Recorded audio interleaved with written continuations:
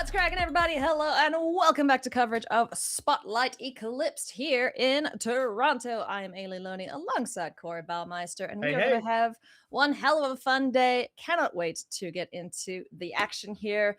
We saw so many sealed games, I should say, of Magic. Corey, today it's going to be even more fun because we get to draft, baby.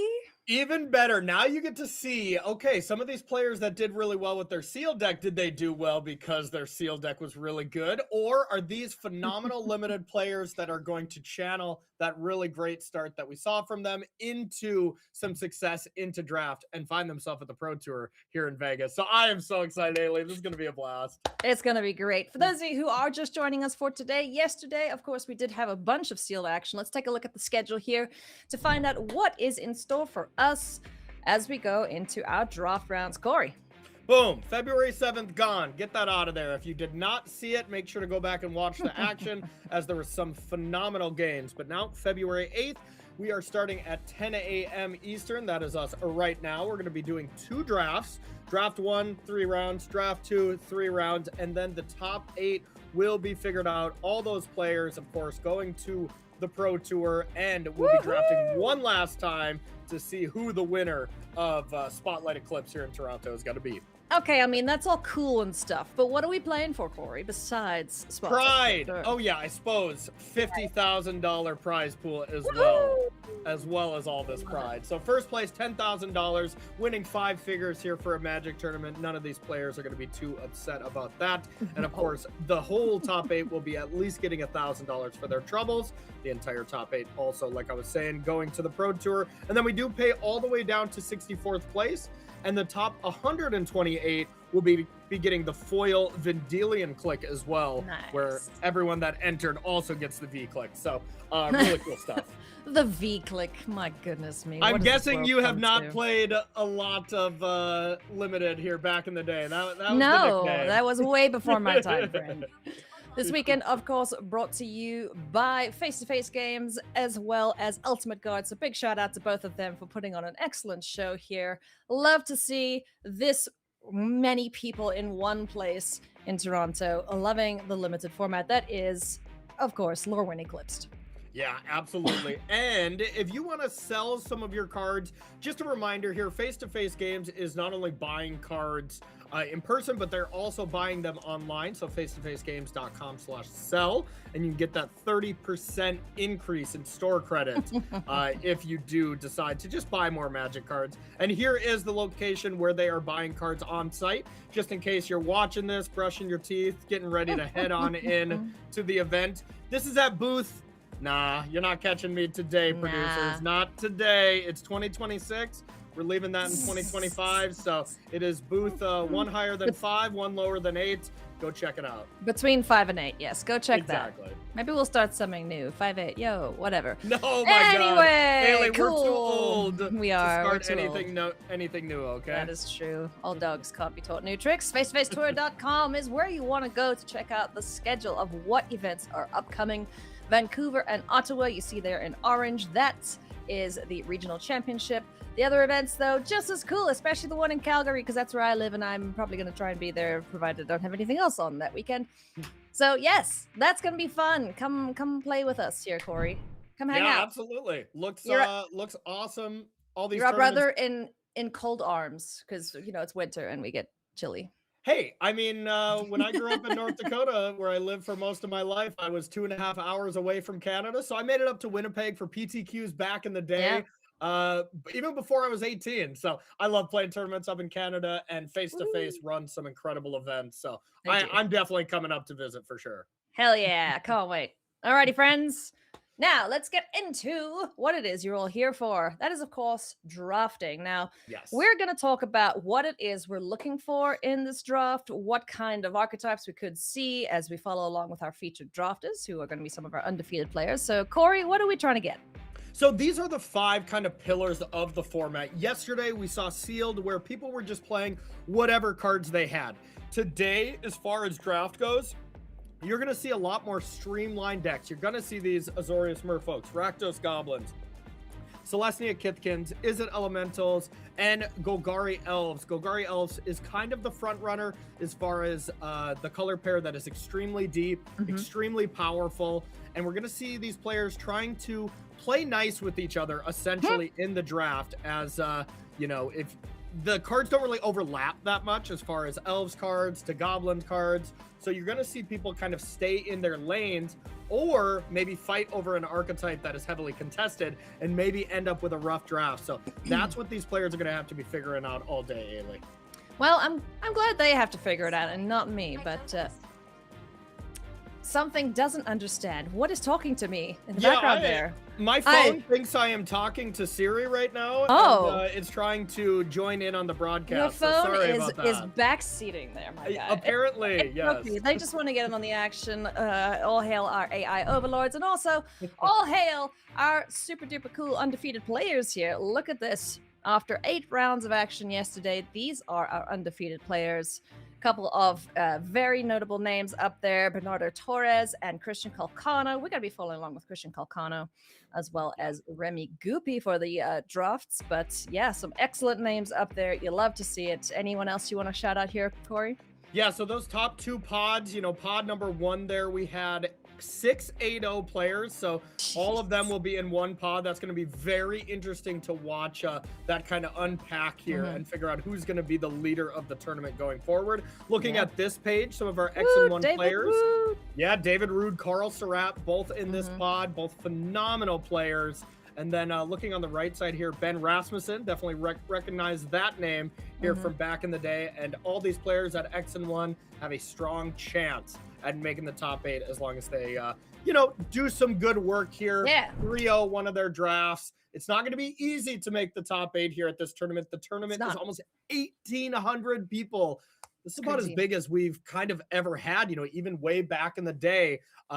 Different SCG events, Grand Prix, all those kind of things. 1,800 was still a lot for all of those events. So Canada showed up. Yeah, they sure did in a big way. GG's, Canada. You did a good job, and we're happy to see it. We love seeing this much support and enthusiasm for draft. And speaking of, I think we're almost ready, Corey, to head down to our feature match area and watch none other than the calculator draft. Absolutely love it. We have seen Christian Kalcano have a lot of success. Made it to the top 8 of Pro Tour, The Lord of the Rings. So on a great team and a great limited player, Ailey. He is at that. Now let's take a look here at our opening hand. What do you like here, Corey?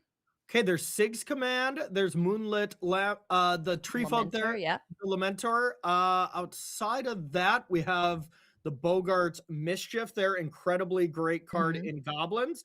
And now it's just, does Kalcano want to commit to one of these lanes right away? Sig's Command, I would say, is the worst of the commands, but it is still a very powerful, flexible card. I agree with you. You know, Merfolk is a pretty powerful archetype to get into if you are able to find some extra, you know, supporting cards. But yeah, I'm not crazy about Sig's Command. Like the Lamenter maybe keeps Kalcano a little more open if he wants to go into Kithkin, for example. Yeah. But what did he pick there? Don't hide it from us. It looks like we got Sig's Command there. Was really thinking about Tam as well. Tam leaves the calculator a little bit more wide open, but this is just saying, you know what? If I take Sig's Command now and I see some strong Merfolk signums, just cut it off right away. And wow, there we go. Reaping Willow, Seer. Yeah. Nice. Okay. Morkan's Eyes in this pack too. Oh, this is a good one. Glenalendra's Guardian. Pestered Wellguard, though, I really like if we do go for the whole, you know, tapping synergy with the Merfolk. Yeah. So the Reaping Willow is a card that is just phenomenal. You know, it doesn't, of course, have any of these kindred kind of synergies being a Tree Folk Cleric, but it is the type of card that you just like either play on turn 6 when you can immediately return something, or it's just a strong creature. A 3/6 lifelink body is incredible and hard to overlook. Also pretty good in Merfolk. Yeah, especially if you're, you know, mostly white. It is tough. You know, these casting costs of some of these hybrid mana cards are tricky, but if you can build around them, you will certainly be paid off. And there's a lot of Merfolk that are extremely powerful that the Reaping Willow can return. Yeah, absolutely. So we see our picks there in the top right-hand corner in order for anyone that wants to follow along and kind of see the Ooh, trajectory as nice. well. I spy something that merfolk really like, and that is anything with Convoke on the text. Yeah, Kalcano, looking at Blossom Bind here as well. Blossom Bind is great. Some of the tree folk, the 5/6 tree folk, they're a little replaceable. You can get those pretty Hmm. late, but Yeah, Blossom Bind kind of seems like the only actually strong card for Calcano's colors, at least. yeah. And honestly, Ailey, pretty relatively weak pack. Yeah, this pack isn't as exciting as the previous one. I see Personify there, which is, it's kind of like a nice little combat trick-esque thing. You get a repeat where you get to reset something like a Reaping Willow. So, but Yeah. still, Blossom Bind is just a clean answer to most of the biggest threats in the format. Clean answer, great card. I saw Champion of the Path, the Elemental Champion. Definitely, Hmm. I would say the weaker one out of all the Champion Kindred style cards as well, but it can do Yeah, some things. Definitely agree with the Blossom Bind here, though. I think this is a nice. solid start. Alrighty, Gangly Stompling, Dream Caesar, Puka's Eyes, Furdock Core. This is where I'd be starting to be stressed a little bit. We're not seeing Yeah, any kind of any kind of convoke cards, the 2/2 flyer, putting in a merfolk like Spell Snare as the yeah, main blue card here. I would be very afraid that blue is coming or that there's some blue drafters that are passing to yeah. me right now. So this is the type of moment where Hmm. I don't know. At least when I'm drafting at day 2 at one of these style of events or drafting at the Pro Tour, the anxiety kind of builds up. Like, Yeah. oh no, like, am I in the wrong colors? Are the packs just weak? What is going on here? I don't see any white cards either, barring that Sun Dappled Celebrant again. So, Merfolk might not be on the menu. Dream Caesar, the pick here for Calcano. Yeah, Hey, Dream maybe Caesar. he turns into a fairies drafter. Who Yeah, knows? Dream Caesar is barely even a playable card here in the first place. So that one is really, really brutal. So looking to get a little help from this pack. Yeah. Wild Unraveling and Keep Out. Decent options here. Want a counter spell, tough to cast, but sometimes useful.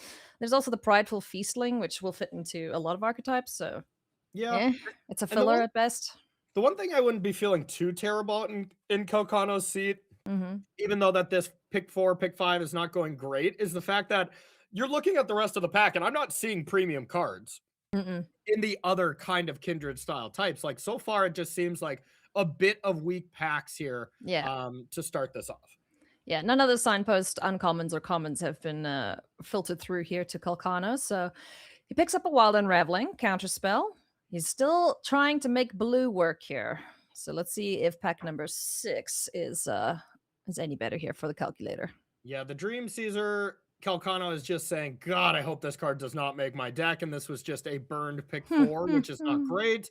But just because having to go into black here when you already have Yeah. your 3 blue and white cards, it's Ooh, less than okay. ideal. All right, finally, there's at That's least some, nice. some glimmer of hope there. Some Yeah. playable cards. Wow, All that's a right. late 6/6 goblin that I really, really like. So you got to think like maybe if Gut Calcano Splitter picked Gang. Hmm. pick that Bogart's Mischief to start, maybe the best card for goblins, something like that, this would be like, okay, I'm in the right lane type thing. Yeah, it's still feeling like there's no clear indication of where he should be right now because the packs before this, there were no real like goblin headliners. Temporal Cleansing seems to be considering here. There is also the Spiral into Solitude, which has been a pretty, solid removal spell. Yeah, I would have picked Spiral into Solitude there personally, but it looks like that is a bit of a hedge pick, just saying, you know what, I haven't Mhm. seen much white. Maybe I should try to be blue-black, or at least leave myself open to that. I still would have picked the pacifism style of effect there, though. Yeah. Another Temporal Cleansing. I mean, do we want two of them? Yeah, it's replaceable removal spell. You don't want to Mm. go ham with this kind of card. Like too many of that, you're just putting band-aids on all your opponent's biggest threats. I see a Pummeler. I see the Emissary as well. So, a couple of decent green cards coming through here to Calc now. Still Yeah. doesn't seem to like anything else besides this cleansing. Yeah, the 3 mana 3/3 that can blight to deal some damage. Not a bad red card as well. So I'm starting Yes, to yes. think that maybe this was a goblin seat. As that the Rakdos stuff, definitely one of the more underpowered color coming. Oh man, I mean, there's your sign, Oh. right? That Oh, yeah. windmill or that completely tabling here is just saying people Wow. do No one's not want to goblins. play goblins I think I would still be picking that card right now and specking on it, as I think it's a much higher upside than Yeah. picking the Tributary Vaulter here. It's just the best card for goblins. And if Yeah. it's going to wheel, you are pretty clear that, like there's not someone that opened Grub's command here Yeah. and then Yeah. is leaning into goblins. So what did you take though? The Volter? The Oh boy. Tributary, yep. Okay, all right. We've picked a lane. We're sticking with it. Shore Lurker coming back here for Kalk as well. Aquatex Defense is, a decent protection spell for the biggest threat on the table that you can protect something. Ugh. Yeah, I like the Lurker here. I mean, it's once again not premium, and I think if Kalcano could at breakfast look at his first pack right here, and if he was given a redo opportunity, he would hit that button faster than humanly possible, as this is a very mediocre start. Yeah. But there wasn't Oh, many. wow. Okay. Oh, This is interesting though, right? Okay, sorry to yeah, cut you off there, but Pessid Wellguard is a decent card. it's And a creating great card. flyers, yeah. That's it. That's not even decent. That is great. That is actually putting me, giving me some hope here that Calcano is going to have maybe a really solid pack 3 as well. He's got to have a good pack 2 because he did not pass any Merfolk stuff to his left. Yeah. So that was a huge pickup, gigantic for Calcano. Yeah, it's not like the best blue uncommon, but it's certainly up there. So Yeah. you won't be too mad about that making its way back around the table. Glamour Mites, again, a decent little combat trick, very replaceable, like you've mentioned, though. Yep. And now we just go through the dregs, as it were. Wonderwine Distractor. If you're desperate, not the worst card to have, taking out some power from your opponent's side of things when it's gets into combat or is tapped. You don't hate to see that. Let's see what the last 2 packs are here. Yeah, definitely a little below, just filler there. So Yeah. Elk would not like to play that if possible. Yeah. Barbed Bloodletter coming back now. So you can tell, like, Blight isn't the best mechanic in the set. A lot of the best players know that. So I imagine in this next pack, Christian is also going to see a couple more Goblin cards that you kind of go, what, why? Why isn't this being picked up? And Yeah. it's just because people don't really like playing Goblins. Yeah, that's fair. Sucks. I personally really like goblins, but it's the classic aspect of it's so underdrafted that when I draft goblins, I usually get kind of hooked up. And we'll see. I mean, that late pick Mischief, and there was a couple decent Rakdos cards. Like, I think that's Kalcano's other consideration is if I'm not supposed to be Merfolk, the other thing that I would think he's supposed to be is goblins here. And we'll see based on pack 2 if the person to Kelk's left is what kind of color combinations that they are. I would assume goblins. Yeah, it's going to be interesting to see what we get in this next pack for Christian. The players are, of course, in a time draft, so they get a period of review between packs. Here we can take a look at the first picks of the first pack. And, lots of blue stuff coming back around. Not all that much in terms of, great white cards, but, blue is looking all right. Yeah, starting at the top left, first 3 picks look great. The Dream Caesar, definitely less than ideal. And then it's just a lot of filler, followed by the uncommon there very late into the pack, which is, solid. But overall, we definitely need a stronger pack 2 and pack 3 to be able to be feeling good about this draft. Because here's the thing, even though this is pod 1, there's not much wiggle room with the size of this tournament. So I would assume the 8-0 players can have 1 loss. All the X1 players, they need to 3-0 to be having a solid chance to be able to make the top 8 here.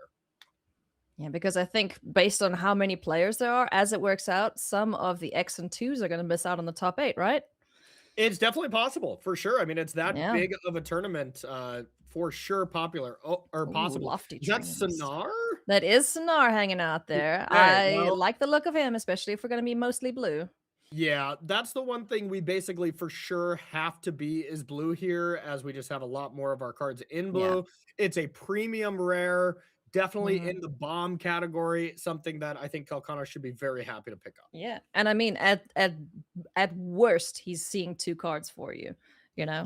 So Sonar, excellent, especially if we're in like, Jeskai color pairs, whatever. And then if we do play the Reaping Willow, that's an easy extra color there, just black, no problem. So he could well hit all 5 colors. Yeah, I mean, and even if you can just look at 2 for 2 turns or whatever, you're Hmm. probably gonna win that game with that card advantage, and Yeah. Sonar, definitely a card that whether Kalcano was goblins or merfolk here, you're gonna slam this card either way Hmm. and, be pretty happy about it, so oh, Yeah, this is a doo-doo pack. yeah, but Stratosaur is all right. it's another solid pack, for, like, some red removal. Mm, The shock is great. Thirst for Identity is very replaceable. Still yeah. solid card, but you know, you really want the convoke card draw Mm, spells because they synergize with your merfolks. yeah, Thirst yeah. for Identity, the playoff Thirst for Knowledge back in the day. Still a solid card, but not amazing. There's a bunch of thirsts. Thirst for knowledge, thirst for identity, thirst for discovery, I think is one of them. So Yeah. lots of thirsty creatures out there, that's for sure. These All right. drafters need to be quenched. They need more Yeah, packs. they sure do. Do you pay the 2 to not have your pick countered? Alrighty. Pick 3 of pack 2. Let's see what Calc can get. A Marrow Sky Swimmer, or, one of those big payoffs, the 5 drops that convoke. Anything along those lines. Anything that just puts extra bodies on the board is where the merfolk really, really shine. Yeah, for me, what it's really felt like, Oh. I was just gonna say, you know, white seems to be very Oh, hi. highly Hi. contested. All Mhm. right, Oh, so man. This is a here's great the pack. good cards. Calcano would probably just snap off just picking this whole pack if Mhm. possible, but Well, Calcano maybe not the has whole pack. yeah, Calcano has absolutely no removals, so the liminal hold Mm, looks good, but of course the Marrow Sky Swimmer is a premium common that Calc is going to be looking for. And then even the rare creature, even though it's a Kithkin, yeah. still very strong in just about any deck. Yeah, just it's a first striker that just puts something into play depending on how many creatures you have. So, Yeah. yeah, Kinscare Sentry, I think it is. I don't know how to say the names properly because they're all funky. But oh, okay, Wonderbrine Preacher. That's a premium 2 drop here for this archetype. Oh, Oh, never there's a mind, never Sig! mind. Sig, woo! Let's go. Sorry. Sig Sig is great right now. Sig is absolutely great, and Hell that's gonna yeah. give Calcano the confidence that he really needs here to just you know, to think that, all right, I'm actually gonna get a very good pack 2, even if my pack 3 maybe not is gonna be ideal. That is awesome here for Calc. Hell yeah. All right, now we're cooking. Fish Yeah. is on the menu, boys. Fish is on the menu. Yes, Sig is just incredibly powerful. Front side, the back side, all extremely good. Sorry to all headphone users there. Apologies. I got very excited. Let's just make sure we have a noise gate on. Yeah, there we go, there we go. Oh my. All right, Well, Voracious Tome Skimmer. It's not too bad. While unraveling, again, another consideration here for Calc. or a really late Cinder Strike. There's some world where you take the Mm-hmm. Cinder Strike, you try to figure out, you know, a way to splash that. That's like Mm-hmm. a second Cinder Strike that has came from this side, you know, like it is it's something you could consider here to try to Yeah. splash red as even though that's a 1 mana removal spell, it's still great on turn 5. Keep out another decent piece of removal. Winnowing, I have yet to actually make work. Unexpected Assistance, however, I like that. Yeah, Unexpected Assistance, very good. Winnowing, I really think is a trap. It is a card that I've Yeah, tried a lot of. There's me been too. times when I could get, you know, 2 creatures off my opponent's battlefield, and that felt like I got lucky. So, Yeah. Winnowing, not a big fan. Much rather have the Unexpected Assistance here. If your opponent is playing a Vivid deck, then sure, sideboard it in. But with all the changelings as well, it's very hard to clear the board entirely. It's a card that's a lot better yesterday when you're playing Yes. sealed, where there's Yes. creature types, you know, your no decks are streamlined, but here not as solid and looks like the pick is drying up just a little bit here. Yeah. Thirst for Identity again, pulled to the front here for Calc. Looks like he's going to take another card draw spell. And I don't hate multiples of these, or at least one, because if your deck is kind of mediocre, you really need to hit your biggest threats. You need to find your SIGs, you need to find your flyers or your removals. So having that extra little bit of card draw kind of really it helps a bunch. It definitely does help a bit. So a nice solid pick here. You can either pick the 2 drop to do some pumping that is out of your creature type, which is a little less than idea, the Timid Shield Bearer, or Eh, you just pick he's good. the fairies. And yeah, you got to think like, I mean, Demir Fairies is not really a, Mm-mm. you know, supported archetype here, but as close as it could be supported, Kelk could have had that kind of deck as well with Yeah. the second one passing by. But oh, this is a great Ooh, late game okay. pickup. Late draft Chisnit's pickup. Graspling. We love to see that. There's also a Tributary Vaulter he's considering, but I like the Graspling here. How many 4-drops do we have? Oh, I definitely like the flyer that Kelk The picked there. Vaulter again? The Vaulter, yeah. I Eh, think he needs a I'm way to mid on close that. out the he Yeah, needs a way fair. to close out the games. Speaking of, Stratosaur. Great to find your lands, and if you can play it on turn 5, well, you make something fly along with it. I Yeah, don't hate that. yeah, I don't hate it either, especially if you maybe do pick up some cards that you really want to splash. Yeah. Maybe open an Ashling's command or something Mm-hmm. like that. You're pretty happy about that. Did you see the head shake there? Dose of Dawn Yeah, Glow, pretty good actually. So if we can splash for a card, of that caliber, not the worst. yeah. Like to not have to play that one, but Yeah. we'll see. Kelk's deck is better. I mean, this was a Yes. solid pack. We picked up Sig, Wonder, Wine Wisdom, as well as the Sonar and Marrow Sky Swimmer. But just Mm-hmm. like pack one, it's kind of it. There's 3 good Yeah. cards, and then it kind of dried up again. But this is similar to what we saw at Pro Tour Lorwyn Eclipsed Mm-hmm. last weekend, and what you will see at the high level tables here at an event Yes. like this is your decks don't look like they look on Arena or Magic No. Online when you're drafting. Things are a little bit more scrappy. Absolutely not. And this isn't a pro tour level draft, but the players who have gone top, who have gone 8-0, are certainly capable, if not have already been Yeah, in the finals of a pro tour, just like Christian Kalcano was at Pro Tour, the Lord of the Rings. yeah, Alrighty, absolutely. pack 2, Sig, the headliner here for sure. Sonar, excellent pickup as well. Anything else you want to call out here, Corey? Yeah, nothing too amazing. The Sky Swimmer there is great. You definitely wanted that. But looking at Kalcano's big picture deck right now, one thing we are very much lacking is 2-drops. Kalcano has Mhm. to prioritize a bunch of 2-drops. Otherwise, your Convoke cards are really, really poor. So we Yeah. very, very, very much need some low to the ground creatures. Some preachers would be great. Also Gravelgill need Scoundrels, that kind of thing. exactly. Yeah, we need some of the pacifism removal spells as well. Um, just need a little bit more low curves Yeah. and ideally one more bomb here. Let's see. Noggle the Mine, not too bad. Another Six Another 6 Mon, command. sure. Hey, there's the Scoundrel. Okay, chances of that coming back. Shine Striker, also not too bad if we're going, slightly vivid. I mean, it's a 2-drop, but you just have to take another 6 command here. It is just Mhm, still a very strong card. If you can ever just copy a Merfolk, draw a card, I mean, mhm. that's perfectly fine. If you can give your creatures lifelink, if Calcano Yeah. has a lot of aerial assault Merfolks, like we've been seeing with the tributary vaulters, stuff like that, you can really race these elf decks, these goblin decks, and have a better chance. Do you think there's any chance of the command wheeling? I don't think so. I, Mm. I I would assume that there are probably 2 to 3 Merfolk drafters at the table, and any one of them would just snap this off. Yeah. Hey, Corey. Mm. Stickervitz in chat says Blue Mentor Thingamajig would be perfect. Well, we'll see if we can find that. Summon Sentinel. Yes, Blue that one. elemental thingamajigs. Okay, No, the perfect. mentor Thingamajig. Yeah. Oh, okay, okay. Well, there's a Perfect, perfect. preacher. That's good. There's also the I tapper think I trapper guy. I think I like the old Trapper here. Trapper is just a premium one Yeah. drop, being able to tap your opponent's creatures down while creating the synergies to Mm, have your stuff turned sideways. yes. Turning your tributary vaulters sideways while you tap a creature and give a boost to one of your Mhm. smallest creatures is a very strong combo. So that's what I'm taking.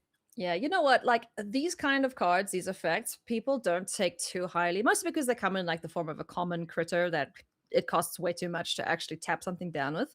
But Yeah. if the games go late, these little guys really, really shine in It's the late great game. early. It's great late. It's Yeah, amazing. Is that a festival? So it is a festival, Klachen festival. even if you are merfolk here, the Klacken Festival is still a phenomenal card. Ooh, So is Second Willow, but I mm, like the festival for this me kind too. of deck. Calcano needs some more ways to enable the convoke Convoke, yeah. strategies. Really, really would like to see, a little more go wide cards. Klachen festival. We are considering the Flaring Cinder here. We don't have that many. Do we have quite a few 4-drops or more that we'd actually play? Yeah, it's gonna be the Not Flaring really. Cinder That is here. just the looter. Mm-hmm. All right. Okay. Runaway Okay, together. that is Oh, great. hey, nice. Encumbered Regery. We love to see that. Yeah, Encumbered Regery is phenomenal here. Great at being able to grow this thing without having to get into combat. This is awesome. Yeah, no, this is cool. Love to see this for Kalk in pack 3. Yeah, nice call out, chatting out Circovitz here in the chat. Circovitz, I know, was helping some Pro Tour teams do some draft prep and happened to help Absolutely. the team of Christopher Larson. So maybe Hell yeah, bud. help the Pro Tour win there from the Dane. Oh, a Hovel Oh, Hurler. Oh, excellent. and Protective Response. Protective response, and Goodness oh me. my goodness, A Deep Channel Duelist. My deep channel word. duel. So Kalcano is missing 2 things: 2 drops and removal. So right Oh. now, this is an extremely tough pick, and I honestly don't even know which one is better. Probably the duelist here. I'm gonna take the proactive play, man. I would You gotta take the take 2 the drop fishy. here. I'm taking the 2 drop here too. You need 2 drops. It's one of the best cards for the Merfolk Yes. strategy, but you're very sad to have to pass that phenomenal top tier removal spell. Yeah, Pyrex Strike, awesome. Protective Response, great as well. That And Hovel Hurler could even work in this format or in this deck, but yeah. yeah, and of course, Duelist being able to be cloned over and over with the double six Uh-huh. command, that's going to be some nice synergies. So Wee-hee-hee. another Vaulter here is not necessarily amazing by any Nah, means. this pack is But I not think we great. got to pick it, and I don't think Kalcano's deck is good enough where you can cut the third one here. That's probably going to make the deck. Yeah. So, right from the get-go, Calc was committed to making these fishy friends work. Didn't get all that Yeah, many white cards early to start with. I kind of came to him in the second and third packs. Keep out a decent piece of removal and also enchantment removal if needs be. yeah. And there was a second Bogart mischief I saw there, that, yeah. which is good, but outside of that, it wasn't like there was just an absurd amount of goblin cards coming the way. So I think Mm-mm. the goblin deck would have been good as well.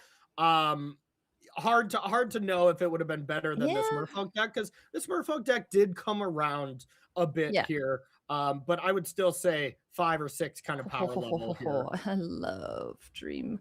Oh, I okay. love that 7-drop. Wonderwine Farewell. Also solid here, especially for Merfolk. Yeah. I think you want to pick the unique card here. You really don't want a 4th tributary vaulter. No. So I'm just picking the farewell as well. Yeah. And moving on. Yeah, pack 3 really seems to have tied this deck together nicely here. So now I'm not so concerned about all these, iffy picks he's he's had to Yep. take in the second pack. But at the same time, you got to think, is Mhm. this, you got to ask yourself, is this the 3-0 deck? Is this a 2-1 deck? And I would Oh, think this, Scoundrel came back. okay, Sorry. Scoundrel is great here. That is premium 2-drop here for this Mhm. late. But yeah, you got to think, is this a 3-0 deck? Maybe. It's, I it's would think, Kalcano, man. yeah. I think so. I think so. Kalcano's play definitely will help things out for sure. And a late pick keep out here is going to be not so bad. I am curious to see what the rest of the pod drafted here. What the level of the decks would be around Kalcano. Who was in which seat, in which archetype? As another keep out being picked up here by Kalk. Yep, absolutely. And we will be checking out another drafter here after this. So we'll be seeing a little bit of how everything works out here from another vantage point. Yeah, it's going to be sweet. It's going to be a Remy Goopy. I wonder where he is sitting in the grand scheme of things. I think I can actually tell. Yeah, Remy is So 3 spots to 3 spots Kalcano's down. right. Yeah, Yeah. yeah. Okay. So Kalk's on the end of the table. Remy's on the other end of the table. Run away together. A decent pickup here as well. I quite like this. Remove someone's big thing, able to pick up something that you can have another enters ability with. Never a bad idea. Yeah, absolutely. Late runaway together could easily be played as well. Kelk can be playing like a little bit of a tempo deck here. And with all these commands to give Kalcano's team lifelink at some point if he needs to, and then bounce some key big threats, Kalcano can definitely steal some games. So pack 3 is just absolutely amazing. Pack 3 gets the clap. We see the 6 command, we see the Trapper, we see the Reliquary, and as well as the Duelist here. So I mean, 4 premium cards to be able to add to the deck, and then solid Yeah. fillers. A Yeah, couple he got keep out is going to be great. So really, really nice pack 3. yeah, he picks up some really nice uncommons for the archetypes. So pack 3, I love. Pack 1, pack 2, yeah, pack 3. Exactly. But I mean, out of 10, I would say this is a solid 7. And Yeah. at a day 2 pod 1 experience between a Yeah. bunch of players who know what's going on, a 7 feels like a 10 on Arena, or feels like a 9 on Arena. It sure does. So I yeah. mean, I think Calc is going to be perfectly fine with this. Just to remind everyone how today works, it's this draft, then there's 3 rounds, then there's another draft, then 3 rounds, then there's a top 8 draft. So Yeah. there's still many, many drafts to go. And now we're going to check out another perspective of Christian Kalcano's draft in Remy Goopy's seat. So let's go. Yeah, I gotta say, day 2 at some of these events when They're so cool. it's just a prize to make it to day 2, because getting to double draft for a call draft is awesome. It's so fun. That's an Ashling's command in the window.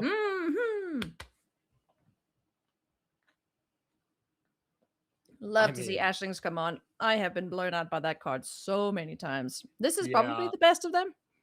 Yeah, Ashling's command, there's the Grave Shifter as another option, but it doesn't seem anything remotely close to power level of Ashling's command. It's one of the best cards in the set, and seems like a absolute slam dunk here. Just a casual 70% win rate if you have it in hand. Yeah. So this is the pack, if we think about it, this is what makes it to Kalcano, where he picks the Dream Caesar, I believe. So it looks like the Grave Shifter gets picked in the middle, as well as the Assert Perfection. If we can kind of paint the picture of what we're seeing in the draft. I mean, I absolutely love seeing, how decks come together like this, really breaking down a draft pod. And hey, you know what, Corey? This is Remy's first ever day 2 of any event, despite playing in a bunch of RCs. So congratulations, Remy, 8-0. Now let's get a busted draft for you, friend. Yeah, Cinder Strike, nice. The Cinder Strike looks excellent as a solid card to slam here. Yeah, Swat Away we saw make its way down to Calc. Yep. Removal. Trapper did not make it to Calc there. It didn't. So that tells us that the 2 people in between Calc, I can tell you who they were right now. Kevin and Andre were between Remy and Christian.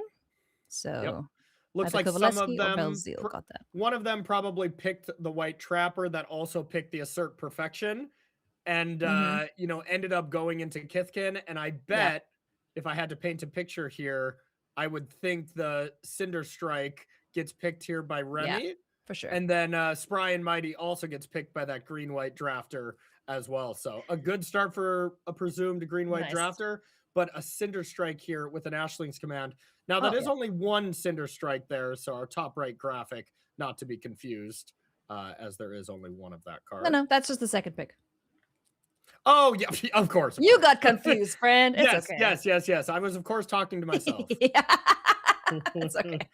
Alrighty, decent elemental here. Also the little Sneakling. I love playing that guy in the 2-drop slot. Flamekin Guildweaver, great for fixing as well. And an awesome Trampler if we need to, get that to win a game.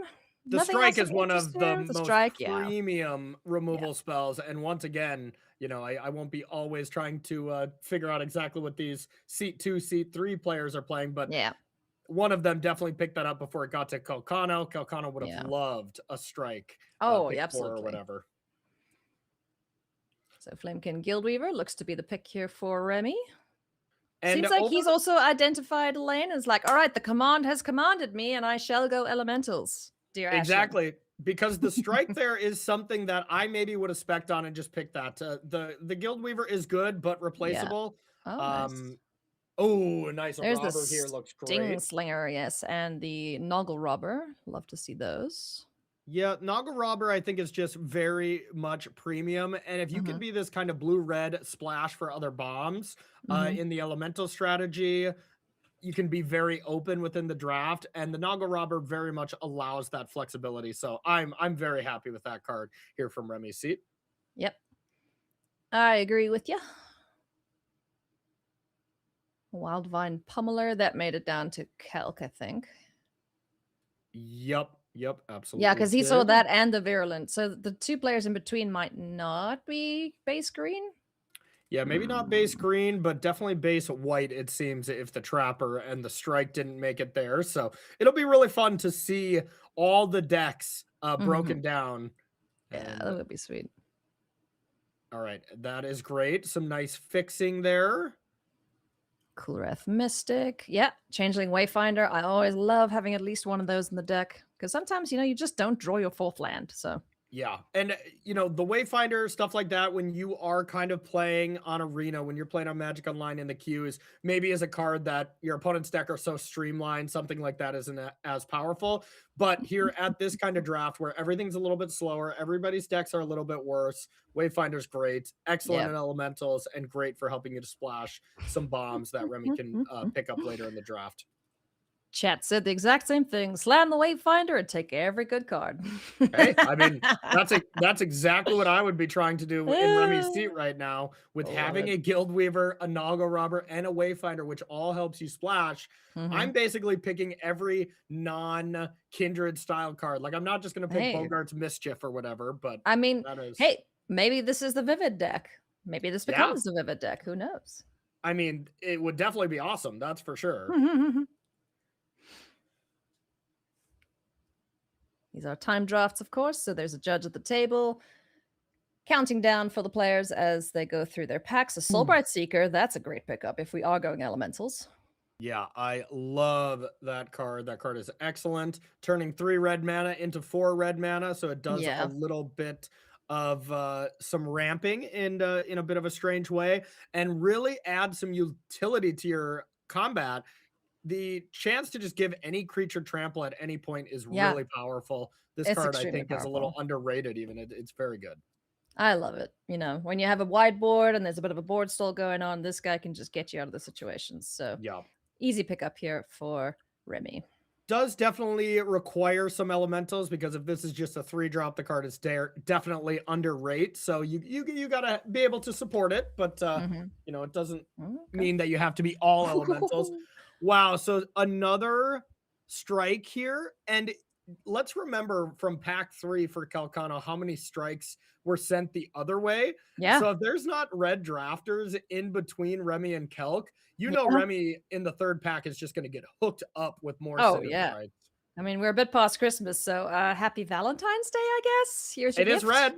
It is red, so yep. Another Cinder Strike. Also piece of removal.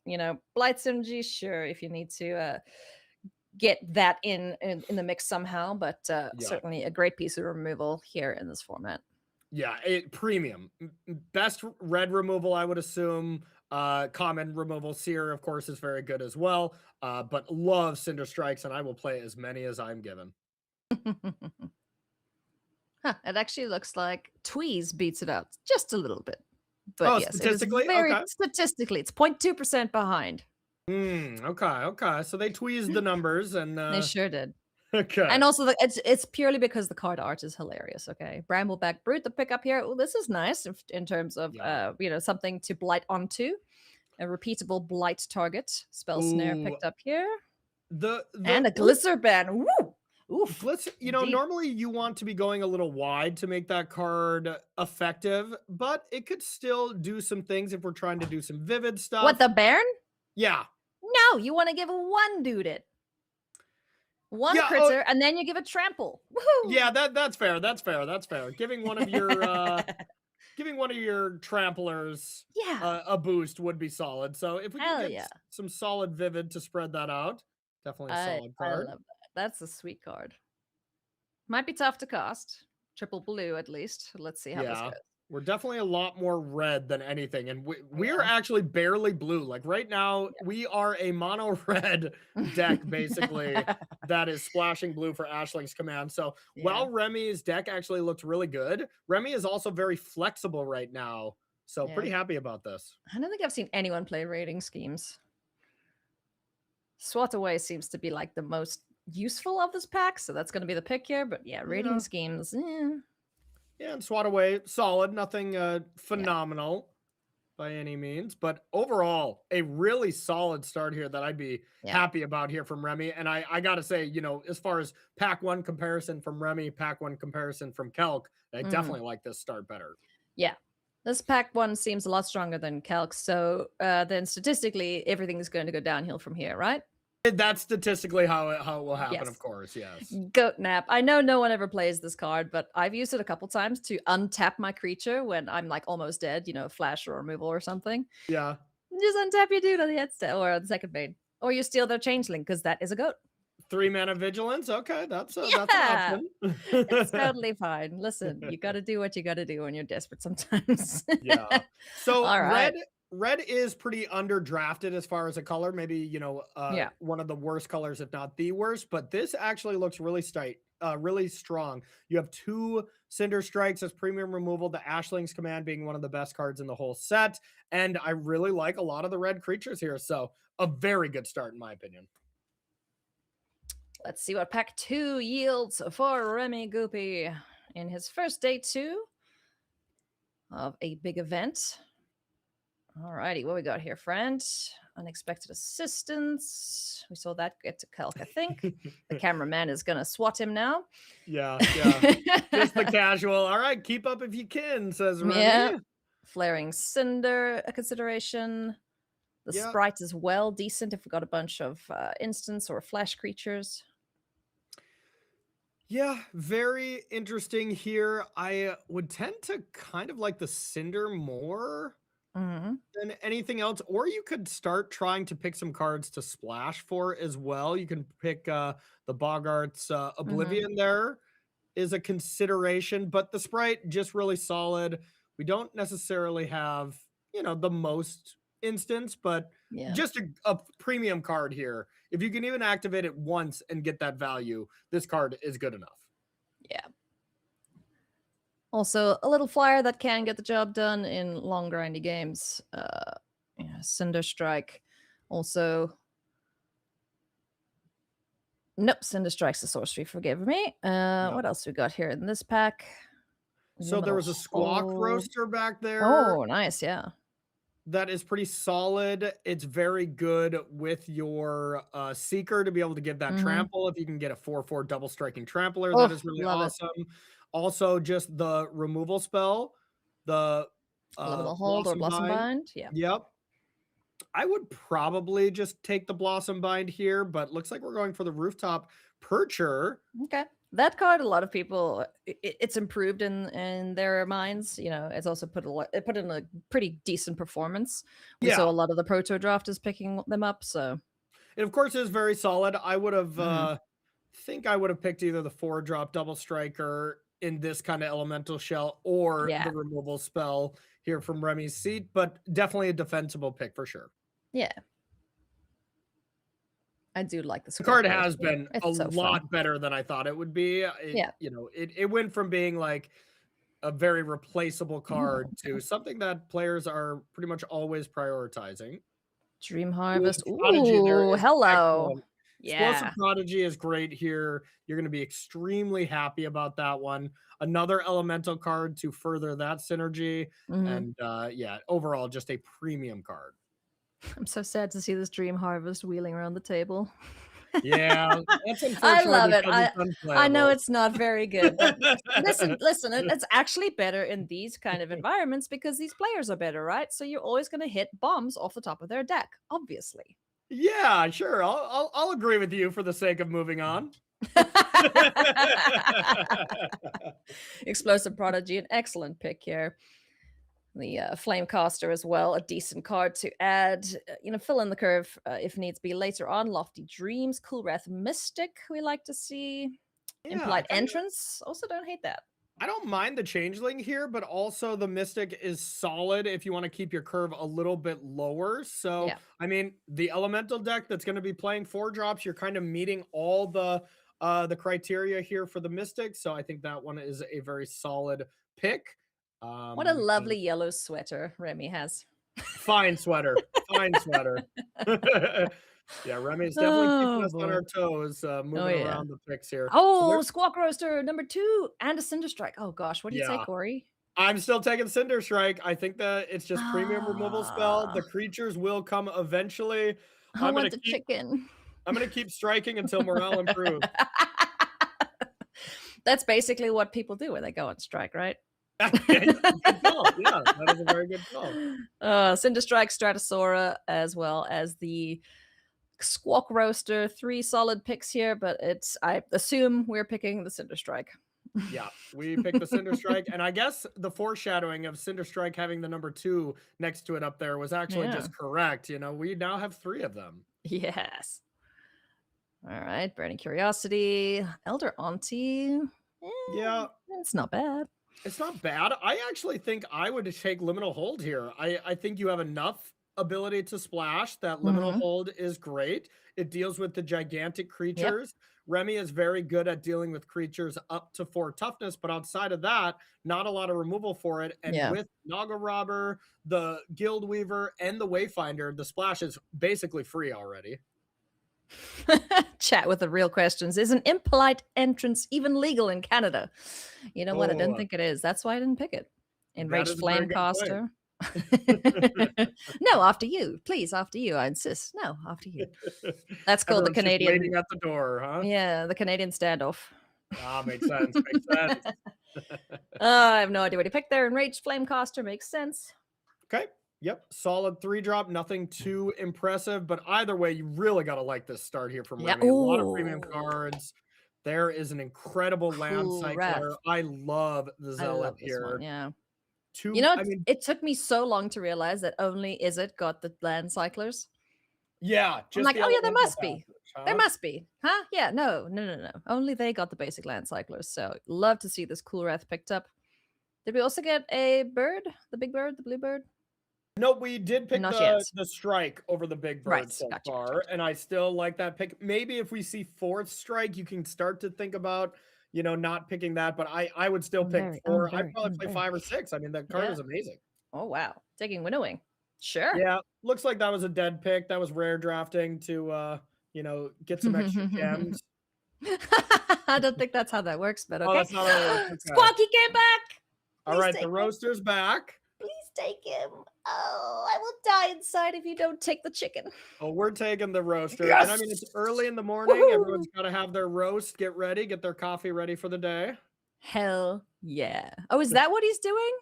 He's roasting beans? Not. Oh, okay. Gotcha. That makes more sense then. Yeah, somehow. Chat wants to know, how do you not pick Unbury there? That's what I would have gone for over the Winnowing, but yeah, that does seem like at least a playable pick. I probably wouldn't have been hyped to try to play it either.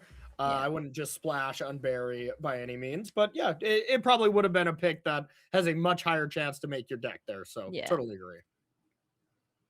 Yeah, probably cut anyway at the end, but hey, Appeal to Erdu, the last valid pick of the pack. This is probably a land, unless someone really liked the land they got. Yep. Basic Mountain. Okay, pack 2.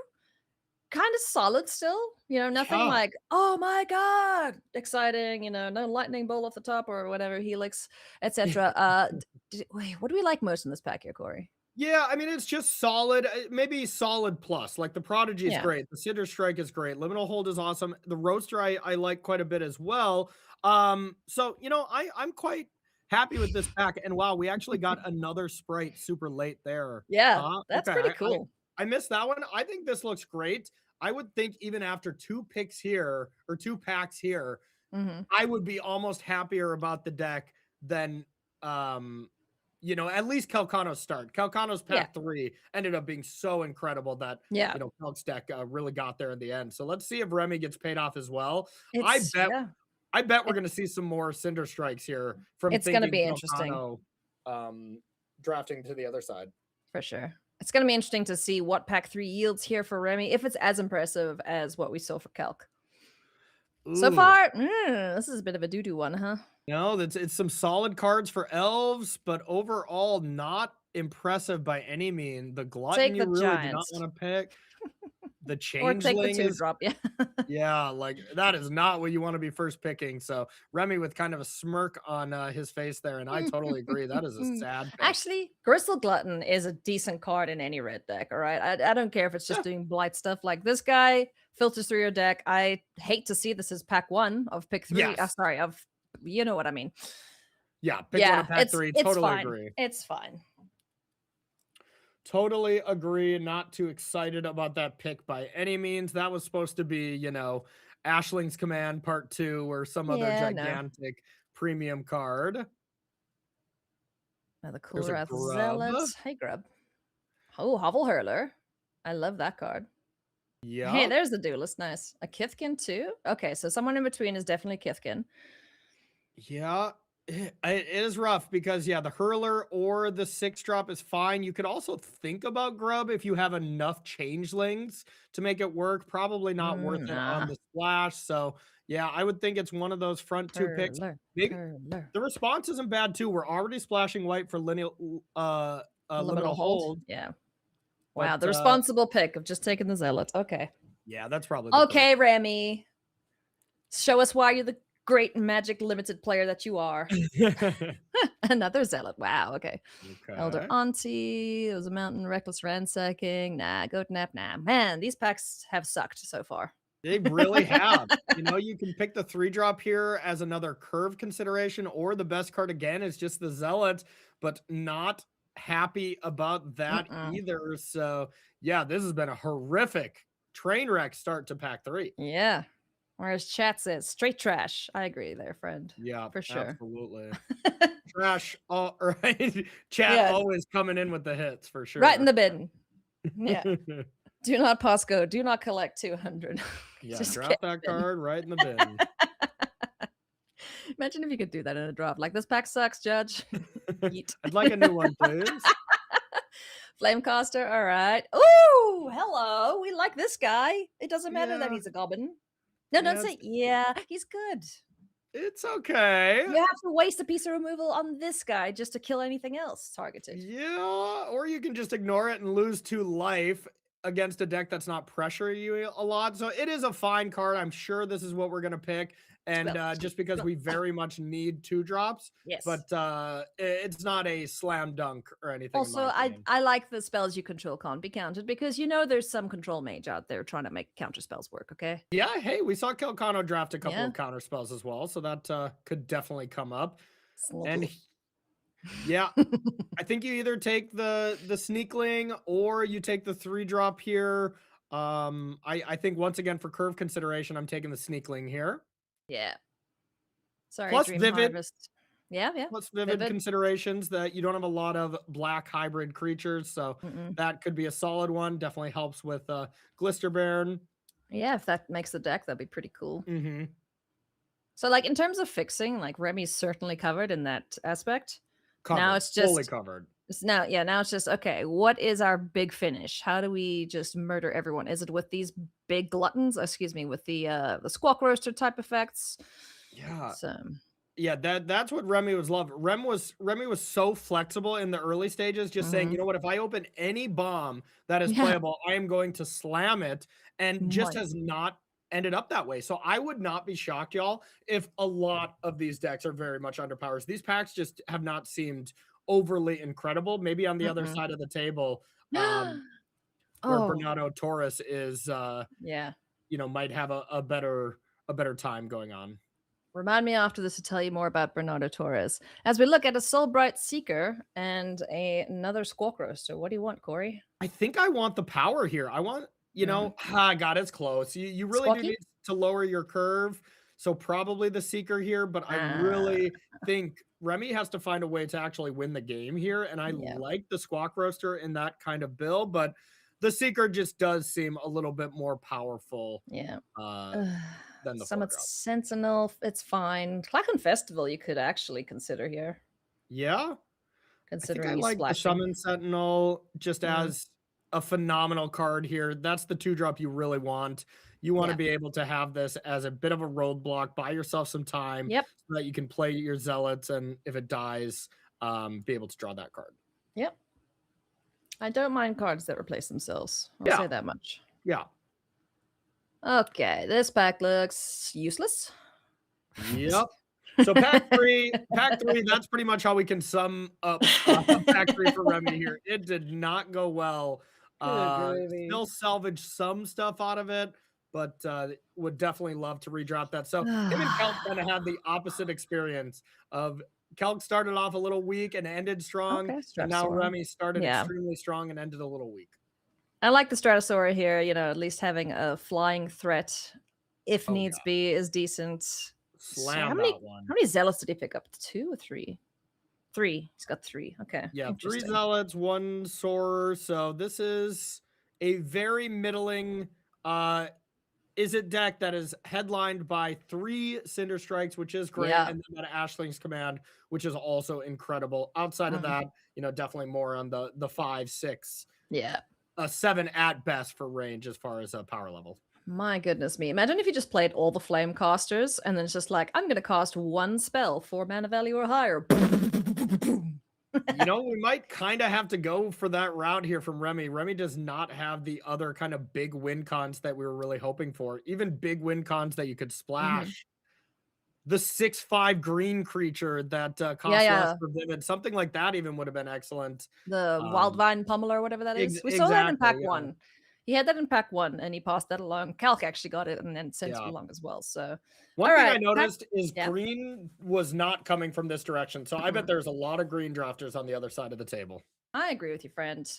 Take a look at pack 3 here. You can tell things didn't start well when Gristle Glutton was the first pick. Picking up another Soulbright Seeker, though, pretty solid. Rhymefire Torque, nigh unplayable. If you're really desperate, I'm sure you could make it work. But, it's kind of like the fixing elementals, the Zealot and the Stratosaur. Those are like the main highlights here, question mark? Yeah, pack 3. I mean, if we just ignore that, Remy's deck looks pretty solid. A solid start to the draft, and pack 3 did not do many favors, but we'll see how this plays out here in the limited rounds. It's definitely this type of deck that can still have game. You still got a chance at being able to walk away from this deck. It doesn't seem like the 3-1 or the 3-0, but walking away with a 2-1, that is one of our 8-0 players. So a 2-1 here would be perfectly reasonable. And of course, you still got to play the games. You can still 3-0, of course. That was our first draft of the day, friends. So our players are going to get ready for their round number 9. We're going to have rounds 9, 11, 9 and 11. I can count 9, 10, and 11. Then they get to draft again, and then they do the finishing rounds, and then we get to our top 8. So still 2 more drafts to come. I could be lying to you, but there's more draft, and that is great. We're going to take a very short break, though. When we come back, we are going to watch Christian Kalcano up against Andrei Kovalevsky, and it's going to be sweet, so don't go anywhere.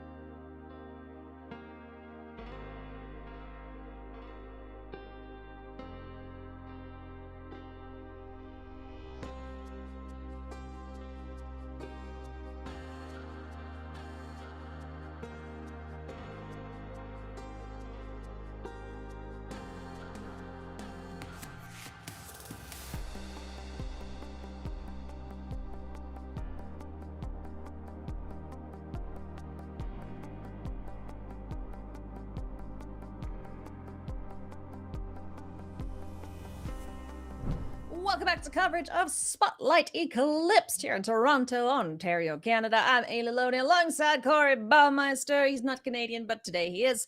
We've decided. Welcome to the glorious kingdom of Canada, friend. How did you enjoy those two drafts that we saw? Who do you think's got the better draft?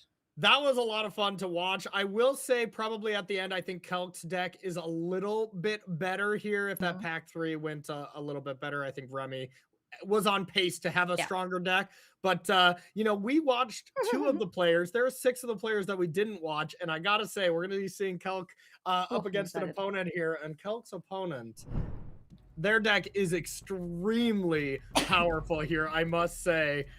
Andre has... an incredible deck, to say the least. I see a kin binding as well as double walker. Yeah, it's basically mono white with a little bit of green going on there. So let's see how this turns out here. Christian Kalcano, no surprise, playing Azorius. So Merfolk aplenty. Andre playing lots of powerful white cards with a little bit of green here and there. Where was Andre in the grand scheme of things? I don't think he was sitting in between our 2 featured drafters. Actually, he was. He was sitting on Kalcano's right. Oh, okay. So here is where this strikes ended up. Here is where this first striker ended up. So wow, this was these 2 players kind of fighting over these cards where, that's what happens when you got 2 white drafters next to each other. It is just really tough to have both of them have extremely powerful, aggressive decks. Yeah, so Wonder Brian Trapper down on the floor first, curving out here perfectly into Kinscare Sentry now. We saw Kalk consider that and pass that along, so I bet Andre was very happy to take that. Blossom Blind here. Blossom Blind, that's a thing. Blossom Bind taking care of the Kinscare Sentry, though, so that won't be attacking anytime soon. Yeah, definitely seems like Andre got the better of the aggressive cards here. Like you were saying, basically mono white, and Kalk's deck's great. We can get these 6 commands going. That's going to be awesome. But I would say slight advantage here to our player on the right. I would say so too. Oh, look at this curve, man. Holy moly. Wary farmhand. Deep Channel Duelist now on the board for Kalk. So I would love to have had some Merfolk down before that hit the board, but here we are. Yeah, absolutely. And both these players at 8-0. We are going to have 6 players at 8-0 going into this round. That is going to be shrunk a little bit. So by the end of this pod, we will have 1 player that is going to be a new tournament leader. Nice. Wonder Brian Preacher hits the board now. This is not what Kalk wants to see. He's probably like, man, I wish I had that winnowing and could pick, one of these creatures, but it's not going to clear off everything. Oh boy. And here I just love the farmer. The farmer being able to just interact with your library, being able to make sure you keep the pedal to the metal here. You keep drawing creatures. I think that card was maybe not as highly rated going into the format. And I think people are really realizing a card like that gives you value while still having a solid body is phenomenal. And hey, looked like there is a 6 command there. So if anything, copying a duelist looks great. It's not terrible. Yeah. But just the things on the other side are still so big. There's a 3/3, there's a tapper. The Preacher's kind of neither here nor there, but like this 3/3 and the tapper, I'm worried about here for Kalk. Very much so. I would think I would want to start by going to combat, just seeing if Andre is going to tap down my duelist, which I don't think Andre should do, but basically you have to play this at sorcery speed. So the fact that if there is a removal spell or something, this is going to be big trouble. Yeah, 6 command. Choose 2, create a copy, or create a token that's a copy of target Merfolk. You can give something lifelink. Meh. Target player draws a card. Gee, I wonder who the player will be. Or tap a creature and put a stun counter on it. So that could be a consideration. For the big guy. Tap. I very much would have liked to land, especially because we missed our land drop here, and it looks like Kalcano has the Trapper as well. So if we were to, let's say draw a card, draw into the Trapper, that would be excellent. But this is the more safe, conservative play that we'll see if it works out for Kalcano. Yeah, Kalk also recognizing that the 3/3 on the other side is the biggest threat to the duelists now, who are 3/3s. They buff each other. Now we just need some more fishy friends. Fishy friends indeed. So now, we can wait till end step. The triggers, for the untap go on the stack. And then you do the tapping so that it doesn't allow Kalcano to have an untapped 3/3 here. Nice. Gaining some life as well from the Preacher. And he was able to untap. Oh, interesting. I guess it's a priority thing. Oh boy. Land now. Oh, my goodness. All right, here we go. Off to the races.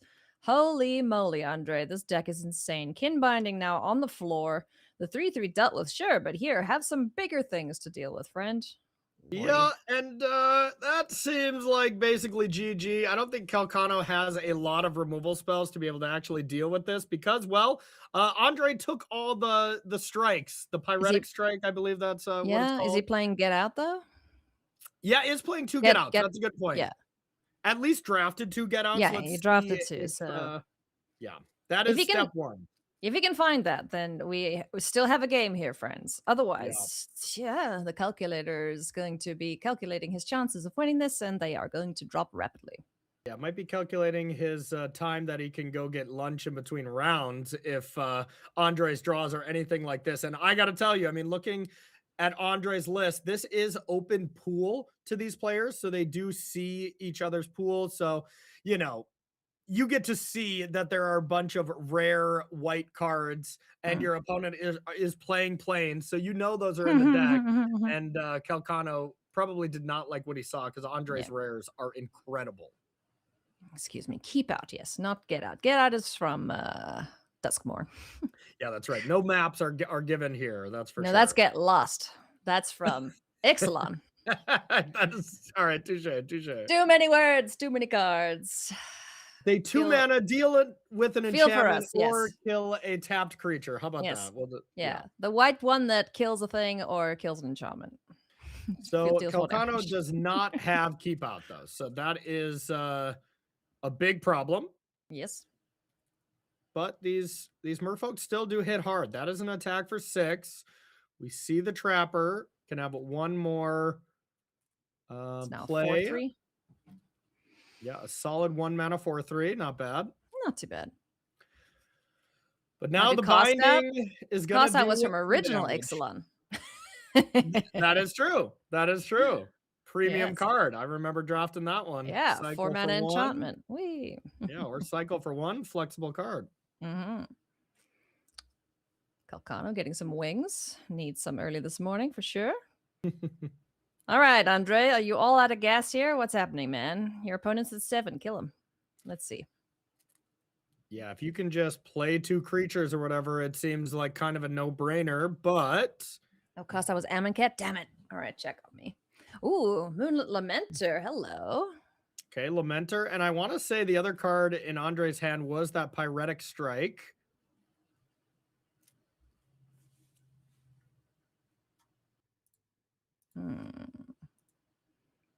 And we can activate that to draw a card. You said the strike's in hand. Pyric Strike? Pyric Strike. Pyric? Yeah, it's a funny word. Yeah. Let's Google. What does Pyric mean? Ask your phone. It's been talking to us all day. Yeah, no kidding. I threw my phone across the room to make sure it didn't make any other noise. So Pyric. 1 at too great a cost to have been worthwhile for the victor. Huh. That's pretty aptly named card, Yeah. So there's the strike premium enchantment, or excuse me, premium removal for enchantments or creatures and or, being able to. Yeah. Oh, I've been killed by this. Oh, yeah. It's phenomenal. Can turn a game on its head so quickly. That is very fitting. A victory at a cost you didn't want to pay. That is very much summing up that card. You got to pay, you got to blight a little, but it is going to give you the victory most of the time. So the amount of times... Rick, we'll find out. The amount of times that you get to destroy a liminal hold and their best creatures and your opponent scoops, on the spot is quite high. Oh, apparently it's Pyric. Okay, all right. Pyric, same thing. It's a pickle, Rick. So this is an attack for 5. Christian's in a bit of a pickle here, huh? I would agree with you. Is that a runaway together? Sure. Can get rid of one of the tokens, maybe, but what does that do? Nothing really. Yeah. Either way, this does not feel like any good blocks, but Kalcano just going down to 2 also feels terrible. Because then that's just any creature attacking next turn kills him. Exactly. I mean, if Kin Binding stays on the table, it's over. So I think Kalcano's doing all his calculations based on, all right, I have the removal spell on top. That's basically what you have to assume. Or on the top 5 now that we're going to draw some cards. Yeah. All right. Come on. Keep out. Yes, no, maybe? Keep out, get out, get lost, cast away, something. The thing that gets rid of Kin Binding. We want that. I don't know if he drew it. No, Shore Lurker. Nah. Alrighty. We're going to go to game 2 here very shortly. Well, we still got to draw stuff.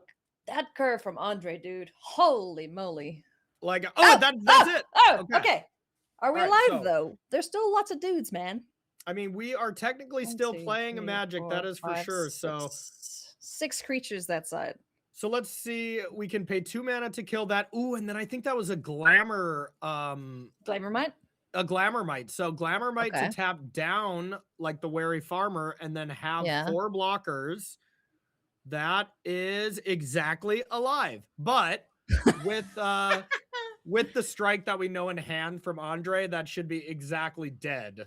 If it all plays out exactly as I would think here. Yeah. And also the Merfolk being able to tap down is a problem as long as we wait till end step. So I would think this is not enough for Kalcano. Not looking too good here, bro.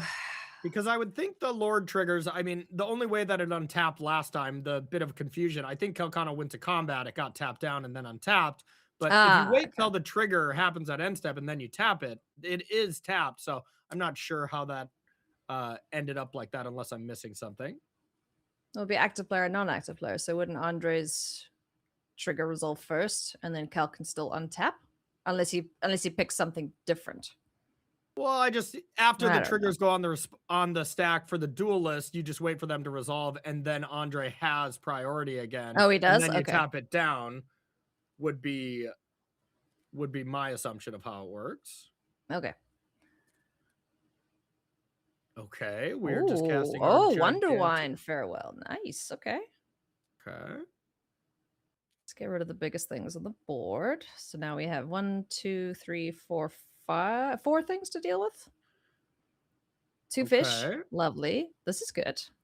I mean, now you're going to get 4 creatures. One of them's going to get tapped down by the Trapper. And then we're going to untap.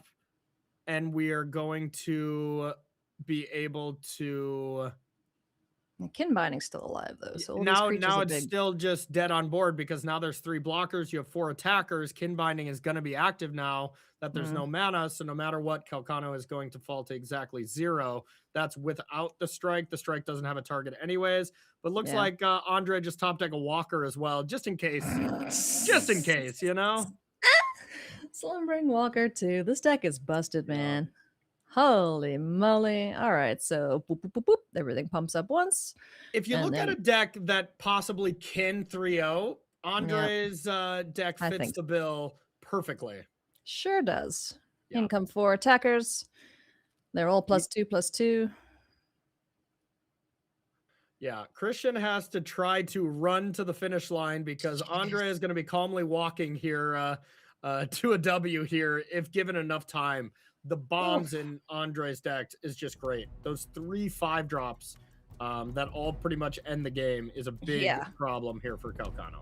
Oh boy, but you know what's not a big problem, Corey? Selling cards, because face-to-face buys cards. So if you want something that's fair, trusted, and fast, go sell your cards at facetofacegames.com/sell. You get 30% store credit, and that's pretty neat. Neat indeed. Neat indeed. All right, game 2. Let's see if Calc can have a crazy curve like Andre did in the first game. Yeah, if it were up to Calc would love to trade in his deck and get 30% bonus on his pool. Oh boy. Oh, okay. Gravelgill Scoundrel. First thing on the board. We like that, especially if we can get some multiple lords going. This is a quick clock to kill Andre. Wonderbrine Preach on the other side of things. And I don't think Andre has land 3, so that is going to be a huge draw set. We see the double plane, so no blue as well. Has the Klaken Festival as well for a great 3-drop if you can find land 3, but I think the game will very much hinge on that factor here if we do have a land on top. For sure. Sig, hello, bud. Wonder Wine Wisdom in hand here. Calc running the numbers here. What does he want to play? Tributary Vaulter can make the... Ooh, actually, yeah. Vaulter, tap that. You attack for 3? Yeah, absolutely. I like that. Plus, it's mana efficient here. Now, the one thing that is maybe less than ideal is now the Preacher comes back. Andre gains 2, where if you leave it back and only, and don't get any damage in, yeah, you still do net 1, but that land off the top is the big story here. Yes. Plains. So land number 3 for Andre. Like you mentioned, he's got the festival in hand, so he can get that down and then, start convoking out big things like Mirror Sky Swimmer on the next turn, followed up with a Preacher. So things looking good. Yep, absolutely. That was a solid start. Now we at least are playing magic here from Andre's side. Otherwise, I think we were just going to have to pass the turn. But getting the festival, getting a couple creatures in, we have the Trapper, as well as I saw another Convoke card in the back, I think, from Andre. So able to go pretty wide. Yeah. And so manage. It just really seems like Andre very much took a lot of the picks Kalcano would have loved in the draft. Oh, absolutely. Especially, these players were sitting next to each other at the draft table. So yeah, it's kind of funny to see, look what I could have had if you weren't in my color. Yeah, it also shows which side were the better cards coming from. As Kalcano has some solid ones, but Andre, of course, those 3 5-drops are all incredible. Jeez, Off to combat we go. So Sig will target the Gravelgill Scoundrel. It'll draw a card when it does combat damage because Sig is cool like that. And I assume we're going to tap our... Well, we don't have to. We can attack with that. We're going to tap Sig? No? Okay, just tapping the Vaulter. So in for 3 once again. Card draw, courtesy of Sig. I think if we play Sig, target the Flyer for the draw ability, and then just attack with both, I think that ends up being 1 extra damage because, well, Andre's not going to chump there. So I think maybe Kalk left a point of damage on the table there. Of course, very minor, but I think that's what I would do. Let's see if it matters. Or play that for... We probably just drew either land or that. I think we just drew that, yeah. Because that would have been great, of course. Yes, yeah. That would have been a sweet thing to tap. Sig is going to flip as we pass the turn back here. But what does Andre have before we get to Wonderbrine? What is he on the backside? I forget. Wonderbrine something. The set is still so new. I'm still struggling to remember all the front side of cards names. The back side, it's just the backside of Sig, I believe is the technical term. Wonderbrine. Yeah, you're right. Either way, it's phenomenal. On the backside, being able to give protection from all colors to a creature. I mean, both the front and the backside of Sig is incredible. One of the best 2-drops here in the entire set. Love it. But no land drop there from Andre. Yeah. I've had Sig a couple times, and he just runs away with games if you can't deal with him. So what does Andre have to deal with that card, I wonder? Yeah. Let's take a look. Yeah, let's take a peek at the list. While we do that, Kalk did not choose or is still choosing to flip or not, because that is the problem with Sig. The only real problem is the fact that, you have to pay the 1 mana to flip it. Not the biggest deal by any means, but... It does put a little wrinkle in your turn because, players want to be as mana efficient as possible. You don't get any benefit if he just stays as is. He's sure he's unblockable, but, giving protection to something, especially something that could win you the game, I think that's pretty tempting. Yeah.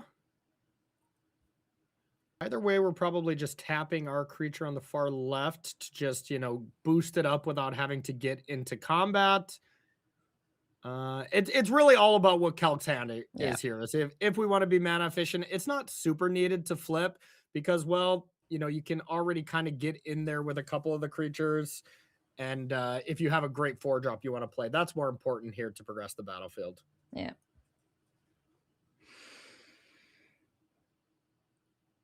Calc now.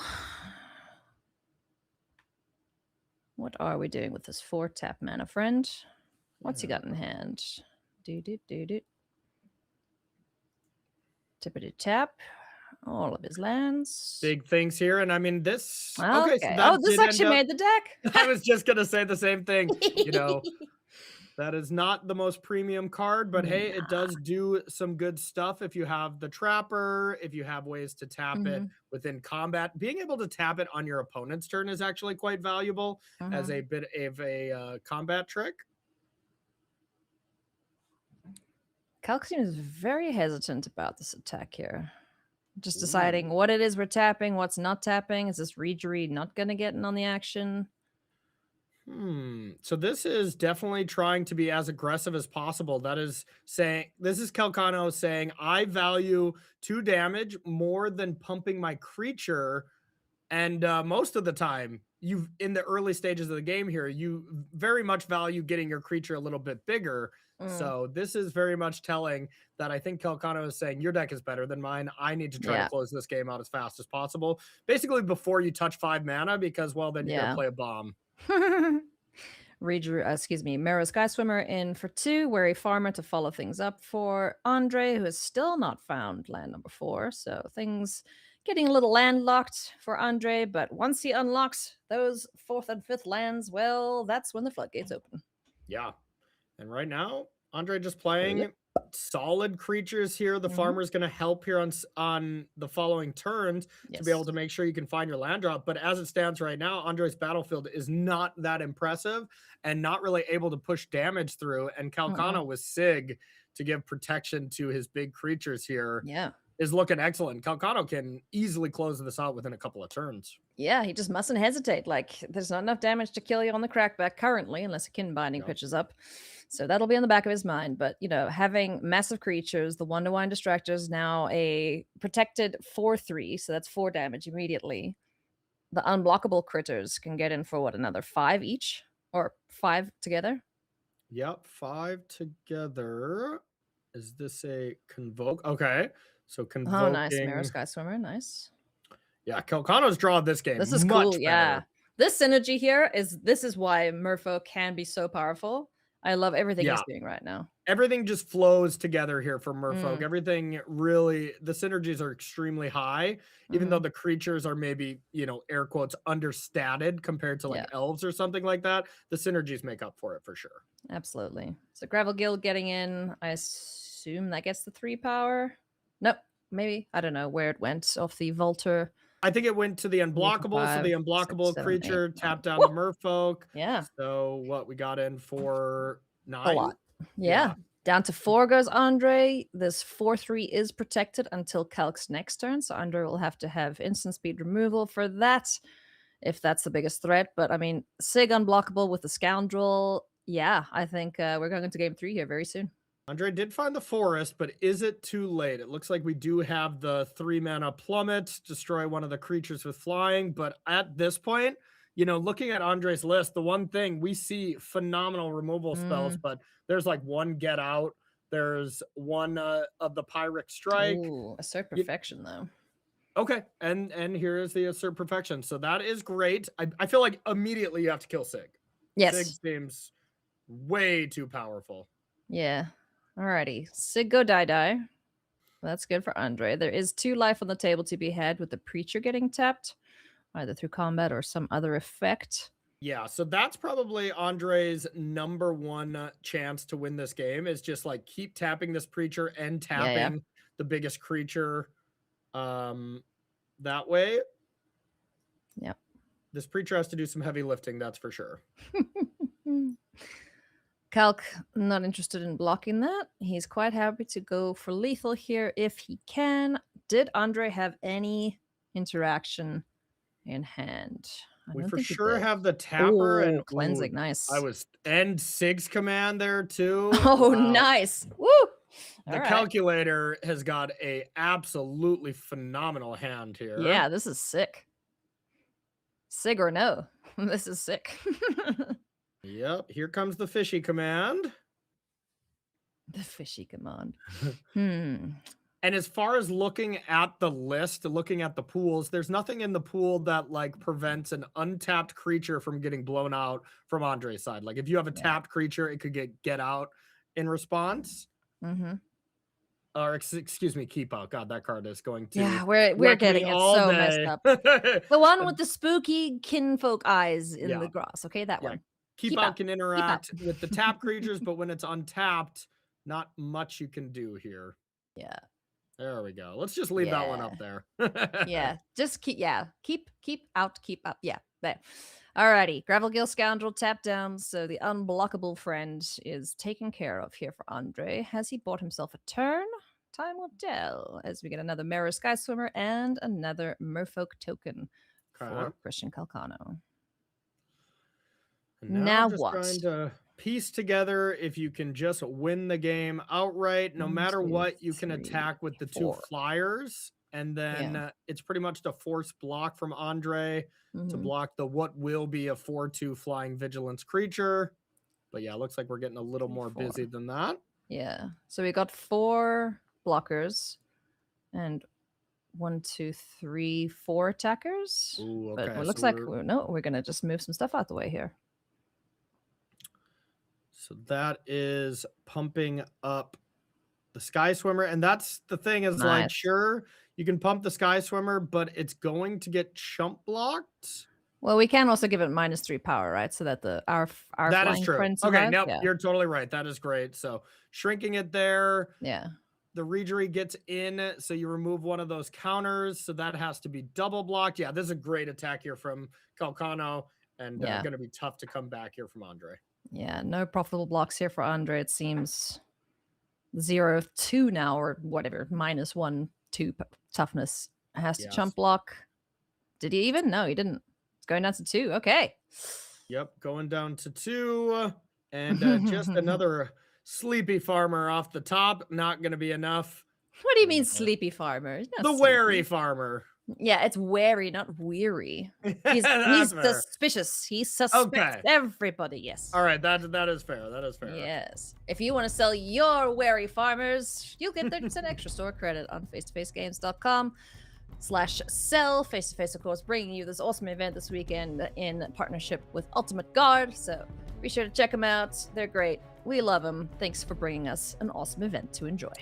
Yeah, make sure to support the people who support live competitive paper Magic. Absolutely love Face to Face and Ultimate Guard for doing such here at the biggest stage. High level competitive Magic is really what it's all about. So make sure to show them some love, my friend. And wow, that's Walker and Kin Binding in hand.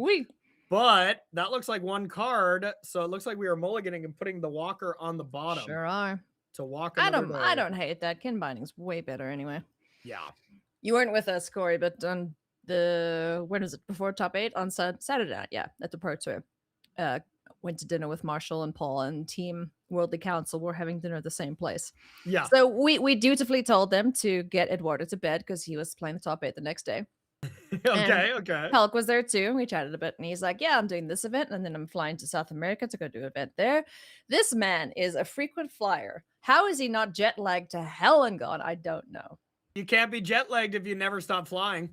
That's true, actually. Then you just sleep whenever you can. So yeah, Kalcano, a very frequent flyer. That's perfectly said. Plays a lot of different games. Kind of does it all, and no matter what, he's always doing it with a smile. He's always competitive, but always one of the nicest people you'll ever meet. So absolutely, I love Christian Kalcano. Solid player, solid dude. Assert perfection here. On the Preacher, gonna take care of the Trapper. So, but no land here from Andre. So this is an attack and a pass of the turn. Makes sense why you send the other 5 drop to the bottom. Oh yeah, you need some lands here, friendo. Wonderbrine Preacher getting in for a decent chunk of damage. Here comes the Tributary Volter from Kalk. Land, there we go. All right. There's land. So we're still playing. I believe that's the 3 mana, the modal spell that you can kill the flyer or make a creature. So we can just get this 1/3 out of there if we want. Yeah. Sorry, no Perfection. Unforgiving Aim. That's it. Yeah, there we go. There we go. We got there. And there it Bye-bye. is. And I Bye, bird. believe we also had another piece of removal in hand, the Spiral into Solitude Yes. here Yep. for Andre. So Andre basically has all the removal spell in his deck. Yeah. Well, it's in his hand now, but yes. All the removal that was in his deck is now in his hand, is what I meant. It's not a broadcast if I'm not giving you trouble, bud. It's what it's all about. That's true. That's Yep. true. Another Volter here for Calc. He did draw 2 of them, so both made the deck. Oh boy. All right, the the Pyrrhic strike off the as top, well. now it is all Good in the hand. I grief. believe that is every piece of removal. Yeah. And Andre's Yeah. just like, I'm just gonna beat the living daylights out of you here because yeah, if I let you start building something, I'm not gonna have any removal for it. Yeah. Gravel Kill Scoundrel hits the board. Let's see how long you survive for, friend. Yeah, and that's the thing is Andre is dealing with all these creatures, but the one thing that we're not doing is putting any pressure on. So the farmer here that we just drew off the top is actually going to be excellent. Decent amount of pressure, and now surveilling, where if you find land 4, play a creature, and you're able to put land 5 on top and drop the old kin binding, you're going to be feeling great. Yep. Hope Christian keeps a keep out for that. But first things first, Encumbered Ragery. Nice. Now we can do the fun little I'm going to tap you and take your counters off. But being at 12, I don't know if we're going to get frisky. We sure are, because we're convoking out Temporal Cleansing. Get out of here, Okay. farmer. And yeah, you have to put that one on the bottom when you're land light and you're trying to draw to your Nice. 5 mana bombs There we here. go. So there's another land. So now we have the strike, we have, which has no targets, and we have the Solitude, which you can just throw on, I would assume, the Regery here, and then hope to top deck a land and do some kin binding. And I'll say that the strike here, a phenomenal card, the Pyrrhic Strike, premium uncommon removal spell. But if you had to pick the type of kindred style of deck where it's not as good against, it's going to be Merfolk, as there's so many small creatures. The creatures go so wide that sometimes you don't have the perfect targets if they don't have a bunch of liminal holds. Man, Andre's at 30 life. So it's like this Wonderbrine Preacher's been a little leech, sucking the life force from Kalcano and giving it to Andre. And that's really all Andre needs right now. Preacher is so good in Andre's deck because that's all you really need is time to draw your 3 extremely powerful 5-drop rares. Yeah. What's he got? Kin Binding, the Slumbering Walker, and 2 Slumbering Walkers. 2 Slumbering Walkers and a Kin Binding. Yep. Well. Yeah. All right. Sure. Not bad. That's why the one went to the bottom. You'll just find the other one. Exactly. That card is phenomenal. And another reason why Andre is just happy to trade at basically any point to just be able to use this giant warrior to return the creatures. Yes. Good grief. Okay. Yeah, Wonderbrine Preacher certainly making his presence felt here in this matchup, as Kalk is doing his damnedest to try and draw out of here as we unexpectedly assist to find some more cards.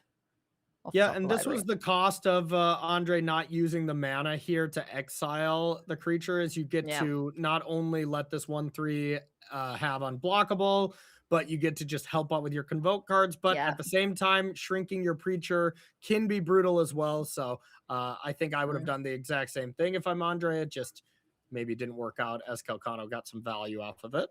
Sure did. Yeah, Andre is not applying the pressure that he'd want to. He's done an excellent job of keeping all the threats off the board from Kalk. He's down to 10. But now he needs to close this game out if he wants to for sure walk out of here with a win. Yeah, and here's the thing I'd be very afraid of is that 2 mana left open for Kalk. If I'm Andre and I top deck land 5 and I play Kin Binding and Kalcano says, before combat, I have some things I'd like to do, I'm going to feel terrible. And it's easily within the range to have keep out, one of the 2 keep outs here from Kalcano. Yes. Okay, we're gonna see if it's there. Hey, land. This is the game. If keep out is there, I bet Kalcano is gonna win. If it's not, got him. Keep that Kin Binding out of my house. says Kalcano. Yeah. And there is one bomb down from Andre. And now Kalcano needs some more gas to flip this game on its head. Ooh, hello. That's gas. That is the definition of gas right there.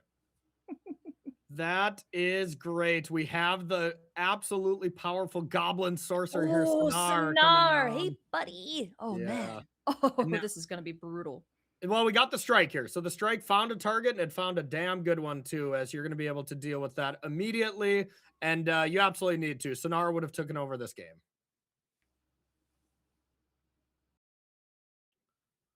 Goodbye, Sonar. You were nice to contemplate briefly. Pyrrhic Strike. Dealing with that.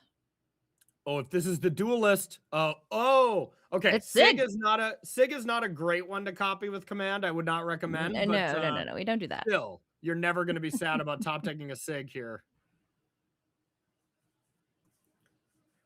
Nice. Extra card draw. Some more protection, but as you mentioned, I think Andre's burned through all of his removal. Yeah, I don't think there's going to be any removal left. And Cleansing, Wonderwine Farewell, and Sig's Command in hand. Yeah, so here's the real question. Do you Sig's Command to make a copy of a 1/3 and draw a card just to be mana efficient? You don't really want to point your bounce spell at your opponent's 1/1 Preacher here. So basically it's, if you don't cast command here, what are you waiting for? That's the question that Kalcano has to ask himself. If it's me, I'm probably firing it off here, but I could see it going either way. Man, what a clutch keep out that was to kill that kin binding. Oh, yeah. And I mean, it was extremely clutch that Andre decided to put kin binding into hand instead of the walker into hand. I don't think we actually have any good things to bring back with the walker, so the walker wouldn't have been amazing either. But no, that looks like all removal spells in Yard. Would have been pressure, I guess. Yeah, those are a bunch of removal spells. No critters down there because Calc hasn't killed anything except for kin binding, I believe. Yeah, I believe he's been the killie, not the killer. There you go. Flippity flop goes Sig. So Wonder Brine, I've already forgotten what's on the backside of him. Wonder Brine shield, yes, because he gives protection. There we go. That's how we remember it, friends. It's actually pronounced the backside of Sig. It's fine. Yeah.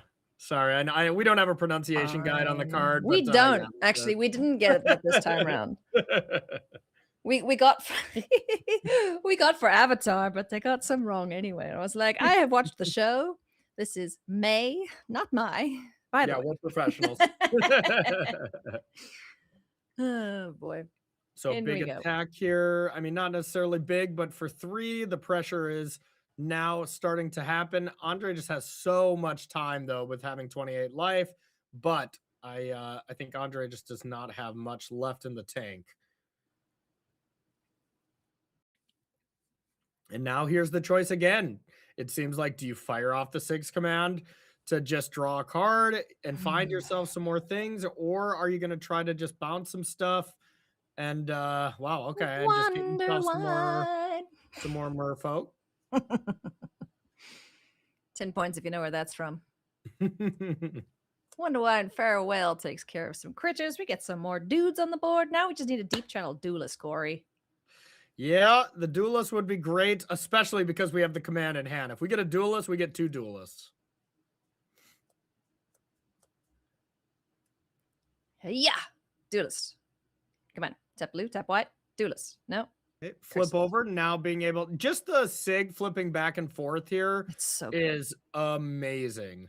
Like the repeatable card draw effects in this set have been so good. You know, look at Sig, look at Gathering Stone, even the Wary Farmer, like you mentioned. Once a creature enters, being able to surveil, like it's so good. Morkant's Eyes, another solid piece of deck filtering. I love this the set. Stone, especially in Sealed yesterday, we saw that just be like the MVP.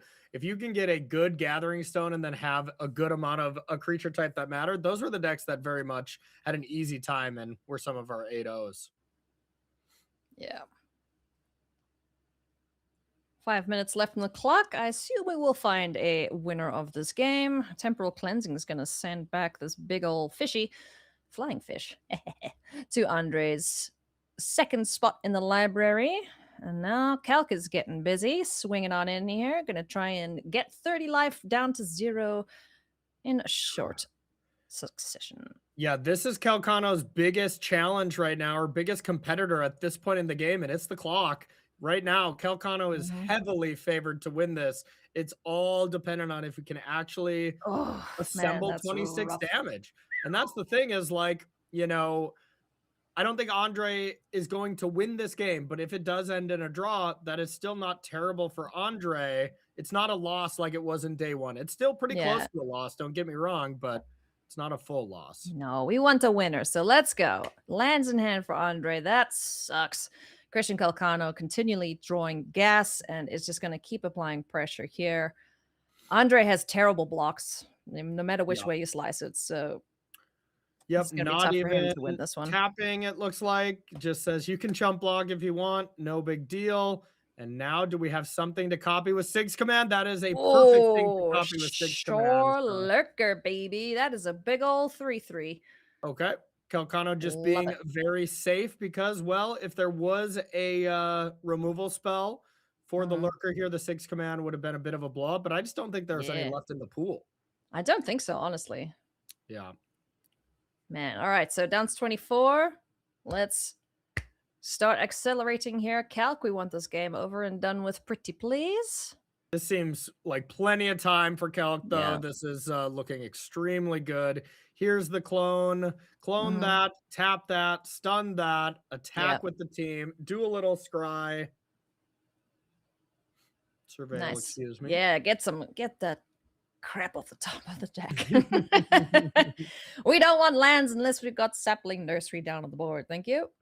Yeah, and now it is just an all-out attack, a couple of these, and it's going to be too much here for Andre to overcome. So what I definitely think, and I think if we all looked at the deck list, what we can all kind of think is the more underwhelming deck, not by a lot, but by a little, for Kalcano's Azorius deck, looking like we're going to get a nice upset, but never count out the calculator. He's a phenomenal limited player and is always doing well at these style of events. Yeah. Cool, calm, and calculating is Christian Kalcano. Down to 18 now from Andre. A couple of blocks there on the tokens. Still the two big flyers to contend with here for Andre, and no more removal from what we can tell in the deck. Now we get a Marrow Sky Swimmer, even more power in the air, so that's just 8 in the air. Never mind the unblockable bros. It's 8, 9, 10, 11. Yeah. All right. Yowza. Just when we think we're out of removal spells, there is the destroy target attacker or blocker with Convoke, so at least you can deal with Sig. But I think the damage is done with Sig. Sig has drawn like 3 or 4 cards. Yeah. Kalcano has just pulled too far ahead. Now if you deal with Sig, all of a sudden you still have 8. Oh, sorry, it wasn't even that. That is a much worse card than the one I was suggesting. This card does nothing. Yeah, that is not going to be great. I mean, it makes it 2 power. It gains 2 life. But Wiften Buer is solid, but yeesh, it's a great card. Got enough friends. Yeah, It's an absolutely great card, just not in this situation by not any when you're means. Behind. Yeah, and a couple lands and a Bloom binding there, so almost out of gas. Yeah, I mean, Blossom Bind. I'll get there eventually. 6. You know. So yeah, this is 12 damage coming in if you do Blossom Bind the 05. Maybe not even something you very much need to do yet. I would think you can just attack with everything, say go, save that Blossom Bind in case there's a big creature that comes down here from Andre. 30 seconds, guys. Come on. Hustle. We will go to turns once we hit 0. Whoever the active player is will be turn 0. Then they have 5 turns to come to conclusion. If they can't, it is a draw. Absolutely. We don't like that. So let's get a winner. Absolutely. And I think both of these players are kind of thinking the same. Andre's pace of play is also increased. Like Andre understands, I don't have decisions. There's nothing much I can do. Yeah. I think both players understand what's going on. So that is time. So turn 1 will be Andre. Kalcano will have 2 more turns to close this out. It's gonna be close. I think Kalcano very much should have prioritized saying go to just get turns 1, 3, and 5.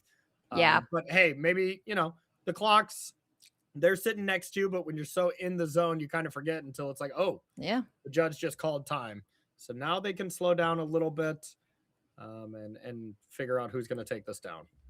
I still remember the most memorable turns I've ever seen happen was Ray Zhang versus Javier Dominguez. It was a Pro Tour sometime last year. I can't remember which one. They were playing so fast, like insanely fast, like play, tap, pen, draw, just it was insane. As soon as they hit turns, slow down. Someone hit the slow-mo button on them. I was like, wow, that was crazy. For me, it's Shota versus Luis Scott Vargas, where the judges at the table literally had to say, guys, you guys have to slow down. We cannot keep up. I thought that was a very hilarious aspect. But another land off the top here from Andre. Andre is very much in a position where he knows I cannot win the game anymore. I can play defensive, try to get a draw that way. Kind of figure out what's going to happen here. Okay, so we bind the flyer in the air for what? I don't know, 8, 6, 7, 8, and then the unblockable. Was the shield breaker. The shield breaker. Oh, shield bearer, nice. For shield bearer, shield bearer is going to change everything here. This game is probably over right now. 7, 8, 9. So right now, Calc has the chance to do everything. Flip this, play the shield bearer, pump it, and blossom bind away the flyer. So that I am just assuming is enough here. Yeah, that's got to be it. Yeah. That's got to be it. Blossom bind, timid shield bearer, a pump on all the critters, 2 blockers One of them's only. unblockable. 2 of them are unblockable. Yeah, this is going to be Kalcano advancing to 9-0. Man, this is a sweet matchup between these two players. Really Andre's draw is just really unfortunate in game 2, as well as game 3 here, once that kin binding got dealt with. But the calculator, Christian Kalcano, picks up the win there with his fishy friends. Hell yeah. Looked great. Andre's draw was amazing in that first game, and then second game stumbled a little bit. Third game mulled to 6. Put your bomb on the bottom because, well, you only had a 2-lander. You didn't want to keep a bunch of 5 drops in your hand. Proceeded to draw nothing but lands, and the Walker wouldn't have even been that good. The game really hinged on the fact that kin binding died the turn it came into play. If it didn't, I bet Andre would have won, but Kalcano had the timely answer there. Yeah. Super, super sweet matchup there from both players. So congratulations. Thanks for giving us a really, really great game to start things off here in round number 9. That was our main feature match. We do have a second feature match for you, friends, that we'll be jumping into shortly. And it is also our feature drafter. We saw Remy Goopy, who ended up with an Izzet deck. No surprises there, really, considering all of the great blue and red things that he got up against Kale Thompson, who is playing Mardu. We're going to take a very short break, though, friends. So as soon as we come back, we're going to get into that matchup, and we'll let the fireworks go. See you soon.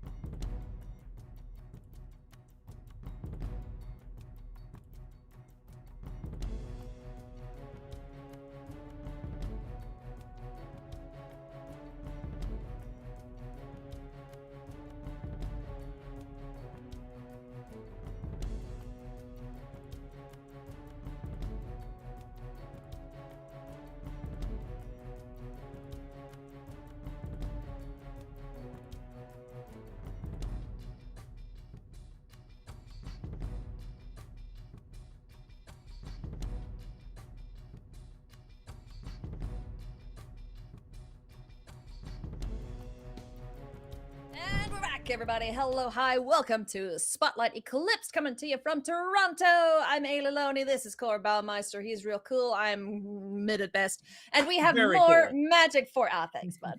We have more magic for you. The game is ready to rock and roll, so let's get to it. We have Remy Goopy, who drafted a pretty sweet Is a deck. Solid. We don't think it's better than Calc's list, but hey, we'll see if they do end up fighting each other. Kale Thompson, on the other hand, well, we found our Goblins player, Corey. Yeah, found our Goblin player. It's a very solid list. It looks very strong to me. Only got one of the Bogart mischiefs that we saw very late in the draft. So there's very clearly still maybe another Goblin player out there as well. But Kale Thompson, also phenomenal Magic player. So should be fun to watch. Yeah. Looks like Remy got the first game.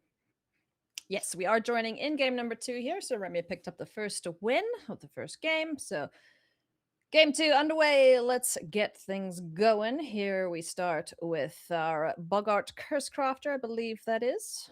Looks like it to me. I think we do have one of those. Yep, we do have one Curse Catcher. So makes sense. And we see Remy kind of flexing on everyone with these old school lands. I'm a fan.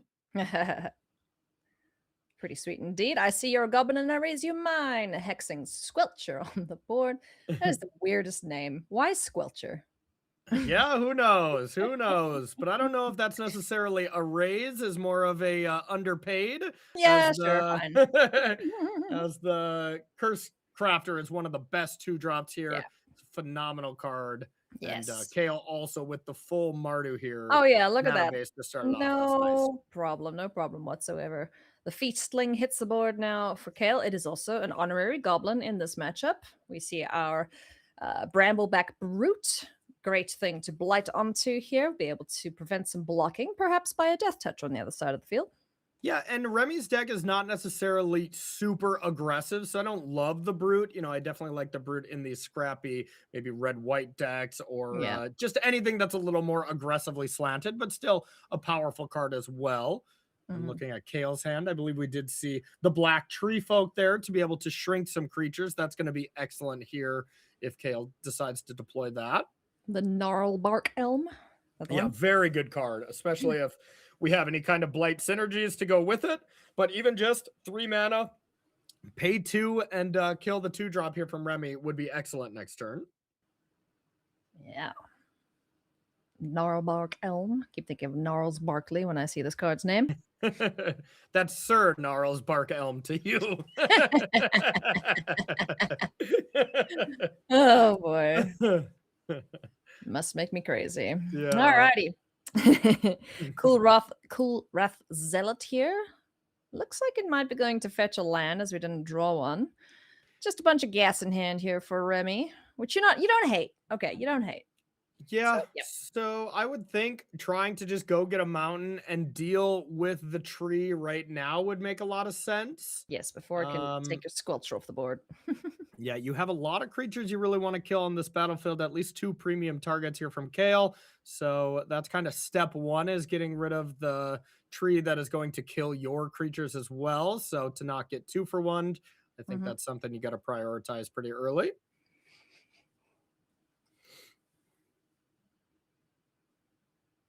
Very nice sleeves there as well from Remy. Yeah, Remy came to play in style, that's for sure. Oh, yeah. Love it. I'm more of a grab the basics from the bin and cobble together whatever sleeves I got, but I wish I came prepared to tournaments like this. I just don't. It's all right. We won't hold it against you. Okay. Under strike now. Targeting what? As I'm pretty sure we'll be blighting onto... Oh, we're going to blight onto our Squelcher. Okay. Killing the tree. Okay. What toughness is a Brute at now? It's a 4/5 at base, right? 4/5 at base, so -2, so 3 toughness. Yeah, it comes in as a 2/3. Yeah. Yeah. All right. I am curious why that counter didn't go onto it. Yeah, just saying, all right, if you want to kill this creature, you're going to have to pay the life, and it's not necessarily a fantastic creature by any means. So going for the slightly risky double block, and I believe the answer is there. Woo! You're able to Okay. Yep. So 2 life has to be paid to target that. The ward Yeah. protects the response, kills the brute. Yeah, you gotta pay the ward, but then the lifelink kind of negates that damage. And Man, here's the that kind of was spot where the 2 life doesn't matter too much if you're not pressuring. It's like, yeah. yep, no problem. 20. Your turn. Yeah, that was rough. Yeah. And here, not so bad. Here we have a sprite plus the changeling, so you can say That's go cool. and get that surveil. Plus, then we do have the ability to cast our 5-drop as well, Yeah, which will be Glycerbairn pretty with solid. 3 colors. That's Yeah, cool. that is great. Now I'm trying to find some gas, see if we have some good stuff. That's at least one good cards. We do have the sorcerer, the 1 mana 2/1, and that looks like the 4 mana 4/3 create a treasure. So I'm probably keeping the 4/3 and putting the sorcerer to the bottom Yeah. Flamekin or into Guildweaver. the yard, I Into the suppose. pen, yeah. Flamekin Guildweaver on top, and then the little guy on the ground. Or on the ground. In the yard, I should say. Ugh, that Double also block there. feels so bad to Yeah, double that is block the Death brutal. Toucher, but I get the need for it. You could have double blocked on the 2/3 as well and only lost one of your creatures, but of course the Bogart is the more Whoa. threatening creature. Oh, it's just a 4 mana 6/6, everybody. Don't panic. Yeah, no big deal. A little bit of a Wow. drawback on it, but still just a fantastic card. When Kale's at 24, it's sure, I'll take 3, you take 6. Not when you're the beatdown, my guy. Yep, ain't that the truth. Take 3. Hoo-wee. Keep out in hand there too. Good lord. All right. So a solid hand, no more pressure from Kale. So if Remy is able to deal with this gigantic 6/6, we definitely still have a game for sure. What do we got, Remy? Looks like our 1/4 is coming down. And yeah, now you can attack for 7 if you want, and that's great. But this still, these 2 creatures do not pair together to even kill this 6/6. So we're still on chump block mode. And let's see if we still got the Abyss queued up here for our card, because Remy is stepping right into it. Whee! Dunk. Goodbye. There it is. That's exactly where Remy's living. 1 creature at a time until the game ends. Oh boy. Goodbye, Baron. You would have been nice if Remy was the beatdown, but alas, it is not the case, as the Mardu player, Kale Thompson, is going to town. Oof. Elder Auntie now too. Good and grief. I believe you foreshadowed it perfectly. I believe we do have 2 Elder Aunties in this deck. There's 2 Elder Aunties as well as 2 Seers from Kale. So Kale's got a nice, solid Rakdos base deck. Yeah.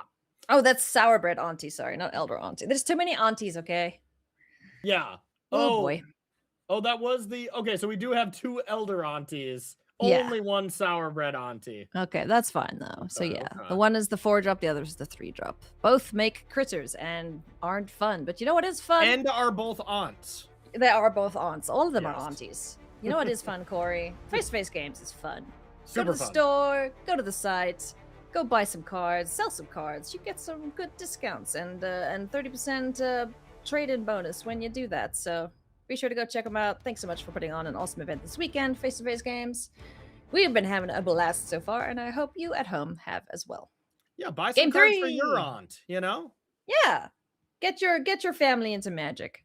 Absolutely. I have tried for 7 years that I've been playing Magic now to get my parents to understand it. It's never gonna happen.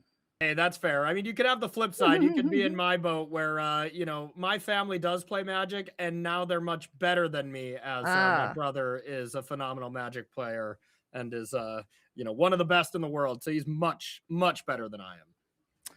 I believe he's a washed pro now, however. Oh, that is true. You're right. Yes, maybe you should be able to defeat him. I still probably don't, but, you know, I'll try my best. Cool Wrath Mystic hits the board here. Hexing Squelcher now on time for Remy. So if we can continue the pressure here. Oh, hello. Kirill hits the board for Kale. This is the trigger copy friend. Yes, but no swamp here for Kale. That is the biggest story here so far. It's very clear that we're missing something from Kale's side. And the flip side from Remy. Remy does not have that many cards. So we might have saw some mulligans here from Remy as well. So I think this is going to be the classic. Can Kale draw out of it? or will this mid pressure be enough for Remy to take it down? In for 3. Kale goes down to 15 now. Where do we find? Sear's a good answer to this big body on the board. Yep. But we're going to start the with the Lamenter Lamenter. is great. Phenomenal card. And Kale's deck seems really, really awesome. I love the Mardu Blight strategy that also Same. can be paired with something. I think just having like, all right, I'm the Mardu Blight deck is not good Yeah. enough. But when you are like, all right, I'm aggressively slanted Kithkins, I'm aggressively slanted Goblins that also has Blight synergies, that type of deck is really nice. Are goblins anything but aggressively slanted? That is very true. Yes. Yes. I have they are never not. met a chill in my life, a chill goblin. Chill Goblin? Yeah, not really. Yeah. That is great. Putting that on top or bottom. Yeah, very tempting to put that on bottom. You just need land drops from Kale's hand. And the thing about Kale's draw here is Seer on the 2/4 alleviates so much pressure that even that will be a solid play, even though Kale would have to go to 8 to do so. Yeah, that's all right. Because this little 1/1, he's not going to get the job done in a timiest manner. So definitely want to get this guy dead. Seer, take 2. It's okay. Down to 8 goes Kale. Now Remy needs to follow up here with some more pressure. Like a Zealot or something would be perfect. Yeah. I mean, that's all right. I mean, you just tap all 5 lands, put those both on the table and say go. Yeah. If that's a judge behind Remy, he's got an excellent mustache, sir. Yeah, absolutely. I appreciate a good stash. Absolutely. I wish I could grow one. Oh boy, what have we got here, I should say, for Kale's side of things. Now with so much pressure, we have the Pyrrhic Response, we've got the Spiral into Solitude, we have Blight Rod, but no black mana to cast it. Oh no. Rough. And now we have the destroy target attacking creature here. And as much, trash talk as I've been giving this Ward 2 life creature, it has been doing some work. It's gonna deal 4 damage, and I think Kale has to basically point the removal spell at the Squelcher now. That such a feels bad to kill a 1/1, but it is causing you problems. Every single removal spell comes with a cost of 2 life. Oh, and we're just taking it. Oh no, this looks like a game where Kale didn't get to play any Magic. Ugh, I hate to see it. Oh, yeah, he's playing it. Sorry, I'm a little sick. And I believe we did have the sour bread auntie in hand as a play. So if Kale was able to just draw any land 4 and play a 2/1 and 2 1/1 bodies, that neutralized the entire battlefield there. So, if you're gonna pick up your first loss, it might as well be when you're 8-0, when you can still afford a loss, but still pretty brutal, as you pretty much can't lose again in this draft. Curses lands, how dare you not play nice. Well, that is going to do it for round number 9 of the competition, friends. Round 10 will be coming up very shortly. We're going to take a quick break. Be back in 5 minutes. See you soon.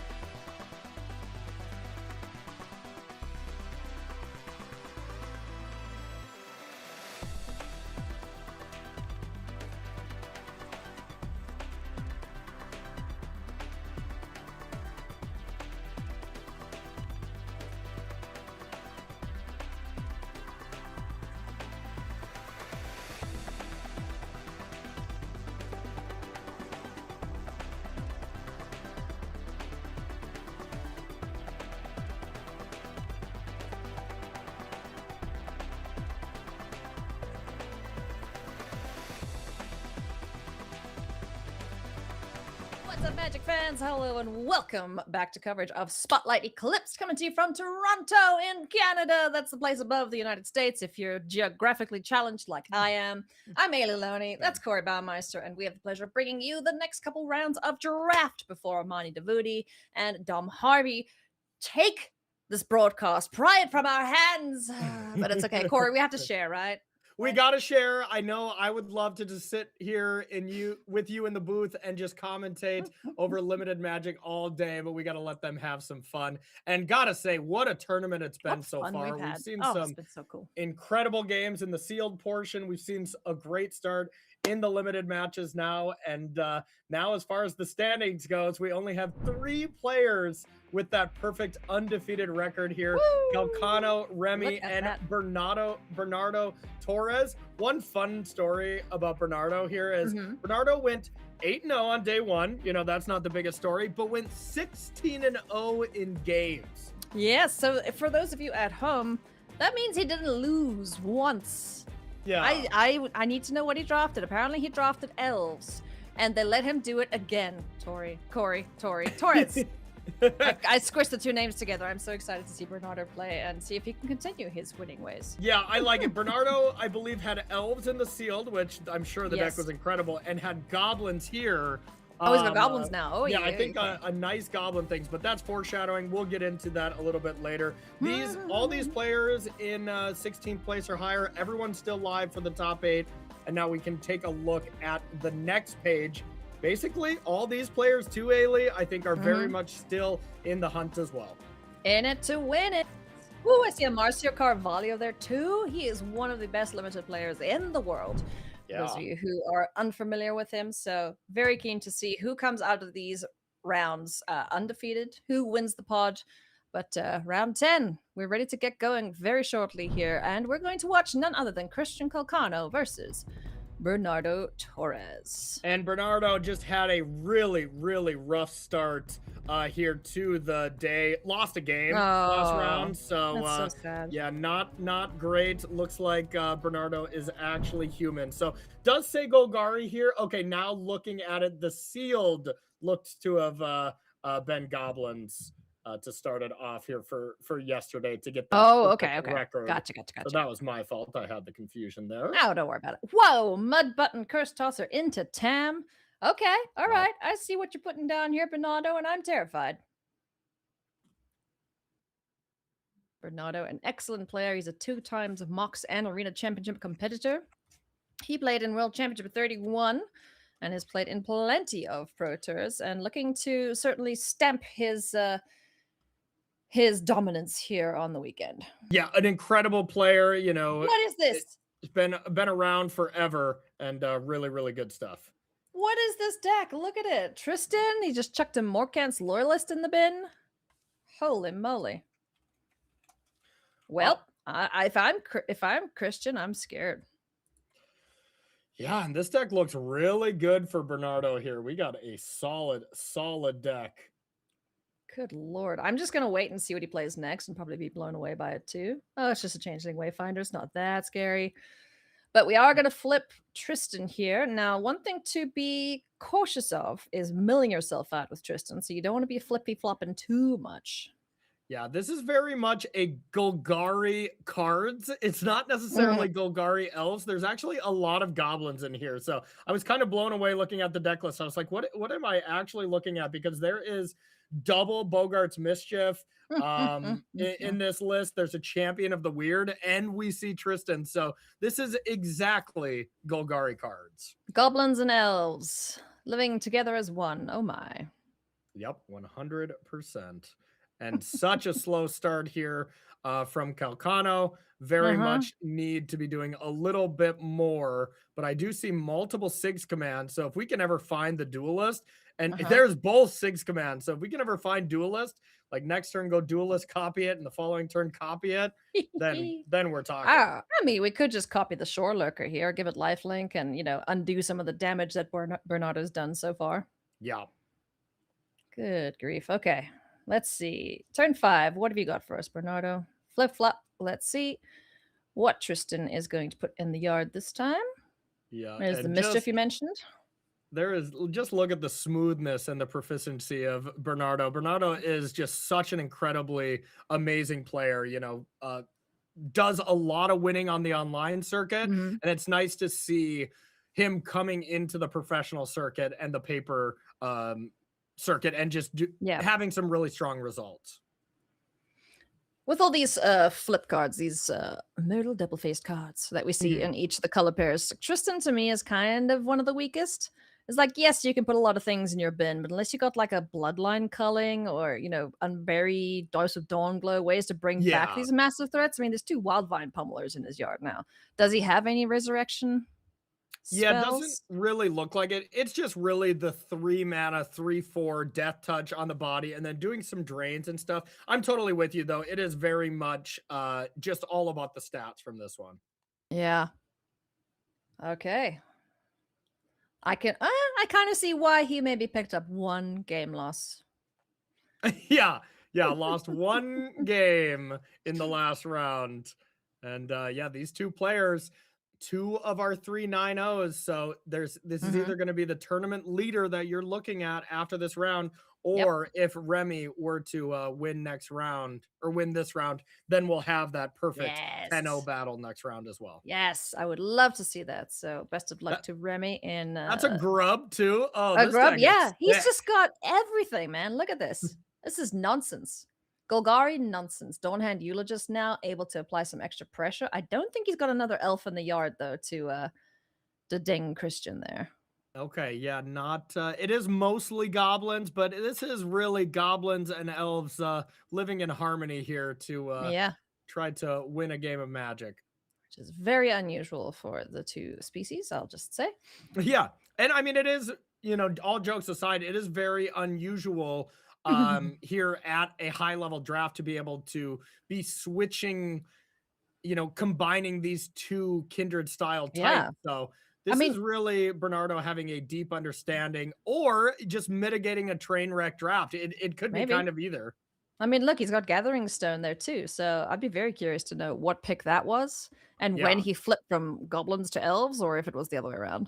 Yeah. Or you just like based on your hand, be like, all right, I actually have a few more elves in my deck. I'll name Goblet, like.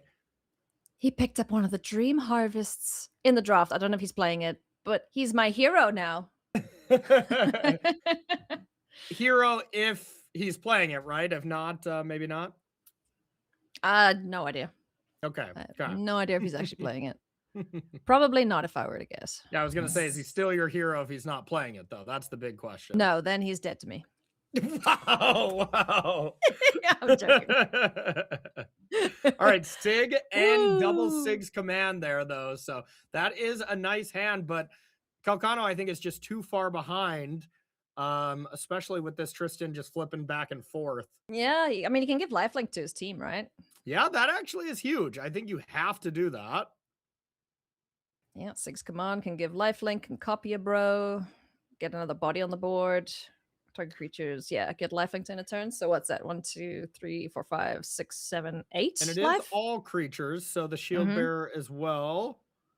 So yeah, I'm counting 8 for lifelink coming back if that's going to work. So Hey, then Sig. Sig Ooh. giving something the ability to draw a card as well. Mm-hmm. Neat. All right. I think I would have targeted the 1/3 for the draw just in case, because you're putting all your eggs in one basket now. That if the lurker gets removed, not only are you not taking 5, but you're also not drawing. But I think if Bernardo has any removal, this game was just over anyways. So Yeah, I like for this play sure. from Kalcano. So it's got 3, 6, 7, 8, 9 damage on the other side of things. I believe we do have a Valor in hand, the +2/+0 indestructible trample. So how does that change the Yeah. math? So What 5, the 6, enchantment? 7, 8. Yeah, the enchantment. So it looks like Kalcano's going to go up to 11. And then as far as the crackback goes, we have what Bernardo has plus the +2/+0 Guilt Leaf's in the Embrace, Valor. yeah. Guilt Leaf's Embrace, that one? Oh, Guilt Leaf's Embrace. Excuse me. Yeah, the enchantment +2/+0 indestructible Yeah. trample. I know what you're talking about. It's all good. Thank you. I'm glad you speak fluent, Corey. I do. I have it's kind of like understanding a toddler, I'm not being mean Thank or you. anything, But you do, after a while, working together as long as we have, you understand each other. Whether anyone else does remains to be seen, but Yeah, ain't that the truth? Brad and I, have a habit of both getting the cards wrong. So anybody who's testing with us, BBD would always be the translator for us yes. to let everybody else know what kind of cards we're actually talking about. I love that. All right, so Christian should go up to 11. Bernardo goes down to 13. Tam gets taken out. Poor Tam. R.I.P. Okay, and that was Bernardo running the numbers and saying, you know what, doesn't look like I can kill you, which means I need to minimize the damage. And the Yeah. shield bearer being able to pump those flyers next turn was just too scary for Torres. So now we go, and a champion of the weird off the top.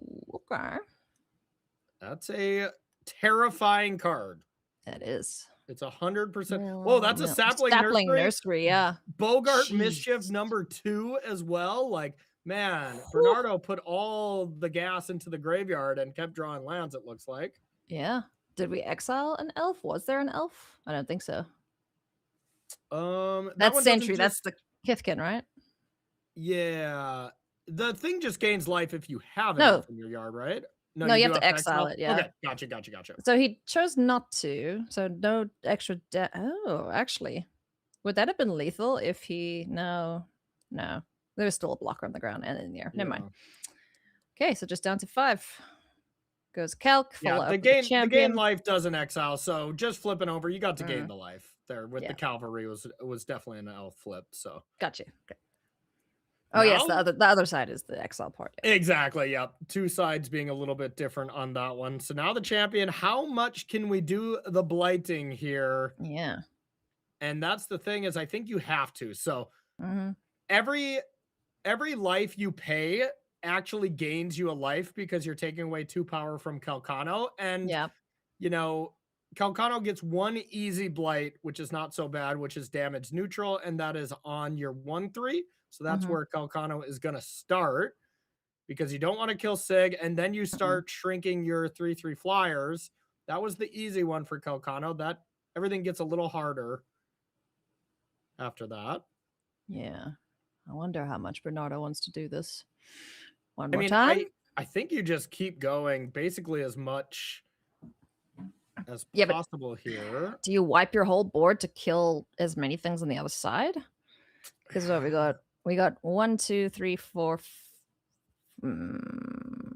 I think you definitely have to go very, very deep into removing your battlefield to stop the flyers from hitting. So I think you could do it 1, 2, 3, 4, 5 more times.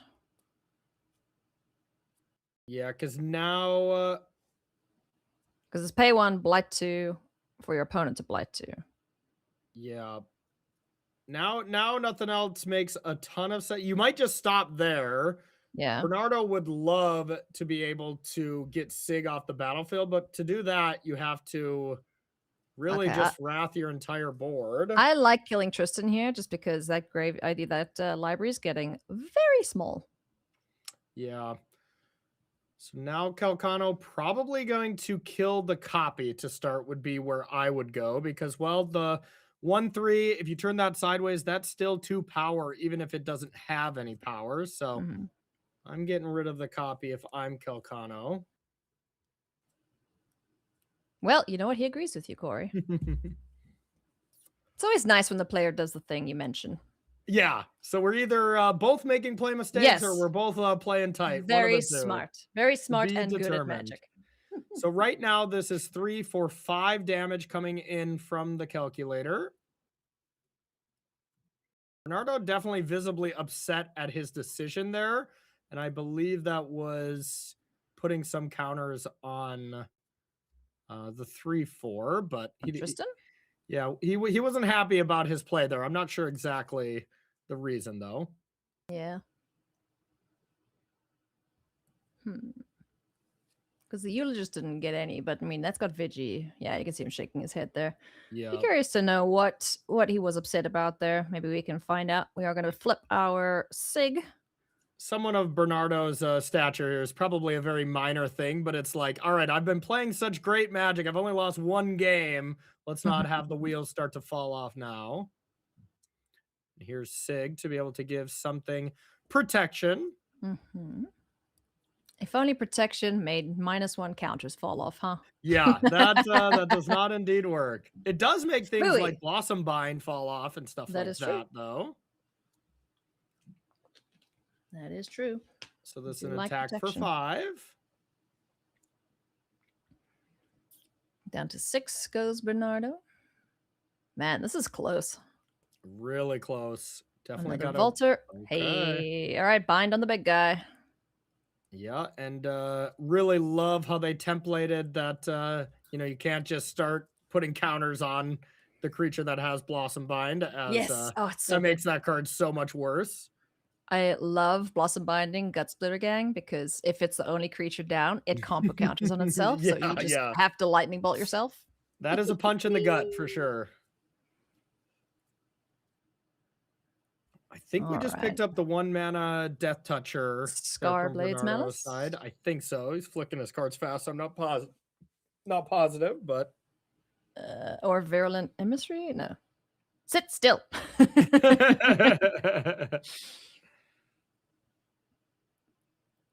We'll see. We'll see shortly. Yep, and this is just the classic. I hope you block, because Bernardo does have that enchantment here to be able to clean up the 1/3. And now Kalcano's just thinking, all right, if I don't block and Bernardo goes +2/+0 on this and then plays a Eulogist and kills me, it feels too bad. So I think I would block as well. All right. So there is the Trample Indestructible. That'll get that creature off the board. But we don't get any damage through. No damage through, and we can technically blight twice if we really want to. That is the emissary, right? Yeah. That is, just the 1/1. So that is now dead. And now Kalcano has to kill one of his creatures as well. I'm getting rid of the Lurker if I'm Calc, because that's a 1-power creature. The Lurker there, or the 1/3, is representing 2 power. So I believe. Okay, so since we're doing it anyways, it doesn't matter because you want to leave Sig, but yeah, look how small this library is. Yeah, no Good kidding. gravy. What do we have left as far as outs? A whole lot of lands. I mean, Bernardo put so much great cards into the graveyard. Yeah, it was I think that might be why he was shaking his head, honestly. Yeah, just unlucky. Like, he milled a lot of gas. There weren't that many lands in off of Tristan. So bad Tristan, no biscuit. Yep, and there is an attack. Get to draw your card, and then we can play a double Trapper and draw a card. That's pretty good. Not too bad. Goodness me. I think Doesn't that's even gonna want to command. Nope, that's it. All right, so Bernardo got unlucky, I would say there. He had the ability to kill Christian, and just the top of the deck didn't play nice with him. Unfortunate. Yeah, Bernardo also just doubled the amount of game losses that he had in the tournament there by going to the second one. And a reminder for everyone, face2facegames.com/sell. If you want to sell some Magic cards, get that 30% trade-in bonus. That's what I would do, because you're going to buy more Magic cards. Of course. We are Magic players. We like our little rectangle cardboard. All right, big game for these players on the play there. That hand looks passable to me. Yeah, this is good. 4 land. Looks like we're pulling 1 out, so that must mean we have mulliganed. Even better 6-card hand then, I guess, because... Nice. Mud Button Curse Tosser reveals the Changeling Wayfinder to get that on the board. Nice and easy. Wonderbrine Trapper. Trapper, whatever his name is. He's probably not too interested in blocking here, but depending on what the follow-up is from Christian, he might actually take this trade. Yeah, I think I probably take this trade, because the thing is, if this creature ever gets blighted onto, then, you're going to lose the Trapper anyways. So, I don't know, maybe Bernardo was going with the pen trick there. But no, it looks like just taking the 2. And it's all contextual to what's in Kelk's hand, of course. You know, he doesn't want to lose something important like a duelist or, you know, the tributary vaulter Yeah. to this little mud button curse tosser. Say that name 10 And times fast. there is a perfect way to blight to it. Kelk is going to very much regret this block here, as we just got Bogart's Mischief off the top, and blighting onto this card and killing the Trapper is sweet. We don't even have to do it now, getting this down first, so you don't have to make it vulnerable, but that is going to come back to bite Kelk, I think. Ooh-wee. Unless you play something tastier for Bernardo to get, then the trap is fine, Corey. Okay. Playing better things so the Trapper is even better is definitely a thing. This is why you're in the expert role, my friend. Tapping 3 here now. Here comes the Vaulter, like I mentioned. Big old 1/3 Kelk's playing 2 of them. Oh, and Grub. Oh, that is insanely good. So now you can get rid of your 2/1 here and kill either of those creatures from Kalcano, which is awesome, and then grub it back later to get some more value. So here come the goblins. Bogart Mischief hits the board, and we're gonna get some goblins. Goodbye, Mud Button Curse Tosser. You have done your job. And we saw one Bogart Mischief here in the last round, so 2 other ones here from Bernardo. So 3 of those got opened, and it is well and truly, in my opinion, the best uncommon for the Goblin strategy. It's so good. I love it. You know, I'm a big Aristocrats fan and enjoyer, so I love any gain drain that comes off of my creatures dying. Yeah, I don't even know if I should tell the public all this, but your love for Cat Oven, the Cauldron Familiar, and Witch's my Oven. Baby. I revealed that cat. Okay, that was my reveal for that set, and I love it. And I'd probably get a tattoo of that on my back, honestly. On my back. Got a cat on your back. Okay, that's fair. It would be apt, as that's often where I have a cat, because I can't get it off. Because it's clawing your back constantly. Yes, that's our kitten. Corvo is a little pain in the butt. Well, in the back in this case. Yeah. 4 lands. Do we have a Shore Lurker? No. We got a command, which is lovely. We just always have 6 commands, it looks like, and now just doing some more tapping. And yeah, I think if Kalcano could rewind to turn 2, would have snap blocked that Bogart. It's minor, of course, but I think Bernardo might have just top decked Bogart's Mischief number 2. Oh, well. He flicks his cards fast, but I think I got a glimpse at it. Which that would be quite strong, to say the least. Make this Changeling an 0/1. Okay, just has to settle for Grub. Oh, just Grub. That's all. Oh, so man, this is brutal. No backside for Grub. What do you mean? Oh, cannot flip it. Yeah, no red mana to be able to actually flip it here. Are we playing red at all? Doesn't look like it. Just for a classic creature to bring some goblin stuff back, which is still definitely worth it. I don't love it as much anymore. I want red mana. I mean, it is definitely the other better. Side of Grub, yeah. The other side of Grub is very good. If you make copies of the Mud Button Curse Tosser, it sacrifices, and then you get to kill a thing on the board, man. Listen, Haley, we all want our Grub, and we want to eat it too, but it's not always an option. It's not going to happen, and I'm sad about it. But it's okay. Kelk gets a turn back now. Still has this tapper, still has the Vaulter. Down to 11. So Bernardo definitely putting on the pressure here in game number 2. So let's see if this is command time to maybe copy the 1/3 flyer and then draw a card. And looks like that's at least going to be one of the options. Oh, wow. And just tapping down the 2/1 doesn't feel great. No. It feels like I'd rather have a card over preventing 2 damage. Like I get the preventing of, immediately getting attacked down by it, but I feel like you need to find something like one of your enchantment removal spells to be able to deal with the Bogart's Mischief. Yep. Now we have our little 1/3 friend, Bogart Prankster.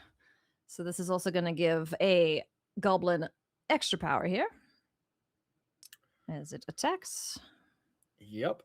And now we're seeing definitely the more slanted, aggressive side of Bernardo's list. And it is well and truly a goblin deck. It just happens to be Golgari, which we don't see very Yes. often. Yeah, Golgari goblins with some elves for support. Yeah. Normally it'd be like, oh, that draft probably didn't go well. And then you look at Bernardo's record and be like, all right, maybe you just know something I don't. You know what you're doing, man. Exactly. And one important thing for anyone joining, there is a Bogart's Mischief there below, kind of just off camera. Yeah. But keep that in mind because that's a very important text. Hey, there is Guilt Leaf's Embrace once again to protect one of these goblins. Tap, tap, tap. What do we have in response here from Kalk? It is going to be Unexpected Assistance. Yep. Couple triggers from the 1/3s. Doesn't matter. The creatures were already going to die anyways. And there's that little Mischief. Ah, so such mischief, you know? Yeah. Hiding off camera. Typical goblin. Yeah, no kidding. No kidding. Causing some real mischief there below. So now that we've tapped that, we have extra power going somewhere. It doesn't help against the Indestructible, but is there anything else we can trade with now? Nah, Kelk didn't even point to any pumps at anything because the only trade that's going to happen is the goblin from Bernardo is going to die. Looks like Kalcano was trying to discard an extra card, and Bernardo was like, hey, don't do that. And the Valor on the Goblin, being able to kill the creature is excellent. And then here comes a Drain. And Kelk better have one heck of a turn next turn as he is very far behind. Yes. It doesn't look like he's gotten anything going this game, huh? Yeah, this is the type of draw that Kelk's deck doesn't really come from behind that well, with the exclusion of the command to give your flyers lifelink. But yeah, you know, that when you don't have a board presence, that's not really a factor. Yeah. Big thinkies now for Christian. What does he got? Okay. Deep Channel Duelist. Great That's start. Not terrible, yeah. Thank you, judges, putting our Boggart's Mischief back into view. Yeah, let's see. Yeah. We definitely need some more than that. If you give Magic players a table to play on, they're going to use the whole surface, man. Exactly. Exactly. Oh, boy. So, copying. I assume we copied the Duelist. Got some lifelink, maybe? Question mark? Or do we get a card? I think we already cast the command. Oh, we did. Okay, so what are we doing? Just so attacking? Unless we have the second one. Yeah, it's a free attack as you get to untap it with the Duelist. Sure. But still definitely need more than this. And what do we got? We got another 1/3. We do have Keep Out and the Thirst. So, yeah, this feels like a turn where Kalcano has to, what I would have thought is have to play another flyer here and then tap down something. But looks like Kelk is going to try to get a little value with that Thirst. He has the Keep Out in hand? I think I saw Keep Out in hand, yeah. Okay, because that can deal with the Mischief. Yep. That will be helpful for sure. Unless, of course, Bernardo finds a way to, you know, flip Grub and then get the Mischief back. That would be devastating. That would be gross. That is still a goblin. Sure is. But I think that's 2 lands in hand for Bernardo. So yeah, his draws have been pretty stinky from this point on. Yeah, Kalkus, exactly. If he can kill that Boggart's Mischief, we got 1, 2, 3, 4, 5 attackers, 3 blockers. We mitigate the dings from the life or from the death triggers, right? If that's off the board. I think that was the classic beginning of combat, and Kelk waved the hand towards Bernardo, and Bernardo's eyebrows rose. And that makes a lot of sense because normally you think it is time to tap something, but we are getting in here. Let's see where the Bogart points it's pranking. And it looks like at our 2/1 here. And yeah, the 2 swamps in hand, not great. And normally this attack, it looks amazing if you know that your cards are getting drained. But with this enchantment maybe about to go away, Kelk might have some good blocks here. Yeah. So assigns blockers first. You know, you always want to be the last person to act in the situation, and this exchange will always favor the blocker because they have priority lost in a sense. Yeah. So there is keep out, destroy target enchantment. And that looks like we are going to have Kelk taking 4, going down to 2, but Bernardo losing 3 creatures here. Whew. And it looks like Kelk isn't going to lose a single creature. So that is the kind of blowout scenario that Kelk He's at 1. needed to fight back into this. Oh yeah, Grub is 2 power. So yeah, that is down to 1. Holy moly, can he pull this out? I will be so impressed if he does. Another one! You can just kill Grub now. You don't even have to. Lordy, you don't even have to. Yeah, just hold on to it for the next thing that's threatening lethal. Yeah, What's so that? I mean, Tributary Volter, Thirst. Wow. Okay, things have gotten spicy, friends. Hold on to your hats. This is awesome. All of a sudden, I think Kelk is very much ahead. Now, of course, there's Bogart. There's another Bogart's Mischief in the deck, so the game can just end immediately. Yes, Even yeah. Tristan, being able to get to the backside and do some draining can be big. There's a lot of draws that Bernardo can have to just win this game up outright. He has outs. There we go. Words are hard. And he's got the time. He's at 17. Christian can apply some, big chunks of damage here with the Lord out, especially. Another Sig's command would be maybe too much to handle here if Bernardo's scores aren't good, but this is looking cool. I would think so as well. This is a great start here.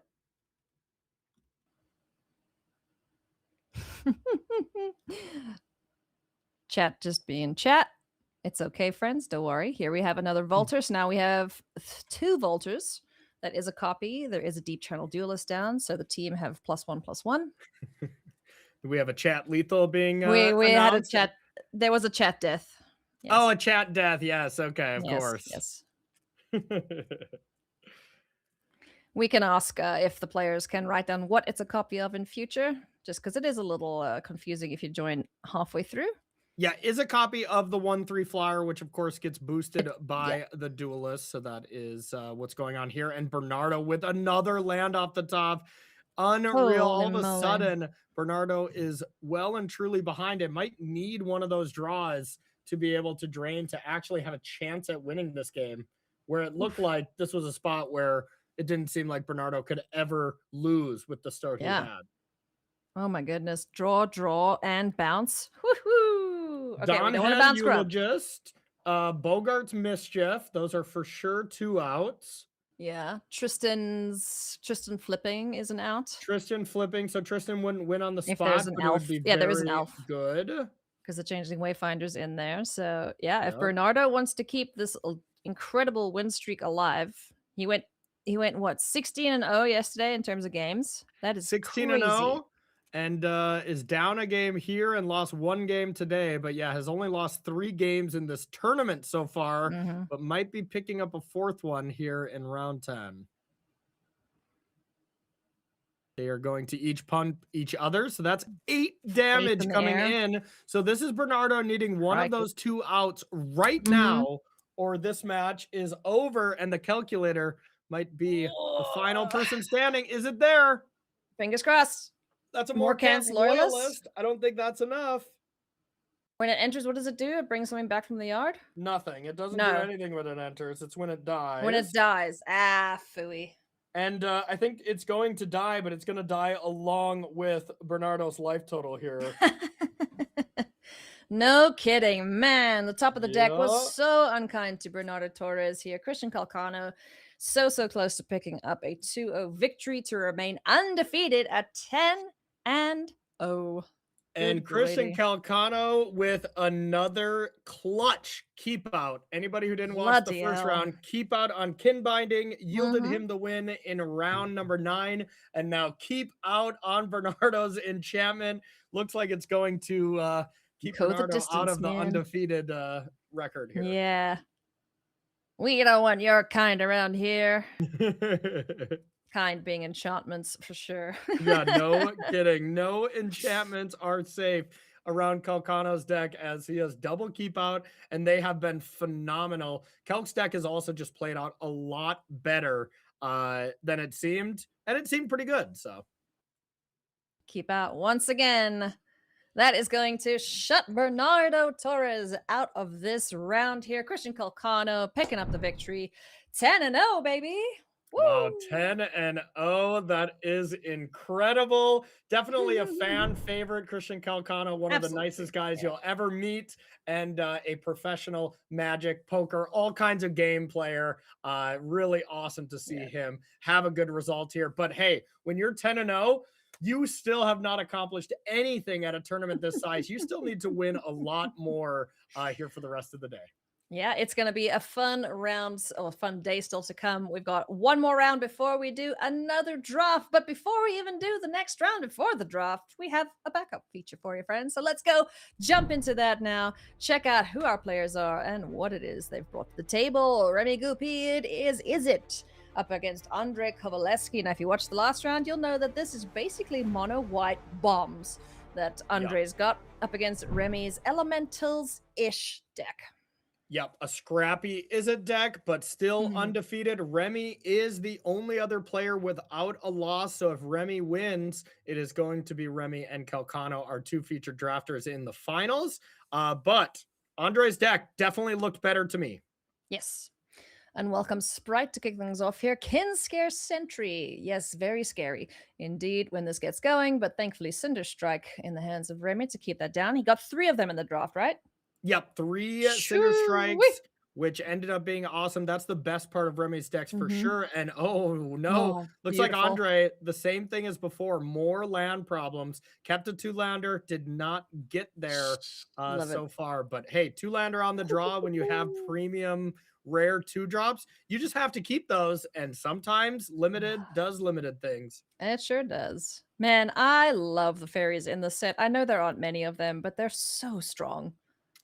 Yeah, that is maybe my only critique of Lorwyn Eclipsed is that fairies wasn't more represented. It was, you know, and kind of looking back 17 years ago, like fairies wasn't necessarily everybody's favorite kind of kindred aspect. Like there are pretty annoying and they are very powerful when you get those synergies when you had Spellstarter Sprite, Scion of Una, Mistbind Click. I mean, those cards were extremely powerful. So probably correct. They toned down on them a little bit here for this one.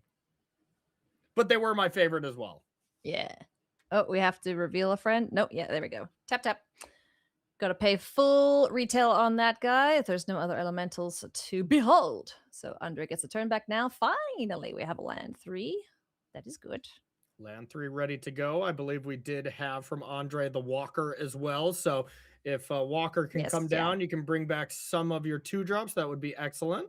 I saw a Sir Perfection in Andre's hands, so that is an answer for one of these threats here. But first things first, we're going to send our little timid shield bearer into battle. Land 3, follow up here with a Wary Farmer. Solid start. And this is just Andre saying, you know what? Your deck isn't that fast. I can deal with this Sprite here a little bit later. Yeah. It's annoying, but that's about it. So I would think, you know, even with the land problems here from Andre, I still think Andre's in a pretty good spot here. Yeah. Yeah. Unlock in the hand, Noggle Robber down now. So we get a treasure when it enters and when it dies. So what is the follow-up here from Remy? Or are we just passing the turn back? Sure do. Looks like just a pass. Oh my gosh. There's a Slumbering Walker and Kin Binding in hand, but you know what I'm not seeing, Corey? Lands 4 and 5. Yeah, no kidding. I feel like in Andre's list, I'm like, with this many powerful 5-drop, I might consider just playing 18 lands. Like your card quality is so high. Just make sure you don't miss your land. Oh, a bit of a misstep here. Remy couldn't have cost that Noggle Robber because there's no 2 mountains on the board. Ooh, that is very true. And the way that we have this recorded, I don't think this is a possibility of stopping them as this, you know, this has already happened. This match. Yep. And yeah, very good point. You're right. Unfortunate. Those islands shouldn't be so red. Yeah. Alas. And that is a huge, big misstep here, you know? I mean, it's that it will definitely change the texture of this game. Yep. Wild Unraveling, able to counter that Mirror Sky Swimmer in the hands of Andre. The treasure came from the Noggle when it entered, but he didn't have red to cast it. Yeah, so Exactly. So now the counter spell deals with it, and yeah, this is just the world we're living in. We cannot, stop these yeah, players to do anything. yes, So we play on. yep. Doesn't seem like anything malicious by any means. Just a whoopsie daisies. Down to 5 goes Andre. Now we get our rooftop percher, gets to chew on a couple things, so get some creatures out of there, gain some life. Give no targets to the slumbering walker, but I don't think Andre is going to be untapping again because, well, he's just not drawing lands. Clachan Festival gets some things down on the way, but yeah, we got 2 flyers, and that's going to be game over for this game. So Perfection going can to be kill tricky. something, but yeah. Perfection to get the 5-drop there. Mm-hmm. And then have some blockers ready to go and hope for the best. But yeah, just more mana troubles here from Andre is pretty brutal. But wow, that's Ashling's command from Remy. So I'm not sure Andre was winning this game anyways. But of course, we want everything to be we want everything as to be correct as possible. up and up, etc. So as this game stands, though, with only 3 lands, pretty sure Remy would have won this regardless. Just because, yeah, not finding lands on the other side of things is rough beats for Andre. Yep. And there is that. So the block comes in. That is not dead yet. Andre will fall to 1. Mm-hmm. There's another treasure. Hey, land. Right on Very late. time. Yeah, Very need a little late. bit more time there to be able to claw back into this. So that is Remy up a game. Want to give a big shout out to Face to Face Games and Ultimate Guard for bringing us coverage this weekend. Face to Face Games is Canada's magic store, so go and visit face2facegames.com to check out all the latest and greatest that Magic and a whole bunch of other TCGs has to offer, but we don't talk about them because we like Magic the most. It's the best. It is the absolute best. Greatest game ever made. Absolutely. All right, now we'll see if we can have a better draw. Yes, here. I see 3 lands. Woo! Yeah, we're cooking now, but no 2-drop. A little less than ideal, but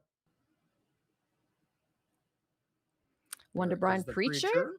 Ooh, we saw that do a lot of work for Andre in the previous round. Mischievous for Remy hits the board. And now it looks like we are a little bit flooded, but I think I see the 4-drop, the 05 Kithkin, and then a certain 5-mana enchantment that puts a Kithkin into play. That might be a pretty solid follow-up here from Andre. Yeah, I would think so. Yeah, kin binding. Pretty good. And we have the 5th land to get there. Woo! Oh, yeah. Okay, this hand is spicy. This hand with kind of Thought has it Weapon all. Beaver. So it really seems like there's only one play here. You can, well, I guess you can play the Marrow Sky Swimmer, but I like to play that card after the kin binding. So I'm just dropping this 05. Yes. And I'm going to be pretty happy about it. There you go, Corey. That's the right answer. Let's get this Wonderbrine Preacher going. It's going to get +1/+1 as there is only 1 Kithkin down. So dink, in for 3, gain 2. And Hello, I would kitty. assume Remy is going to block here, but looks like Remy did not. You have a 2/4 and your opponent's tapped out. I don't recommend, but right, it is only a 3/3 coming in? Yes. Yeah, okay. So maybe a slight misstep there. But none of those cards deal with kin binding, I'll tell you that. Ooh, no, they do not. How many colors do we have if that red guy hits? Not enough to kill that. The 05, if we block. If we block, the Prodigy will be able to clean up this 05. And this attack is so disguised that it is. It's basically impossible to not block here. Like, I'm blocking every time, even though it would not work out. If I had perfect information, of course, I wouldn't block. But Andre, I'm psychically telling you in the past, don't do it. Don't block, don't block, don't block, don't block, don't block, don't block. It's so hard to block. It's so hard not to.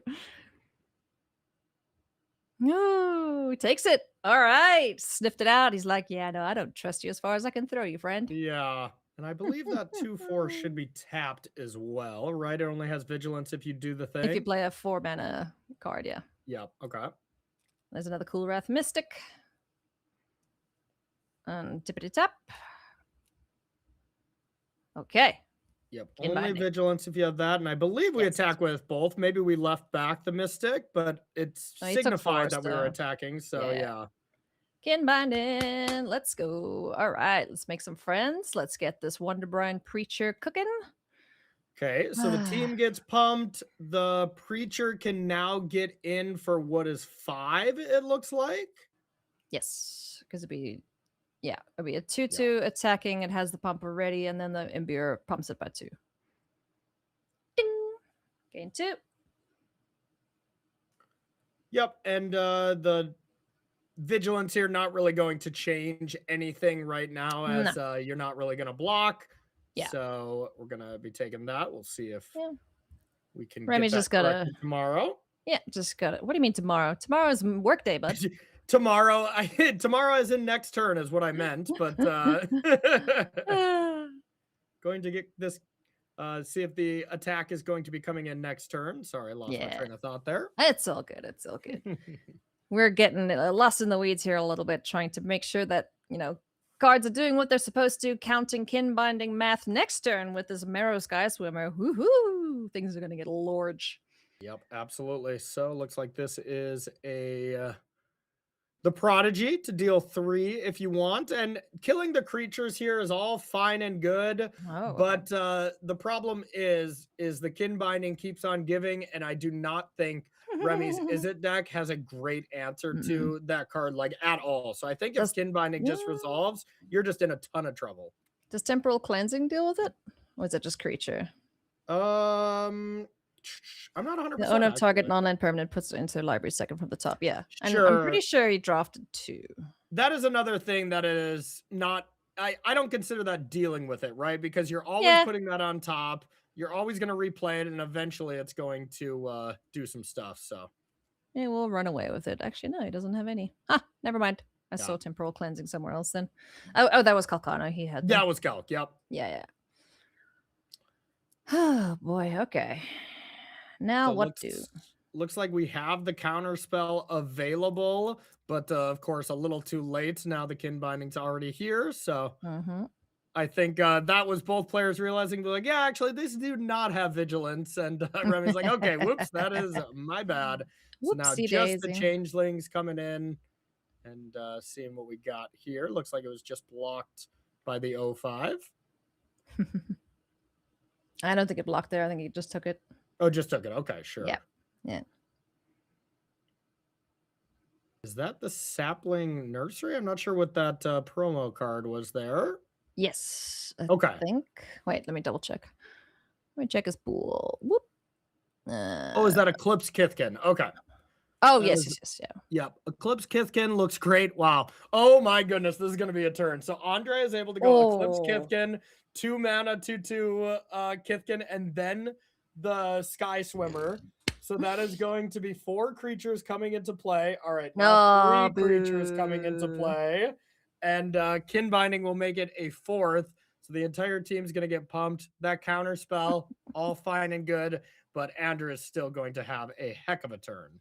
Jeez, was that Wild Unraveling? Yeah, that was Wild Unraveling on the Eclipsed Kithkin.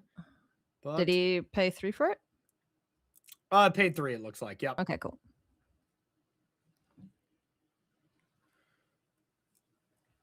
Okay. All right, Andre, what you got? Oh man, that would have been sweet. But alas. Yeah, it's still gonna be sweet. So you get to go with this. Surly Farrier starts things off here. And now if you play a land, then you would have to tap. You do have to tap 2 of your attackers. So yeah, it looks like Andre is just saying, you know what, I want to attack. God, if you're only going to attack for 1, I would play 3, it then. 4, 5 plus 5 plus 1. Good grief, that's a lot. Because I'm pretty sure Andrew has land and the Sky Swimmer in hand, and we have 5 mana in play, so we obviously didn't play a land yet because we played kin binding last turn. Yeah. So if we're only going to attack for 1 creature, I would have also played the Swimmer. But here's the thing: is you're also just playing around Ashling's Command by not playing it. Oh yeah, that would just be brutal. Which Remy does have. So I take back everything I said. Great play from Andre.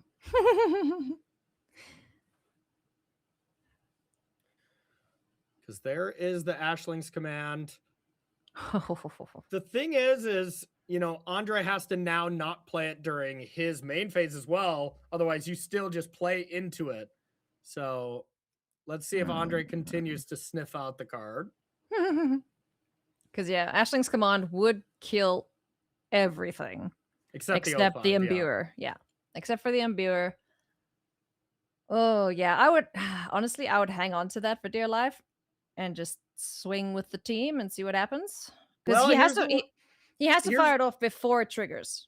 Yeah, so you also, if you're Andre, you can start by tapping your green 2-drop there to target something to pump it. I believe that does pump any creature, right? So you can pump the Preacher. So I would want to start by pumping the Preacher and just say, do you have a response to that? Do you want to try to Ashling Command first? And if Remy does, okay, now you get to play Wary Farmer plus the Sky Swimmer. And if Remy doesn't, then you get to start with the Wary Farmer and go to combat.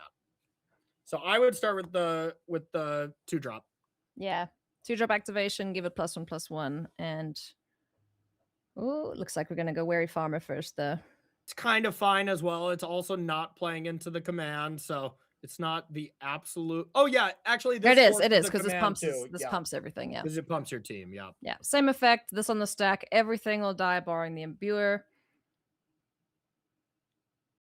So there go all the little guys. But it's not the worst because now we have 1 creature entering. Kin Binding triggers 2 creatures entering. That's 3 friends still on board. So, I mean, this Imbuer could still get busy. Yeah, it can, but we got to remember these 2/4s are now 4/4s. That is true, yes. Which could change the math a little bit. That's 10 power on board there for Remy at the moment. Yeah. So and also 2 damage marked on the Imbuer. So this is a 1/6. The Kin Binding makes it a 2/7. And then you attack. It's going to go to 10 toughness. 10 toughness is the kind of number that really matters. So 10 toughness, so 5/10. And that's not a great attack into 2 4/4s and a 2/2. Yeah, we're just going to tap everything here, convoke out this Mirror Sky Swimmer. So, well, he had a board. It was gone. And now he's got another board. So great play there from Andre to sandbag that Mirror Sky Swimmer. And we're going to be going to game 3 here shortly, I think, Corey. Yeah, possible. I mean, we still definitely got some game here from Remy. Yeah, there's some good stuff in that hand, yeah. Yeah, because, I mean, Remy or Andre playing out the Sky Swimmer, now it just means, well, your Kin Binding is a Glorious Anthem, essentially, style of effect. Just the +1/+1. Not sure if we kept a card on top or if that plains was surveilled. So if Andre doesn't have a great draw off the top, then, you know, we definitely still got a game. But if Andre has a nice creature, let's say one of those walkers off the top, well, we'll be running to game 2. That would be for sure. Well, here's one way to mitigate what's in the yard. Get that Kithkin out of there. Rooftop Percher gonna chow on 2 little guys because I bet Remy knows about those giants. Yeah, there is definitely open pool, and you see that your opponent is playing plains, so you assume those 2 walkers are in your deck. Sure do. All right, so Remy pads the life turtle just a little bit. Has a flying blocker. These 2 mystics are now 4/4 Vigis. Yep. And don't really want to chump yet. You can think about chumping 1, but you really want to try to go wide on this battlefield. Sure. And if you play Kin Binding, you attack with everything. 4 blockers, you're automatically getting 1 of them through. So that is only 1 damage that Andre can actually force through next turn without the help of the top of the deck. All right, what does Andre have in terms of removal for this bird? Oh, Prodigy here looks quite good as well. A Prodigy for 3, blue, black, red. So Grixis to deal with the farmer. Pyrrhic Strike. That would be helpful.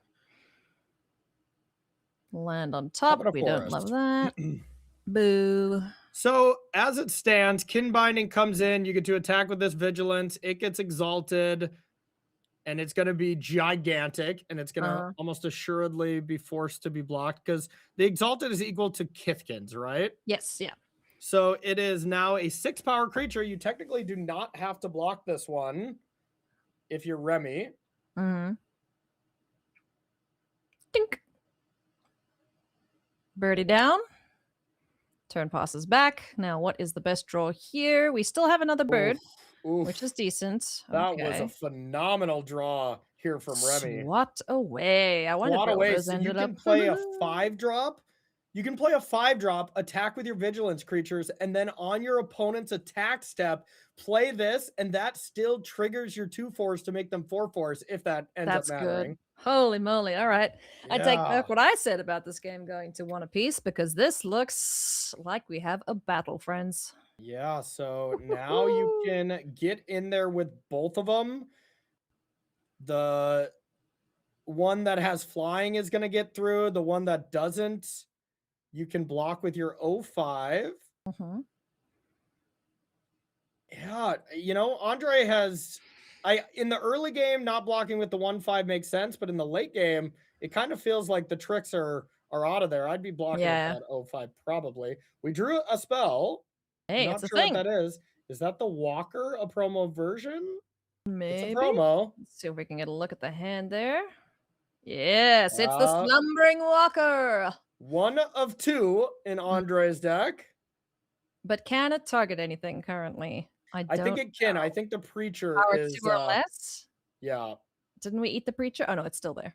I think the Okay. Preacher is there. Yeah. All right. Excuse me, not Surly Farrier. Swat Away takes care of the Sky Swimmer. So that'll go back to the top of the deck or on the bottom. Yep, makes sense to keep that one. And now you get to bring back a creature, but with Andre being at 6, Remy might be able to sneak this one out. Maybe. Da-da. Land off the top. See, I think it was a Zealot Tippity-tappity. was the card that we had before. No, of course, it was that Glycerine. So there's no flying blockers, right? No, there's not. Blue, red, Black. black. That's 4. That's 7 Woo! in the air. What? So this is just a lethal attack. This is Remy about to face off against Christian Kalcano to see who's gonna be the only 11-0 player. Gravy. Man, I thought we were gonna go to game 3 there, but Remy just had all the gas in hand and able to come back from what looked like, just an untenable situation there. Like, yeah, everything was going Andre's way until all of a sardine it wasn't. Really got a feel for Andre there. Andre's deck was not an 0-2 deck, but with how it worked out, you ended up starting it off 0-2. That is rough, playing at pod number 1 here at a tournament like this, playing at a Pro Tour draft. You just play against such great players. The 0-3 decks and the 3-0 decks sometimes look pretty similar. And you got to feel for him. And then congratulations to Remy to face off against the Calculator to see who's going to be the leader of the tournament.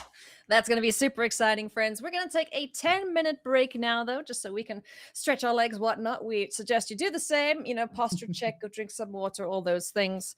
And when we come back, there you go. We'll be into round number 12 to see who's playing for the pod and to remain undefeated. Don't go anywhere.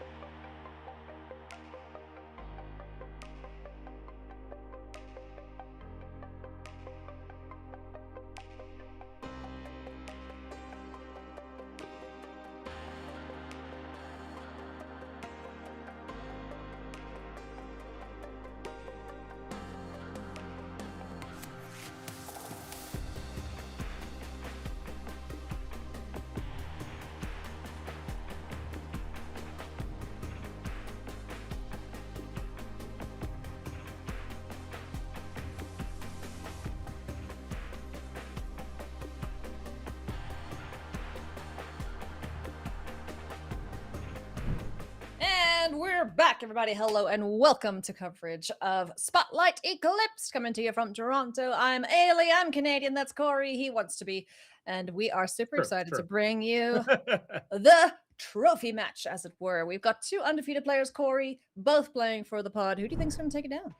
You know, I think I got to give this one to Kelk. You know, it is really awesome and kind of rare that we see our two featured drafters that meet here in the finals to play for the pod, which is really awesome. I like Kelk's deck a little bit more, but Remy has had some nice scrappy games, and Ashling's command is better than Sig's command, even if you got two Sig's commands. So some other players here, we are looking at 5th place David Rude, phenomenal Magic player, fresh off a top 8 here not too long ago at Edge of Eternities. Bernardo Torres still ended up with that X&1 record, looking very good as well. And all these players are still live to make it to the top 8. Absolutely. Let's take a look at the second page of standings here before we jump back into this feature match.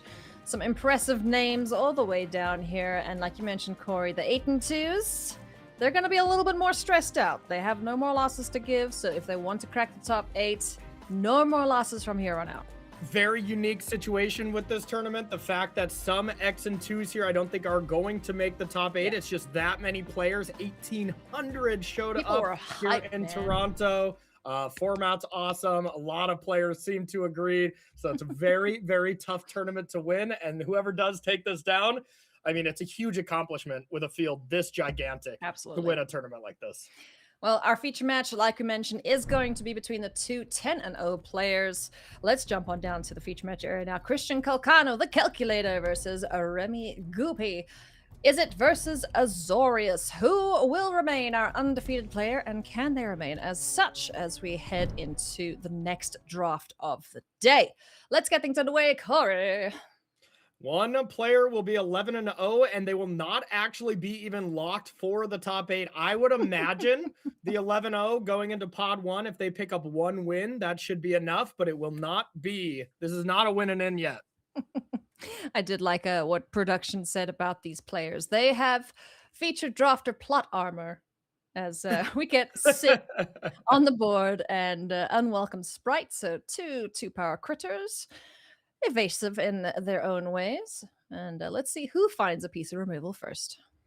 Yeah, and Sig coming down and not getting that immediate, draw ability, less than ideal. So that tells me that Kalcano does not have another 2-drop creature, especially up against the triple shock deck, the Cinder Strikes here. Remy has a lot of those. Yes. Brambleback Brute hits the board here. So a 2/3 to start.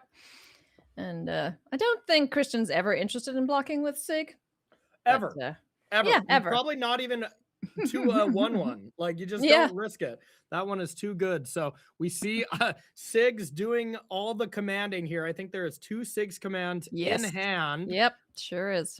But just lacking the other creatures. But it does look like we have a lurker there. So, all right, Kalcano has a fantastic plan. So it is do this because, well, there was no other good play. Sig's command when you have a legendary merfolk in play is not good. And then next turn, Kalcano is going to play a lurker and then copy it until Remy is the dead. Cows come home? Until the fish come home, I believe. Yes. Until the carp come home. The carp, there we go. That is a fish, right? I'm not just pulling something out my... I believe, yes, a carp is indeed a fish. All right. Oh, yes, magic carp. Duh. Anyway, that's, yeah. Okay. Carrying on with the game here. Let's see what's in hand for Remy. Temporal Cleansing took care of the Brute. I don't know where he put that. I think it went to the bottom of the deck. I think so as well. I'm not 100% though. All right. So that went to the bottom of the deck. Now we have a unwelcome sprite who's able to surveil if the Sneakling jumps out on Kalcano's turn. How does Kalk want to start this turn, though? Yeah, and no matter what, you can still attack as Sig is unblockable on either side. Where's land 4? Oh wait, no, we're still before. Interesting.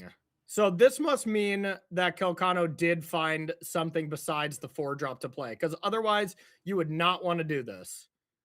So Kalcano probably has some play here. There we go. All right. Okay. Makes sense. I Nice. still kind of like, playing the 4-drop here, but I think this was Kalcano respecting the main deck counterspell that Remy has. Yeah. And also protecting Sig from some removal. We see an explosive prodigy surveilled on top here for Remy. Does he want to keep it? Can't do anything about Sig right now, but it will be an answer to him if it does flip again. Or when it flips again, I should say. Yeah, Draw and now. Land. I think if Kalcano had perfect information there, though, I think Kalk would have played the flyer, as I really think that was just a conservative play to play around the counterspell. Yep. Glisser Baron has Sultai colors to choose from, so that's +3. That's a 5-power critter in the air now. Yeah. Uh-oh. And That's getting that in, so a gigantic assault here. I mean, I would almost want to kill this. Yeah. Trade with a Sneakling, get black off the table so that this Glisser Baron isn't pumping up a creature so much. And now, you don't get to draw the card off flipping Sig. So you probably don't want to flip that one back. And now, the Kalcano's best play here is either draw some cards or just play your 4-mana 3/3 flyer. Not ideal by any means. I'm pretty sure you cannot Sig's command to copy your Sig and have it be on the front, get one on the front side, one on the back side. I don't think that's how that works. Even if you would want to do that, I don't haven't think tried that. Is a that. play. I'm sure someone in chat has. So you guys let us know if you can't Sig's command your flipped Sig. But we will get to draw cards. Sig does target himself. So in for 2. Now let's see how Christian wants to follow up here. That's a don't try this at home type move for sure. I think I'm much happier just playing the 4/4 or the 3/3 flyer here and hoping for the best. But yeah, it looks like Kalk is just shipping it back. What's he got in hand? What interaction is there for whatever nonsense Remy's got going? Okay, there's the explosive prodigy. 3 colors. Yeah, pew pew. A phenomenal card there for Remy. If you copy the backside, you get a backside copy that does nothing if you pay for its flip. Thank you, Lizard Face No Space. Appreciate there we go. Someone's tried. Lizard Face No Space definitely killed their own Sig on accident trying to get that to work, it would seem.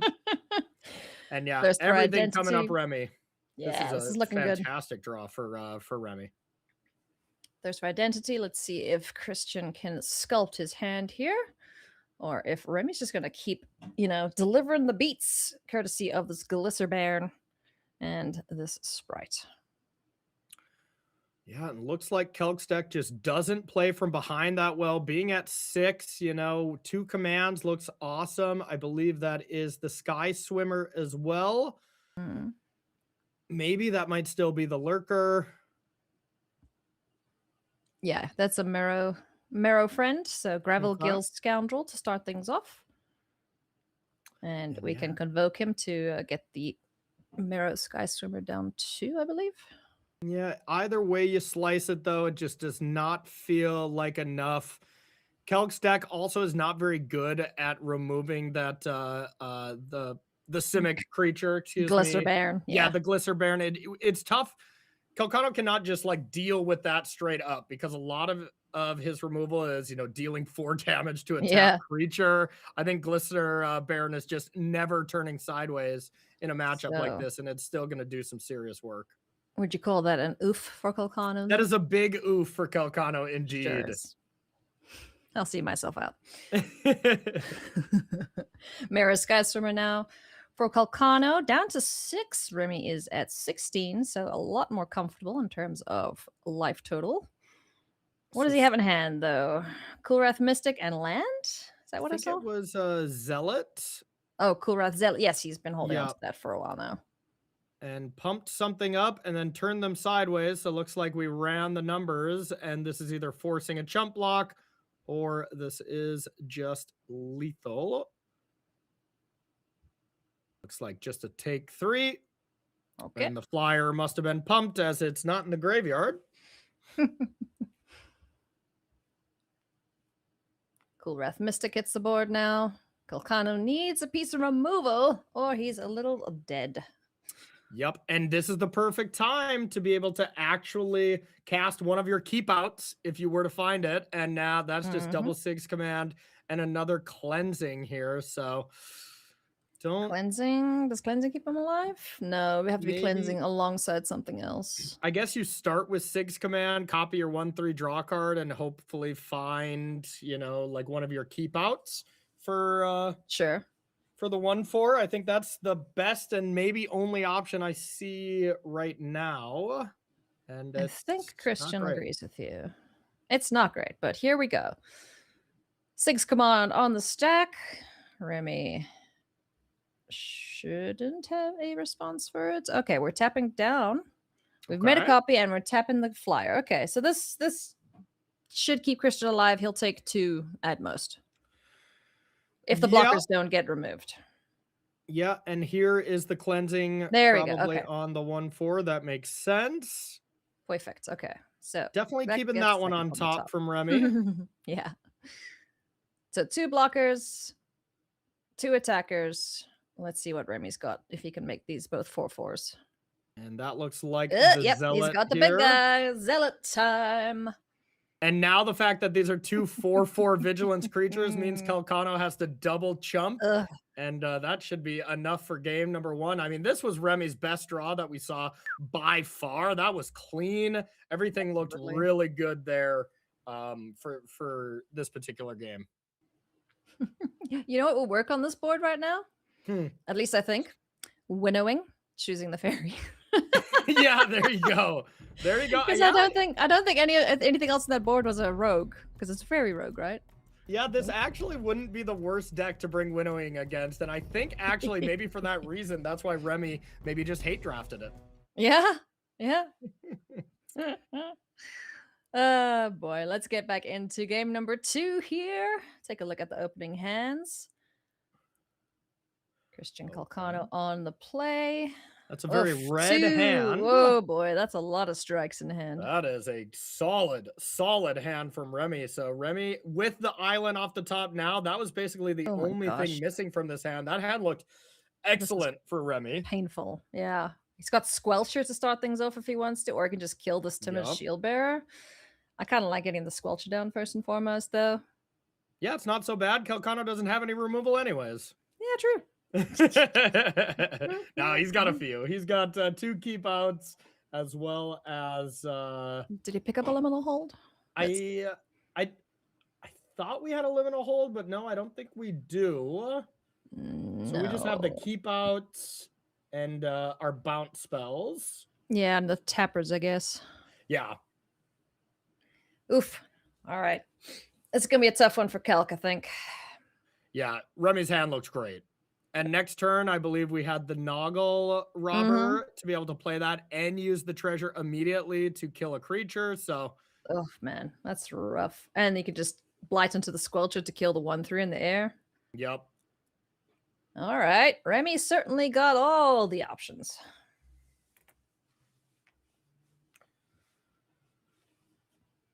Yeah, and Remy's deck definitely playing out a lot better than it looked as well. I mean, we saw when we were watching him draft, those first 2 packs were just amazing. You had like 5 or 6 premium cards in each of those packs, and then that 3rd pack was very lackluster. Just imagine if that was a good pack as well. Remy's deck would be, you know, near unbeatable. Oh man, this is rough. Noggle Robber coming down. We're gonna get the treasure, but now we don't have to blight because there's 2 damage marked on our Flappy Bird. Yep, Okay, not doesn't even actually go for it, looking to deal with it. Just says, you know what, your creatures are maybe not the strongest yet. Kalcano has some better creatures that you want to point removal spells, like the Duelist, or maybe if we play the Lurker here, the 4 mana 3/3 flyer. Yeah. Much tastier target for sure. Yep.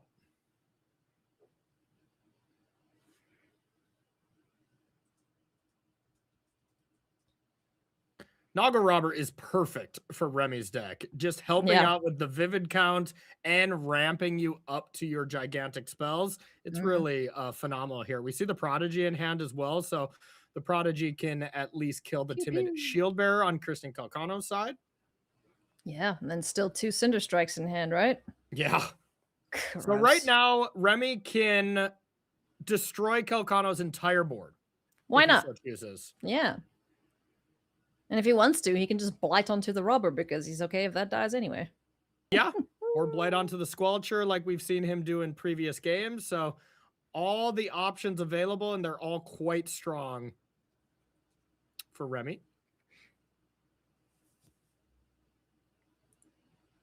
You're always a little bit concerned when your opponent takes so long to do something. You're like, oh crap, how many options do you have? Yeah, right. Unwelcome Sprite is a nice option indeed. Where is land 4 for Remy? It's not showing up just yet, but here is Explosive Prodigy. Now, what do we want to kill? 3 colors. Pew pew. Yep. Kill one of the flyers. Because now you can, if you want, if you have another land, just start Cinderglading the 2-drops. Looks like no land available, but the Changeling next turn to be able to play on Kalcano's turn to surveil some lands to the top if Remy needs, as well as Cinder striking down a creature if Remy so chooses. Turn passes back now to Calc. What does he find? Is it a cleansing? Might be. Might be. Land first and foremost. Get the easy thing out the way. And this is a turn where Kalcano definitely needs to be pressing the advantage, dropping a creature, convoking the rest of them out to play a Sky Swim or something like that. If we have a very middling turn, Remy is going to pull too far ahead here in this game. Yeah. Absolutely. Like if we attack and pump the shield bearer or something, it's like, oh no, Kelk. Oh yeah, that will not be a good thing. Yeah, especially with just 3 lands right now. Yeah, Remy's hand, he's getting a little stuck on mana, but as soon as he does find it, like he's got 3 pieces of removal, he's got the Zealot in hand if he's absolutely desperate for land. So yeah, Kalcano knows that too. Kalcano knows Remy missed a land drop, so that's 4 spells in hand. Yeah. Down to 15 goes Remy. Calc just getting in with the shield bearer. Follows things up here with a Gravel Gill Scoundrel. And then tippity tappity, temporal cleansing away the robber. Okay. Yep. Get the robber out of there. Keep it Take top 2. Or bottom.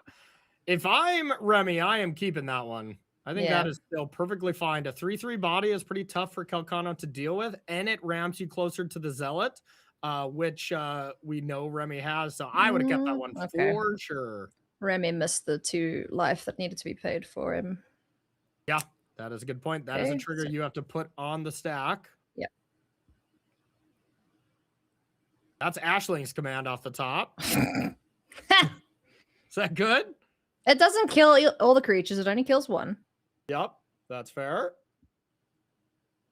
So now we're going to see Cool Wrath Mystic sent away to go and find another island, I imagine. Yeah, I would think so as well. Search for an island, play an island, and now we're 1 land away from Ashling's command. We'll pull that one up on the screen to give everybody all the optionality here that you have with this extremely powerful card. Of course, dealing the 2 damage to your opponent's creatures. That's a very common one when it comes to limited. Not so much getting treasures, except in constructed. This card does a lot of acquiring treasures there. And then a copy for an elemental. So, I mean, something like deal 2 to Kalcano's battlefield, copy a Prodigy to kill whatever big threat Kalcano plays. Yeah. Looks good. Or just, you know, kill 1 creature, draw 2 cards. A natural born 3 for 1 is excellent. But that looks like double cancel in hand from Kalcano. Double unraveling. Oh boy. Ooh, and this might be exactly the game unraveling from Kalcano here. Just an attack and a pump, recognizing I'm not winning this race as it stands. I can't hold up these counter spells right now is what Kalcano is thinking. Yeah. Effectively 2 dead cards in hand, given what's on the battlefield here. Yeah. Does unfortunately give Remy the out here to kill the entire board if he so chooses. Yeah, I think this was a classic. All right, I'll attack first. You have no good blockers. And then like, oh, wait, you do have a good blocker to be able to eat the Squelcher here. So now Remy has to decide, do I just let it die or do I Ashling's command now? Even though Remy very much wanted to wait for Kalcano's turn to be able to get the trigger from the Sprite. But It's actually better for Remy to play stuff on his turn with Kalcano having 2 counter spells in hand. Yes, right now, absolutely. You know, if Remy knew what was in Kalk's hand, he'd just be like, cool, you're tapped out.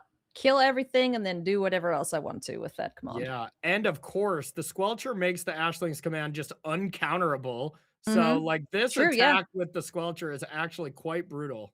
Yeah. It's gonna die. That guy dies, the Gravel Gill will die, and also the Squelcher would go bye-bye. Okay. Oopsies. I think Remy may have plucked a couple of whoopsie daisies there.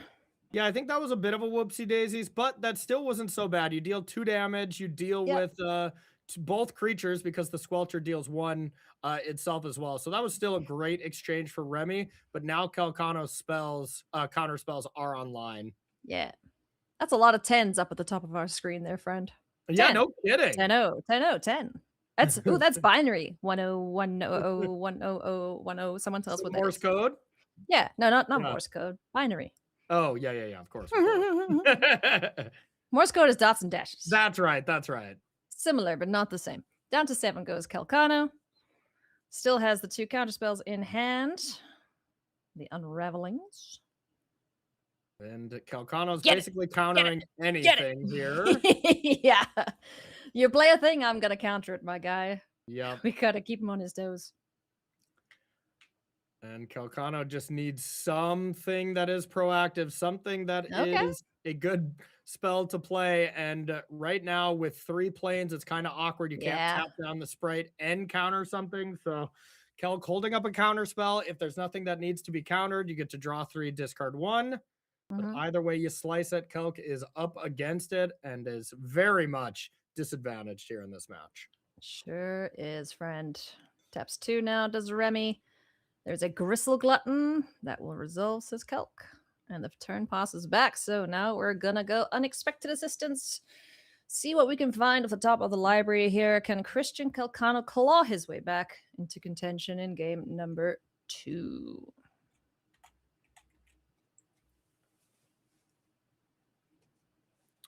Yeah, just a little too late, it would seem. And looks like this was not exactly a close match between these 2 decks, even though they played some great matches to get to this trophy match for sure. Sure did. Love to see it. Love some high-level draft action here.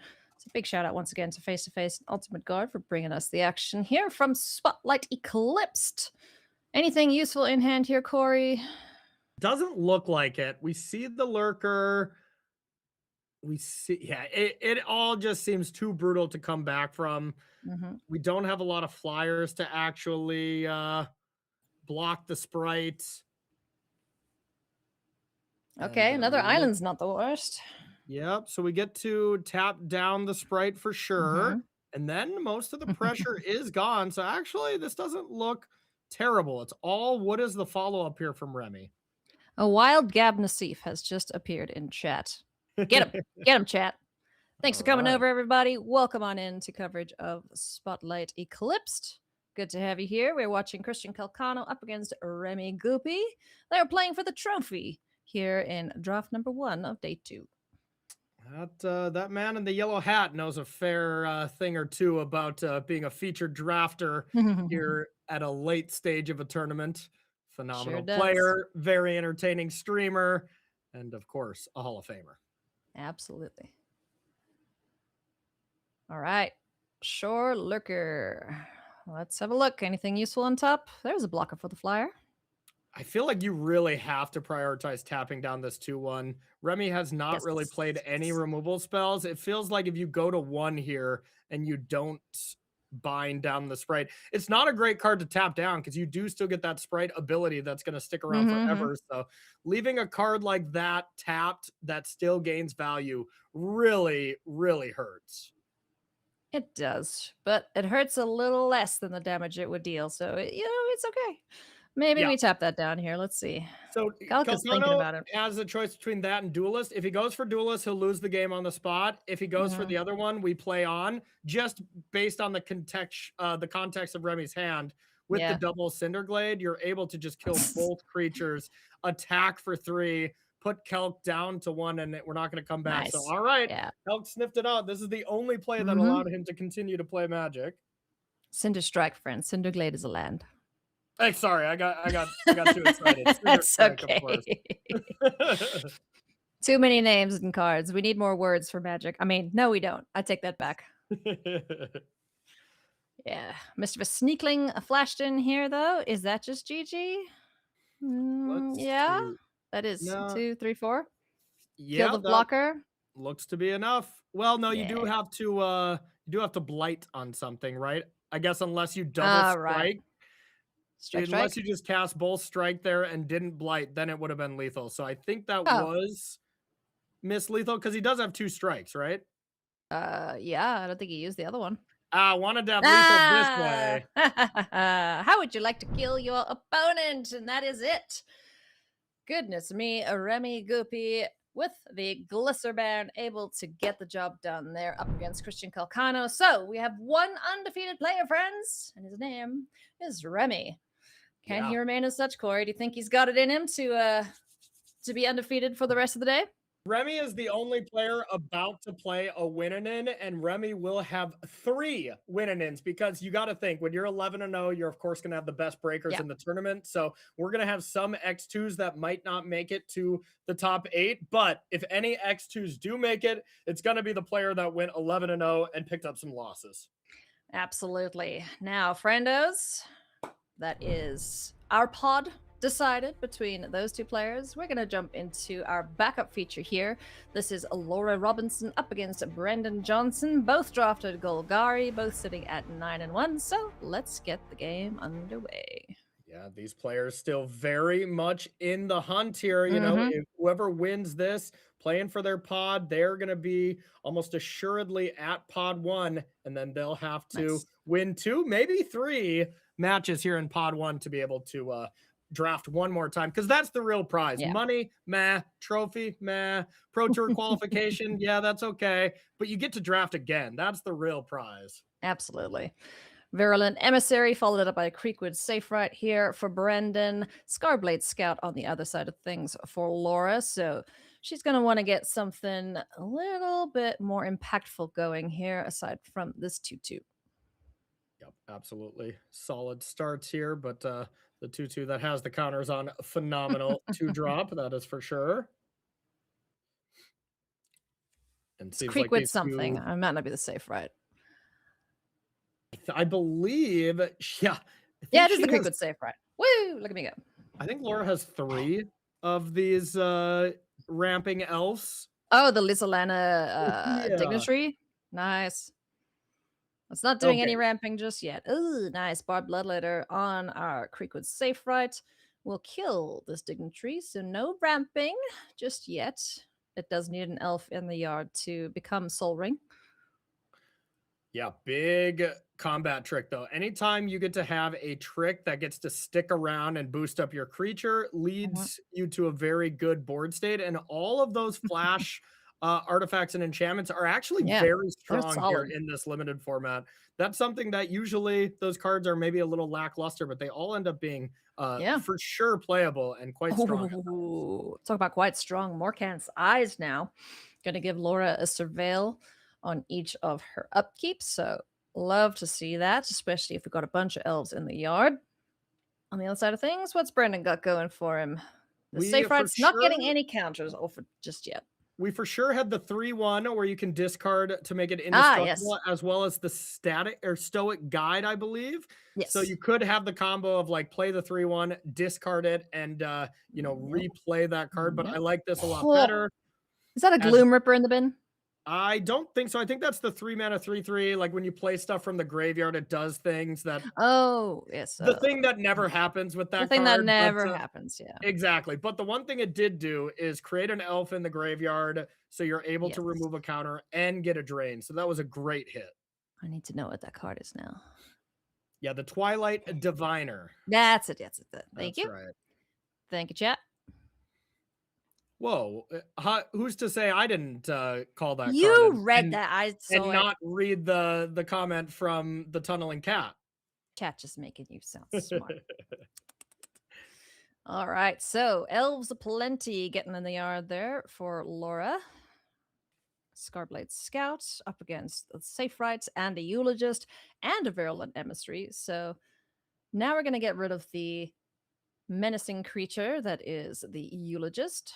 And get in gaining there. 3 life in the 6 process. life. So Excuse me, great. 6. Yeah, you're right. 6 life with the attack. Great exchange from Laura. What I was Yes. going to say is as long as she can buy enough time to get this Morcant Eyes to be gigantic, get a Yes. bunch of elves going, that's going to be great for her.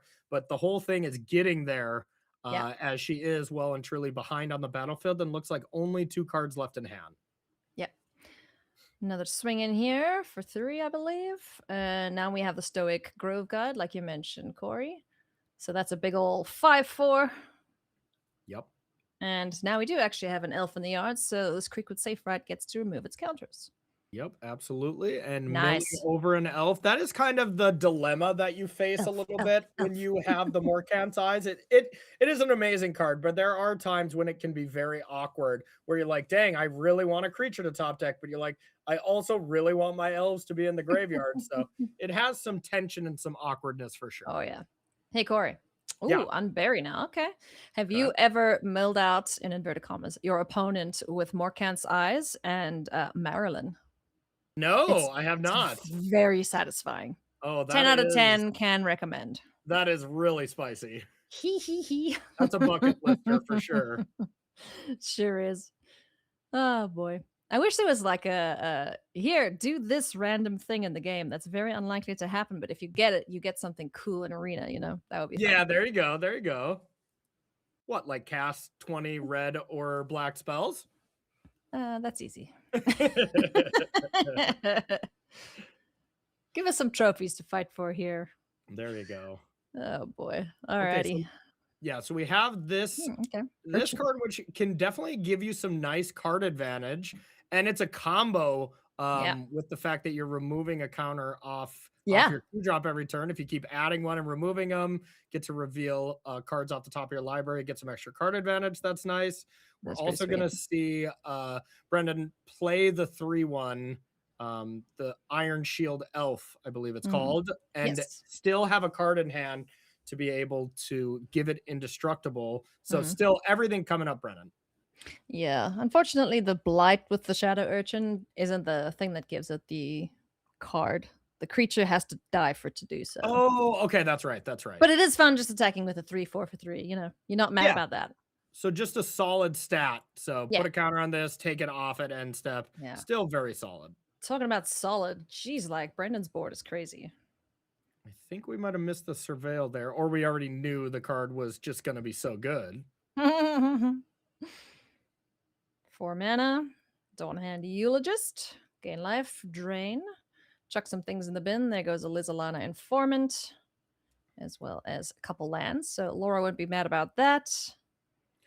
And now the problem, though, we're unable to attack with our lifelinker to kind of stem the bleeding a little bit. And now That's Brendan a lot is of damage. just able to attack with a gigantic creature. 7, 8, I mean, 9, what, the 10, 2-drop 12, is 6 power? 13? I think he's got 13 power on board, I think. Yeah. That's nuts. How big is that Creekwood? I think it's a 6/7, right? Let's see, because it's got +1/+2, right? Isn't it? I thought it was +1/+2 and wither. Yeah. So it's it doesn't have wither now. It's just +1/+2. Oh, it's when you equip it. Yeah. Yeah. The first time it enters. So yeah, he's a 6/7. Yeah, you fell for it too, Ailey. What? Oh, come on. I know. I didn't mean to walk into it either, but I was just answering your question. Son of a dingus. So fun fact about chat. Here's some little behind the scenes fun for you friends. There was a cheerleading tournament alongside the Pro Tour because there always is, right? So we had the woo, be aggressive nonsense next door the entire time. And they weren't allowed to go 5, 6, 7, 8. Instead, they had to go 1, 3, 5, or 7. You know, they had to skip the numbers because they weren't allowed to say 6, 7. Yeah, that is What fair. is this world coming to? I can imagine every teacher around the world and stuff has already made those rules within their classrooms. Groans in middle-agedness. Huge attack there for Brendan, though, really putting the pressure on Laura. Now it's just going to be Kin Morcant's eyes for what, probably like 5 or 6 or so. Is that even going to be enough to catch up here? And it's going to be tough. Sure is, but she's doing a great job here of keeping her life total padded. Let's see if there's anything good on top here to deal with the nonsense that's on board. Yeah, you also have to find the forest. Laura looked, probably just saw that, yeah, this is a forest. I need to just sack this Morcant's eyes. And hey, I mean, a forest represents 8 power, 8 toughness, it looks like, as I counted 4 elves as we went. Elf. Crack it. Whee! 4 elves, you say? Or is it 5? It doesn't count It's 5. itself. Does it count itself when it goes to the yard, right? I think it's 4.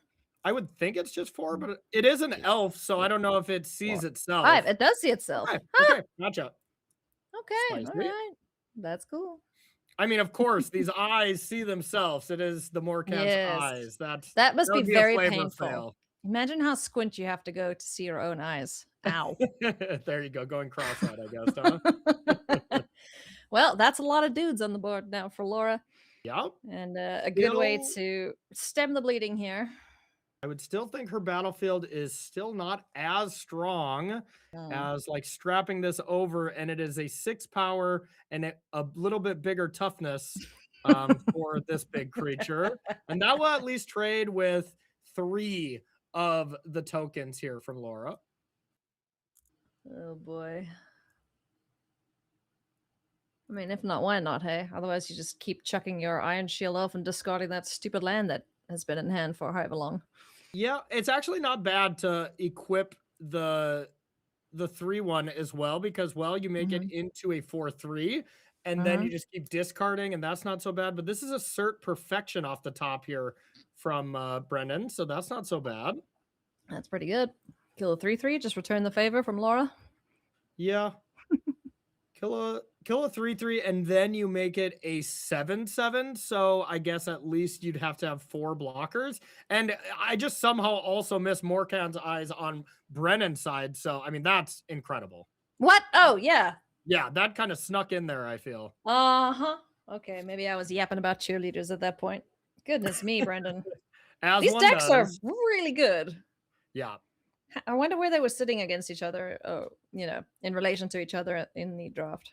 I would assume if they're both good elf decks, which it seems like they are, they were probably pretty far away from each other. But hey, that is exactly why Golgari Elves is kind of the go-to archetype in this limited format, because, well, it's deep. It can very much facilitate 1, 2 for sure, sometimes 3 drafters at the table, and they can all still have very strong decks.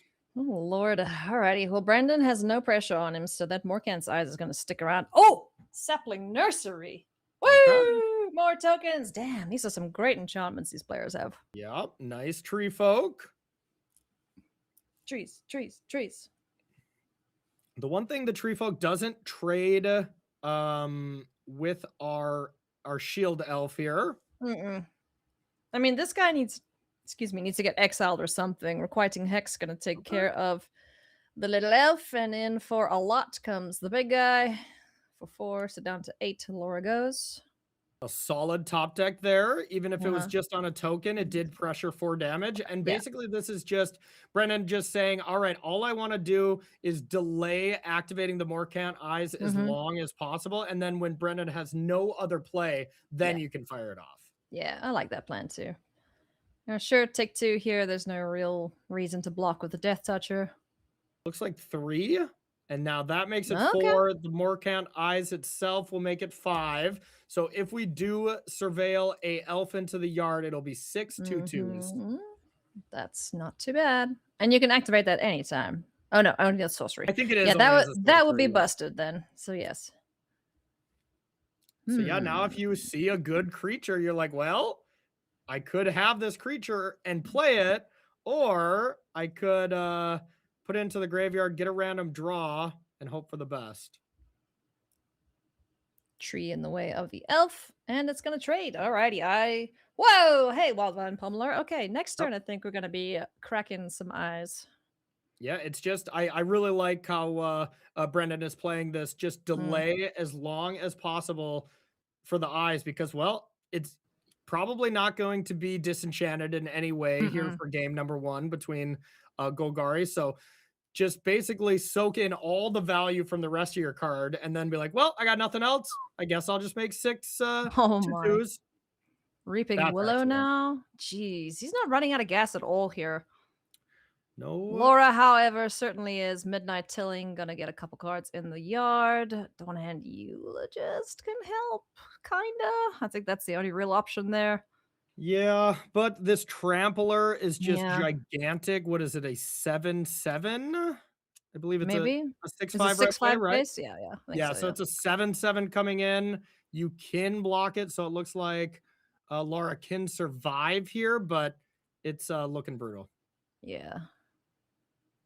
I mean, there's Unforgiving Aim that could kill an enchantment, but nah, I think it might be too late for anything like that even, so Yeah. looks like game 2 coming up shortly. Yeah, and this Willow being able to bring something back, even if it's not going to get in there, just bringing one of your best elves back is solid as well. Forest in the yard. Oh, What? That's bloodline bidding. Sorry, I was shouted again. that was My indeed bad. Bloodlines bidding. So now you can that either hurts. you can sack more can eyes and make a bunch of 2/2s, or you can bring all these back What is first. happening? Let's do Take that. your That's poison. disgusting. Oh man. What do you think Is we he selected for the creature type? Oofs. Wait, Holy.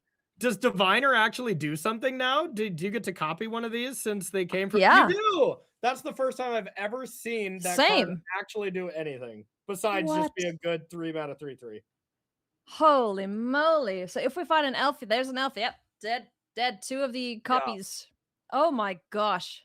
Yeah, and I thought that the Diviner, the first time I read it, I thought that it would make a copy of everything, but I believe it's only one individual creatures. It doesn't actually copy them all, but I could be wrong. Let's Google Diviner. Well, while Tell you're me. doing that, make sure to check this out if y'all want to buy some Lorwyn Eclipse play boosters. You want to get some commander decks, any collector booster box, some bundles or singles. Face2facegames.com is definitely the place. You can sell cards to them as well. And thanks again to Face to Face for putting on such a great broadcast for us all to watch. Hell yeah, we've had a great time so far. We hope you at home watching have too. That was crazy. And yes, Twilight Diviner just targets one thing. So whenever one or more. All right, big So if there were game. separate instances of resurrection, then yes, it would hit everything. But as it's all in Yeah. one go, boom. Gross. Either way, Okay. I'm just happy we saw that card do the thing. It Yes, has yeah. not come up yet in my 30 drafts or whatever. Yeah, me neither, man. Alrighty, let's go. Game 2 underway here. Brendan Johnson absolutely slamming an exclamation mark on that game. That is a great combo that Laura has there, being able to behold the card that's going to mill elves into your graveyard. So you have this Soul Ring style of effect. If we can hit an elf. Hey! Woo! Got there. But no follow-up? That's unfortunate. Oh, no, we have a follow-up. It is a 4/2 Archer, I believe. Oh, yes, that guy. Okay, yeah, there you go. Dawn's Light Archer. Hello. What a phenomenal turn 2, turn 3 for Laura there. That was awesome. Beautiful. That's what you want to see from your elf boys and girls. Here comes the Dawn's Light Archer, an excellent foil here for the urchin. Yeah. Hi-ya. Some removal here would have been excellent, but yeah, kind of shows the value of that 3/4. It's just okay as far as a rare goes. Nice. That was a block and a trade. Ooh, okay. I was about to say, Auntie's Sentence is quite nice, but we're going to get 2 Lyssalana Informants down on the board. Oh, Chomping Changeling. I wonder what that's for. I think that one's gonna hang around and relax a bit until we Yeah. see one of those powerful enchantments from Laura, either the Morkant's Eyes or the Sapling Nursery. Yeah. Ah, Right. fine, chat. Just keep neutering the card. It's only once per turn with the Twilight Diviner as well. So, phooey. So That we card's do not as good as I wanted it to be. now. I mean, still 3 mana, 3/3. Mhm. Still not terrible, but yeah, it is, of course, not a bomb rare in this set Nah. by any means. But when it works, it's pretty neat. In for 6, these two Lissalana informants getting busy, milling some more things, courtesy of the Scarblade Scout. And I think that was a really nice play there. Laura had the decision between playing the one card in hand, which I believe is the Sapling Nursery, or playing the Eulogist. So now if we top deck a land, you get to Nursery and you get to at least get some value, which we're going to see right now. And then a 3/4 is going to come into play, and then the Changeling will deal with it. But still, a nice exchange here for Laura. Yeah. Got the value. You got a big critter on board. Stoic Grove got to hit the board there for Brendan. Now we got a Tree Folk. Nice. Yeah, and no great attack. She could have got in with the Eulogist, I guess, to trade Eulogist, but that is about it. Chomp, chomp, chomp, chomp, chomp, chomp, chomp. So Laura really, really wants like an Assert Perfection, something to get the Stoic Guide off of there. Otherwise, Brendan is just able to hold back on defense, and he's got gas in the tank. She does not. Hold the fort down here. Plenty of critters. But yeah, like you mentioned, just a way like a combat trick of sorts or a removal spell in the form of Assert Perfection. What does she have available? Let's see. Yeah, the green Embrace would be amazing here. Guilt-Leaf's Embrace. Something to be able to attack through this Stoic Guide, but I'm totally with her. If you can't get through that Stoic Guide, your attacks are not great by any means. Oh, that's interesting. She's got 2 Morkant's Eyes. Ooh, okay. That's gross. That is pretty nice. Yeah. So she got Thought Weft charged too, actually. So there's things. Yeah, both decks are very strong, that's for sure. Light Rot, yes. Get rid of that Safe Ride Cavalry. Laura's version is definitely more aggressive, and then Brendan definitely has some more power. So I think the floor on Laura's deck is a lot higher than Brendan's, but the ceiling on Brendan's is a little bit higher.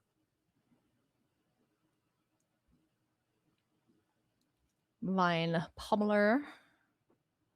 Wow, that's a formidable speaker that's in the yard too. So Brendan does have the way to bring back the Patriarch's Bidding. Bloodline Bidding, yeah. Yeah, Bloodline Bidding, the play off Patriarch's Bidding from way back in the day. But man, if you can bidding back and get formidable speaker, you still get to trigger that, discard your extra land, and then go get your best creature. Icky. Requiting Hex in hand there for Brendan, as well as the bidding. He does have it in hand, right? I thought so. Yep, I think that's the middle card, like requiting Hex on the left, and then the bidding. Yes, there we go. Yeah. The one that looks like potluck, basically. Look at all the creature types and that swarm of bodies. Blech. Yeah. So there was the Tree Folk Falling that had the attachment on it, and now Brendan is getting aggressive. Oh yeah, Pitiless Fists doing its best, but Brendan finding the answers needed to get these critters off the board. Dawn Handy Eulogist, once again milling some stuff. Gonna gain and drain. Geez, 3 lands off the top. You are happy to see those go, considering your Sapling Nursery is not on the board anymore. Yeah, it's just the only thing that Laura has needed. She's got so much power on the battlefield. She just cannot fight through the 4 toughness creature here of the Stoic Grove Guide. It's just been an absolute house here. Even though it hasn't attacked or blocked, it has done so much this game. It's been holding down the fort, man, but there's also that pummeler on the end that just, it's impossible to get through, and it's going to get sideways now. Does Laura want to double block it? Yeah, and you definitely got to try to deal with that at some point here. Yep. Tramples through for a little. The informant gets a trigger here. Surveil. Do we like what's on top, Laura? No. Don't have Eulogist in the bin. Eulogist. Good gravy. That's a lot of Eulogists. Nice. All right. Shadow Urchin back, courtesy of the Willow. And I see what Brendan's doing there is like, I'm not going to return an elf. I have bigger plans for that. Yep, Shadow Urchin, if he's desperate for cards, he can blight onto something with 1 power or 1 toughness. Was that Emissary Tristan being as one of them. well? He might have Tristan as well, yeah. Thought I saw a flip green card, and there's not too many cards that fit that bill. We'll see shortly. Yeah, a nice time little will tell. combo is if you can turn this creature sideways enough and keep adding counters onto your Weeping Willow. Yeah, you can keep bringing things back. Yeah, that is good. Everything attacks now. Ding, Love that. ding, ding, ding. Love it indeed. So our emissary is going to get in the way of this Grove Guide, which has been causing a couple gray hairs here for Laura. How do we want to block with the rest of the team? Yeah, and right now, Brendan's just like, kill whatever you want. I got plans for second main phase. You mean second dinner? It is Tristan. Wow. It is. Wow. So now, yeah, we're either going to see we can bidding back like 5 or 6 elves, which looks devastating for Laura, or we can play Tristan, which looks kind of devastating for Laura. So I would think either way, it's not looking good for Laura. Yes, that is well summed up. Oh, thank you. Wow. Oh, that is a grave shifter too? Yeah, grave shifter too to bring back whatever's not an elf. Yeah. Oh, Lord. I would think this is basically Laura at about 0% to win this game now, with that graveyard being stocked up. Formidable Speaker, the John Emmanuel Duprat World Championship card being brought back as well. So you're going to get to grave shifter back whatever is not an elf, which is your 6/5 reach trampler. You're going to get to discard whatever bad card you have in your hand and go search up your best creature with Formidable Speaker. So I think the only way Brendan loses this is if he accidentally mills himself too much. Yeah. This Tristan is a lot better trained than the previous one we saw in the earlier rounds today. Yeah, from Bernardo playing that was Golgari Goblin deck. Yeah. Go Goblins. Go Goblins, yes. Gross. Oh, man. And Laura's probably just like, you have it in your hand, don't you? Yes, like, don't pick up your graveyard, please. Stop counting it. Who's got a Bajuka Bog? I know it's not legal. Yeah, and here comes, like, yeah, you can block these if you want. And Laura probably is sniffing out what is happening here, but what are you just going to not block? Take 6, lose half your life total? Like, I think at this point, I would be doing exactly what Laura's doing as well. Be like, I can't beat the Patriarch's bidding here, the Bloodline bidding. Yeah. So I might as well play like you don't have it. Ugh. 1, 2, 3, 4, 5, 6, 7, 8. 2 enters, triggers. Bring back a 9th thing from the yard. Chuck a thing. Yeah, the 2 triggers go on the stack, so you can actually return whatever you want. Even if you didn't have cards in hand, you could return something, discard it, and search. But I believe... Okay, yeah, we didn't even activate Formidable Speaker. The Eulogist has a trigger too. Yes, yeah. 1, 2. All right. So no damage? There should be... Oh, yeah, good point. There's no elf in the yard, There's right? no elves in the yard. Yeah, it doesn't trigger if there's no elf. Yeah, that is a very good point. And now, I mean, how many cards are in the library? That's the only factor, but looks like there's enough. Too much to handle there. What an absolute beating Bloodline bidding was there. Holy moly. Brandon Johnson, congratulations. Picking up a win there in this round. That card's pretty good, Corey. Pretty good. Laura even had that amazing start of being able to turn on the Soul Ring creature to be able to really supercharge your draws, but just wasn't enough. Wasn't able to get through that 4 toughness creature to really put the pressure on. So yeah, Golgari, very strong in Lorwyn Eclipsed, and we'll be seeing if Brendan will be doing some more Golgari drafting here in pod number 1. We will indeed, friends, and on that note, we're going to take a very short break. It's going to be 5 minutes. When we come back, we're going to have draft of the day. More draft. Don't go away too long.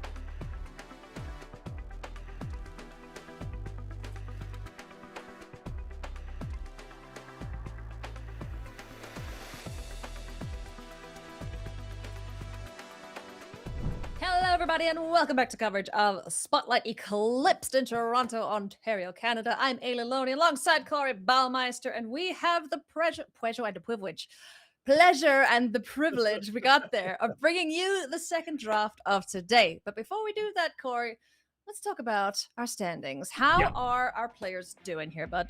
Let's dive into it. This is getting very exciting. We're getting down to it. 3 more rounds. Pod 1 is going to be 1 through 8. 9 through 16 is going to be Pod 2. All these players still live. X and 2 is going to be that mark. But looking at it, we have our 1 undefeated player here in Remy in first place. And then a sea of 10 and 1s all the way down until 8th place. So Pod number 1, this is very likely. These are some of the players that you're going to be seeing in our top 8. Remy just has to win 1. Everybody else has to win 2 and hope their breakers are good enough. So second place through 8, if they want to control their destiny, they need to win the pod. Remy can afford to lose a little bit. And same with the other side, looking at 9 through 16. Basically, there's going to be one person in that category that's going to have a chance to make it. They're going to have to win their pod. We see David Rude as well as Mark Anderson there among some other great players. So let's check the next page of standings, see how everybody is looking here. Yes, and, let's. Looking at 17th through 24th is another pod. 25th through 32nd is a pod.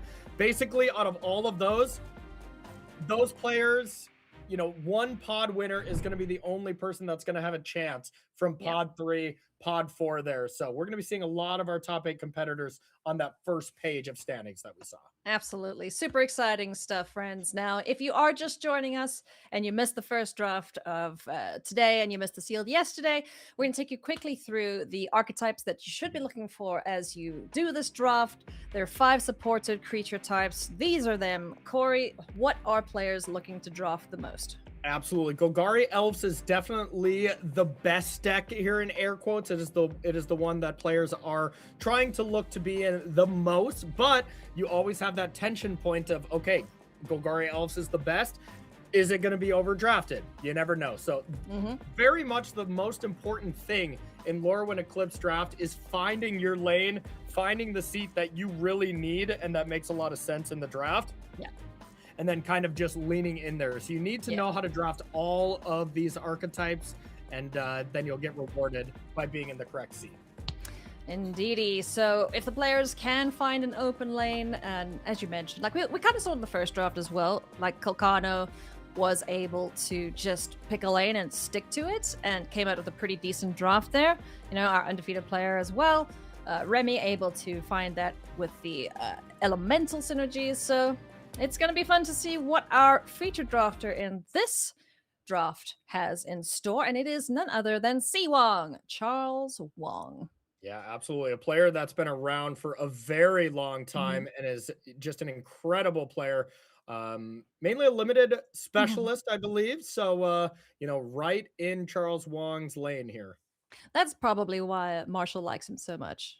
He always chats to Marshall at the events, and Marshall loves this guy. So if he's a big limited bro, then yeah, that makes sense. Ooh, what do we got there? Wow. Whoa!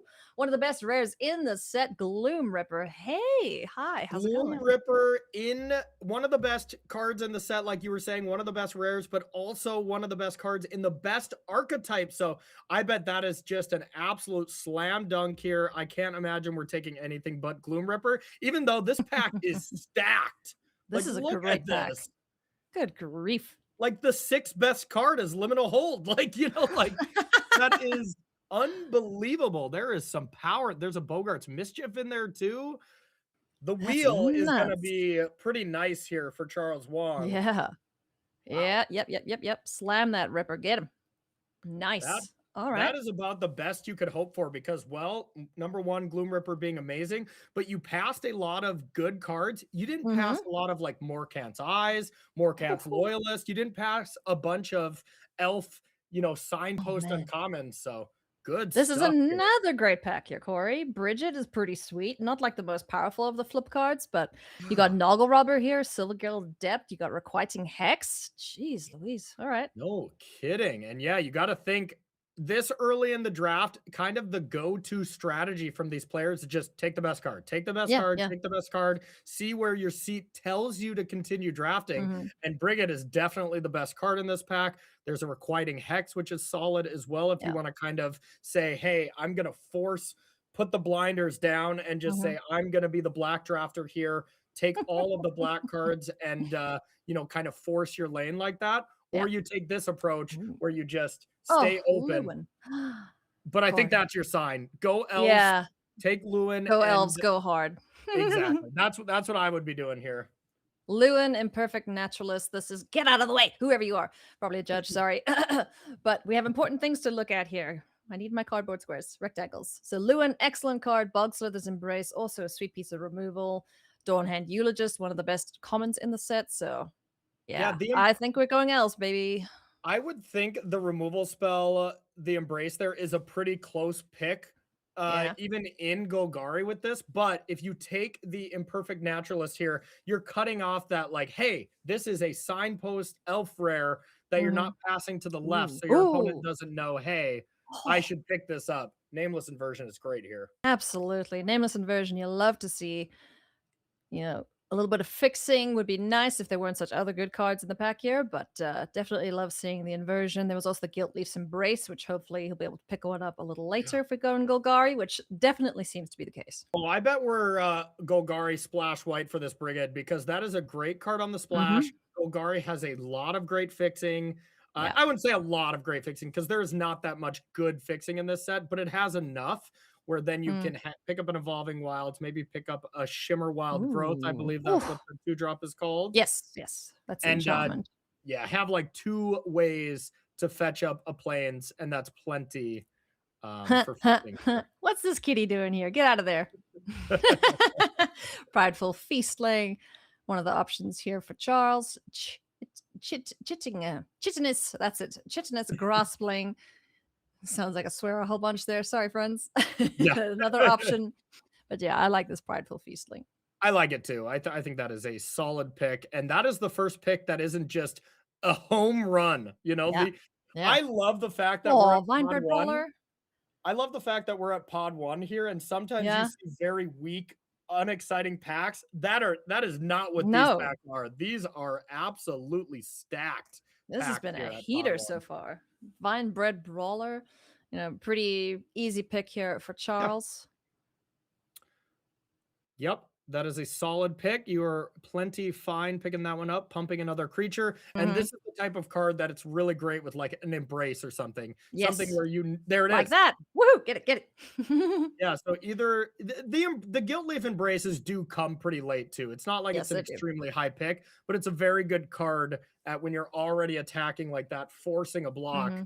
Cards like that end up being a little better. So here it's definitely between the Gangle Stompling or the Embrace. Yeah. It's going to be gangly. So Charles taking the disciplined pick there and filling out the curve, making sure that the 3-drop slot looks good. Okay, tree. Oh, there's an elf. Moonglove Extractor. Not the best elf, but, still you don't hate to have it.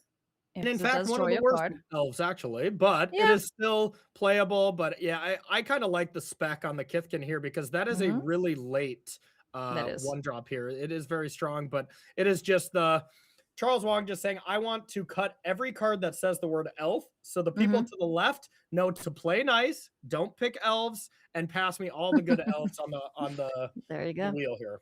Scarblade's Malice, pretty decent trick, especially if you've got a bunch of tramply friends, giving something Death Touch.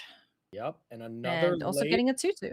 Another late 2/1 Kithkin there. So that is Charles Wong's just saying, you can be Kithkins over there. We can share green, but just pass me all the best black cards. And what? Wow. The Hex came back? Okay. What the Hex? Yeah, pretty much. What the Hex is right.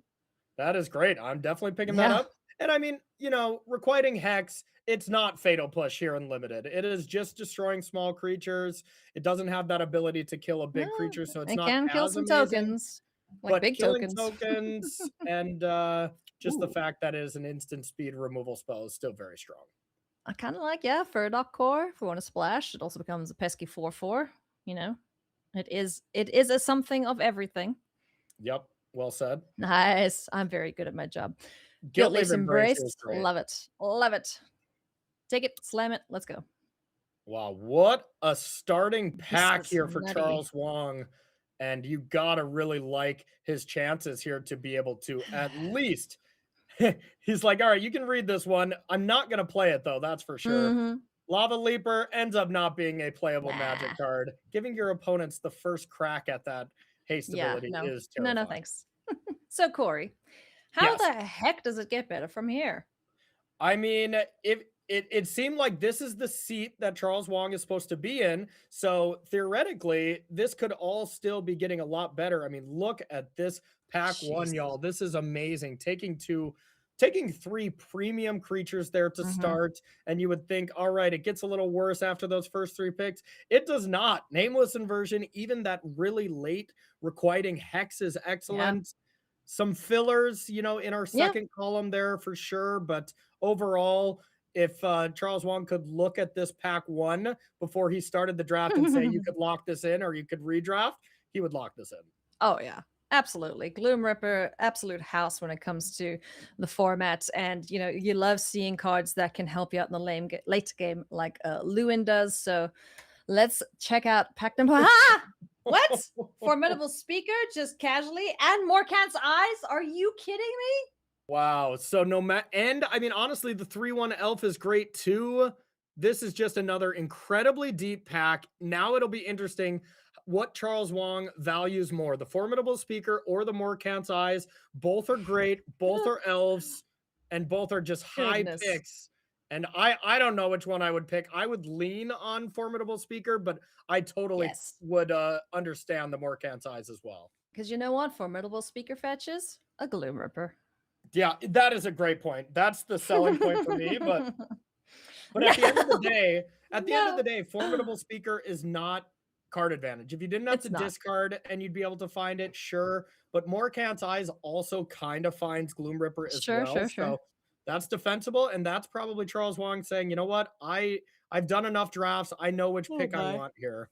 Another Nameless Inversion here, as well as the Thought Weft Lieutenant. Good gravy. Thought Lieutenant coming from this side would be a little alarming to me because Charles Wong very much said, hey, you be Kithkin, I'll be elves. And if that nice Kithkin's coming, that's telling of a couple things. The rare might be missing, so then who knows? Or maybe the person to the left is not actually in Kithkin's. Yeah. Could be, I think it's Brian Bonnell to the left of Charles, Kevin Green on his right. All right, Nameless Inversion, though, sweet piece of removal. And, if you get the Eclipsed Elf, it finds Nameless Inversion. And yes, it sure does. So let's see if we can find an elf. Eclipsed Elf, please. If we're putting in orders here for some good magic cards. So this is that's still a great pickup. That 4-drop is really nice, even though it is not an elf. The Bristlebane Outrider, yeah. Yeah, it's just a tough creature to take down. It's tough to double block because I mean the only thing that really cleanly deals with it is blocking with 2 3/3s. And even that, if you double block that with 2 3/3s and all of a sudden your opponent goes with the Guilt Leaf Embrace, you're just completely dead, but goes for the Graspling instead. Chitinous Graspling, also an elf. All right, what's this pack hold for us? Oh, hello, land and Chompling. Okay, Overgrown Tomb or the Chompling. The Chompling, I think, is very much a sideboard card in draft. In Sealed, I like main decking it because games go longer. People have a lot of those things, but still a great sideboard card. So Overgrown Tomb, hard to pass up as well. So I think this is actually a very close pick. I think I would pick Overgrown Tomb, but very close. Yeah, oftentimes the Chomping Changeling doesn't find any targets, so I like picking up the land, just, smoothing out the mana base a little bit here for C. Wong.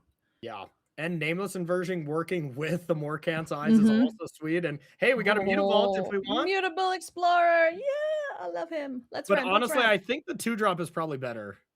Probably, but look how cute he is, Corey. Have you considered that? I mean, it's also like the most fun card to play as well. Yep. So that is very tempting, but man, that 3/1 is so that 3/1 is very good. Yeah, it's hard to pass that up. But if we are ramping, I like Mutable Explorer. I hope someone brought their Mutavaults just in case they drafted this too. That Yes. would be next level. The tokens are available though. They're in the set. Okay, Oh, so there Shimmerwild's is growth. the Interesting. Shimmerwild's growth. That is also a card that is really strong with Mm, Formidable Speaker. If we were to pick that, as you can untap the yeah. land and actually net some mana. But the growth here also solid if we want to splash the Brigade, Bridget. but Bridget, but not interested. Just going with the Hmm. Archer here as Yeah. the very much adult pick here. Yes, it's the solid body 4/2. It trades with most things in the format. Oh, nice. Eclipsed Realms. Yeah, I actually love that here. no other solid pick, so I think this is an Yeah, easy easy. realms. Hmm. I'm glad for the most part we're in agreement as to what to pick here, but it is kind of it's a feature as well as a bit of a bug with this draft is that once you're in a lane, it's very easy to know what to pick. Yeah, I would agree a little bit. Yeah, there is definitely when everything's going perfectly, the Hmm. draft kind of feels like you are a little bit more on rails, but it's those scrappy drafts where they get very tricky. That's for sure. Midnight Tilling, decent Yep. option here. There's the Dream Caesar. I don't know how much Charles wants that. I like the Midnight Tilling here as you still have a couple ways to bring back some stuff. So Mhm. filling up your graveyard, helping out the Morcant's Oh, Eyes. can you That's pretty imagine? nice. Can you imagine Midnight Tilling and getting back the Morcant's Eyes? Oh, it's Oh, among man. the cards. Never mind. Never mind. I thought you could like activate it and then no, you can't. Well, you can Midnight Tilling and get back Morcant's Eyes if it's among it. I mean, that's Yes, you good. can. That's fine. That's fair. So no interest in picking the growth there. That was another extremely late growth. So Mhm. not looking to splash. Totally reasonable as well. And wow, that is a late lieutenant. What? It came back? That is the same one, Wow. right? It's probably the same one. But yeah, that was a really late festival as well. So wow, Kithkins Wowza. is definitely open at this table too. Mhm. Man, this Thought Wave Lieutenant is so cool. If you're Yeah, able to what? get a bunch of this followed up by the Clachan Festival is just disgusting. Oh yeah. Attack for 4. Thank you very Ah, much. 10 the Sprigs. Do we want that? Yeah, okay.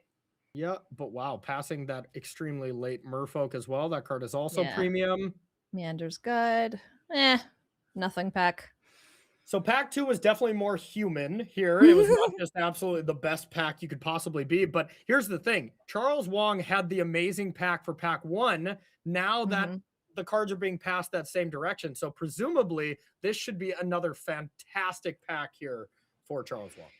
Well, let's take a look-ski as we go through the dregs of the packs here. Sorry, Forrest.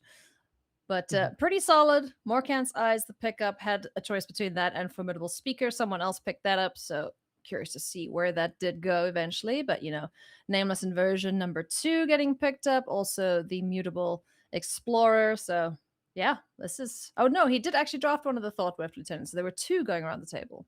Wow. Oh, yeah, yep, absolutely. And so here's the thing. Now we kind of look at how does the deck actually look as far as curve. And one thing I'm noticing, we have double Nameless Inversion as well as Midnight Tilling as 2-drops. But outside of that, there's no very strong 2-drop elves. So, Yeah. 2 mana, mill 2 lifelinker, that would be great.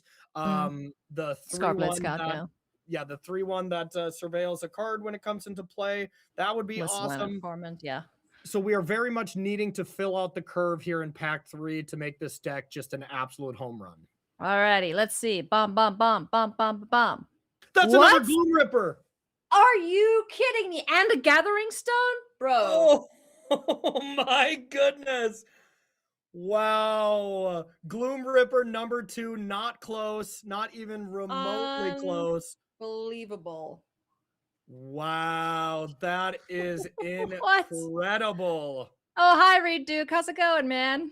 What do you know? Don't you wish you were in Charles's seat right now? What do you know? Golgari gets drafted and Reed appears.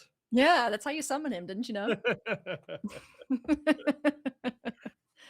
Unbelievable. I mean, he's thinking about it. He's like, okay, does this come back? Never. You take it. You just take it. It's the pretty one, too. You can't resist. I don't know. I think Charles Wong was just thinking, okay, I got to delay my flight. I got a top 8 to play. Okay, So there's the there's informant you mentioned. Oh, okay. Grub's Command I too, thought that was but Tristan's command for a second. I was like, nope, nope, that's not right. oh yeah, if it was Tristan Command, just give him the trophy. But I think this seems like an amazing informant. This is the kind of creature he needs anyways. Grub's Command, you probably could think about splashing, and it is still a 5-mana removal spell that can do some other stuff. But it feels like you have to take the responsible pick here and Yes. get the 3/1. If we were on Arena, sure, pick that Grub's Command and pop Nah, off. But nah. Take the 2-drop. I would think 2-drop so is as well. good, yeah. I mean, the elves, they hit hard, right? They got a lot of power. Their toughness sucks, but that's okay because you want them in the bin. Yeah. But hey, there is another thought process beyond all this of hate drafting that command, because that command, of course, can do damage to Oh, anyone. nice. Stoic Grove Guide, Changeling. Oh, Oh, there's the 4 Original drop. Adherent? Okay, all right, we're cooking. All right, this deck is starting to look like a 9 pushing a 10 here. This is the dream right now. Moon Vigil is just a devastatingly large threat. The fact Yes. that you are already milling so many cards into your graveyard, this card ends up just being a top pick. And now you just really want to prioritize getting some elves that mill yourself. The Eulogist Bloody hell. or the Lifelinker for 2 is kind of the avenue you Yeah. want to go here for Charles Yeah. Wong. Scarblade Scout, yeah, Dawnhand Eulogist, like you mentioned. Another Archer, I don't think we want. Is that That's a Morkant's Morkant? Loyalist. That's a Morkant's Loyalist, dude. That's wow, that's Tam as well. Tam is a great card, but I think Morkant's Loyalist, you just are also just gonna be Oh so happy my. right now. Charles is at 10-1 currently. We have one undefeated player left. That is Remy Goopy. Good grief, Charles Wong. Are you kidding me? Wow. I'm trying so hard not to swear, but this deserves an F bomb because the number of bombs in this draft is too damn high. Yeah, this is incredible. I mean, I have not seen an absolute home run of a draft Oh! like this in a long time. Unbury. Oh no, and it's Scarblade Scout. Man, I wish I that thi wasn't there right now. I want the Unbury. Yeah, I think the Scout here is the responsible pick. That is very much what you want. The Unbury, you have the power, so the late game is already on lock. So I would want to just make sure my early game is on point here. Plus, it synergizes with basically your entire deck. So I'm picking the Scarblade Scout, and I'm going to be very happy about it. I love you, chat. More like Charles 1. Am I right? Yep. Oh my goodness. What more can this deliver? Bar Bloodletter, Crossroads Watcher. That's not bad. Well, we finally have a pick where it's not an absolute home run here. It's either picking more Surly Surly Farrier. Nah, I don't want that guy. Yeah, and I mean, Charles already has one. This does pump non-Kithkin, so it's still a strong or at least a solid card. So that is basically Charles saying, now, if I absolutely have to, these Surly Farriers will be able to fill out the curve. Oh my goodness. Okay, Okay, I don't care about the rest of these picks, Corey. None of them matter. Yeah, I mean, Charles's deck is going to be amazing, and I'm very much excited to watch this next feature match with Charles Wong. And I think if everybody at this pod could see the deck that this already phenomenal limited player just drafted, would be like, can I just please fade Charles one time? Yep. I don't want to play you, please. But if you want a chance of getting the top 8 chances, all you'll have to. Celestial Reunion. Okay. Solid pick. Probably not anything we're going to play, I would imagine. Say Green Sun Zenith that you have to work basically, a little harder for, right? Yeah. I mean, and Behold, 2 creatures that type. Actually, this might not be so bad because you can get Gloom Ripper with this as well, right? Yeah, you can. I think. Yeah. I think this card is actually going to be good in Charles Wong's deck just because, well, all of Charles's creatures are indeed elves besides the couple Kithkins. So if it's going to be good in any deck, it's going to be good in this one. Good point, chat. That is a 3rd Ripper. Yeah, that is a good point. Oh man, Blighted Black Thorn or the Wary Farmer if Charles wants. I don't think he's short on playables though. Just putting it out there. Yeah, absolutely. Yeah, and that is a good point. Now that is 3 of them. Holy guacamole, man. That is definitely 3 of them. The only thing it's missing to make it a perfect 10 would be the Eclipsed Elf. Yeah, I mean, this deck Yeah. can really not be too much better. Didn't even need the Changeling there. We're not splashing, so that card is not really that impressive here. Crib Swap Crib just swap, yeah. as and Scarblades Malice. winding out the draft here. This looks like as close to a 10. I mean, 9.5 for Jeez. sure here for Charles Wang. That I'm just reeling. That draft was insane. Yeah. This is going to be a tough deck to beat. If you ever had to look at a deck and say what is going to be the 3-0 at the table, I would put my bottom dollar on Charles Wang's Golgari deck here.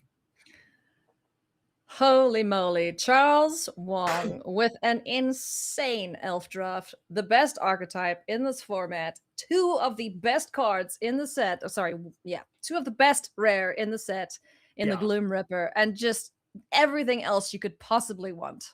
Look at all the gold cards that he's got too.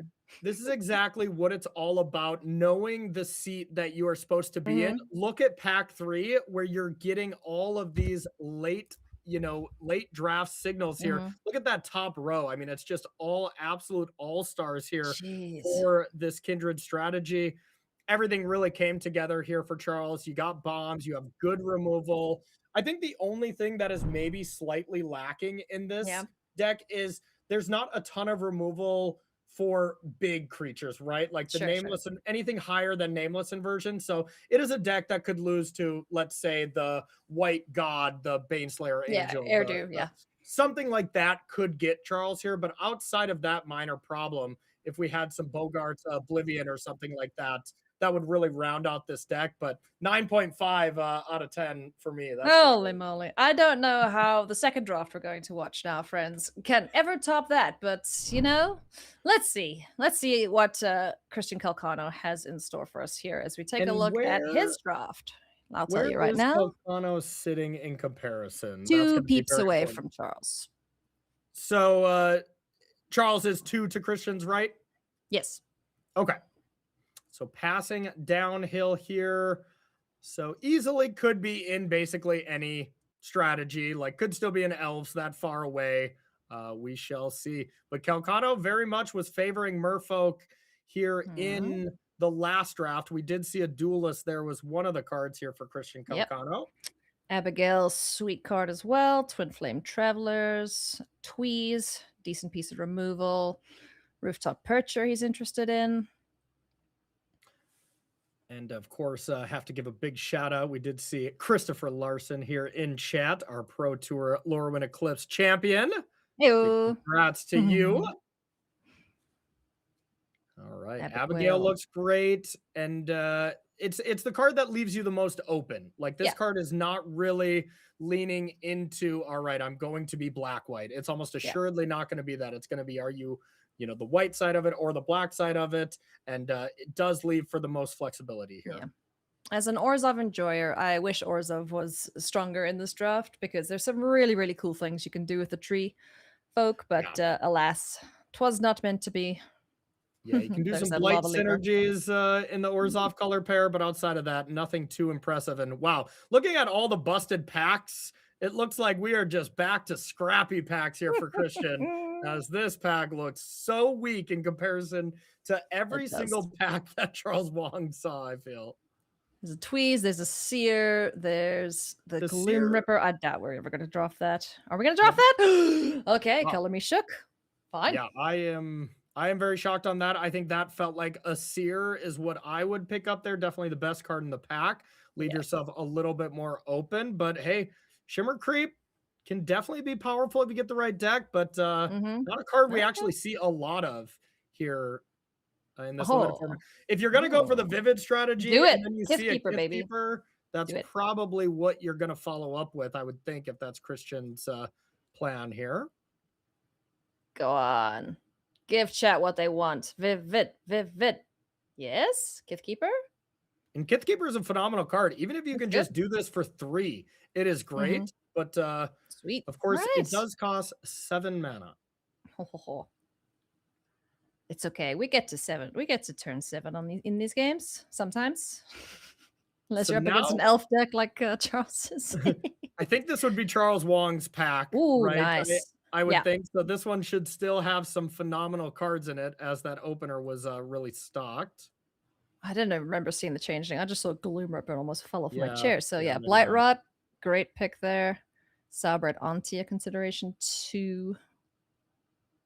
Yeah, either way, that's a lot of red cards. Yeah. I would think this is screaming to me in Kalcano's seat. Let's start picking some red cards. hmm Especially if we took that seer. So Kalcano is Yeah. very much saying, I don't want to be red, and red is one of the weaker colors here in this Sure. format. So Okay, Kinsville Aspirant, not too shabby. Lasting Tarfire, Gristle Glutton. Run away together, pull to the front here. yeah, and this These all packs are a lot more decisions to be made here for Kalcano. Are we sure this is the same draft table as Charles Wong? These packs seem like night and day difference. Yeah. Oh, he's going for it, dude. He's going for the vivid. I love it. Puka's eyes Okay. picked up. Oh, I want to see his drafts. I hope the games go well. You're hopeful. I'm Whoa, slightly scared. I'm Shine slightly Striker worried. 2. It's fine. We're gonna do it. We're gonna do it. Fixing isn't great in this format, but you know what? It's fine. We believe. Okay. I mean, I suppose that's what you pick here, but now we are just completely all over the place. Yes, we are. But of course, Shine Striker is a very good card. Yes. And that was Charles's busted pack, because that contained that. So Okay. So maybe they were just seated backwards or something. Yeah, Kelk must be passing to Charles. So Charles must be 2 to his left. Yeah, that sounds That would right. make sense. Okay, now we need Fix and Friends. Foraging Wickermore, pull to the front for that. There's the Great Forest Dryad, which is also a fixer if you're base green. Otherwise, yeah. Yeah, feels like an easy Wickermaw here if you are trying to play as many colors.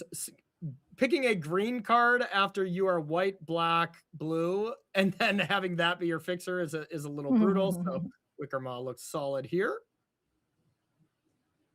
Furdock Core, another nice piece of fixin', especially if we're gonna try this Like vivid thing. Too. Oh yeah, the Pummeler is also nice.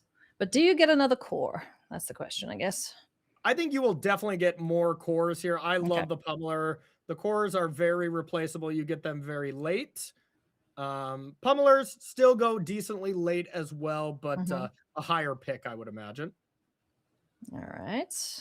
Okay. I want to see some more of these hybrid cards getting picked now. The feisty Spikeling. Tweez pulled to front, though. Christian does need some removal if he wants to get to the late game bombs that he's picking up. A very late Tweez to just ignore as well. So Kalcano is throwing red cards to the left. So I would imagine the player in between Kalcano and Charles Wong is almost assuredly going to be red, probably goblins. Yeah. Flock Imposter consideration there. Tend the Sprigs not interested in. Okay. Perfectly reasonable. Is that Flock Imposter you picked up or the Celebrant? Flock Imposter. Yep. Okay. That was the Flock Imposter. And there is some vivid payoffs. Nice. Okay. Or not, maybe more facilitators here. And we saw all those shimmering growths going very late as well from Charles's perspective. So that could easily be something that Kalcano is going to start being pushed into. Well, hey, you know what? If Pack 2 points him in a clear direction, he's pretty open. Yep. We'll see. What's a bomb rare? He's gonna open Spine Rock Tyrant. What's the best? What's the best? Yeah, the Awakener would be great as far as a vivid payoff. Yeah. The Aurora Awakener. Be able to go with that, but Kalcano is definitely leaving himself open to be able to open up any kind of bomb here in the second pack. But I gotta say, this pack one, in comparison to Charles Wong's deck versus just a fresh pack that you open, this looks closer to a booster pack than Charles Wong's perfect pack one that we saw. You know what? This is drafting the hard way, I would say. He's working for his draft. He's gonna make it amazing. Pack 2 is gonna have all of the glue that he needs to keep this together, Corey. I believe. I believe as well. So yeah, very, very medium start. Not even exactly sure what colors we want to be based in, but hey, Kalcano is leaving himself very open and flexible here for pack 2. Indeed, he is. Chat pointing out that does look like just a random booster pack someone opened. It does. It sure does. That's usually how my draft looks after Yeah. one is like a Oh. booster pack. So Moon Shadow is a very good card. It is very much What? not in the avenue that Kalcano is going for, but it might just No. be powerful enough. The fact that you have Blight Rot, Shimmer Creep, you can very easily be going into a black deck, and hey, it is still a powerful mythic rare. I if want you the can green get it card going. behind it. Yeah, if you can get it going, it's great, but there's a growth behind it. So if he does stay, this 5-color soup-esque that he's doing, then that's certainly the safer pick. Yeah, we're Or not even too liminal hold sure even. green though too. I think the No. safest pick is liminal hold, Sure. which feels like the responsible pick here. Bet he's gonna just snap up any Changeling Wayfinder he sees. Yeah, Changeling Wayfinders will be great. Okay, Eclipsed Realms. Sky Swimmer. Looking at that too. That's Lamenter, probably Blood our Crypt. pick. Fixing! Woo! I'm probably picking the Lamenter here. It is Yeah. very strong white card. Mhm. Kalcano's deck needs to kind of go long. So if we can get some synergies to do some blighting onto the Lamenter, I'm pretty happy. Mhm. And just the base value of 3 mana, 1/4, pay 2 on the next turn, and then play a 2-drop and have a 2/5 that got to draw you a card is just plenty fine here. So I like that pick quite a bit. That is the pick indeed. So starting off with 2 white cards in pack 2. Starting Let's to see. solidify the lane. Yeah, let's see what we got here. Oh, hey, Wayfinder. Oh, my baby, Marilyn. I love that card so much. There's the Moon Yeah. Vigil Adherence. I mean, if you're going for this, I'm playing the vivid strategies, trying to go as wide as possible. You take the Marilyn and you hope the changelings come around. Oh, that's so rough. I would snap pick that because that's just me. But the responsible pick is the Changeling Wayfinders to get some land. Yeah, I think I would pick the Maryland as well. Like, Kalcano needs the power. I know we picked 2 white cards into a Sultai card, and that feels a little rough, but Oh this is boy, very much looking like it is going to be all the colors but red. man. The stark contrast between these 2 drafts could not be higher. It's just crazy, dude. Hey, formidable speaker, you made it all the way here. Yeah. And I have a feeling it is not going to be picked right now because Charles ends up seeing this. So there's a little bit of the foreshadowing there. So now it's, what do you want to pick? We probably picked the rooftop, right? I think he's taking the speaker, dude. Okay. That's what Charles passed off. Oh, yeah, that's fair. That's fair. Yeah. Yep. Bar Bloodletter, Boggart, Curse Crafter. Yeah. Thoughtwave Lieutenant. Hey, Spirals of Solitude. Decent. We need some removal. A lot of good white cards coming this way here, so pretty happy about that. Even if this isn't the deck where you're going to be going wide with a bunch of creatures and actually using the ability of this First Strike Lifelinker, just the body of First Strike Lifelink 2-drop, that's plenty fine. Something I'd be happy to pick here. Nice. It does look like a lot more white cards are coming around this way. So yeah, what is it, chat? What's the anti-red color combo called? I'm not sure what you mean. There's a name for it when you're everything but red. Oh, gotcha. Yeah. Someone in chat will know. It's not redent. No. Space ripples. Jeez. Who let you out? A joke. What are we picking up here? Sans red? No, man. There's a witch maw. Thank you. There we go. Someone understands my question. Dark band. Wet Abzan. Okay, all of you be quiet. Good gravy. Oh, Outrider man. here looked pretty solid Ooh. here as just a nice big threat. Looks like we are very much trying to go back to being green base for fixing. I think I like that quite a bit. There's another wicker maw there. Love to see it. Can I talk? My 1/1 human has arrived, so Corey, take it away for a little while. Yeah, Wicker Maw being able to be picked up there looks solid to have some fixing to be able to make the mana base work here for this. Let's see, we got the Changeling here, which looks decent. Still a very unexciting pack 2 here for Christian Kalcano. I wouldn't be too happy with these first 2 packs. Starting to at least solidify what our colors are going to be. Green, white base, and then kind of vivid out for the rest of your colors. Shimmering Growth here is going to be excellent for Kalcano. Being able to have some nice fixing here. And Kalcano, I gotta say, y'all, is going to need a heck of a pack 3. We're going to need some bombs. All we kind of right. had the groundwork figured out here as far as fixing goes, but we really need some power to even out this deck. What did I miss here, bud? Gangly Well, we got a Stompling, Shimwild's Grove. Okay. Yeah, got a little bit of help here. Nothing too crazy. At least we have our fixing kind of under control, and we've solidified that we're base green white. But that's about it. When you're still trying to find your exact lane going into path 3, that is very scary. Yeah, this is not the spot you want to be in. But if anyone can pull a rabbit out of a hat, it's Christian Kalcano, man. Reluctant no down kidding. guard. Doing guard, down guard. I don't know how to say that, but that's going to be the pick here as we get through the last few cards of pack 2. Yeah, and Kalcano's hoping we don't have to play those Kithkins, but you never know. I don't think we're in for sure train wreck territory yet, but if our pack 3 isn't good, I think we have arrived at that territory. But hey, you know, that's the thing about this pod 1 draft. Even if you're at pod 1 with this many players, you know, 1,800 players, you need to shoot for the moon here. You need to go for that 3-0.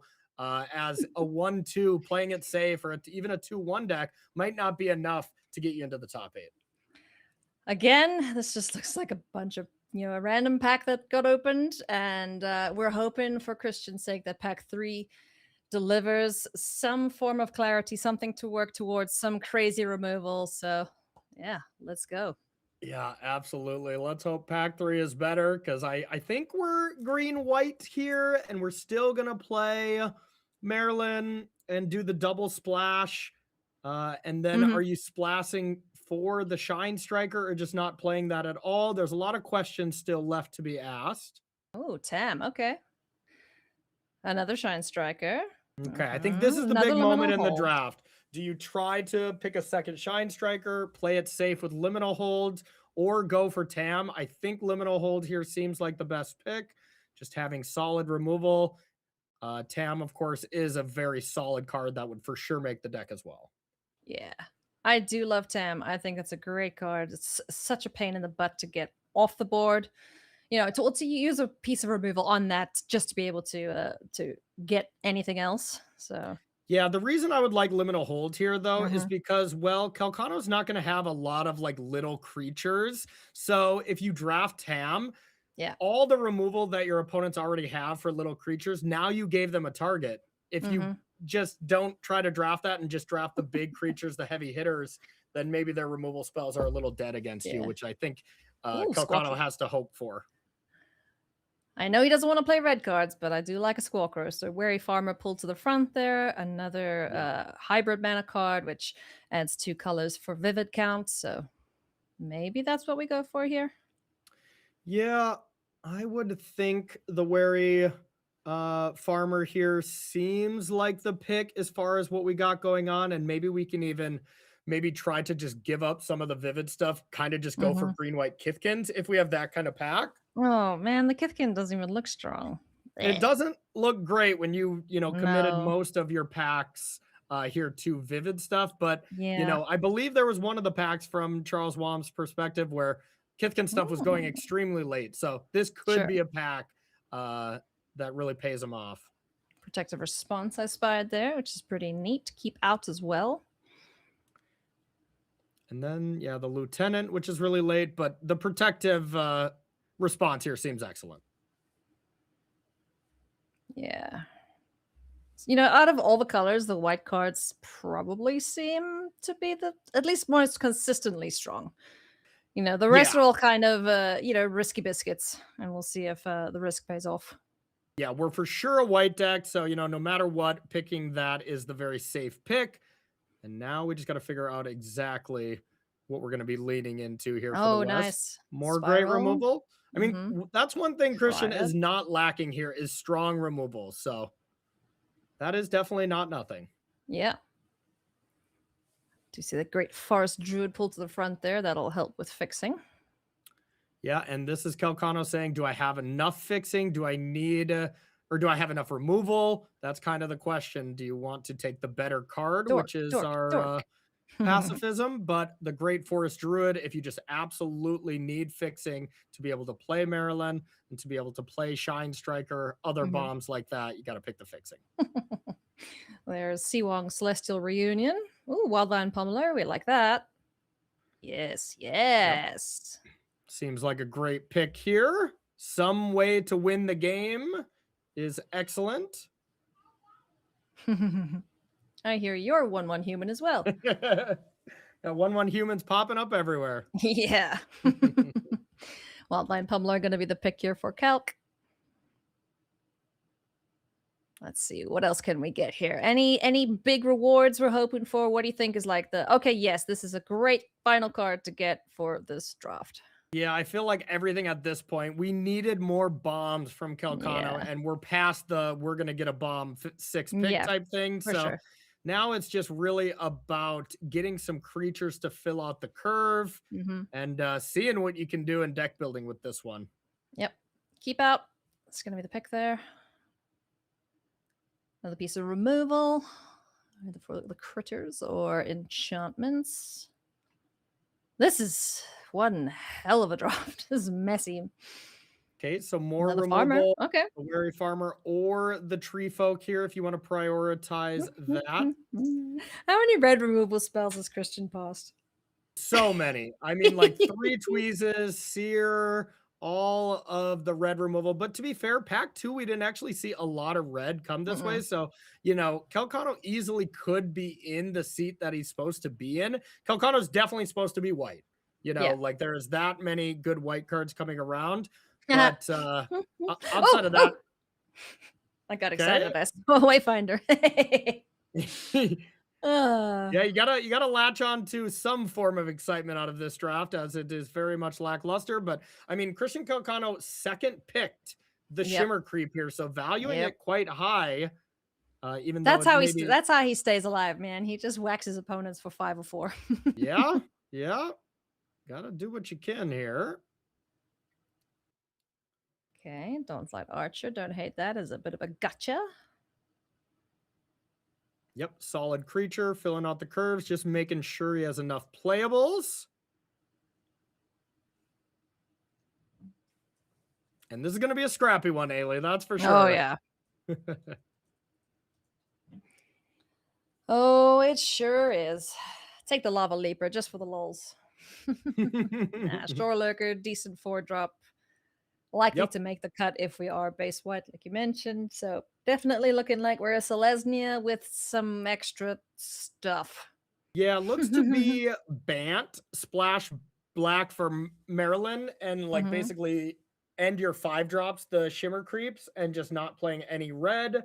That seems to be the direction we're going for. And there's solid amount of fixing. So, the power in this deck at the top end is going to be strong. The removal to be able to get yourself to the late game is there. It's kind of all the pieces in the middle, like any of the really solid 3 drops, solid 4 drops and stuff like that just are kind of not there.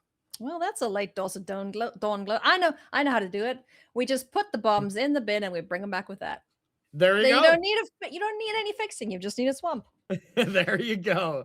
Just hope that you mill them over. I like it. Oh man, this is gonna be a fun one to watch, Christian. Let's see if he can pull a rabbit out of a hat here, playing everything except red. We'll see what the final deck list does look like if we get to see him in the feature match area. So those were 2 extremely different drafts. Very, very different. They couldn't be more different if we tried. Yeah, no kidding. Very polar opposite. The extremely powerful streamlined deck of Charles Wong, and then the scrappy Celestia splash black splash blue style of deck here from Kalcano. We'll see how it works out. I think it's very clear Charles Wong has the better deck out of the two. Sure does. But it did come together a little bit there in the third pack. So a little bit of a salvage, but I would still probably give it a 5, maybe 5.5 or so, something like that for Kalcano. Well, good thing Christian is a 10 out of 10 player, so that evens out to True. a 7, 7.5. So yeah, we're all good. All right, friends, that is the second draft of the day done. We are going to get into the action after a very short break. So go grab yourselves a beverage, and we'll see you in 5.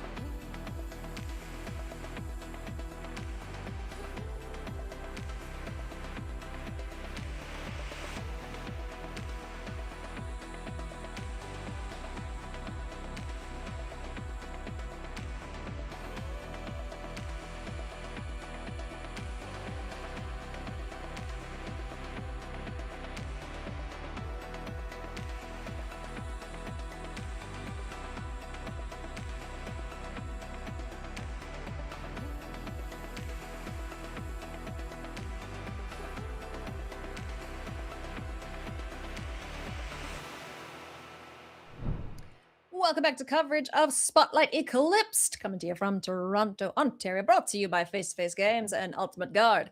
I'm Ailey, that's Corey. We have seen the second draft of the day, and oh boy, was it a tale of two, not cities, I guess, but just two insanely different drafts. One, the absolute nuts. The other one, nuts and bolts, I guess. Let's see if we can The cobble other one something together. is going to be very, very scrappy, that's for sure. But of course, like all of you wanted to see, we're going to be starting with Charles Wong. Absolutely. And just seeing this Golgari deck in action here. And wow, okay. Eli Swafford, we just saw him make multiple top 8s here. Yeah, top 8 of Spotlight Atlanta and Spotlight Atlanta ×2. Good yeah, grief. so it was 2026 here. We were just at this one where Eli was the #1 seed going in after Swiss with mono green landfall. So what is no this curve? Stranger to the feature match area here by any means. Oh my lord, look at this. Wonderbrine Trapper into Deep Channel Duelist. Sheesh. All right. Midnight Tilling here from Charles, getting back a land, I believe that was. And nothing happening right now. I bet you he's got that flashy archer. Do you think so? Maybe? Yep. No? Maybe not. Hope Could so. be a bit of a rough start. It does look like a lot of lands there for Charles. It looks like that that spell on 2 was definitely trying to hit a curve filler, try to find a 3-drop, but instead, yeah, that is all lands. We have the Changeling on 4, and then, of course, one of our powerhouses, the Gloom Ripper on 5, which still will be great against Eli. Jeez. Alrighty, well, Eli's just going to be like, cool, you're doing nothing. I'm going to play just the 3 best cards of this color pair. You know, it's fine. Eclipsed Marrow now. I'm going to go dig for some more gas. Why not? Where's the 4-drop? So Eli Swafford, the deck is, you know, just Azorius Kithkins here. And outside of the fact that we have 2 Marrow Sky Swimmers, 1 Eclipse Marrow, and 1 Deep Channel Duelist, the rest is very much I have commons. So this is about the best of the draw that we have here. We also have 1 liminal hold, 2 liminal holds. So, all right, it's very solid deck, but no absolute bombs, no SIGs, no SIGs commands, that kind of thing. All right, Chitinous Grospling to get things a little bit gummed up here for these fishy friends. Liminal hold. Hey, you called it. It's here on time. Get this Grospling out the way. What's that? 2, 3, 4, 5, 6, 7, 8 damage coming in. Charles good 4. What an absolute curve. And now the Gloom Ripper not even going to show that one. These players do get to see the pools, so it is kind of open deck list, but just as we expected, Charles Wong's very medium Golgari deck loses game 1. Yep, that's what we thought would happen. And you know what else happens when you sell your cards to face-to-face games? You get 30% store credit. facetofacegames.com/sell. Yeah, that was a non-game. That was really a non-game. So otherwise, Charles Wong, really funny. The last top 8 that we have was at the Spotlight in Denver, the only other limited Spotlight that we've had. So no stranger to the professional competitive limited scene. Hell yeah. I bet he's so stoked for 2027 when we have our limited pro tour. Yeah, no kidding. Woohoo. Man, there is no green in hand. Nameless Inversion takes care of the Wonderbrine Preacher. That's what that one is. Moonglove Extractor now. Got some work to do here to try and find a forest for Siwong. Yeah, so perfectly fine play here for Charles Wong. Being able to attack with that to find a forest is not so bad, but yeah, that is a very timely removal spell from Swafford. Hey, okay, we found it. Forest off the top there for Charles. Yeah. Now he's got the Dawnslide Archer in hand. And Eli, nothing on board just yet. So end step, flash in the Archer. Draw step, find another forest to look like. But first things first, in for 4. Eli takes first damage. Might be the Morkant's Eyes. Oh, yes. Lovely. So didn't want to play that. Just wanted to get to the battlefield a little bit more. We also have the 2 green colorless 0/0 that's power is equal to the amount of creatures you have in your Moon Vigil graveyard. Yep, graveyard and battlefield. So a great play when Charles can find the second green source here for the Moon Vigil. Liminal hold in hand there for Eli. Excellent land choice, by the way. That is one of my favorites for sure. Here comes the temporal cleansing. Gonna send that away. Where's it gonna go? Second from the top. Keeping that one around, it looks like. Anti-sentence. Now. Solid, because now you can sentence to take a peek at the hand and then play the Morkant's Eyes to be able to, you know, fix your draws a bit. And seems like an easy liminal hold to me. Is that swat away on the far left from Eli? Didn't get a good look at it. Didn't get a good look there, no. But yeah, Morkant's Eyes, like you mentioned. Could be swat away or Noggle the Mind. Let's see. That's probably swat away. Either way, Swafford just not finding any proactive element here. Okay, that had to have been about That's the proactive. Yeah. With the Eclipse Marrow. Yeah. 2 planes in hand, swat away, and the Marrow. So let's see what that can yield off the top of the library for Eli.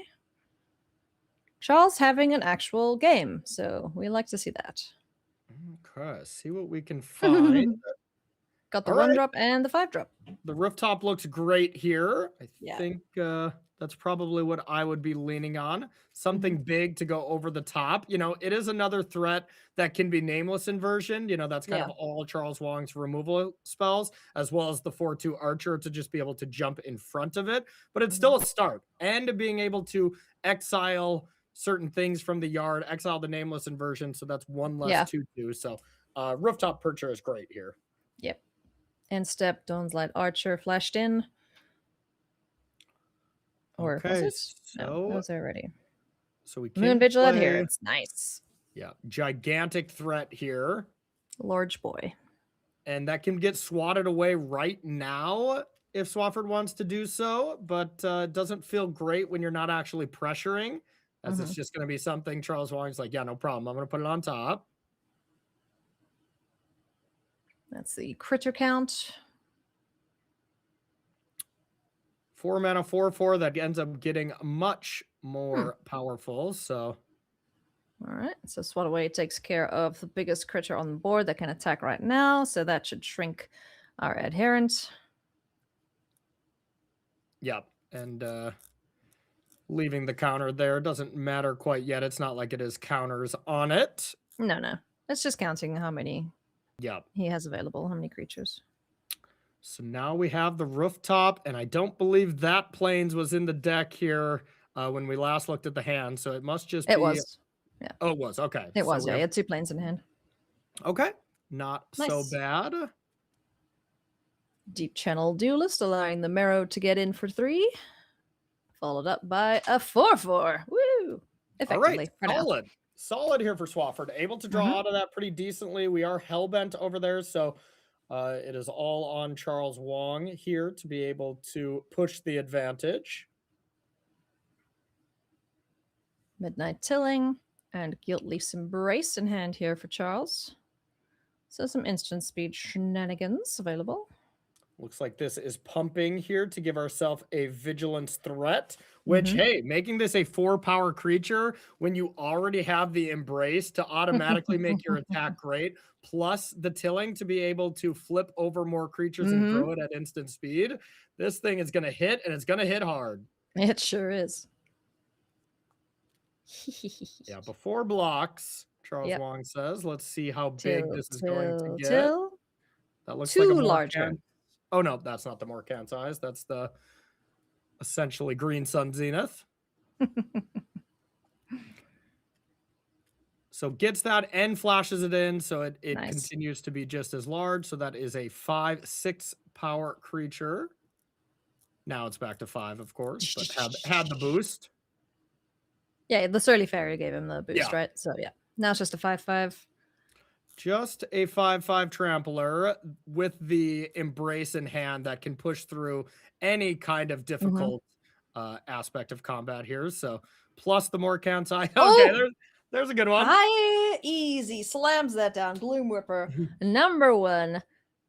Targets the one thing, targets the adherents, gets rid of the duelist, and now that's a lot of damage coming through, Corey.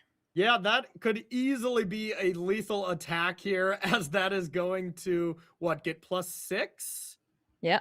So it's going to be 12. The Surly makes it 13. That's so silly. It's so big.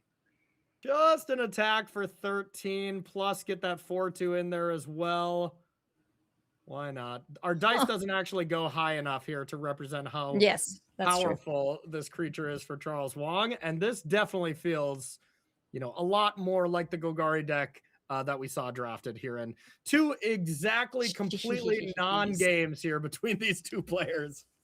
I mean, Eli started off pretty strong, and then Charles just kept drawing bangers off the top of the deck. So, love to see that for C Wong. This deck is absolutely busted. If you missed this draft, friends, holy moly, it was absolutely crazy. So, be sure to go and check that out. Big shout out once again to Face to Face Games. You want to go and sell some cards, get 30% off, go do so. facetofacegames.com/sell.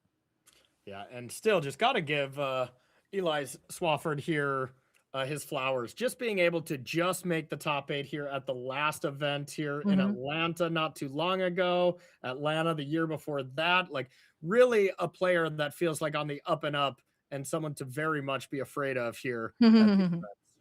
Absolutely. Overgrown Tomb to start off for Charles. Take a look at the opening hands of the players. They look pretty decent. Yep, they've got their colors. They've got their colors. They're sorted. So we have a game 3, friends. Exactly. That is probably Swafford's best creature there, the Duelist, in his deck. So having that immediately is great. Will really put the pressure on Charles Wong to have one of those 2 nameless inversions or the he's got it. Has both. Yeah. I saw the nameless inversion too. So has the way to remove the tricky, problematic creatures. So that is step number 1 for Charles. Gravelgill's Scoundrel hits the board. That's a tasty option, but first things first, we're going to play this Liz Alana Informant, get some more things in the bin, and pass the turn back. Pretty land-heavy hand there from Charles Wong. We have 3 lands, the 2/2 lifelinker as well as nameless inversion. So nothing amazing so far. Very much hoping for the top of the deck to yield some good results here. Charles Wong probably would have snapped off that block as well. Yeah. Mirror Sky Swimmer and Friend hits the board. Now we've got Scarblade Scout. No! Gloom Ripper! 2 Gloom Rippers! 2 Gloom Rippers! Oh no! Nameless Inversion gets rid of the flyer. Always feels terrible to mill over your 2 bombs when you don't have recursion in your hand. And then, of course, you know, the classic of course moment is now you draw a land after you just milled away 2 Gloom Rippers. It's always what happens. Can I get a oof in chat, please? A big oof. That is extremely brutal. And it's just like, it's not like it's ever a mistake to not play it there. It's just based on how the deck is configured there. Sometimes it cannot work in your favor. All right, so now he only has 1 Gloom Ripper left. Oh, so sad. Watch him rip it off the top now. Gloom rip it right off the top. Yeah, why not?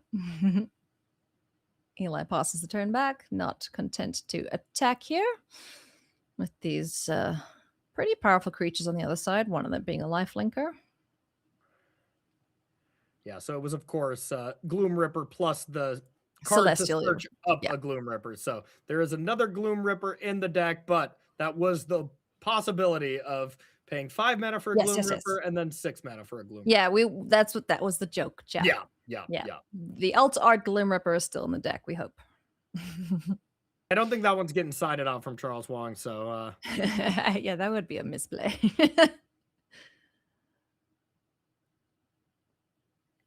All right. Where to next, friends? What you got, Eli? You're gonna need some answers for has a pretty good hand though. Eclipse Marrow. A decent amount of power here, some card advantage. Just a really solid hand here. Plus the spiral into solitary or solitude in there as well. Solitaire. Ooh, Disruptor. Hey, hi. How's it going? Wow. That's a nice pickup. Solid creature for sure. And now Eli Swafford's hand looks completely stacked. And Charles Wong is very much still flooding. Yep. Disruptive Currents, a great way to balance pesky critters on the other side of the field. So able to just hold on to that and flash it in here at end step. Does he have enough? Oh, yes, he does, because he played the second blue. Nice. Wow, Charles has 5 lands in hand. Are you kidding me? Charles just has nothing but lands in hand. Not anymore. Unreal. Eli's helping. Yeah, Charles was actually probably pumped about that. Charles not even playing land drops there. Is just like, you know what? I don't know the reason to not play land 5, to be honest. I'd for sure play land 5, but Yeah, Eclipsed Realms at least. yeah. But I get holding some lands because Charles Wong's deck's not that expensive, but I'd still for sure at least play 5, because now think if you top deck a 4-drop, you're going to feel a little silly, you know? Just as you won't be able to double spell. Mm-hmm. Okay. Tributary Volter. Nice. Oh, Temporal Cleansing. Even nicer. Eli is just pushing the advantage now. Completely popping off. Mm-hmm. And here comes the attack with everything. 4, 5, 6, 7, 8, 9, 10 damage there? I think it was 9. Yeah. Just 9. All right. Surly Farrier. It's a thing. Let's get the 2 creatures back down on the board here. Did we surveil with the informant? We must have, and we kept it on top because we did not bin a nameless inversion. So there's, I guess, going to be a good card on top, but we need an absolutely great card. We need one of the Gloom Rippers, I imagine. Even that, it's like not amazing. It's not going to absolutely win the game for Charles Wong or anything. So Charles is in a lot of trouble here. Absolutely. Oh, man. And now also being able to exile this one card that can help surveil too. Ooh-wee. Eli Swafford is, I think, going to take down Charles Wong in this absolutely busted Golgari deck. I think so too, and I just can't wait after the drafts where we were definitely talking about how great Charles's deck is, that Kalcano is going to be the 3-0, and oh my goodness. Jeez, it was Gloom Ripper, and we just had the swat away to just cleanly deal with this. What? Wow, that's Eli Swafford 1 win away from making another top 8. And I mean, Atlanta was just a couple weeks ago, so he is very much fresh off a top 8. That was a decisive victory there from Swafford. You know when I said we have a game 3 at the beginning of game 3? Yeah. That was a lie. That just, holy moly, Eli just drew so much gas there, had all the answers to whatever Christian was doing. What are you going to do about it? I'm not sure Charles Wong was still going to win, even if we didn't mill those 2 cards over. If we just went Gloom Ripper into Gloom Ripper into Gloom Ripper, still might have had some trouble. All right, he probably would have been all right then, but it still would have been a game at that point because Swafford's draw there was incredible. That was just nutty. Super unfortunate, but you know what? We got more Magic friends, so let's just go. We're just going to forget about that one, and as I'm pretty sure Wong will as well. Let's go check out our second feature match here. It is going to be the Calculator, Christian Kalcano up against Maxime Auger. All right, let's see Kalcano's deck in action and see what Auger ended up drafting here. Yes, let's take a peek at their list and see what headliners we have. We know Kalcano was drafting all sorts of nonsense, and it does look like he has opted to go for a Selesnya base, splashing just a little bit, just 1 black spell. It seems like 1 swamp. Let's see. Okay, so just those 5 drops that we're splashing for. And the Shimmer. Okay, yeah. And then looking on the other side, this is another Golgari Elves drafter. So looks like Charles Wong and him were fighting over these picks a little bit. Still looks very strong. There is 3 Dawnhand Eulogists. Iron Shield Elf as a very solid card. The Moon Shadow made it all the way to Auger. Nice. Okay. It looks like they were Champions of the Perfect as well. So man. All right. Auger's deck looks great as well. You've got some gas. Alrighty. Players checking out the pools. They are allowed to do so. They don't know the exact list of the opponents, but we're going to get things underway here shortly between these 2 players. Let's see if Cal can improve his record. If you can stay at just 1 loss going into like the last round here, friends, or the last couple of rounds, that is your best bet to make it into the top 8. So no more losses is what our players at X and 1 are thinking. Yeah, absolutely. And they do have a loss to give, and then they have to hope their breakers are going to be okay. And the thing is, Kalcano, Max here, they are going to have pretty solid breakers as they Mhm. started off at such a high record. But you don't want to leave your tournament to chance here. You very much want to be in control of your own Yes. destiny, and X1s. All the X1s will make it, of course. So that is what these Mhm. players are looking for. All right, let's take a look at the opening hands here for both players. I don't see many lands in hand there for Maxim. And I Christian, on think the it's other hand, there's the moon shadow, I believe, there, but yeah, not enough lands there for Max. So yeah. shipping that one back. And you will notice we are very much caught up to live here from these Yep. players. So we're going to be seeing all of this game here in action. Christian just staring up to the ceiling, likes his opening hand, thinking, okay, cool, sure, right. Let's hope I draw this, that, and the next thing to cost, I don't know. He eventually did decide on a Selesnya list, so we're not going to see crazy 5-color vivid shenanigans. I think the only vivid payoff really are the 2 shimmer creeps.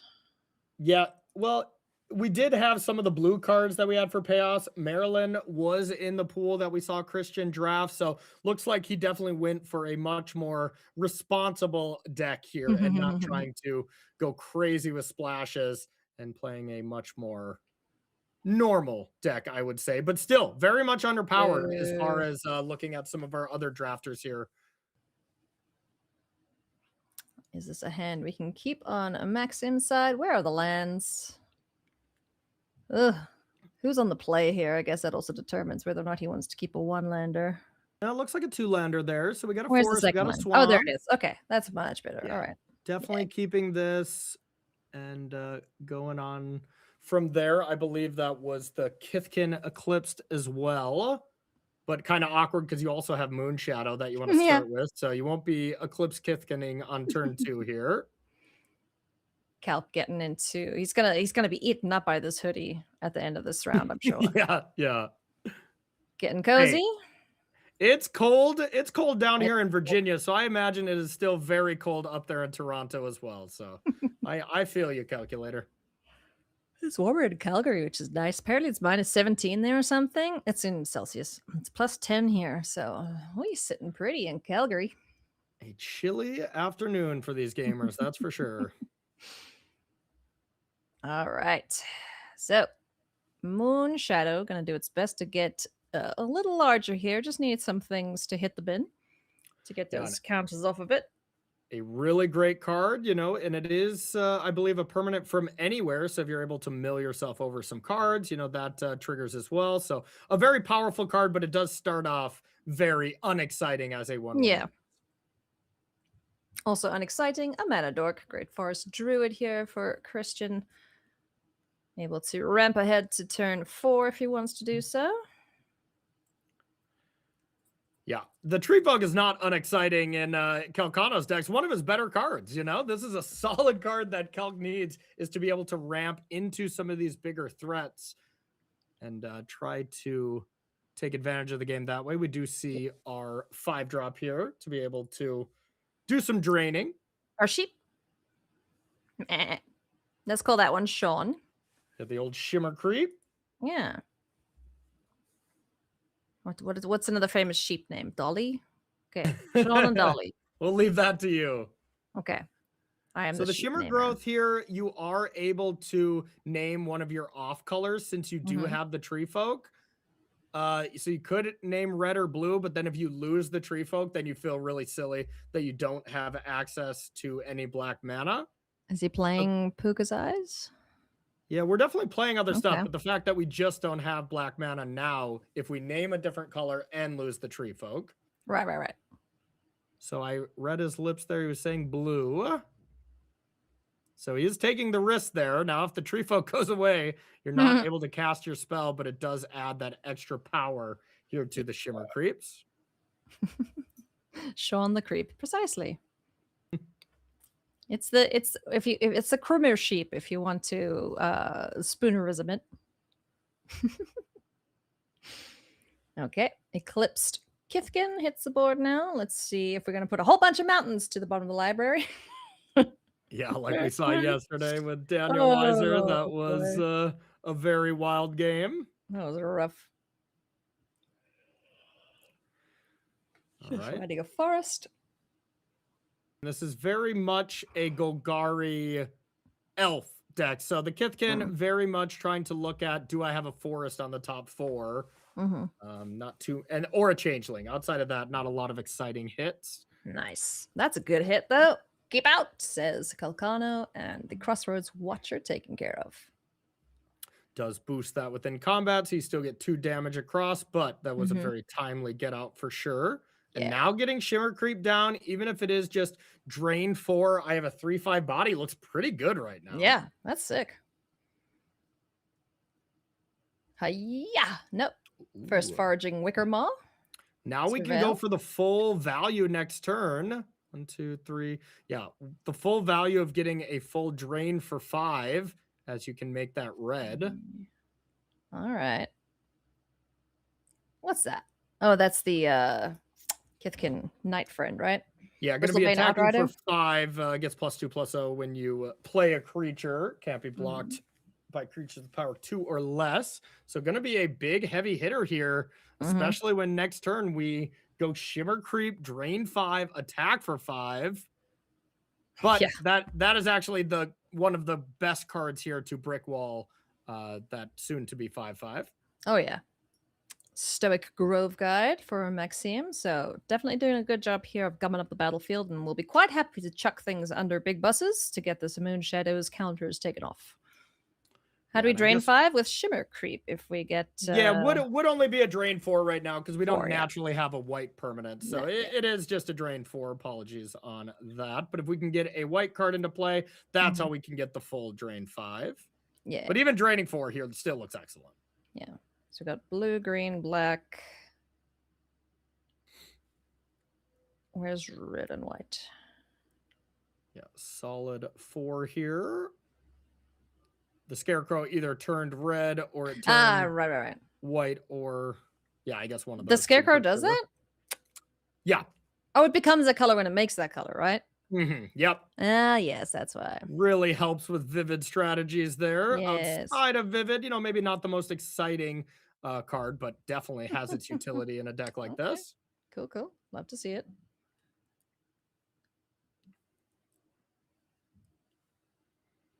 And so far, just not any great attacks at all here for Max. So Kalcano putting the shields up, and Kalcano does have some really great late game threats. It is really that mid game that Kalcano's deck struggles with, but we are past that. So now if we can just start drawing removal spells and start pressuring Max here, we're going to be looking quite good for the calculator. Whoa, that's the kind of payoff that Basher. Kalcano wanted. That's what Kalk wanted, yeah. Oh, man. Max took it. Rude. So green, white, black. These are all 3 creatures getting +3/+3 right now. This is a gigantic hit. Is painful. Is Kalk just going to take it? Can he block anything profitably here? Double block something? Let's see. Even the Eclipse Kithkin is going to trade with anything here. So yeah, this is not good blocks in any way, shape, or form. We could double block. God, you can't even double block the Stoic Guide to be able to kill it. I guess if you... what about the... You can double block the Moon Shadow. No matter what, Max would kill any creature that Kalcano would block. So there's no good block here. Yeah. But, still got to preserve a little bit of that life total. And this Moon Shadow, I think, might become a problem. Yeah, you don't want to just take, 19 we're coming in here? Yeah, let's not do that. That wouldn't be ideal, especially because the Prisma Basher is going to be unlocked next turn as well. Yeah, 6/6 Trampler, right? Yeah.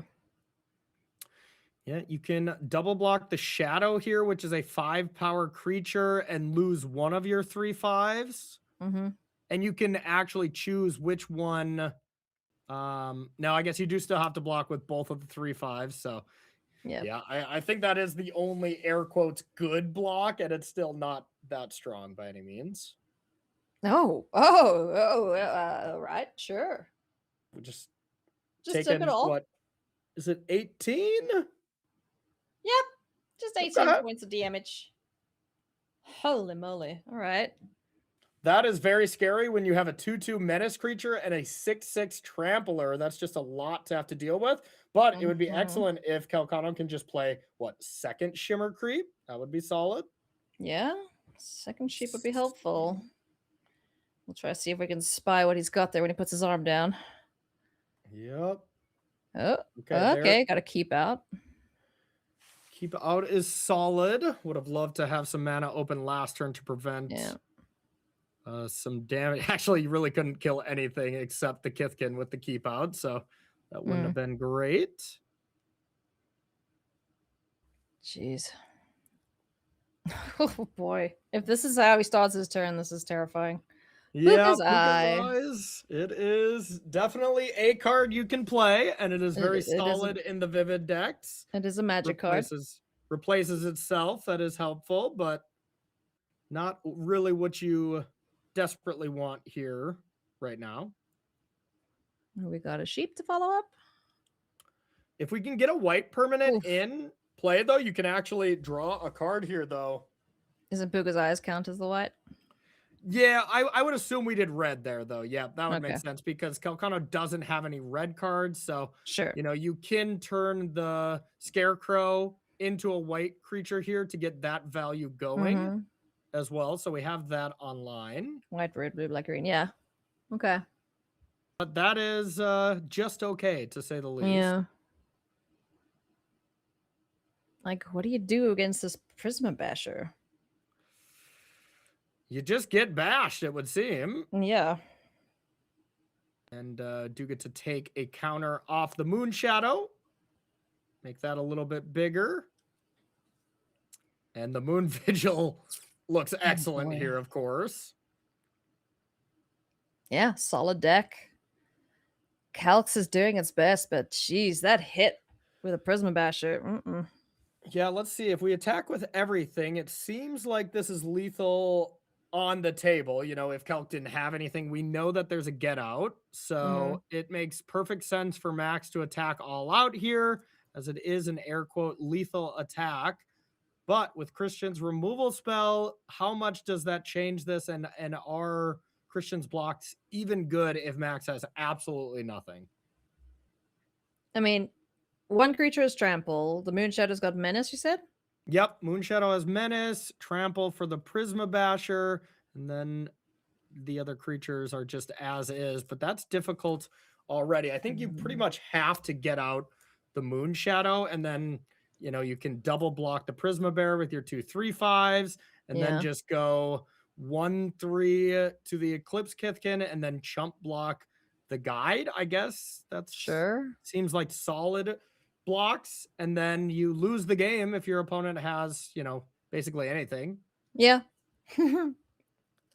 But at this point, I think Christian Kalcano, unless he has keep out plus another piece of interaction, has to pretty much say if you have removal or you have like the Embrace, the green mana enchantment there. Yeah, Guilt Leaf's Embrace. Yeah, Guilt Leaf's Embrace. Then the game's just probably over. So I think Kelk is probably in that mode of if you got it, you got it. Yeah. All right. So it looks like we're just okay. We are going to double block the Prisma Basher. Cool. Yep, this is the exact blocks I was saying. Yep. Maybe I would cast keep out pre-blocks. Not that it would matter too much, but I think that's the only thing different I would do here. All right. Well, let's see if Max has anything and any effects. Nope. So there's the keep out on the Moon Shadow. Does he have Guilt Leaf's Embrace? We know one card in hand, and it's just the Trampler that we just picked up. Oh yeah, the Moon Vigil Adherent. Yep. And with Max even thinking about this, you got to think that other card is an action spell. Or just posturing a little bit, of course. Could well be. But this is a great exchange for Kalcano. I mean, Yeah. the Prisma Basher trading with just a 3/5 here is excellent. The chump Yeah. block was the only non-good block here for Kalcano, but this board looks a lot more manageable. Until that guy showed up. Yeah, I mean, Kalcano knew about this, and this was already going to be a problem, and it's going to be gigantic. So we got 4, 5, 6 right now. Maybe 7 if Max is holding. Actually. Yeah, looks like a 6/6. Oh boy, another piece of removal. Oh, liminal hold. Perfect. Okay. All righty, we still have a game, It friends. looks like a Blight Rot as well. Jeez. So Calc's hand is still quite strong. Easy It looks clap. like you can only play one of them. Yeah. Lost our little mana dork, unfortunately. And I don't think we could have had enough mana anyway with that. We're only on 6. Yup. So now it feels like you just pretty much have to liminal hold the trampler and then double block the guide and lose your 3/5, keep your scarecrow around, and then Max will have the ability to, you know, activate the ability from the yard to still put a lethal attacker into play. Maybe not lethal after we're about to gain 2 life here, but still. Yeah. Liminal holds. Takes care of the Moon Vigil adherent. 2 life to Christian. All right. We're stabilizing. Yeah, let's see what that last card in hand for Max is. It felt like it was a spell, as he was very much pausing when it came to that keep out on the stack. It looks like a Wary Farmer in hand. Okay, Wary Farmer. I don't know what's behind it. Was the draw? Let's see. Maybe looks like Wary Farmer and a land to me. Yeah. Double block on the Grove Guide. This isn't so bad, as you do get to kill the 3/5 and then Wary Farmer plus make a 2/2 from the Stoic Guide out of the yard to be able to surveil. Nice. All right, so good follow-up here for Max, able to kill one of the biggest critters on Christian's side of things and get 2 extra creatures on board post-combat.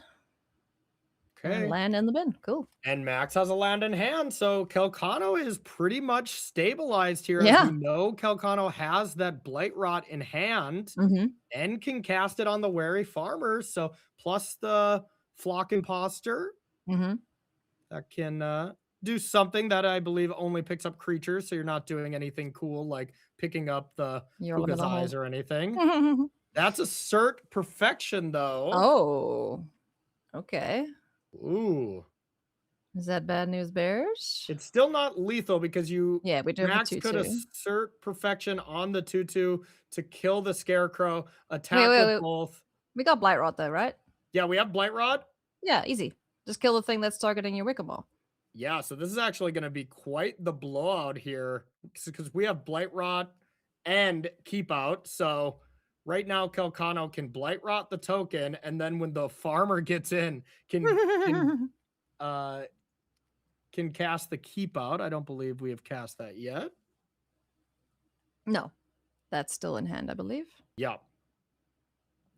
So then we can look at the Puka's Eyes as well as what we have red, we have blue, we have white, and we have green from the wild. So the Scarecrow. Okay, we did cast the Keep Out already. Gotcha. And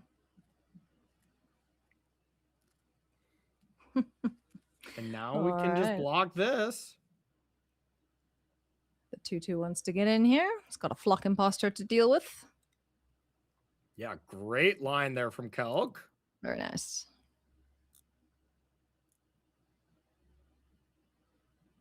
I mean, if we send this elf sideways, I can't imagine Kalcano would not block here. So, yep, get the creature off the board. Wicker Ball in hand, so that'll be able to come back down. All right, and we can get all 5 colors now. So now the Eyes gets to kind of start taking over. That's sweet. Yeah, this is awesome. I have not seen that card draw a card very often. Me neither, man. When it does, It is great. So now we'll see if Kalcano wants to do that now. I believe it's 3 mana to activate, I think right? so, yeah. Yeah. Puka size? Let's double check. Tis 3 mana, tap, draw a card, only if you have 5 colors among permanents you control. Okay. Very cool. Very cool indeed. He's doing it, chat. He's doing it. Kelk is doing the thing. That was another scarecrow off the top. We are popping off. Love it.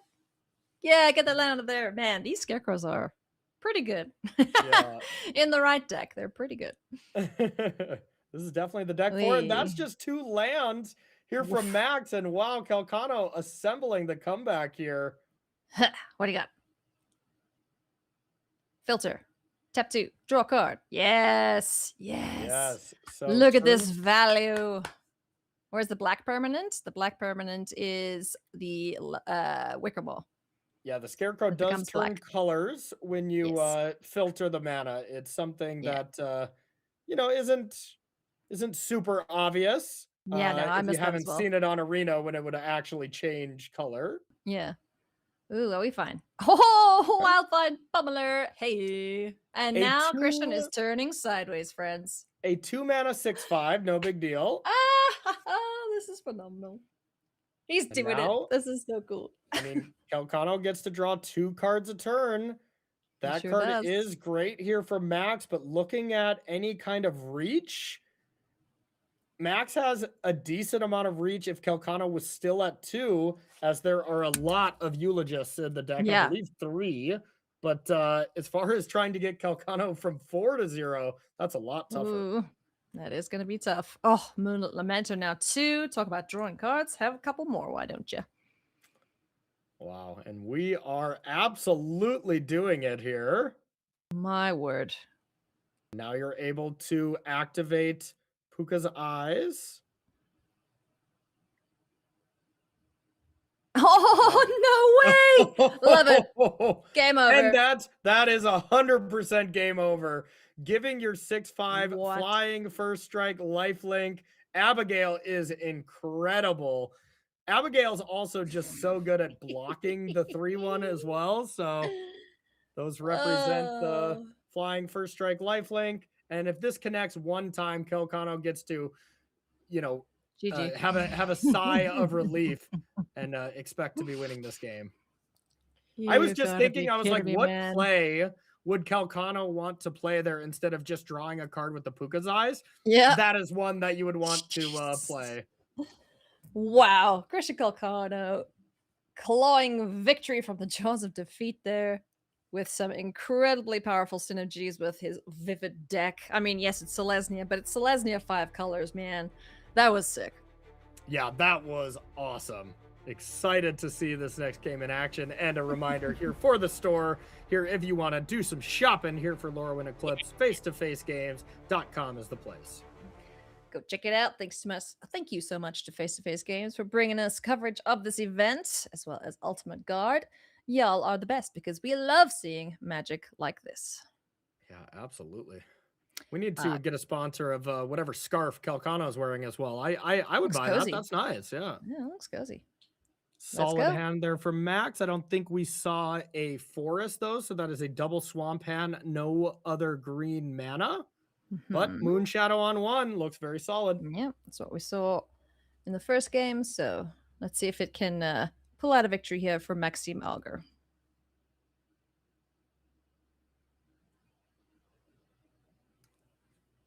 Chat's like, why is it Selesnya? It's 5 colors. Let's see. What lands did he register?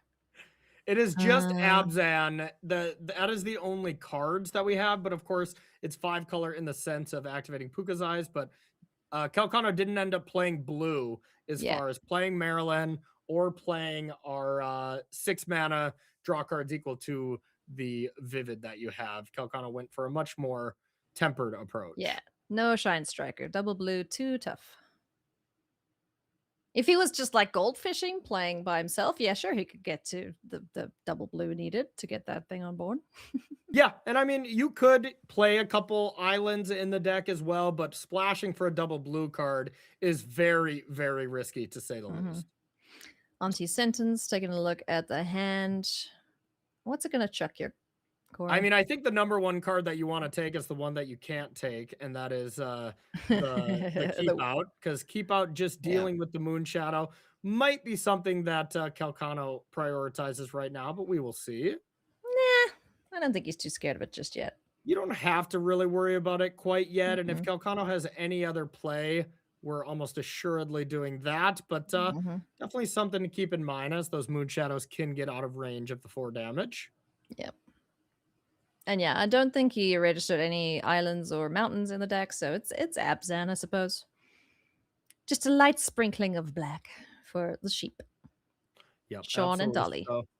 So all of a sudden, Max is now flooding, kept the 2-lander, but now has land 3 and 4, but with double Eulogist as well. That is Lordy. excellent. Eulogist with this Moon Shadow is so good. So that might be Max saying, you know what? I'm about to go Eulogist into Eulogist and start pumping this Moon Shadow. So Now, let's not attack with it. I believe Moon Shadow does only get pumped up once, even if you mill over 3 permanents or whatever. It is one instance. If you were to mill them over, mill 1 card, trigger. Mill 1 card, trigger. That would work, but milling over 3 does only get you 1 trigger from the Moon Shadow. So still powerful, but not absolutely busted with the Eulogist. Let's just double check. Whenever 1 or more permanent cards is put into graveyard from anywhere, it doesn't say once per turn. So yeah, so if it was single instances of mill, then it would trigger for each. So next turn, presumably that's going to be a 2/2 when you play the Eulogist, unless we hit 3 spells, I guess. And then after that, we can boost it again. Nice. Weary Farmer. Bosses the turn back. Eulogist.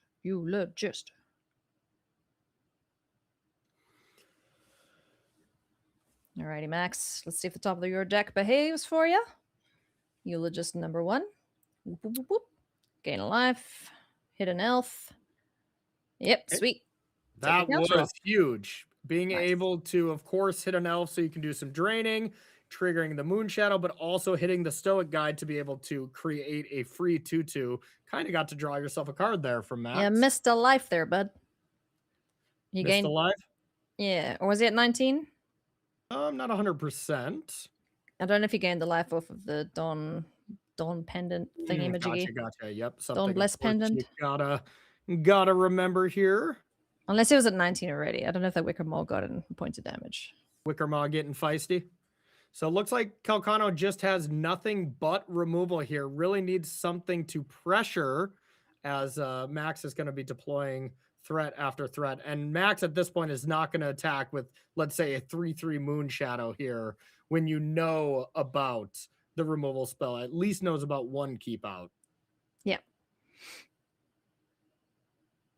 Gonna get feisty. Now he's quite happy to chuck these Eulogists into the fire, as it were. Get this Moon Shadow nice and big. Okay, so that is 1 Eulogist down. Moon Shadow will get to trigger.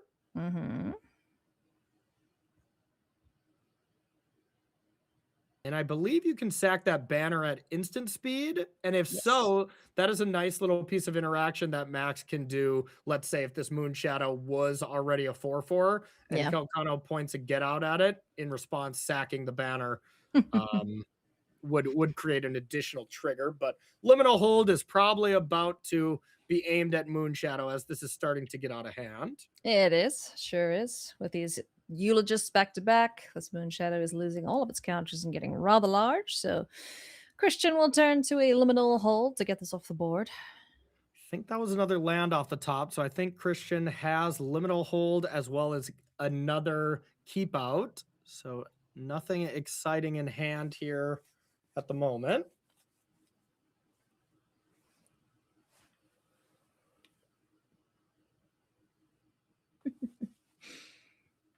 Man, this format's cool. This format I've enjoyed it so much. And I love basically how different the sealed format is from the draft. Yeah. That's usually the case where you see little differences, but it feels like almost like night and day, like Lorwyn and Shadowmoor compared to sealed and draft.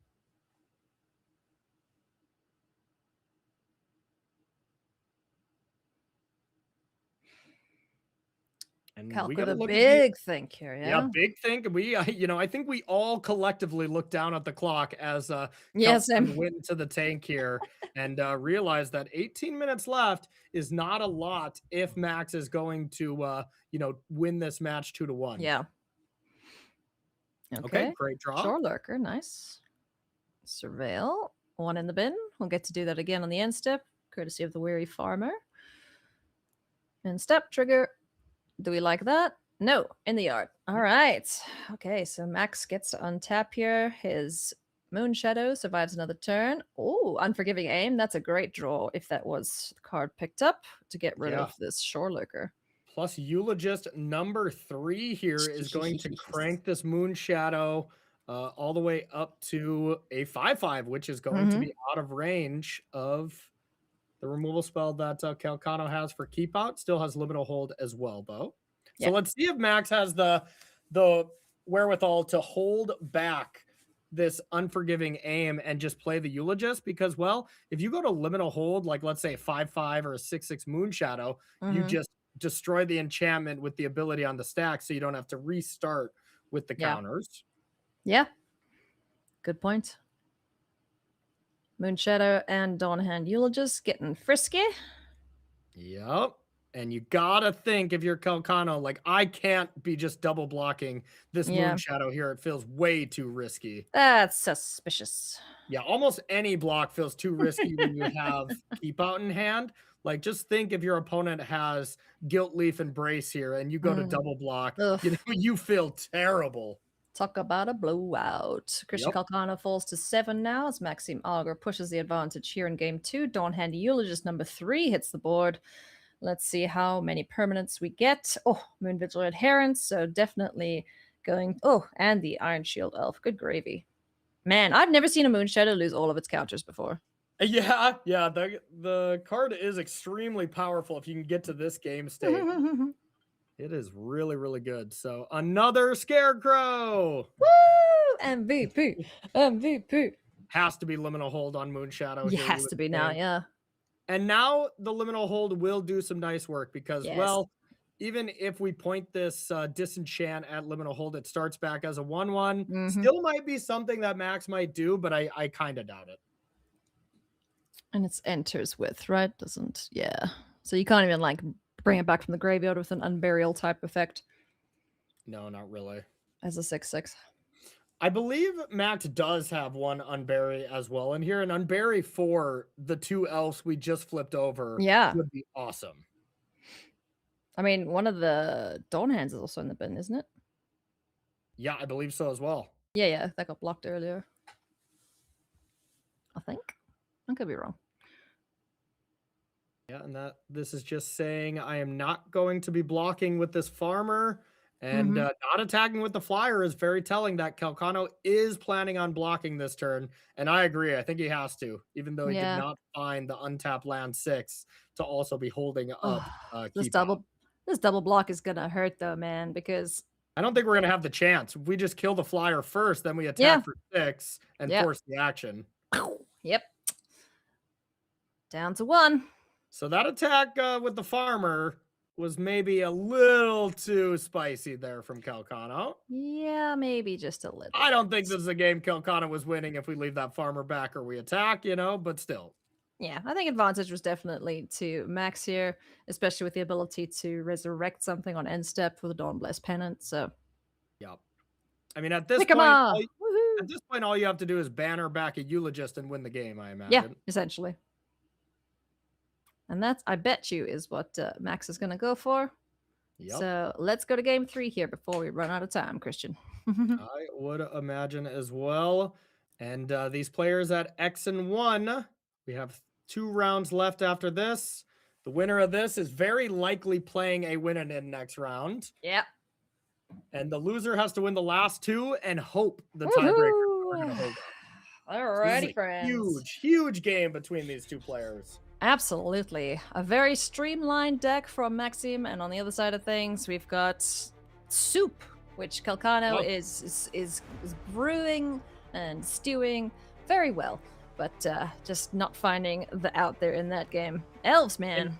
They We hurt. really got to see, from Kalcano's side, what he did on game 1, and that was just be able to get a board presence and then back it up with removal. His removal is top tier, so if he can just get a board presence and get it going, but Max did have the removal spell for the Shimmer Creep to get it out of hand, and that really would have helped Kalk out by quite a lot.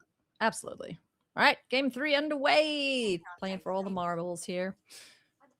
Be quiet, Siri. Be quiet. My phone just clearly wants to be jumping in the draft here. I don't blame her. Okay, nice. Eclipsed Kithkin to kick things off. Let's see if we can find another land. Nothing? I don't think Did we whiff? Kalcano had a land either here. Whoa, we whiffed, man. Wow, whiffing on the Eclipsed Kithkin, and Kalcano did find land 3. That was gigantic. These Kithkin have been terrible this weekend, I tell you, at least in the games we've seen in coverage. Yeah, I mean, this is a Eclipsed Kithkin in a Golgari elf deck, which is a little less than ideal, to say the least. He's doing his best. This chat says it's a whiffkin. That's pretty good.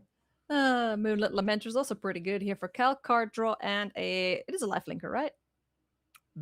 Which one? No, this one's not lifelink. No, not lifelink. Just able to remove the counter here to get that going. And honestly, that is a phenomenal card here for Kalcano. One of Kalk's better creatures here. Has a lot of synergies with this one. For sure. Hey, nice. Alrighty. So we've got our oh man, I always forget this one's name. The Kithkin that's a 3/5. Unless it gets a creature down. That one. It is a 3/5. Whenever you play a creature, it's a 5/5 and can't be blocked by creatures with power 2 or less. That is that one. The long Outrider name, or something. Yeah. Wow. Yes, Bristlebane Outrider. There we go. Okay.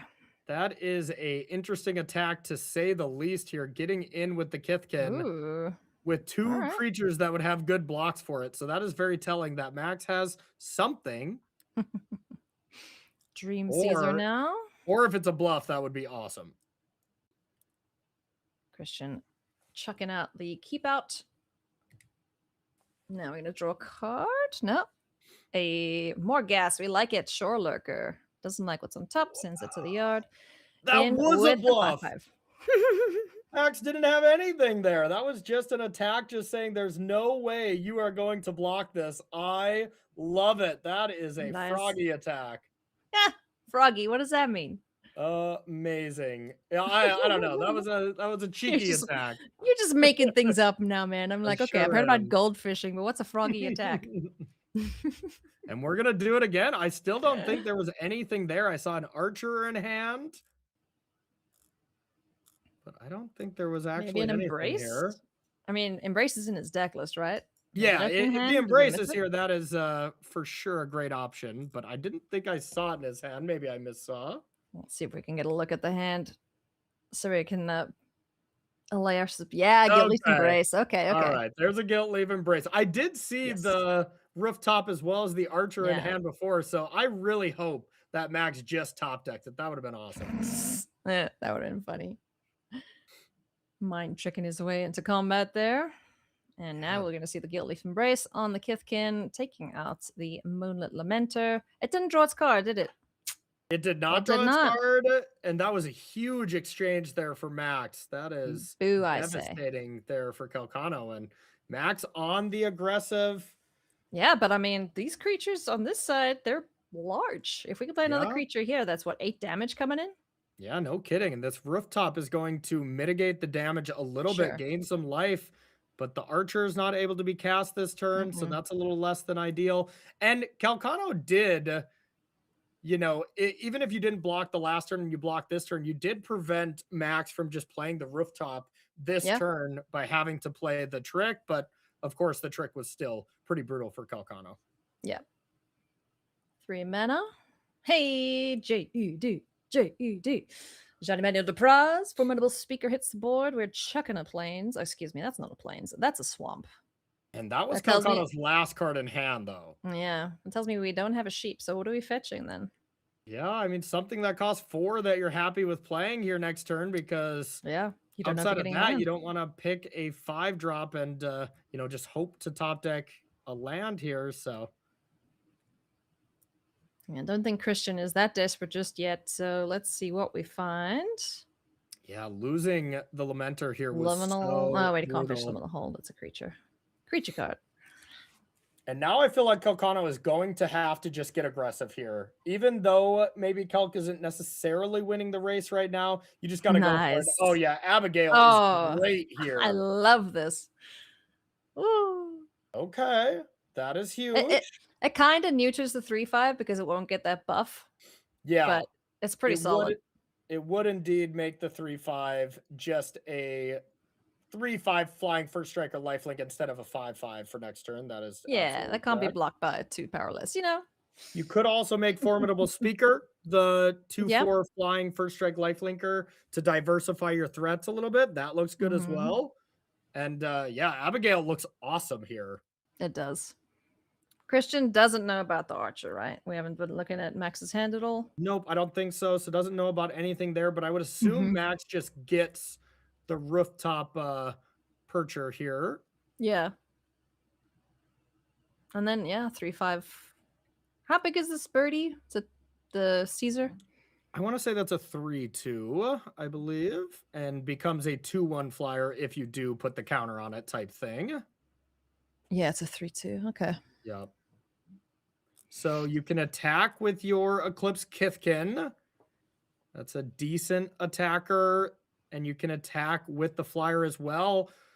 Attack for 7, put Kalcano down to 6 here unless you want to trade with the Formidable Speaker.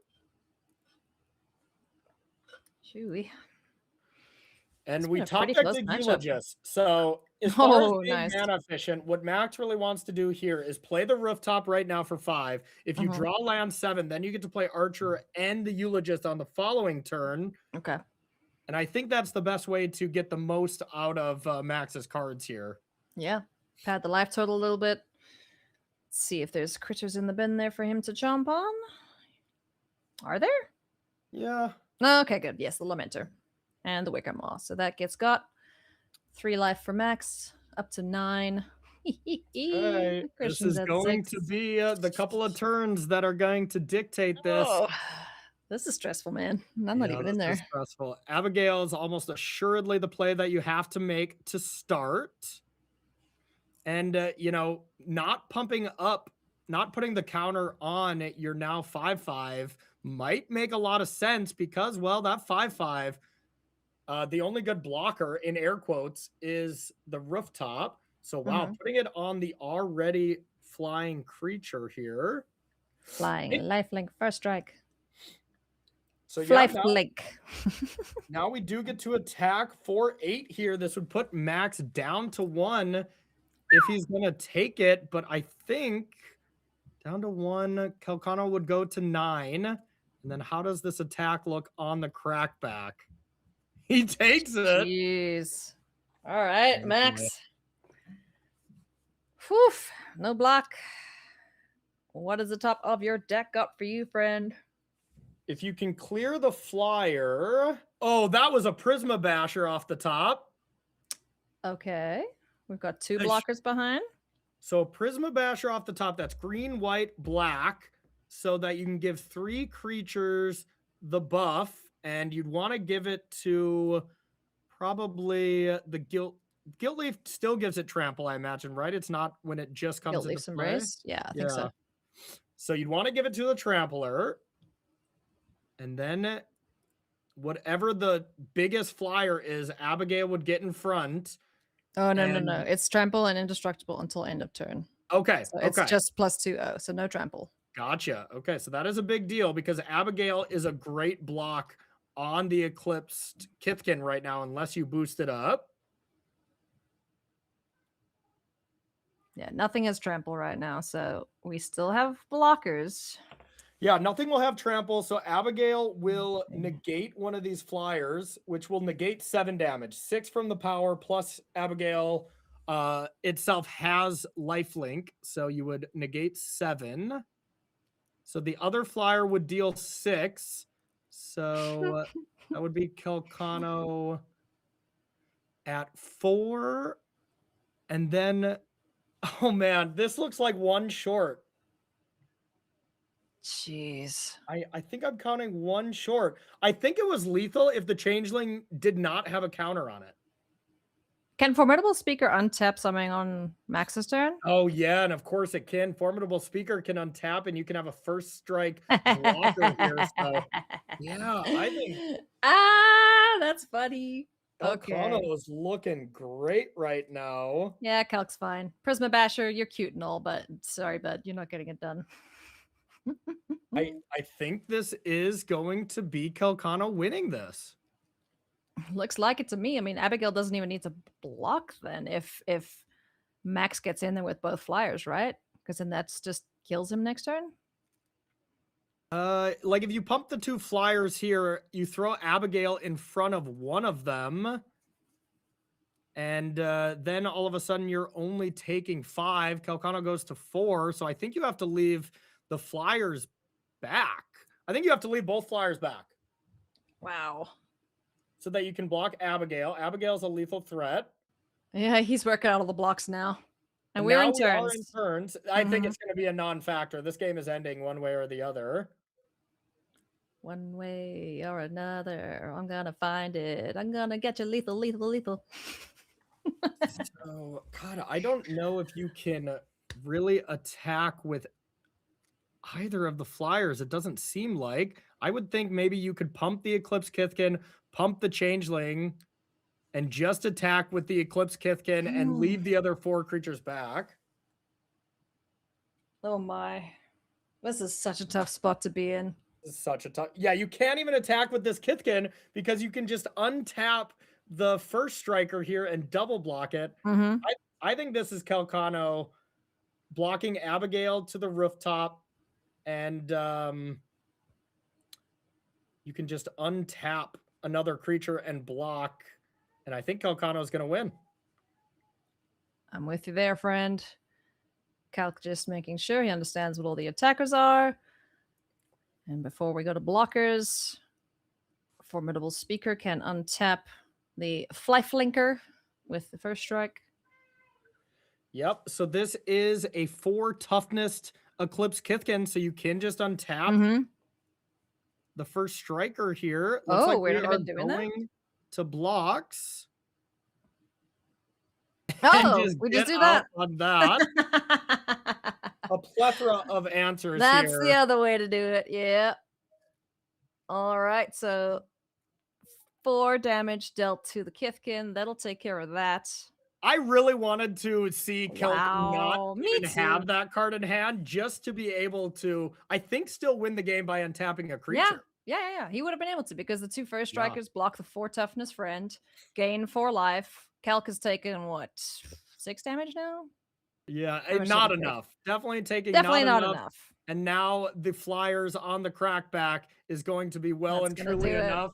And wow, you gotta think Holy moly. All of us that watched the drafts here, seeing Charles Wong's Golgari deck and Kalcano's really cool Vivid Style deck, if you had to pick which one out of the 2 was going to win this round, I don't think a lot of us were going to pick Charles Wong losing and Kelk winning, but that's exactly what happened. And wow, we are in for a great rest of our draft here at Pod 1. We certainly are, Corey. That is going to do it from myself and Corey, everyone. So thank you so much for hanging out with us. We're going to hand things over to Mani Davuti and Dom Harvey. They're going to be jumping in here after a short break. So still more draft. And off of that, top 8, another draft. And we get to see the best players duke it out. Thanks so much for watching. We will see you in chat. Bye.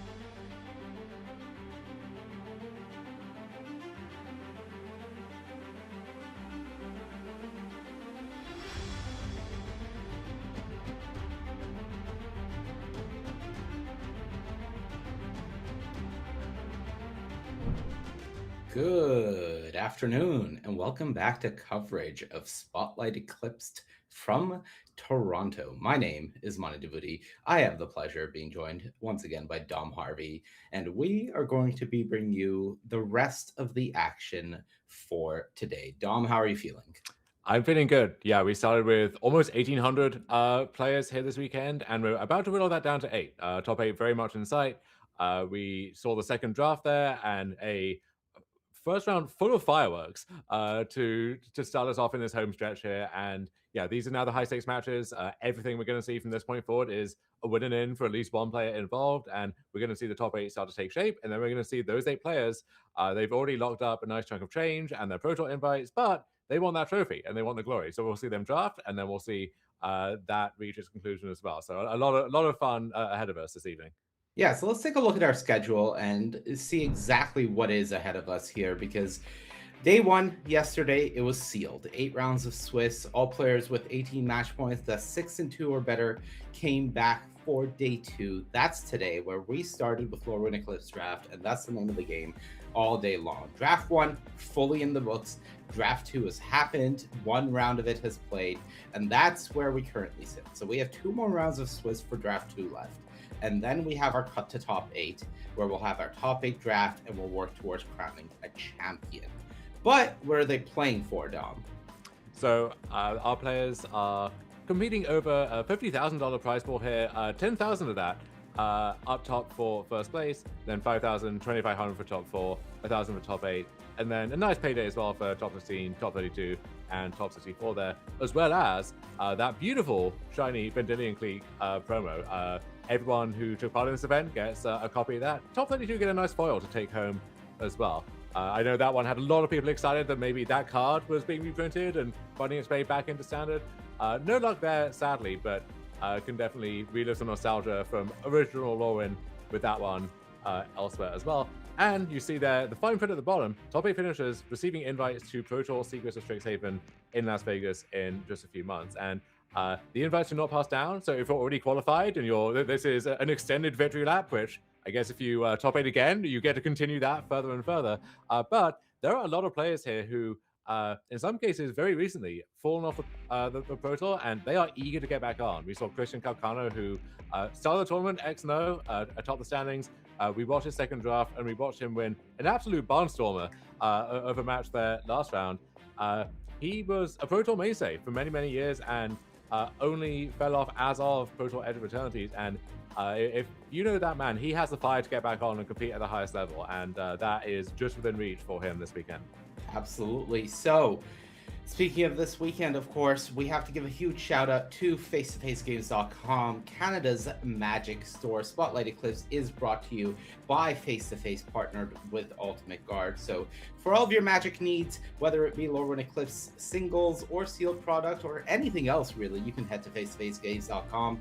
But it's not just about selling cards, we also buy all cards. You can head to face2facegames.com/sell to sell us your cards for cash, or you can receive a 30% bonus by choosing store credit. And we're also on site all weekend here at the Queen Elizabeth building, February 6th through 8th. If you want to sell us your cards on site, you can head to booth 67. I'm not joking, booth 67, to sell us your cards. And finally, if you have your eyes on what's coming up next for the Face2Face Tour, well, 15 events are coming up between now and August. Of course, the big highlights, the Vancouver and Ottawa Regional Championship weekends are the big headliners of this schedule, but there are absolutely a ton of Face2Face Tour events coming up all across Canada. So if any of these are within reach for you, certainly look into the details at face2facetour.com and plan to head up to one of those. Welcome back to the booth with us. It's time for Magic. Let's take a look at our standings. Let's see where we sit after 12 rounds. And here you go, one undefeated player. That's Remy at 12-0. His odds of making the top 8, pretty darn good. Even with a loss, he should still be able to get the intentional draw next round. So for him, things are looking great. Next, we have 3 players, Christian Kalcano, Brendan Johnson, and Eli Swafford, 2 of whom we saw win in the feature match area the previous round, sitting at 11-1. So for them, this round is their big win and in matches. That's what they've got their eyes on. Dom, where does it go from there? So beyond there, we have a murderer's row of players looking to get that top 8 berth. So Andrei Kovalevsky, a Magic Online legend, down there at 10-2. Mark Anderson, limited content creator and drafter extraordinaire from Toronto. This is his hometown GP, or Spotlight Series, if you like. And he is very much in the hunt still. He came into the day at X&2, would have to 3-0 both his drafts to make it to the top 8. He did that with the first one, and still like to do that with the second one. So a lot of people at home rooting him on, seeing how his story ends here. Going to that second column, Evan Sonnenberg Green, a name so long we had to find a smaller font for it here. Seattle local who just coming off his first PT where he requalified, but looking to run out the score here, 10-2 heading into the last few rounds of draft. Bernardo Torres out of Portugal, 10-2. Charles Wong, another Pacific Northwest mainstay, another feared drafter among the tables there. He is live for top 8 at X&2, and then Maxime Auger, who we saw, Raymond Perez, former Rookie of the Year, if it is in fact the same Raymond Perez. And that's just the first page here. You see a few more names. Arne Huschenbeth. Look, he doesn't have to worry about requalifying for anything at this point. He just loves playing Magic, and looks like he might get to play more of it.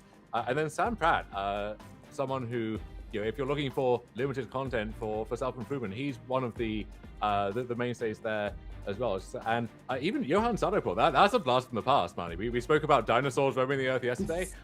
Looks like his top 8 dreams may be over there at X2-1, but could certainly put his name back on the map and remind these whippersnappers how they used to do it back in the day. Absolutely. So what we can tell you definitively is your top 8 members are somewhere in that top 28.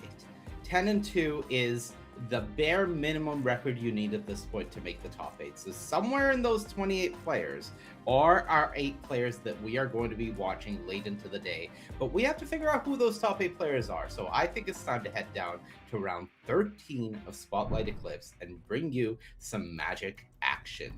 On the left of your screen, undefeated player absolutely crushing this weekend, Remy Guppy on Rakdos. On the right, Eli Swafford. We saw his Azorius deck pull up what looked to be a bit of a surprise upset against Charles Wong in the feature match the previous round. For Remy, he's trying to secure that first seed going into the top 8. For Eli, he's trying to secure his top 8 spot. Who will get it done? Here we go. Yeah, Remy, the only person in the building who could rest on his laurels if he wanted to at this point, sitting at 12-0, even if he lost the last 2 rounds, with his perfect tiebreakers, he would comfortably make it into the top 8. But he wants that full X0 record. I mean, if you don't want to stop winning at this point, you want to run up the score. So he's going to make Eli Swafford work for it, and he's going to make him work for it with what looks like a truly fantastic Rakdos Goblins deck. Goblins, one of the least loved creature types of the main 5 in this format, something which I know a lot of players will kind of only move into begrudgingly by default if that's clearly the open lane. This lane was very open, if what we're seeing on the sheet here is anything to go by. And Eli Swafford's deck on the other side, very nice looking Azorius Merfolk deck, although Merfolk Kith can team up on his board so far, but this is the Goblins deck of dreams. So we'll see which of these 2 types emerges on top here. Yeah, so far it has been a very fair game with both players having the 1-2 curve. Remy was the first to blink, missing his 3rd turn play and just passing with 3 mana up, though we do know that he has some instant speed spells, like 2 copies of Giant Fall in his deck, so he has tools. As we get a look at his hand, it does look like, in fact, it is going to be the Gathering Stone that will be the first big play for him. Gathering Stone, a card we talked about yesterday in Sealed, and how it is a card that you would love to play, but most of the time the decks don't come together so much.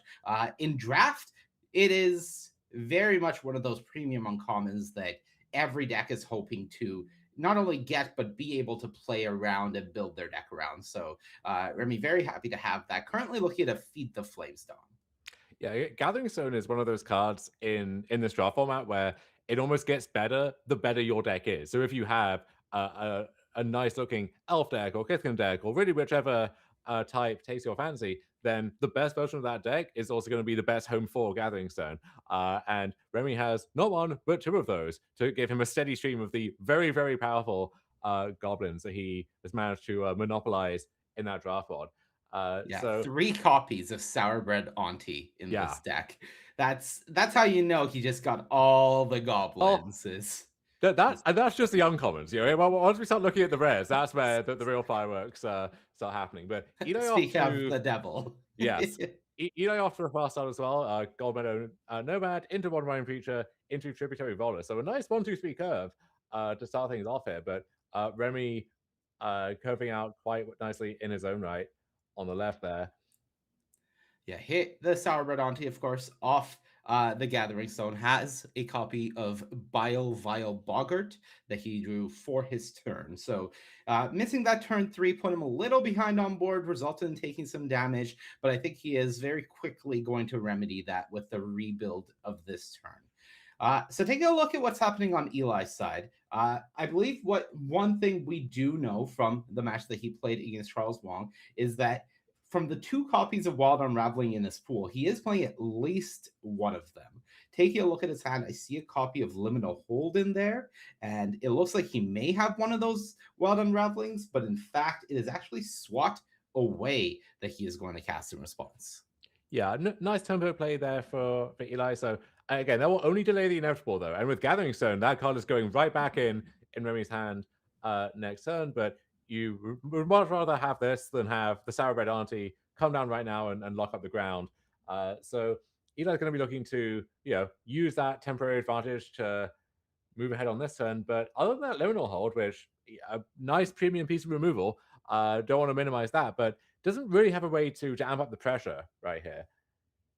Yeah, the pressure is certainly stymied from Eli. Life totals are close. Board is more or less a parity. Liminal Hold felt almost forced to get rid of the Gathering Stone, especially considering Eli is aware that there is a Sourbread Auntie on top now. So Remy is guaranteed to get another card off of that Gathering Stone, which has done so much already. So the fact that Eli is only getting through for 1 damage this turn and had to use his Liminal Hold on the Gathering Stone, this is a position that Remy feels pretty good in now.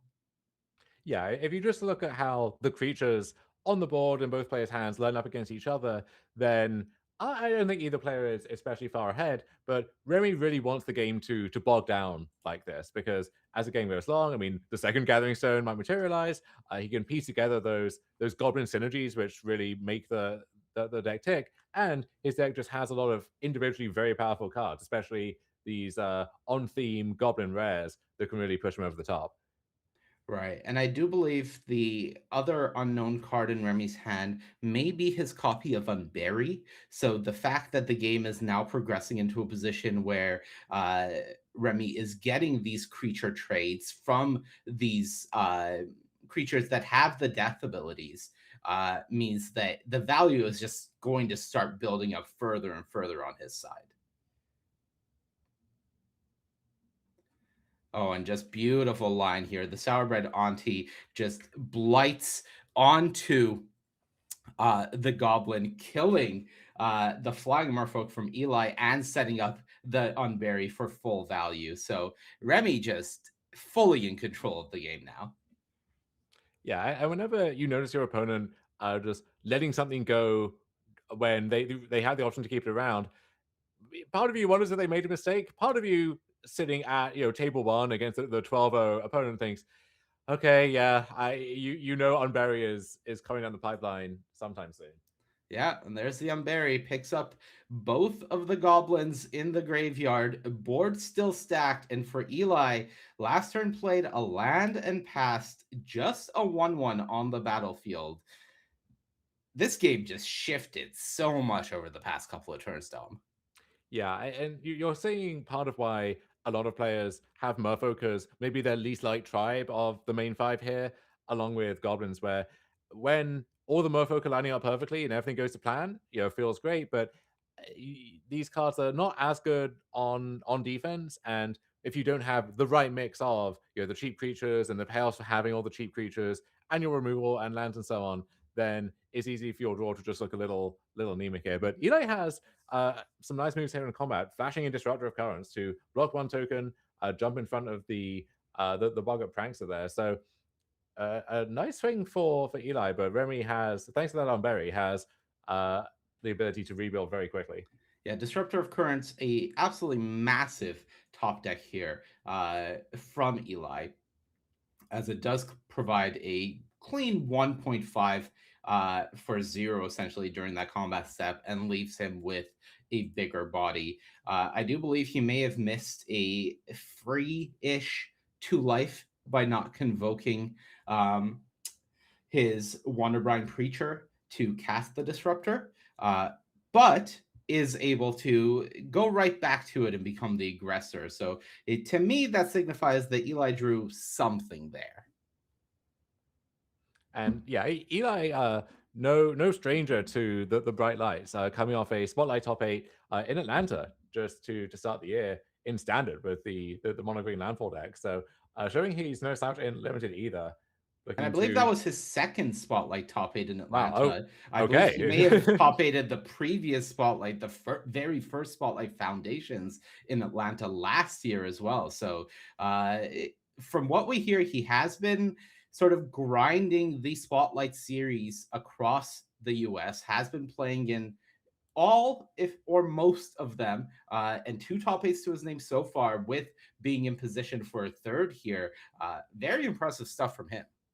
Yeah, you see the Seed Core emblem on his t-shirt there. Team of up and coming players based out of California, I believe, and the West Coast in general. And yeah, they've been having a very good year for themselves as a team, and certainly Eli just individually a very good year for himself as well. And looks to be clawing his way back into this game. So Blossom Bind locking down the Sourbrand Auntie. Remy just all he can do is swing in for 3 and then pass the turn back. So Eli may have bought himself some breathing room here.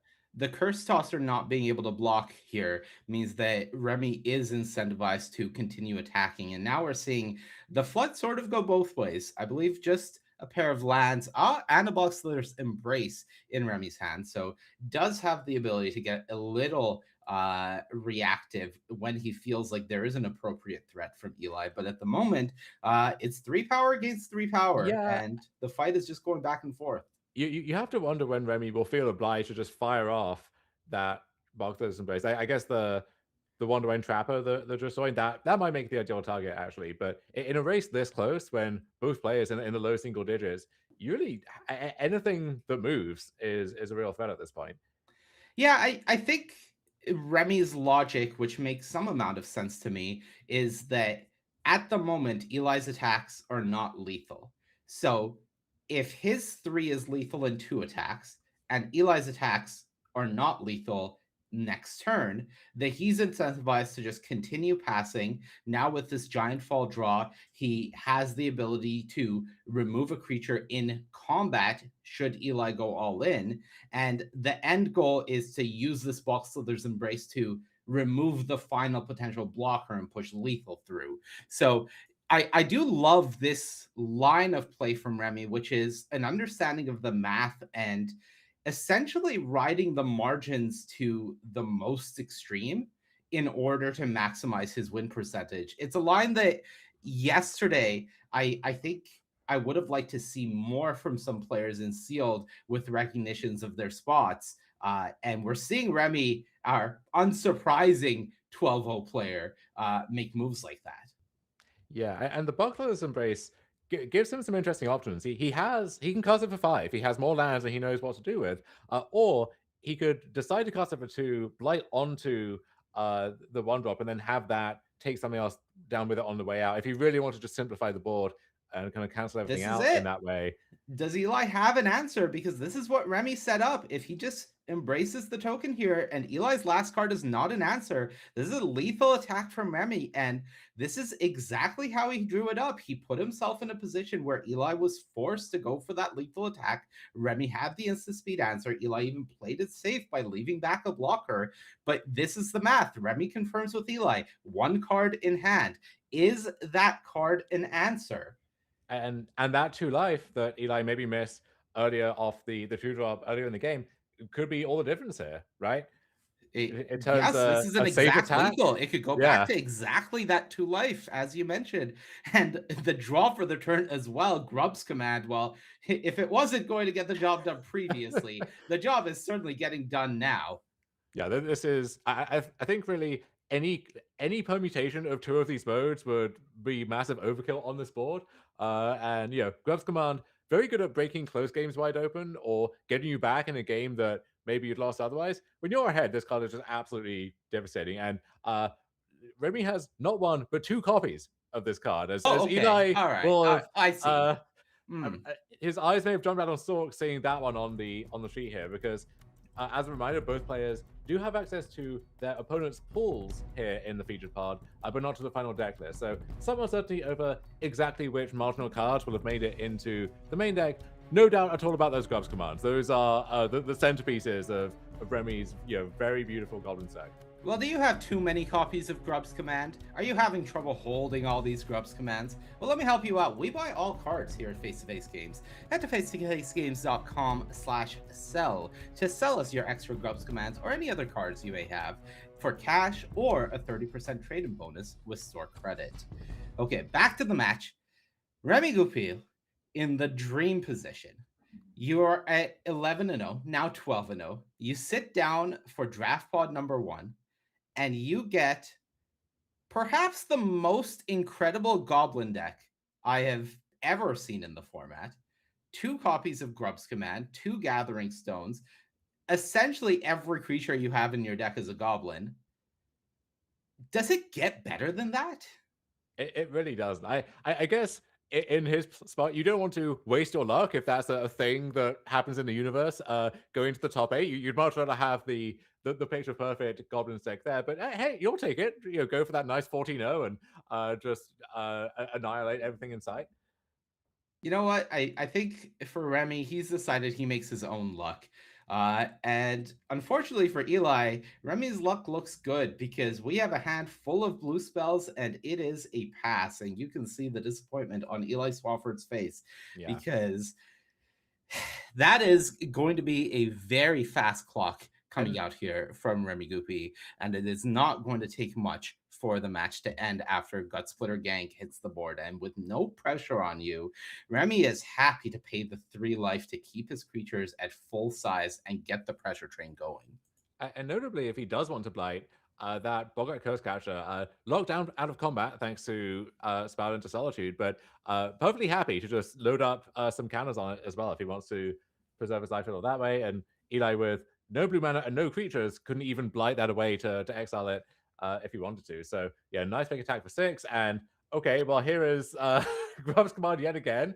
Gonna give myself another 6/6, please and thank you. And gonna look at the top 5 and grab any other goblins waiting in the wings there. So at least looks like Sarabet Auntie and Zed Eclipse Boggart as well. Yeah, it's something with that Fable frames. It has to be good. Right, and just setting up for, let me tell you, the second Grub's command in his hand that is going to be lethal next turn when you can create another Gut Splitter Gang and give it haste and attack for 21 damage if the math is mathing. All right, well, not quite lethal anymore, but boy, let me tell you, this game feels pretty darn over. All right, Subliminal Hold takes out the main Gut Splitter Gang. Eli telling Remy that you do have to trigger the Gut Splitter Gang. Remy says, yes, of course, pays the 3 life. So down to 14 for Remy. Here comes the land for the turn.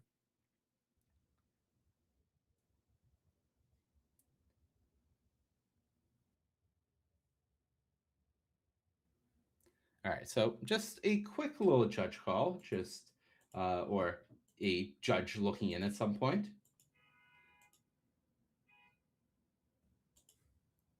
All right, so everything's sorted out, and we are back to Remy Goupil's pre-combat main phase.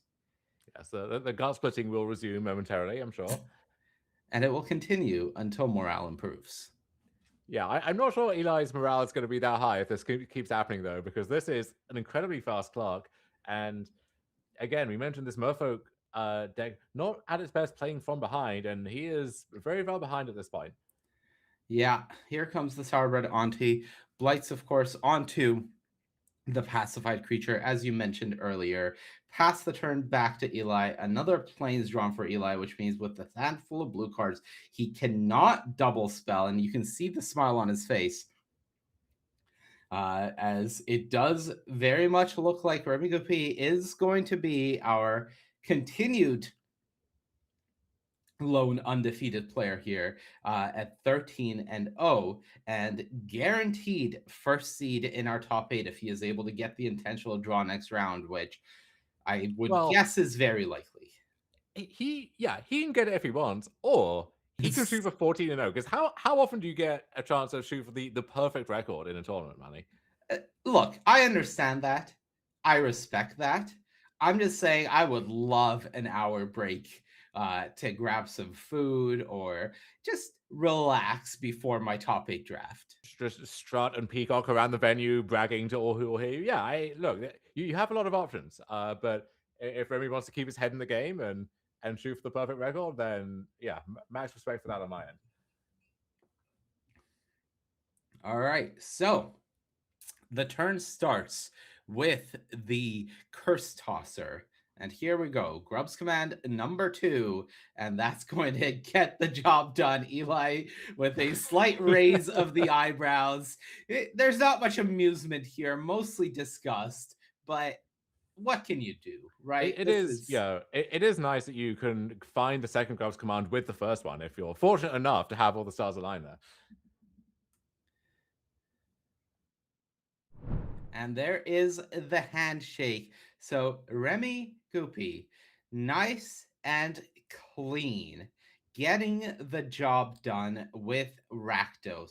Has not lost a match yet this weekend, and going to be almost decidedly our first seed going into the top 8.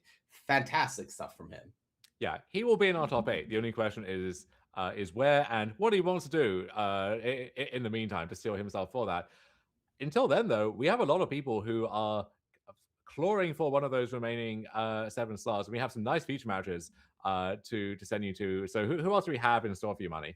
Okay, so we are going to go to our second feature match here, and it is going to be Christian Kalcano on the left of your screen with that wonderful, quote-unquote, Abzan 5-color Vivid deck we saw him draft, against Brendan Johnson on the right of your screen on Is It. So as we head into the match, both players are at 11-1. 2 of our 4 players in the 11-1-ish club here. So the winner more or less locks up their spot in top 8. The loser certainly not out of it, but will have a harder road ahead of them, having to win that next round and hope that their tiebreakers cooperate.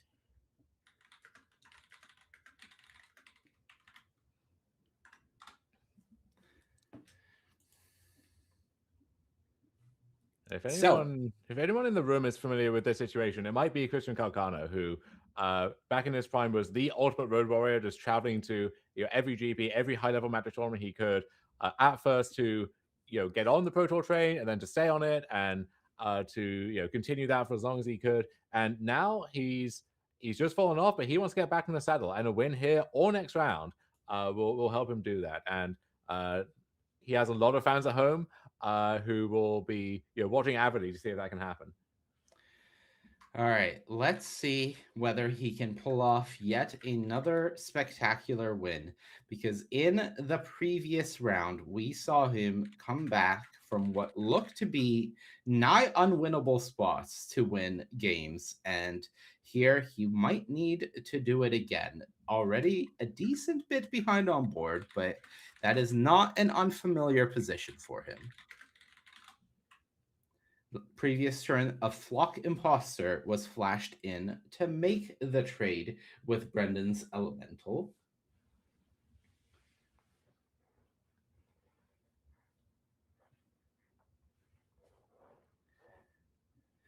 And now a Weary Farmer. Yeah, the Remy Farmer doesn't get a lot of explicit hype, but just one of these cards that really have to tie the room together in any of these base green, base white decks. Certainly, just if you're in Kithkin, it's a nice Kithkin, like all the others. But in these decks that are a bit of a hodgepodge of everything, then the Farmer is one of those quiet workhorses in my experience. But Brendan's showing you what a full-on dedicated elemental deck is capable of here. So Twin Flame Traveler is going to trigger the Flamecaster and trigger it twice for every time we repeat that in future turns, including with Kindle the Inner Flame you see there in the graveyard. One of these, wonky and pretty demanding elemental payoffs there, but if you can jump through the hoops for all that, then you can put together some truly obscene turns. So Kalcano will have to either do something very impressive in his own right or break this up, with a Liminal Hold, delaying that for a while here. Yeah, in general, not a card that you can let survive very often. It is a card that the longer it stays on the board, the more the elemental deck just buries you. So not surprised to see Kalcano answer that one nice and quickly.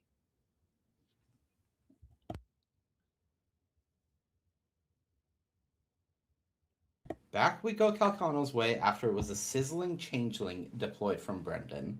And it is going to be the Shimmerwild's growth starting things off for Kalcano. We saw that this was a key part of the strategy of getting Vivid going for his deck here. So as you see, that's going to be blue joining the fray now and continuing to develop mana. Calc did have a decent amount of instant speed interaction last time we saw him, and we'll see what he's able to do with it as the turn begins with Sizzling Changeling attacking in. Burning Curiosity going to blight onto the Sizzling Changeling to reveal the top 3 cards from Brendan, give him a look at more action, and then if the Changeling dies, we get one more bite at that apple as well. So we'll see what this turns out here. So Cinder Strike, a great start, and then Seer, so enough removal to really keep anything Kalcano might play in check there. Yeah, is that Runaway Together as well as the third card? Not really particularly necessary here. Brendan just saying, okay, I have all of this removal in the bank for next turn. This turn, I'm just going to develop a Flame Chain Mauler, continue going wider on the board, and then say, all right, whatever you develop, I've got 3 pieces of removal, all of which I can cast waiting in the wings for next turn.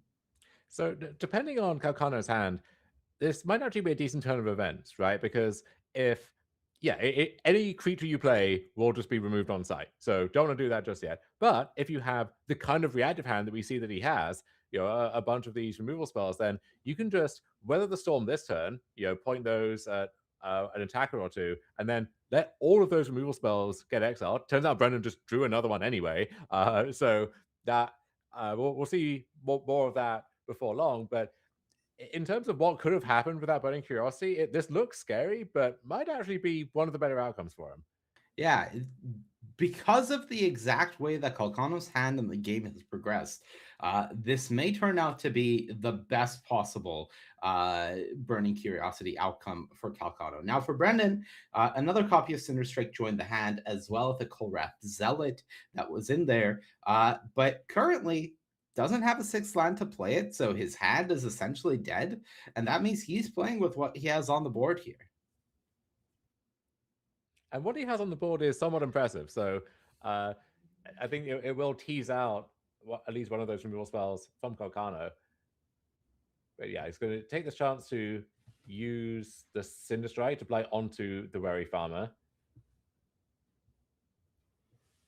Load up the Grizzle Glutton with another counter there, and then send in the team. Yeah, here comes everybody. Notably, Kalcano no longer has a target for Runaway Together. So I believe Brendan can now freely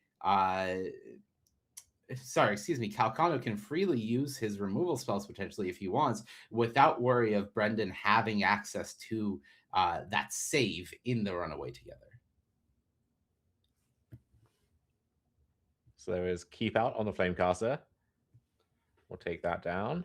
One threat done. Here comes the second pump on the Mauler, and Kalcano is considering the damage, doing the back and forth. We do know he has the answer to the Mauler, correct? But it looks like he is just going to take it.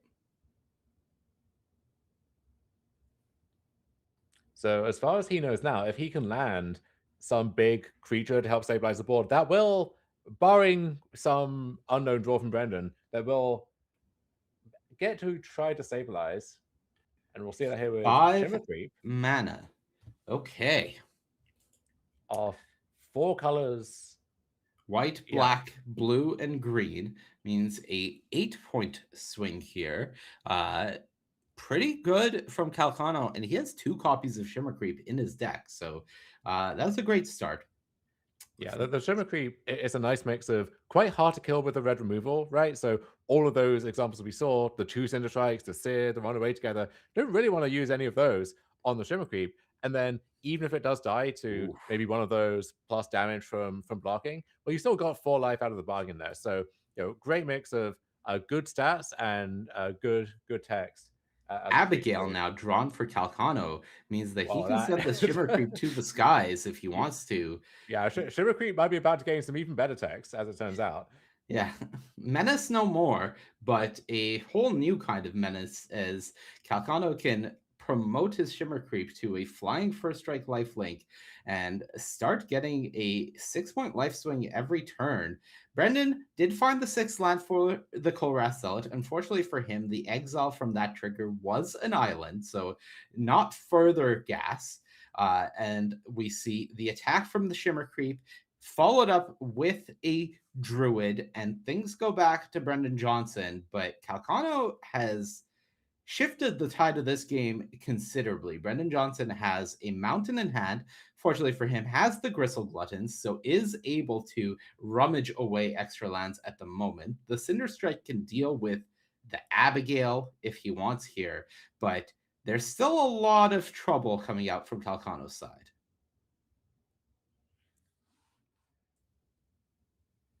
All right, so the graveyard.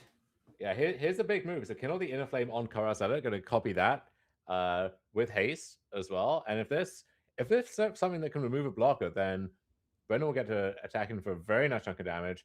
Just hit Sizzling Changing instead, which is no slouch here. To be sure. Brendan's deck looks very nice, by the way.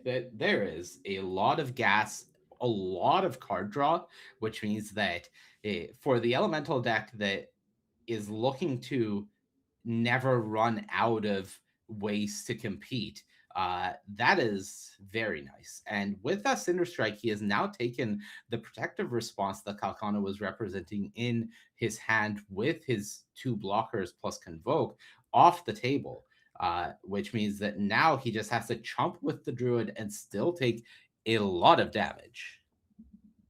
Yeah, Kalcano had exactly enough mana plus virtual mana from Convoke to do everything he wanted on that turn. And so, just one of those things disappearing is enough to take that shield down on the turn where maybe you need a shield more than any other. Yeah, the life total has been corrected. Kalcano should have been at 16 thanks to the attack from the Shimmer Creep the previous turn. So that has at least been corrected, but that doesn't change the fact that he is being attacked for a lot, and that means the Great Forest Druid here does need to chump block one of the Kolrath Zealots. And then the Glutton will blight onto the copy, which is about to disappear anyway, and even draw Summon Sentinel as a final follow-up for the turn. So impressive turn there for Brendan, but now action back on Kalcano, who is Shimmer Creep against the world, unless something else materializes. Yeah, that 1 copy of Protective Response in hand is still going to do some work, but we have approached the point where the Shimmer Creep almost has to attack because it doesn't really have efficacy as a blocker against the Flame Chain Mauler or the Kolrat Zealot. So you can't really afford to hold it back, but also attacking is so precarious when your opponent has so much mana. So Kalcano is in a bad position either way right now. Yeah, I think as you say, he almost is priced into attacking and then lining up the removal spell on something as best he can, and hoping he finds something else to swing things back in his favor again. And just a pass back of the turn. So back we go Brendan Johnson's way. Already a stacked board. There is a Sizzling Changeling waiting there in the exile zone. But just a Feed the Flames off the top, and Brendan wastes no time in casting that. So that is game 1 going to Brendan Johnson with Is It. Very nice stuff from him. And speaking of very nice stuff, well, there's a lot of very nice stuff over on face2facegames.com. We are Canada's Magic store, and for all of your Magic needs, whether it be singles or sealed product, you can head to face2facegames.com, where we have you covered. Thank you, of course, to Face2Face Games, as well as Ultimate Guard for helping bring us Spotlight Eclipsed. Here we are in Game 2. Brendan Johnson up a game in a match that is, for the winner, almost a guaranteed win and in into our top 8. For the loser, life gets a little bit harder. And for Christian Kalcano, who is currently off the Pro Tour, he would love to secure his top 8 spot and get his invite back on locked in. We see a Gristle Glutton for Brendan Johnson. For Kalcano, Wary Farmer, the first play of the game. There is Soulbright Seeker, Soulbright something there from Brendan, beholding the Summer Sentinel and casting that as well. So developing a nice board over there. The Sentinel, notably another beefier body to load up with counters from the Gristle Glutton. So Brendan's going to have a nice flow of cards there on our right. And Kalcano, for his full turn, seems to have most of his mana in order, so that's a nice start. We'll see if his spells anything to write home about. Yeah, Soulbright Seeker, the uncommon Behold Elemental. Very unassuming, just a nice small body, and does have a relevant ability later on in the game, but not something that you see happen too often here. So, as we head back Brendan Johnson's way, the cohort of familiar faces continue to join the battlefield as Sizzling Changeling has arrived yet again. But big difference between this game and the previous one is we're on turn 5 and Kalcano is still on 20 health. So he has managed to avoid the aggression that we saw from Brendan the previous turn. Now he's the one with the first large creature on the battlefield. Unfortunately for him, I believe Brendan Johnson has a Feed the Flames in hand to answer this giant from Kalcano. But because he's missing land drops, things are going to start with a rummage from the Gristle Glutton. And yet another missed land means that now Kalcano is starting to feel a little better about his position until this happens. Yeah, it turns out Brendan is still casting a 4-drop this turn, one way or another, thanks to Convoke. So yeah, gets to develop his board and also get the pummeler out of the way, at least for a turn or two. So Kalcano, back to being on the back foot now. Yeah, and having to make a choice here with Temporal Cleansing targeting his giant, it looks like he does opt for the more common choice of second from the top. But the fact that Brendan was able to deploy yet another 3-2 onto the battlefield and then convoke that Temporal Cleansing, fully using creatures, knowing that there's no fear of return aggression from Kalcano in the spot, is just a fantastic tempo turn from him in a position where he is lacking for lands, but that's not stopping him from taking gameplay actions. Yeah, Kalcano has all of his mana in order, and the Great Forest Druid are going to help that along too, but needs a series of impressive spells to keep up with this motley crew from Brendan. This is a nice start. Keep out on the Flamecaster, so stopping the 3-2 body not as big on this board, but certainly those triggers, those can add up real fast, right? If Brendan's casting 4 drops and 5 drops, and then maybe kindle the inner flame, copying that, and then flashing it back, you can imagine Kalcano dying mostly outside of combat, even. Yeah, and a lot of Calcano's game plan is certainly just gumming up the board with large-ish bodies or medium-sized bodies that at least outsize the small bodies from Brendan Johnson. So a card like the Enraged Flameseeker, that Flamecaster, excuse me, that is what we traditionally like to refer to as Reach, is not the type of card he likes to see live on the battlefield, because it has actual reach as well. So reach in every sense of the word. That's funny. It's something that Kalcano is really unhappy with seeing on the battlefield. So we do see the Foraging Wickermaw come down. The Surveil happens, puts a Swamp in the graveyard, and Kalcano tries to move to his end step. Brendan Johnson says, okay, so another Surveil from the Wary Farmer. But this is Kalcano opting to not redeploy his Wildvine Pummeler, just saying that I'm going to leave some mana up, even though he has drawn it at this point. Yeah, so Brendan now has to think, well, what does that mean, right? Because a lot of the options, if it's protective response or something, there's no real need to hold that up here, and also could convoke it off the creatures anyway. So there's got to be something else going on over there that the Kalcano is either holding up or trying to set up. Maybe something that would protect the Wildvine Pummeler from something else. But looks like this is just Puka's Eyes drawing a card, and Kalcano is working his way towards full Vivid here to have that be just an extra card every turn. Yeah, it does not have the Shimmer Wild's growth from the previous game. So currently has access to 4 colors thanks to the Foraging Wickermaw, but is lacking the 5th. He has a few different ways to get that between the copy of Shimmer Wild's growth and the second Foraging Wickermaw he has available to him.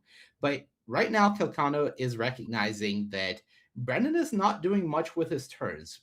Part of that very likely is the sheer amount of removal that Kalcano saw from him the previous game. Part of that is that he's missing land drops, which means his hand could be gummed up with cards like Kolrath Zealot, that he really wants to deploy his creatures rather than basic land cycling. But Kalcano's happy to take advantage of that and not play his giant Wildvine Pummeler into the waiting mana of Brendan Johnson. Yeah, Brendan discarding Wondermine Farewell, which if you have 2 big boards staring at each other, this is the kind of card that can break those wide open. And there's some of that going on here, but all of the creatures are pretty small and mopey, and notably on Brendan's side, none of them are merfolk. So that one not going to do much for him anytime soon. Really just in search of relevant stuff to do, right? All of these creatures here are so small. Brendan has a decent chunk of mana, but not much to use it on. And even with all the removal in his deck, Feed the Flames is going to take down the Pummeler, or not. So Flocking Pulse is going to pick that up for another go. So yeah, that maybe is what Kalcano was trying to set up with that big delay, right? Is having that shield on there. And Shine Striker, a nice way to take the initiative again from Brendan, but the giant 6/5 with reach, actual factual reach, going to send me that one as well. Yeah, and we do see very good sequence from Kalcano, saving his giant Pummeler from the Feed the Flames and essentially taking the card for nothing from Brendan Johnson. Shine Striker did draw 2 cards, and here is the big turning moment for Kalcano. So we do see the Shimmer Creep come down. That's a trigger for 5, I believe. That is the full Vivid, and also it's a black permanent, which means Puka's Eyes, with the help of the Foraging Wickermaw, is officially online next turn.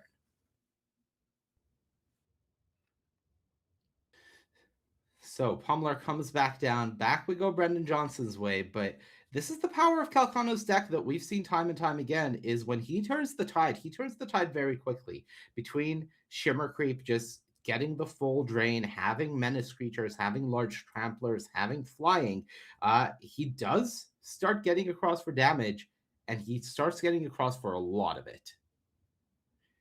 Now, Brendan Johnson's hand, a copy of Tweeze, a copy of Cinder Strike, and I believe a Runaway Together. I haven't been fully able to make it out, as well as just a mountain that will likely be fodder for this Gristle Glutton. And now there's a lot of problems that you have to solve on Kalcano's side. You know, the 6/5, which is by far the biggest thing around. The Shimmer Creep is an impressive body as well, and the Foraging Wickamore, right? Just offering that fifth color for Vivid, including the Bukazai. So we can start trying to solve those problems, but they're racking up pretty quickly here. Yeah, and one thing that we are aware of right now, looking at Kalcano's hand, is he has his copy of Formidable Speaker. He has Jean Emmanuel Duprat, which means that second Shimmer Creep in his deck can be tutored up at any moment for another 5-point drain. And with Brendan Johnson already at 12 and this attack coming across, it's not going to take that much for Kalcano to be able to close this out and push us to a game 3. Yeah, and Christian has some really nice bullets to find with that Formidable Speaker. So we saw the Abigail do fantastic work for him already in this pod, but Marilyn off the splash, really high impact rare there, and then just a nice smattering of various utility things that can help in various situations. So the Kith Keeper if we need to go over the top. The Flock Imposter that we see him play already can set up a nice little chain there. So yeah, if you give Kalcano's deck enough time, it can do some very unique and very impressive things. I believe we do not have any confirmation that Kalcano is playing the Marilyn. There is a chance that the Marilyn is sitting in the sideboard. I'm not confirming or denying this, but from the chat that we've had with him, he said that there is no blue in his deck. He is just green, white, splashing black. So there is a chance Marilyn is riding the sidelines here. But Kalcano continues the pressure here as during the combat step, we did see that Runaway Together get deployed, get the Shine. Shimmer Creep? No. Sorry, on the other side, the Shine Striker, that's the one. Back to Brendan Johnson's hand. Combat resolved, and then the Shimmer Creep was finished off with that Tweeze. Here comes Shine Striker again, draws another 2 cards. But Kalcano deployed 2 more creatures, and that's all she wrote. Brendan Johnson scoops it up, and we are headed to yet another game 3 for Christian Kalcano. Dom, I love watching this deck in action. It is a nice one too, and the fact that it almost is facing its polar opposite in this Is It Elemental deck. All the colors that this deck isn't. You kind of get to see the full range of the format on display here. Well, if you think Formidable Speaker is good in Christian Kalcano's draft deck, let me tell you about how good it is in constructed formats. And if you want to get your hands on some, or on any other Magic cards from Lorwyn Eclipsed or all of Magic's history, head to Canada's Magic Store, face-to-facegames.com, where we have you covered for singles, sealed product, and everything else you can imagine. One more game here remaining in round 13, the penultimate round of Swiss here at Spotlight Eclipsed, where we have 2 players fighting for what should be their spot in the top 8. Yeah, and Kalcano will be feeling the stakes here a little bit, but he has played more of this type of winning a match and winning a game at this point than basically anyone else on the planet by now. So he is very much in his lane. A bunch of high toughness little guys from both sides here. Great Forest Druid for Kalcano, really load bearing card, helping to get his mana all in place, and then Gristle Glutton and Summer Sentinel for Brendan Johnson. So the ground very much locked up, but that I think has to work to Kalcano's advantage if it lets him just start churning out these heavy hitters. Yeah, much like we saw in the previous game, it does feel like Brendan Johnson has a lot of interaction, a lot of card draw, but his best game plan is when those are backing up his more high pressure starts, like the Soulbright Seeker into some Sizzling Changelings and creatures that have actual attack. The Gristle Glutton start here and just 1-power creatures when you're not putting any pressure on Christian Kalcano does feel like a losing proposition. Yeah, a card like Summit Sentinel here, right, it's not attacking, it's not blocking, is just kind of hanging out, watching things go by. And I guess you can blight onto it turn by turn. So that's its main use. And then if you find a way to end up with it dying, then you get your card back. But that's not the kind of thing this game is about. And certainly with the Formidable Speaker, Kalcano is deciding this game is going to be about. Jean-Emmanuel Duprat coming down and finding an Abigail. Lost no more is the Strixhaven student, as she has been found and joins Christian Calcano's hand. And we'll see It where did. things go from here. Did also see that flash of gold already there for, I want to say that was the Marilyn. So Okay, so whether it wasn't in the deck originally and was boarded in, or we were lied to, both options very much possible, but the end result is the same. Marilyn is in Calcano's hand, and that means she is able to come down. yeah, this Twitch Beam Travelers uncontested is somewhat scary. So yeah, Carl is going to take the opportunity just to get that one out of the way and avoid any blowouts out of nowhere from that one. And one of two copies of the Travelers, by the way, in yes. Brendan Johnson's deck. So very nice Elementals deck from Brendan.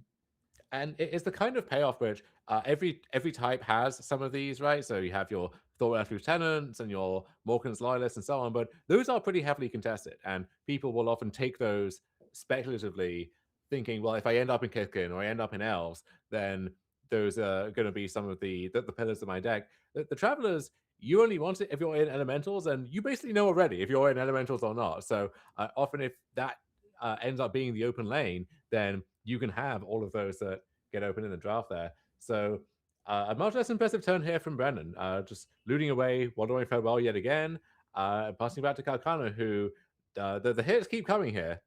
Marilyn's gonna grab some cards, including Feed the Flames, which one of the better answers to Marilyn or really anything else out of Brendan's deck. Yeah, one copy of Feed the Flames taken. I believe that is the only copy in Brendan Johnson's deck. His hand contains a Seer, but that one is not enough to get the job done here. And Brendan's hand is struggling so much, he just cashes in the Elemental for a card on a chump block here against the Formidable Speaker. Yeah, and there's definitely some red cards with Flames in the art in Brendan's hand, but right now the difference between Feed the Flames and Seer is ginormous. Yeah, it's approximately a top 8 spot at this exact moment. It's what I would describe it as. Look, Brendan has a lot of removals, so certainly has the ability to combine two of them and that's cute. Combine two of them to get rid of the Marilyn. Instead, just attacks with the Gristle Glutton, the halest of Marys, trying to say, just eat my goblet with your Marilyn. Nothing bad can happen. Don't worry about it. Kalcano, of course, yeah.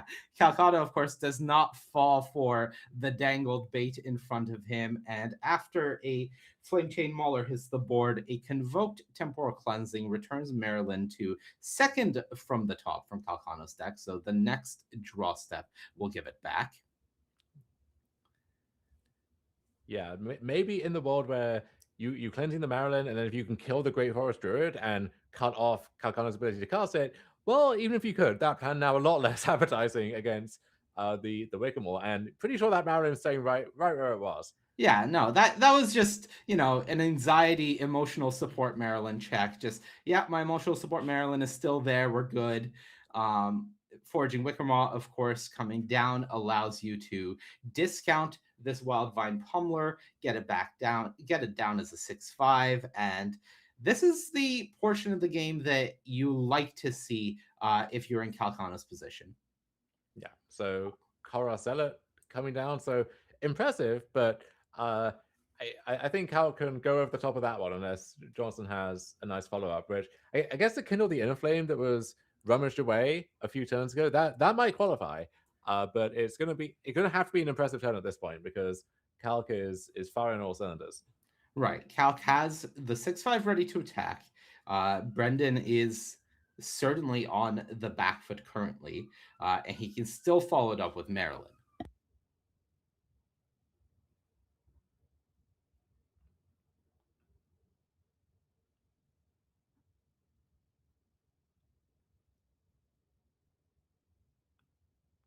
And oh, by the way, here's Abigail. So Wildfire, the Pummeler is going to take to the air now. A 6/5 flying first strike lifelinker. So impossible to block for many, many different reasons, and going to give Kalcano a really nice life buffer and a threat that is lethal by itself in 2 turns. So yeah, Brendan Johnson is going to need to pull off something truly impressive here, even just to survive, let alone come back into this game. Yeah, so we do see Abigail, which Brendan Johnson was aware of, thanks to the formidable speaker in the previous turn, come down, and this is the power of Kalcano's deck. This is what it is capable of, and the fact that he can also use Formidable Speaker to untap this Pummeler and use it as essentially a vigilance flying first strike lifelinker means that Brendan Johnson has no good attacks available to him. Yeah, it didn't have enough keywords already, thanks to Abigail, so we just added a secret 4th one in there, and looks like that one, yeah, I mean, Kalcano will go for this because, you know, what's the downside, really? Yeah, and Brendan, I don't think he thought of this line. You see him shaking his head. There's some amount of frustration there. I don't think he saw the untap because so frequently those words are not really relevant on Formidable Speaker, now, especially limited.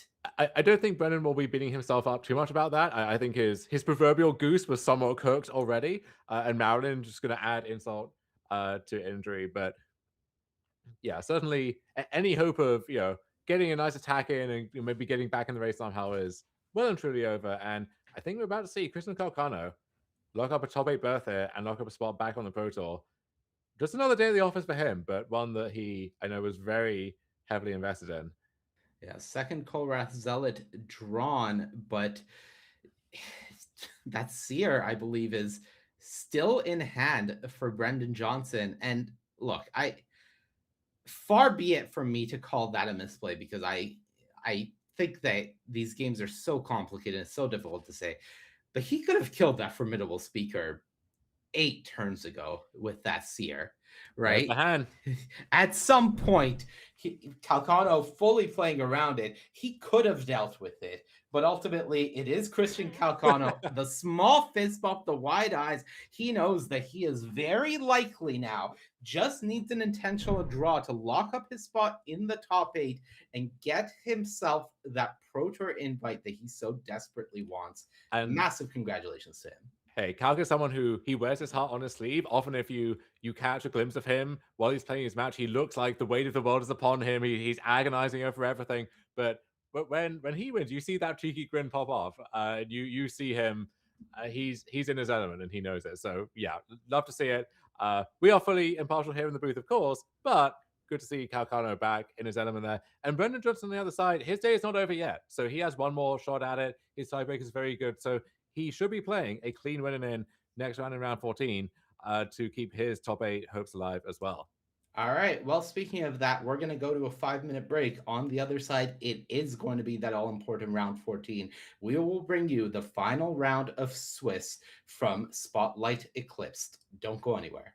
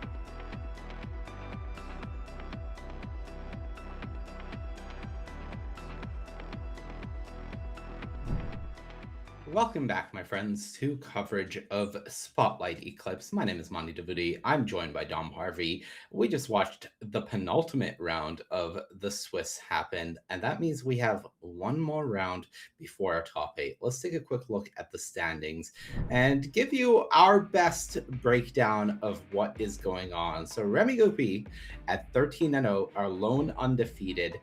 No matter what happens, he is in this top eight.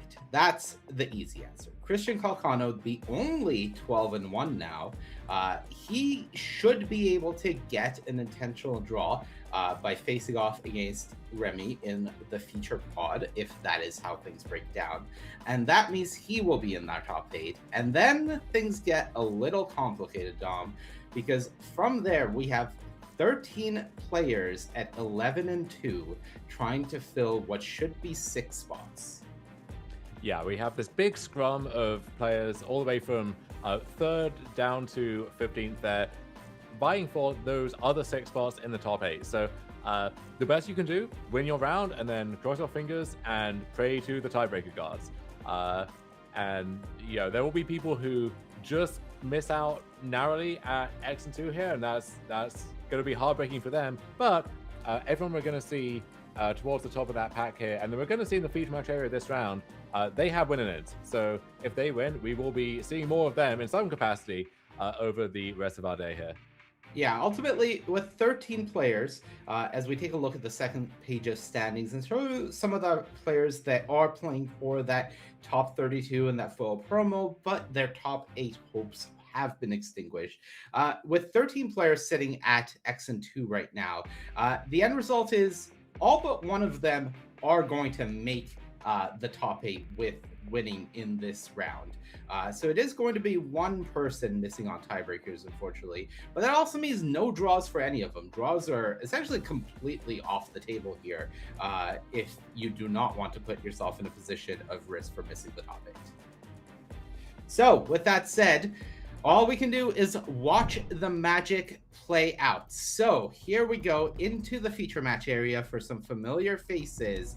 On the left of your screen, Eli Swafford with his Azorius Merfolk deck. On the right, Brendan Johnson with that Is It Elementals deck. Both of them we watched get dispatched in the feature match area the previous round. This time they're up against each other, and almost certainly with their tiebreakers, the winner will be in our top 8. Here we go, Dom.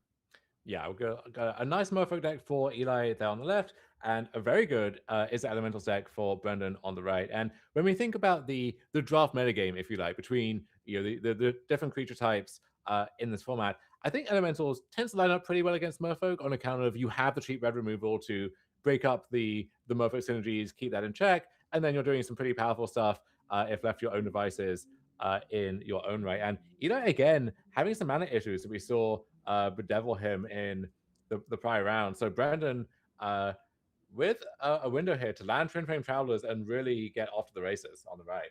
And another misland, another blue card for Eli Swafford. That is the disaster scenario because look, exactly what you talked about, the cheap red removal. Brendan has it in spades. He has a ton of it. And while it didn't line up the best against Christian Calcano's more top-heavy Vivid deck in the previous round, all of his removal lines up beautifully against Eli Swafford's cheap low-to-the-ground Merfolk deck here. Yeah, we saw that prior round. Brendan cast Burning Curiosity and just revealed 3 different removal spells, which none of them lined up well in that instance. But against Eli's deck, and certainly against Eli's board here, he'll take as many of those as he can get his paws on. Third land found for Eli Swafford. Unfortunately, not an island, but it is still enough to allow him to add a Tributary Vaulter to the board. Unfortunately, that means no tapping from the Trapper, and that allows Brendan Johnson to send everybody across here for some damage. Yeah, the 2 Sizzlers and the Twin Flame Travelers all attacking for 3 here, and yeah, Eli taking a hefty chunk of damage unless he's willing to line up some blocks. Yeah, he is considering it here. Doesn't really have the most enticing blocks. So Does just take the 9, and down to 8 he goes. Cold Wrath Zealot, no. Shine Striker for 4 cards. Doubled, of course, thanks to the Twin Flame Travelers, excuse me. And that is a really rough start here. Yeah, Eli does draw a card he can cast in a sense in Mother Skystormer, but yeah, you see head in his hands. He has a full hand of cards, and none of them are going to get him out of the situation. And Eli playing for his 3rd Spotlight top 8 in a matter of months here. So, running up the score, not the most tragic turn of events if he ends up missing on this one, and only has to contend himself with a top 16 finish. Does have the Pro Tour invite lined up on account of his previous top 8 here, but he wants to win every match he's in, and he's going to fight tooth and claw for this one, even if game 1 here is off to a really rough start. Yeah, right now the biggest test for Eli, of course, is the reset, right? When you have a game like this, what is required from you is a mental reset, a shake it off, and yeah, that's just very much game here from Brendan Johnson. As for Eli, he just needs to take a moment, look at his sideboard, go through the motions of adjusting his deck for this matchup, but most importantly, adjusting his mindset. And we'll take a moment as the player's sideboard to remind you that at facetofacegames.com, we buy all cards. So if you have cards to sell, head over to facetofacegames.com/sell and sell us those cards either for cash or for a 30% trade-in bonus with store credit. Okay, so players are shuffling up for game 2. Eli has now had 2 back-to-back quote-unquote very rough mana games, and it is very important for him to shake it off because he is in a tough matchup here against Brendan Johnson's Izzet deck, and everything is on the line on this match. Yeah, and certainly for Brendan Johnson, who I think this will be the first Spotlight top 8 to his name. He has to be feeling the pressure too, but off to a very nice start here, convincing win in game 1. Looks like his deck lines up well in the matchup, and off to a pretty nice start here in game 2 with turn 3 Sizzling Changeling against an empty board. And Eli, head back in his hands again, but at least has more to think through this time around. Yeah, definitely head in hands for options rather than what am I going to do? I can't cast anything. Ultimately, it is going to be just another pass here, as there are 2 5-mana Convoke creatures as well as a reactive Temporal Cleansing. But there's this. That's Glenenlendra's answer, taking down the Traveler. So we noted the Wild Unraveling that Eli has access to. Really nice reactive card against the top shelf bombs in this format. And Glenenlendra's answer goes one better, giving you a token on the back end, and sometimes so much more if you get to collapse an entire stack of spells and triggers with it too. So certainly gonna add to that as well. And Eli finally developing a board here. More of a constructed card than it is a limited card in terms of what its effect does, but very much still capable of getting the job done here, countering the Travelers and making a fairy behind. So, so far so good. I believe Eli, we know, does have an answer to the Stratosaur here as well. So, much more competitive game already here. Yeah, the Glenenlendra's answer, a card that you could picture in some control mirror where we're 16 turns in and both players are putting 5 different spells on the stack, and that's the thing that really crunches down on all of that. But here it's just a nice efficient 1-for-1, and in the meantime Eli casting Liminal Hold, gonna get the Stratosaur out of the way, freeing up an attack from the Sky Swimmer, nipping in for 2 there, and action back on Brendan Johnson on our right, who has a hand flush with removal. Yeah, the cinders are well and truly glowing over there. We have Enraged Flamecaster as well, but missing some of that other top end. He would love something like the Shine Striker or the Korra Zealot to keep pressing that advantage. And yeah, Eli is going to convoke out Disruptive Currents to bounce the Sizzling Changing back to Brendan's hand, but he's in a position to just keep either recasting his 3-drops. Yeah, there we go. Sizzler, the Sizzler and the Flamecaster back down for Brandon. The Sizzler and the Caster. famous duo. All right, back we go Eli Swafford's way as we see a much better game for him than the previous one. While the shields are down, is able to send something to the skies if he wants. Has to be mindful of the 4 damage removal Brendan Johnson has access to. Most importantly to remember is that here on day 2, the players are able to access their opponent's pools. So you may not know exactly what your opponent's deck looks like, but you know all the cards that they have access to, all the cards that they drafted, which means that for Eli, knowing that there are at least 2 copies of Cinder Strike in Brendan Johnson's deck, very much incentivized to try to create a 5 toughness creature here if possible.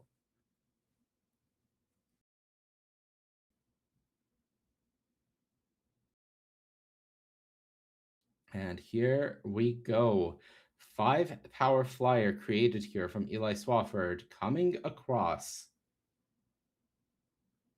Brendan Johnson down to 12. Still a temporal cleansing in Eli Swafford's hand. Is he interested in casting that now? For Brendan Johnson, his hand, 2 Cinder Strikes and a temporal cleansing of his own, if I'm not mistaken. Flamecaster goes to the bottom, Dom.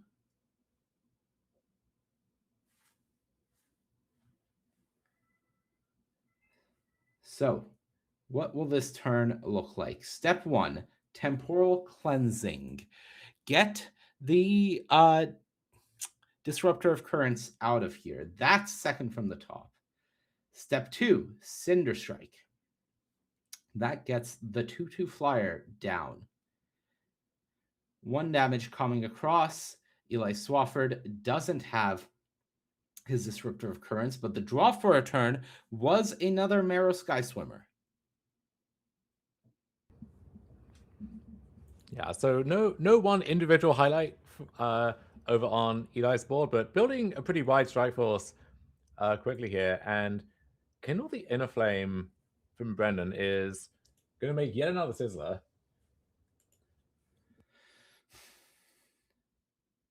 Yeah, this is... I'm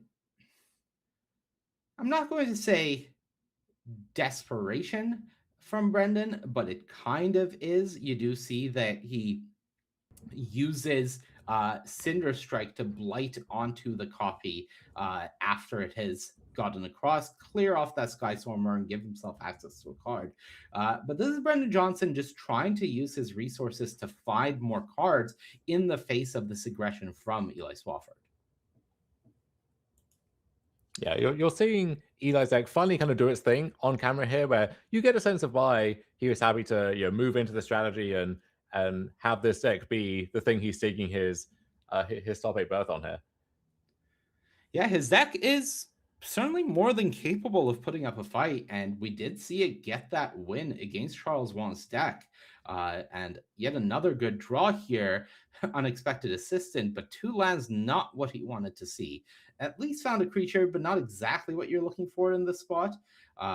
Does have this fairy token from Glenlander's Answer, able to continue getting in, but it is on Eli to try to find a little more pressure, because we know Brendan Johnson's deck is more than capable of stringing together answers and stabilizing boards.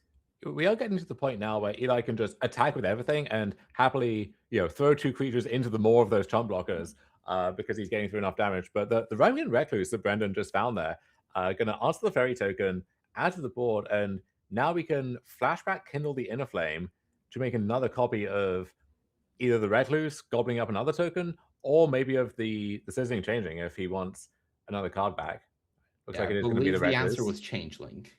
Oh, it is the Changeling. Okay. Yeah.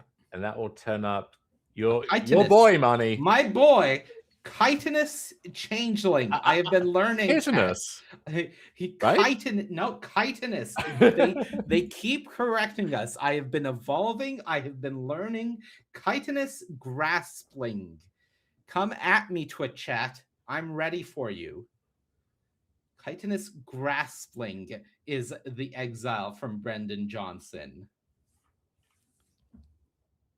Now, notably, we are in draft, so we are seeing a lot less chitinous grasplings than we saw in the desperate streets of Sealed yesterday. But the fact remains, I'm onto your tricks, Graspling. So, Eli Swafford, head in hands, somewhat because I think he sees the door slowly shutting. He keeps finding lands, and his opponent has a lot of cards available to him. Yeah, the Brendan is there's no one big singular threat over there. There's no one thing that's going to break the game wide open. So we might be in something of a board still, and Murphy has a lot of good tools in that context, right? So Wonderwine Farewell, even just something like another unexpected assistance to find the next thing that will help Eli out. But he does need to find something at this point because things are, as you say, slowly starting to slip away.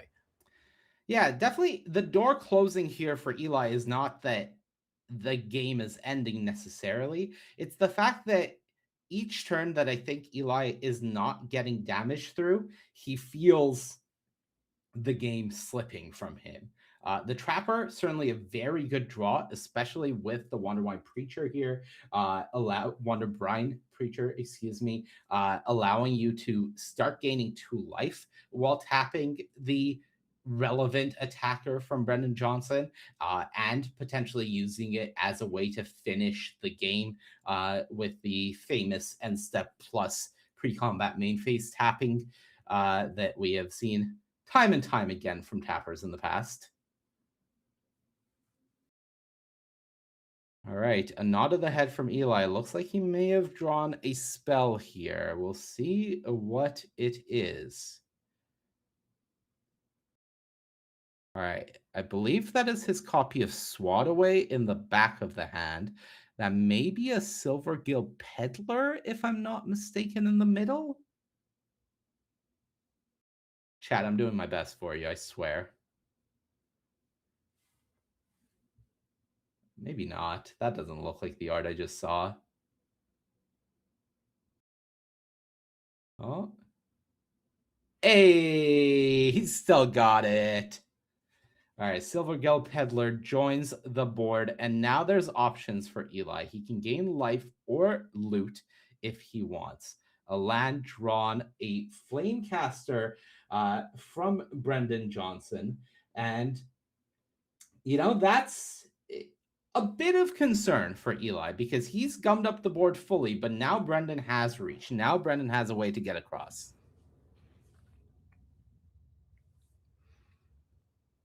All right. Step 1. Tap Chitinous Graspling.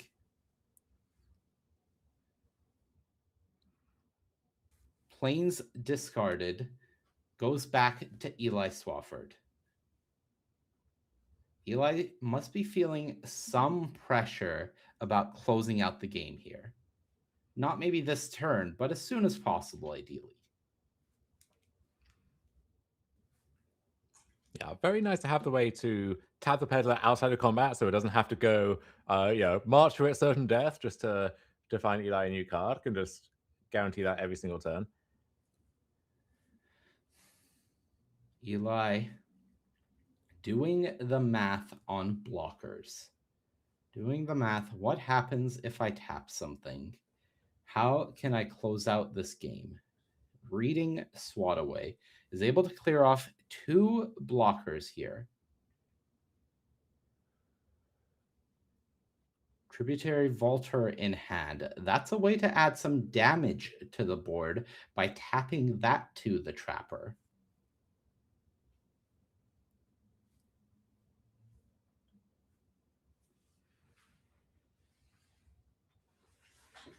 A lot of math to do. I don't believe he has the ability to go Vaulter and activate Trapper and cast Swat Away here.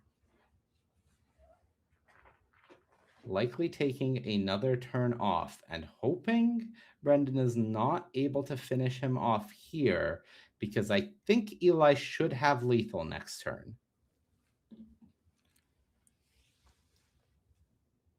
Land drawn from Brendan Johnson.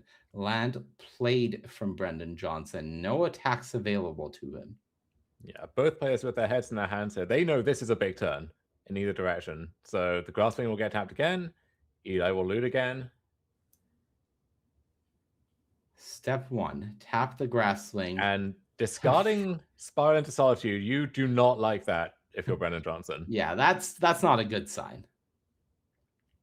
So, time to do some math again. 3 blockers available for Brendan Johnson, hypothetically. 4 if you choose not to tap anything and just send everyone across. There are a lot of rectangles being shuffled around here. Yep. Bracing for impact. Eli needs to push 6 damage across. He can also, depending on exactly what he calculates, he can also make an all-out attack where not expecting it to be lethal, but diminishing Brendan's blockers so much that, and gaining 2 in the process with the Preacher, that yeah, he doesn't feel any risk of dying on a backswing. So yeah, Brendan's going to have to move everything around, see if he can even survive the turn. Well, Eli has the confidence of a person who is winning the game here because he almost missed his 2 life gain trigger and definitely missed his looting trigger, which means by all calculations, with the swat away in hand for any potential interaction from Brendan Johnson's 1 card, he was ready to win the game there. Yeah, that is that kind of giddiness you have where you're about to seal the deal, and minor things like cards or like those don't matter at this point. We know we're crossing the finish line. All right, so as we get ready for Game 3, I remind you at home that we at face-to-facegames.com, we buy all cards. If you have cards to sell, head over to face-to-facegames.com/sell to sell us your cards, whether it be for cash or a 30% trade-in bonus for store credits. So excellent job from Eli Swafford. Was able to shake off the somewhat divided back-to-back mana screw losses that he suffered to take a very impressive Game 2 there. And we have gone to a decider with these players very likely playing for top 8. I believe Eli is kept to 7. This is a mulligan to 6 from Brendan Johnson on the play. And he kicks things off with an island.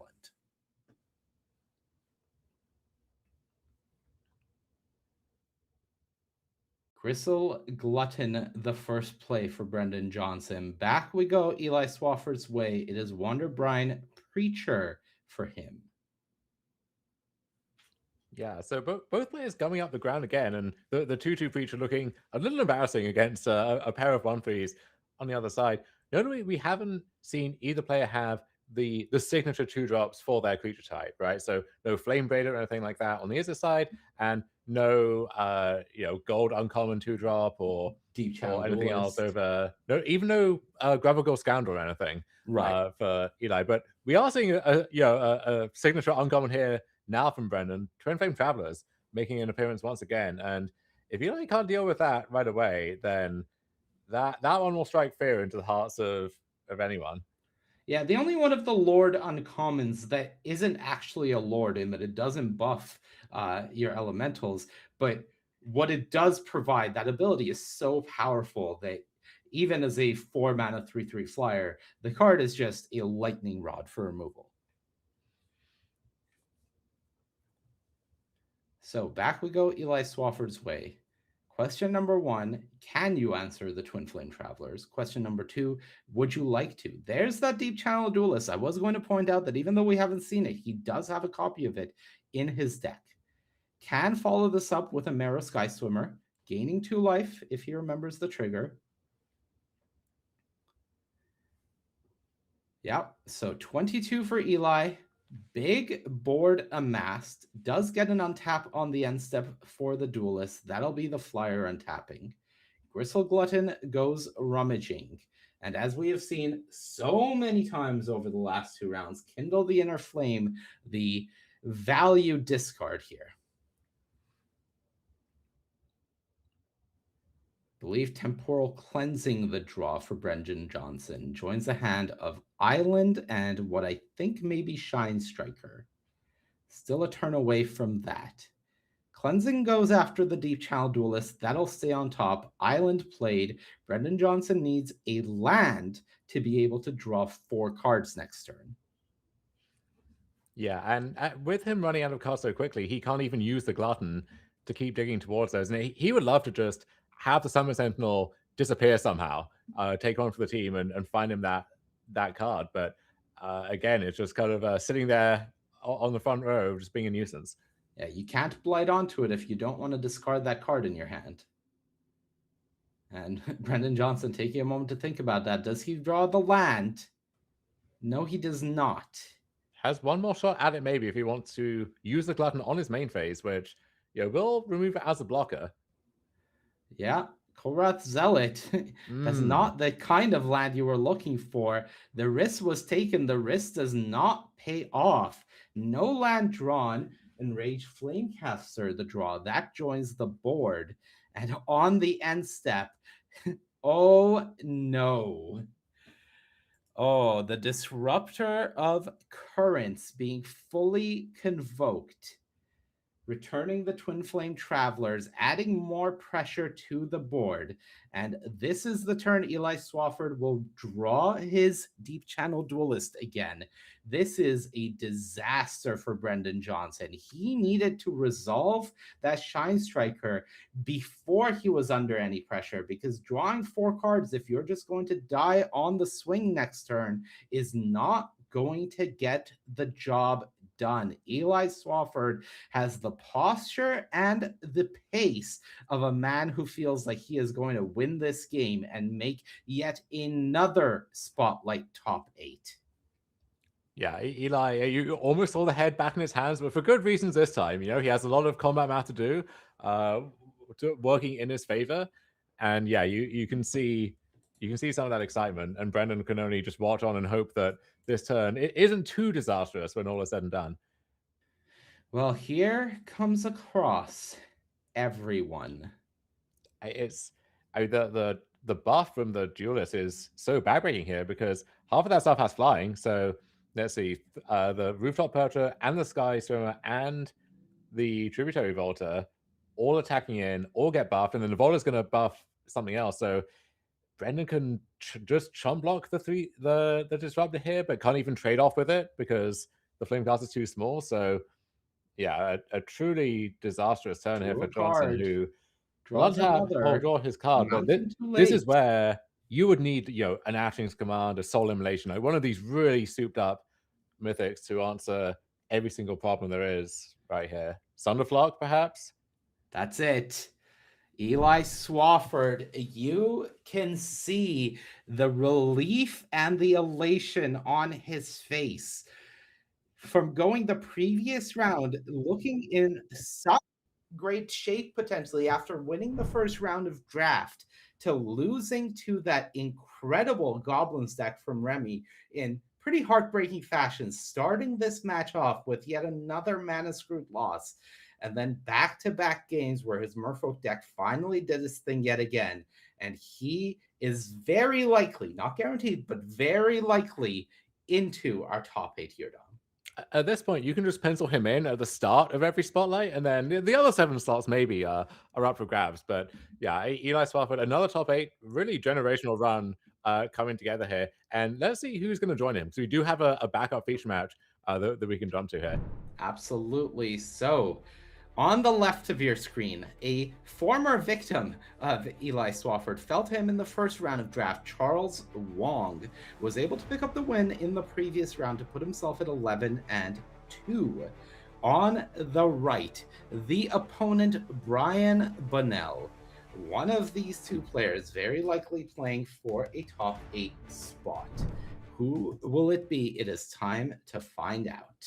Yeah, two grizzled veterans here. Charles Wong, a veteran of the Pacific Northwest draft scene, as I am sure you can testify all too well. A real limited ringer, as the kids used to say. Don't know what they say these days. Maybe don't even want to know. And then limited boomer now they call him.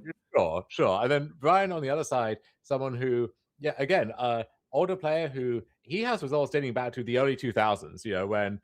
When we were in our short pants, and as of late, he's been a fixture of the Canadian regional championship scene, and he's had several opportunities where he's come so close, so agonizingly close to getting that Pro Tour invite, getting that RC top 8 berth, and he's given himself yet another opportunity here, but he has a fearsome opponent standing in his way. All right, so a keep of 7 for Charles, a mulligan to 6 for Brian, who had the play in this round. Charles has already lost to Azorius once in this draft, but that was in the hands of Eli. Will it happen again? Starting off with just trading a removal spell for the 2/1 changeling as we go back Brian Bonnell's way.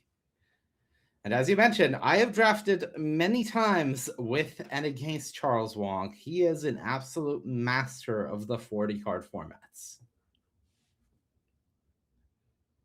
And he has what looks to be a quite powerful weapon in his hands. A very nice looking elf deck. You see Morgan's Loyalist, one of the marquee elf uncommons there. One of the best uncommons in the set, honestly. And Brian Bonnell, solid looking Merfolk deck there on the right. But I think if you ask many players going into the drafts today, which creature type do you want to end up in as your focus? Most of them would say elves if given their choice. And usually the trade-off there is a lot of people are fighting over elves. I don't know if people were just letting Charles Wong have it or if he realized the lane was open somehow, but he has a lot of nice elves in his deck, and this is going to be a real tough struggle for Brian, I think. Yeah, so we do see Silvergill Peddler being used to convoke out a Marrow Sky Swimmer. That gets met with a Nameless Inversion as we go back Brian Bonnell's way. And most notably for Charles Wong, Nameless Inversion is an elf in the graveyard. So now if Morgan's Loyalist is to die or trade off in combat, that means Charles has an elf to get back. Already a very big start for him as he has the board under control. He has a hand full of at least some amount of gas. I see a removal spell in Recording Hex there. So here comes across the Silvergill Peddler. Yeah, Nameless Inversion, this was a premium removal spell almost 18 years ago, Manny, in the original Lorwyn. When I started, it was that was my first set. Yeah, so you learned firsthand how good this card is, and it's very strong here as well. Just by itself, +3/-3, solid removal, but not absolute top tier. But when you combine that with the fact that it counts as an elf or a goblin, or really whatever you want it to count it for all of the things that care about that, including this Morgan's Loyalist, right? Brian, he wants that thing off the board, but he doesn't want it to die because then it just gets back the Nameless Inversion and continues decimating his board. So this is one way of getting rid of it for now. Temporal Cleansing, gonna put it back on the bottom of Charles's deck, it looks like, which you're glad it's gone, but again, that can't be an encouraging signal. Yeah, it's definitely concerning. We did see a Midnight Tilling.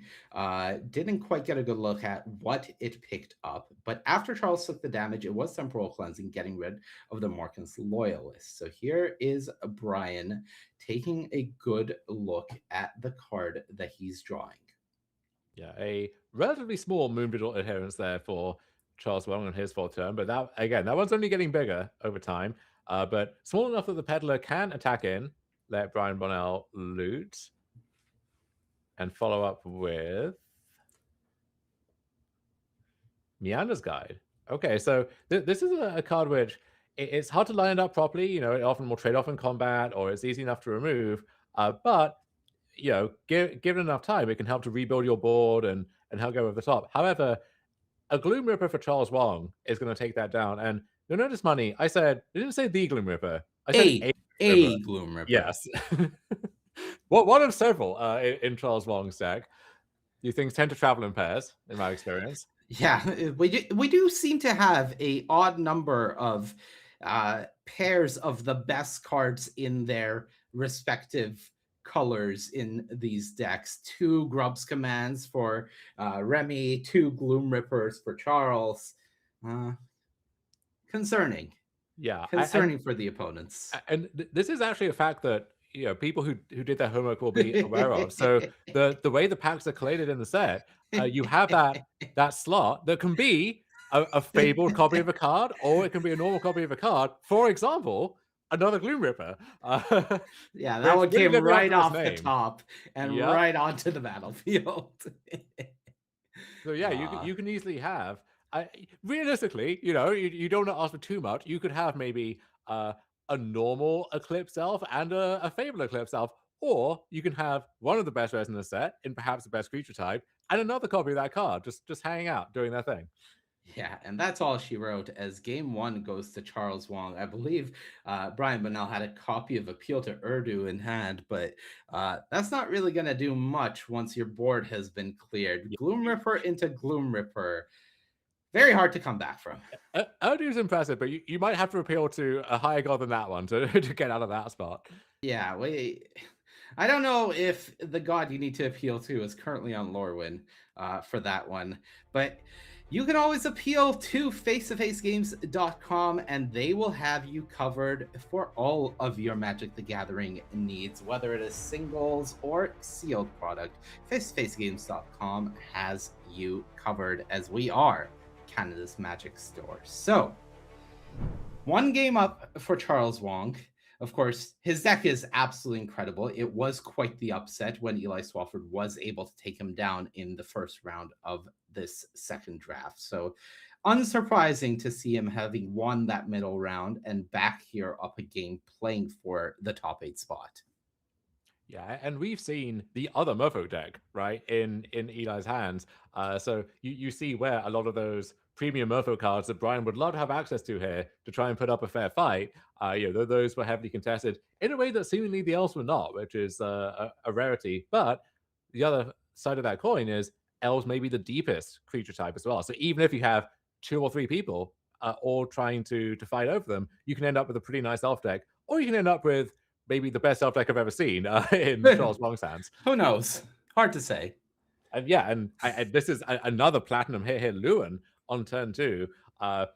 Great card to grease the wheels on turn 2, just finding your third land, finding your Eclipse Elf or your Morkan's Loyalist to have a powerful follow-up. And then once we get to turn 6 or turn 7, well, suddenly this becomes a must-answer threat because it's threatening to just worm harvest and flood the board every single turn. All right, so Tributary Vaulter, the follow-up from Brian Bonnell, but not able to attack into the 1/3 Lewin. And the rares don't stop here as Mutable Explorer hits the board from Charles Wong and creates a Mutavault token. Putting our staff to the test, see if they have one on hand, and sure enough, we do. So great work for everyone behind the curtain there. Came ready did our face-to-face game staff this weekend. Huge shout out to them, of course, keeping everything moving smoothly here in the feature match area. Back Brian Bonnell's way. Brian says combat, and it is going to be the Vaulter buffing the Changeling as 1 damage gets across in the air. Charles happily throwing away his Mutable Explorer, and I do believe there is already 1 copy of Gloom Ripper in his hand. For now. For now.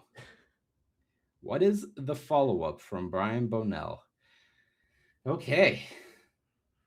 It is going to be you see Brian's eyebrows arch. Yeah, over. He knows. Quickly shocked in. The only question is, which of the Gloom Rippers is it going to be? All right. For those keeping track at home, I just want to make it very clear. Charles has played 4 rares this game so far. We have Lewin, the Explorer, Overgrown Tomb, and now Gloom Ripper. Every card that Charles has played other than his basic lands has been a rare this game. Well, and that part is not trivial either. Overgrown Tomb, that's a rare. And even the Mutavault that we made with the Mutable Explorer, that's a rare too. So yep. So, Brian Bonnell, just doing the math of what the life total is here. Of course, it is what the pump from the Gloom Ripper was on the Lewin that is the deciding factor. Easy to miss sometimes that Gloom Ripper does pump something too, in addition to just shooting down their best blocker. So yeah, worth doing the math, and even the 1/3 Lewin can take a nice bite out of Brian's life total with Gloom Ripper's help. Yeah, not a card that often gets turned sideways, but every once in a while you do see the sneaky damage coming across. Back Brian's way, and I got a feel for Brian here. You draft in pod 1, you feel okay about your Merfolk deck. It's not the best Merfolk deck you've ever seen. I think it was pretty easy to tell during the draft that he was probably a bit contested, but he got a deep channel duelist, he got the commons, he got some rares that would keep him competitive. And then you get faced up against this monstrosity. All right, so Temporal Cleansing sends Gloom Ripper one card deep, coming back in 2 turns' time. Meander's Guide is able to get across and bring back the Tributary Vaulter. And then what? All right, we have an uncommon. Charles Wong has broken his streak of playing all rares all the time. Chitinous Graspling, my love. Welcome back to the board. Yeah, I mean, seeing I've that thing missed actually you. do anything, that truly is rare. So you could argue the streak has continued. All right, back we But go Brian Bonnell's way. against, a 3-2 and a 2-1 and a 1-3 flyer, 3-4 reach, you can't ask for too much more than that. Yeah, and Maybe Charles can, but Charles could ask for more. It would be greedy, but Charles Wong has been known to greed once or twice in his life. All right. Thirst for Identity from Brian Bonnell here. Again, I'm not quite saying this is desperation, but it's not desperation, Dom. much to consider, as they say.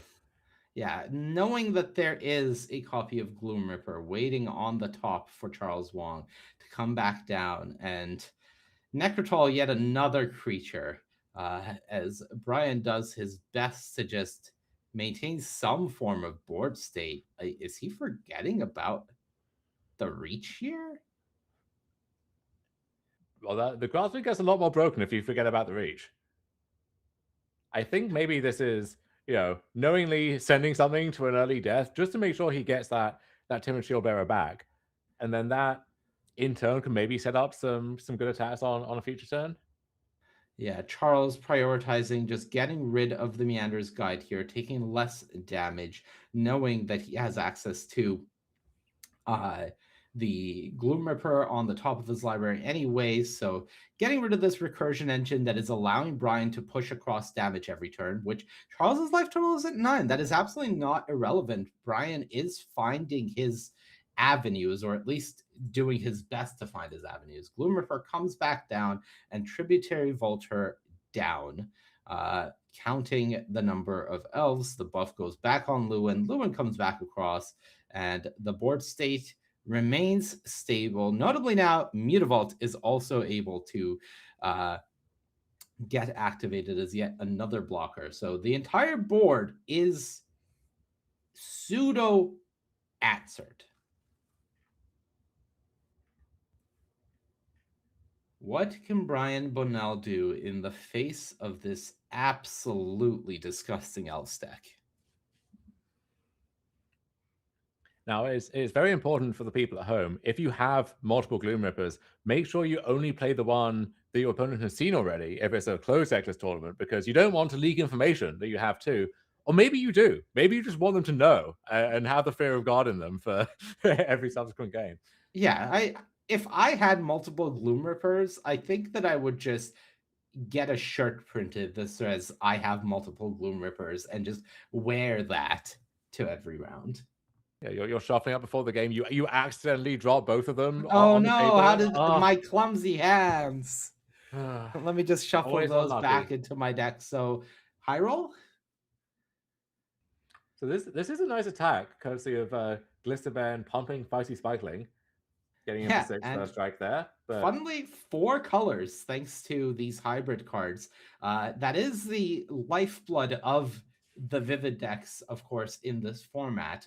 We see some people like Kalcano doing it the honest way of using Foraging Wicker Maw and Shimmerwild's Growth, but for Brian, has a red-white changeling and the Baron being blue-green, so that is 4. And Charles takes a hit, so falls down to 3. Does not feel insecure on this board. Chunks in with the first Gloom Ripper.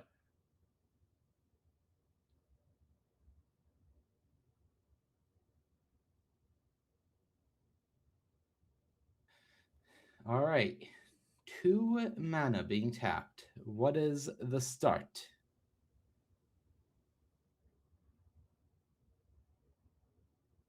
All right. It is Lissalana Informant. Follow up. It is going to be the Moon Vigil Adherence.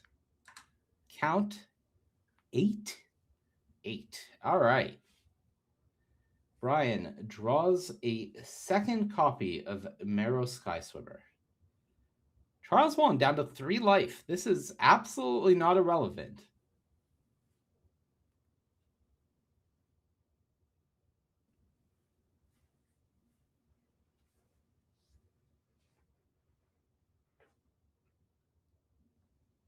Sky Swimmer number 1 hits the battlefield. Token made.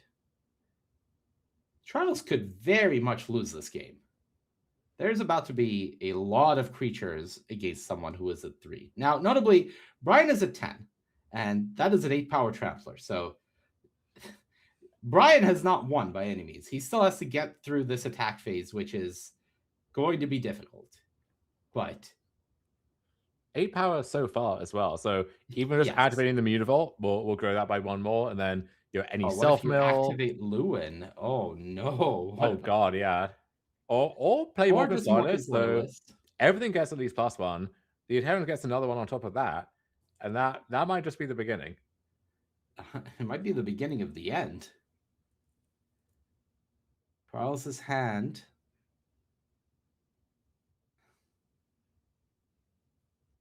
Is there anything he is worried about being convoked here? Is there a protective response in Brian's pool? There is not. Disruptor of Currents, there is not. Yeah, so Charles wants to leave back the Grasslane to keep or maybe not. I think, he needs to make sure he doesn't die to the Sky Swimmers in the air. So he can block 1, but then he either needs to make sure that nothing else can get through on the ground, or force Brian to put so many things in front of the Moonfield Adherents or other creatures that he simplifies the board in that way. So a lot of math to do. Feels like mathematics now at this point is more or less all of the information that Charles needs is face up in front of him. The question is that favorable?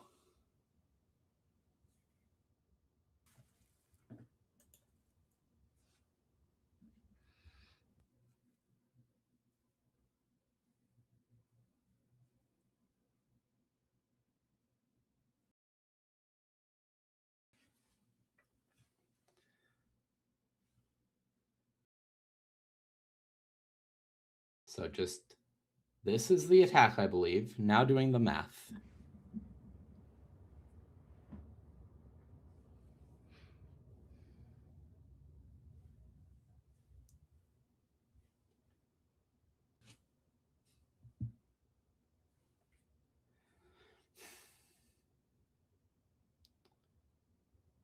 Baron going in front of the Ripper.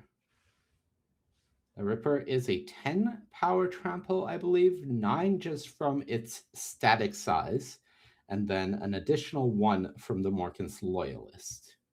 And Brian knows here, if he makes it through this turn with the 2 Sky Swimmers and the Shield Bearer, that's it. He can make 2 lethal flyers, and Charles 1 can only block 1 of them.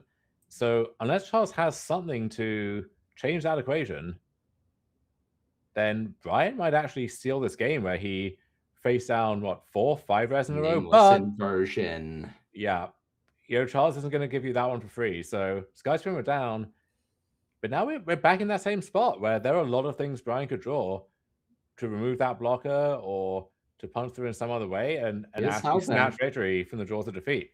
That looked like a Plains to me. That ain't it. Brian?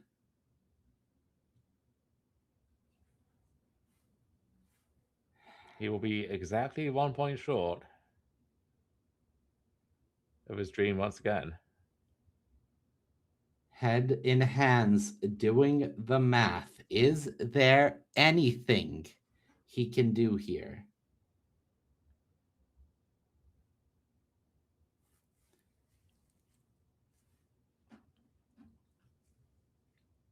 Says combat, attacks with everyone.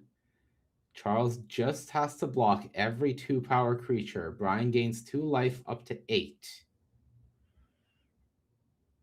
Brian activates, and there's the planes. Needed a copy of Appeal to Erdu. Doesn't find it. And that is Charles Wong and his very impressive Golgari Elves deck getting the job done here.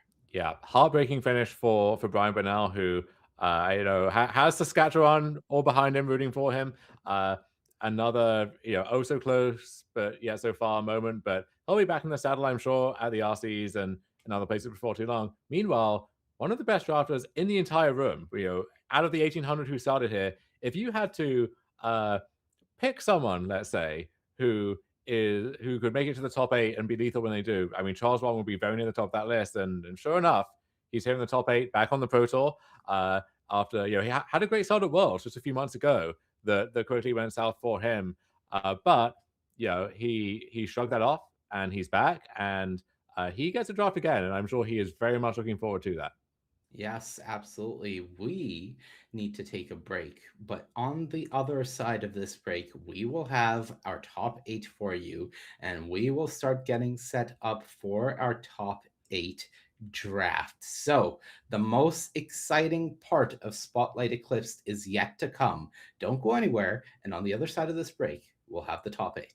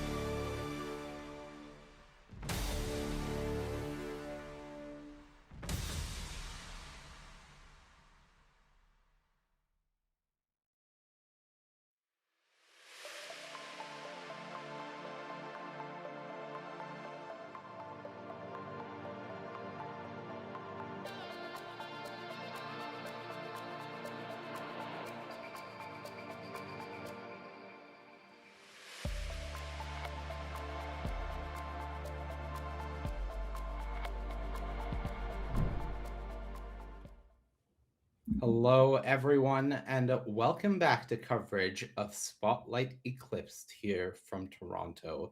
The Swiss is done and dusted. It is in our rear view mirrors. My name is Lonnie Tabuti. I am joined by Dom Harvey, and it is top eight time. So, without further ado, I will reveal for you our top eight bracket. Here we go. In the 1 seed, Remy Goupil. 8 seed, Jason Q. Eli Swafford, Valerie Jade, Christian Kalcano, Dylan Pratt, Andre Kovalevsky, and Charles Wong. Dom, quick thoughts on the top 8 bracket. Yeah, a stacked top 8 could have been stacked further still. A lot of big names still in the hunt, even going into round 14, playing win and ends. But yeah, this is a pod which, if you had this as your pod on day 1, day 2, even of PT, you would not be surprised. Many of these players played the Pro Tour last weekend, PT Lorwyn Eclipsed. I know Valerie Jade played there, didn't re-qualify, but just has, so back in the saddle immediately. And yeah, many other players who will be back on the PT, or some of them I think there for their first time, really going to make the most of that opportunity there and this opportunity here as well. Yeah, right now we can happily say that all 8 of these players are now qualified for the Pro Tour. They have invites to Pro Tour Secrets of Strixhaven, so keep an eye out for them later on in May of this year. But we still have a draft, we still have a top 8 to play out, and we have a champion to declare. And I can tell you that unsurprisingly, we are going to be watching our undefeated number 1 seed, Remy Goupil, as he goes through the draft. And already a nice rare in Brigid pulled up to the front here, Dom. Yeah, we see one of the best uncommons in the set, Moonfield's Adherence, which we've seen do so much damage on camera this weekend. Good uncommon removal spell in Giant Fall there as well, but definitely going to be between these front two. And I imagine Bridget will be the pick in the end. Certainly a great card if you end up in the fully green-white Kithon deck, but as opposed to maybe some of the other rares in the cycle, if you just have this in your Azorius Murphy deck, for example, really any deck that can cast it, that's going to be nice. And then if you care about having Kithkin, if you have Green Man to flip it, then that's just a cherry on top. So yeah, it does take the Bridget in the end. No surprise there. But whoever is on Remy's left is going to like seeing the adherence there as well. Yeah, I think one thing Remy has to be very vigilant of here is cutting off green signals going to his left, because he wants to ideally be in green-white with this Bridget if possible. Yeah, and he knows that he has incentivized the player to his left to take that adherence. There's a green signal, if you like, in Assert Perfection. I think that one's going to be the favorite from a much weaker pack here in pack 2. Chomping Changeling, a nice card. Unwelcome Sprite, a solid card in its own right, but almost feels kind of out of place in this limited format, right? Hard to assemble the deck where that's going to be at its best. But Assert Perfection, one of the best common removal spells, one of the best commons, period. So especially with a green card of sorts in his pile already, definitely expecting to see that. No surprises there. All right, so Assert Perfection, it joins the pile for Remy Goupil, and that is a green-white Kithkin start from him. As we go into Chitinous, Grassling spotted, carry on. Yes, yeah, Chitinous Grassling mentioned, but going to languish in the pack for a little longer, I'm afraid, because you have a second Assert Perfection here. Also, Creekwood Safe Right, probably the next best card in the context of this format, right? If you can stake your claim to elves early, this is a nice card to pick up. But that elf deck also going to love having Assert Perfection, and any other green deck you have, in all likelihood, going to enjoy that too. So I think we're going to see Remy stay in that lane for now. Yeah, Remy continues to play in his lane, and a great start so far, though, of course, would love to start picking up some more Kithkins, get these kindred creature types matters going.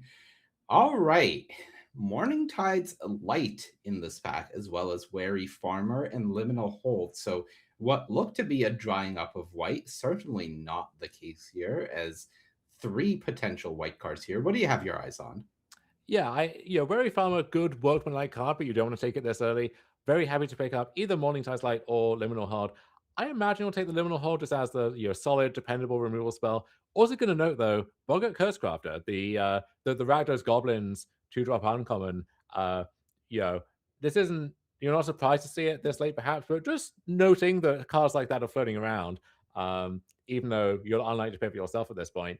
So Foraging Wickermore moves to the front of the pack. There is Overgrown Tomb. If we end up branching into black a little bit more.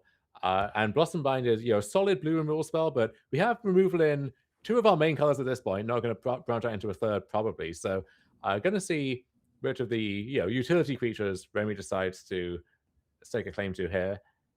Yeah, paying some mind to the Gallant Foul Knight, but it is going to be the Foraging Wickermaw that joins the pool here. Yeah, this is a card that lets you stay the most open in the sense of it's colorless, it lets you splash more easily, good with Vivid stuff if that's a consideration. But also, Remy, I think we have a nice start for Kithkin, but we don't really have any actual Kithkin yet beyond Bridget. And I think is looking for a chance to, for example, if black is open, if green is open, could easily end up in one of these kind of more soupy Absent decks we've seen on camera several times. And moves Gangly Stompling to the front of this pack. That's a Kithkin, that's an elf, and it's so much more. Two colors for Vivid, so a really nice kind of glue card here when you don't quite know the direction your draft is taking yet. Yeah, I think there was certainly a slight pause that he paid to the Shimmer Creep in that pack, just saying that perhaps I do want to consider a Vivid route with this Foraging Wickermaw, but opts for the Gangly Stompling and gets a very somewhat deep pack. rewarded / punished. This is a green-white pack in its full. Miss Meadow Council, of course, the ideal card for him in the Kithkin strategy that he has going here, but also two great Vivid payoffs in that pack as well, had he gone the other way. Yeah, a nice white 2-drop in the Burden Stoneback, which without a relevant creature type, it finds itself kind of the odd man out enough of the time. But yeah, really heavy pack there for Remy. And some decent options here as well. I think Blossoming Defense, the best card here, good combat trick, good protection for your premium creatures like the Brigid or like whatever you're trying to manifest opening in packs 2 and 3. Blossoming Defense will help to keep those safe. But a few nice options even this late in the pack, and a very late Shimmer Creep, a card which you don't see people taking very highly, but you're also surprised to see it quite this late. So that may be a sign of something. And Remy, thanks to the Wickermore, thanks to some of these changelings, already has the ability to kind of pivot into more of a Vivid deck if that seems open. Guiltless Embrace the pick. Remy is very much staying the course. A nice little pickup in the Gold Meadow Nomad late into the pack here. And Goblins certainly open. So we saw what Remy was able to do in the most extreme form of having a uncontested Goblins deck in the previous draft. We'll see what he is, what someone else at the pod may do here. But for Remy, he is fully locked into his lane here as the green-white Kithkin player. Yeah, so he'll be noting that stuff passing by and not expecting to pivot into Goblins himself. I think that ship has sailed, but Of course. you think about the implications of that, right? So, for example, we're passing the other direction for pack 2. You're not going to be expecting some of that good black removal to be as present in that pack, and so if you're thinking about dabbling in some of the colors, you're not going to be looking there for that kind of thing. Picks up a Reckless Ransacking, and that is the end of pack 1 with a Forest. So, quick review, Dom, of the pack here. Obviously, Brigid, the standout, but the biggest thing here is not many Kithkins, very reactive green-white deck, which is not typical of the format.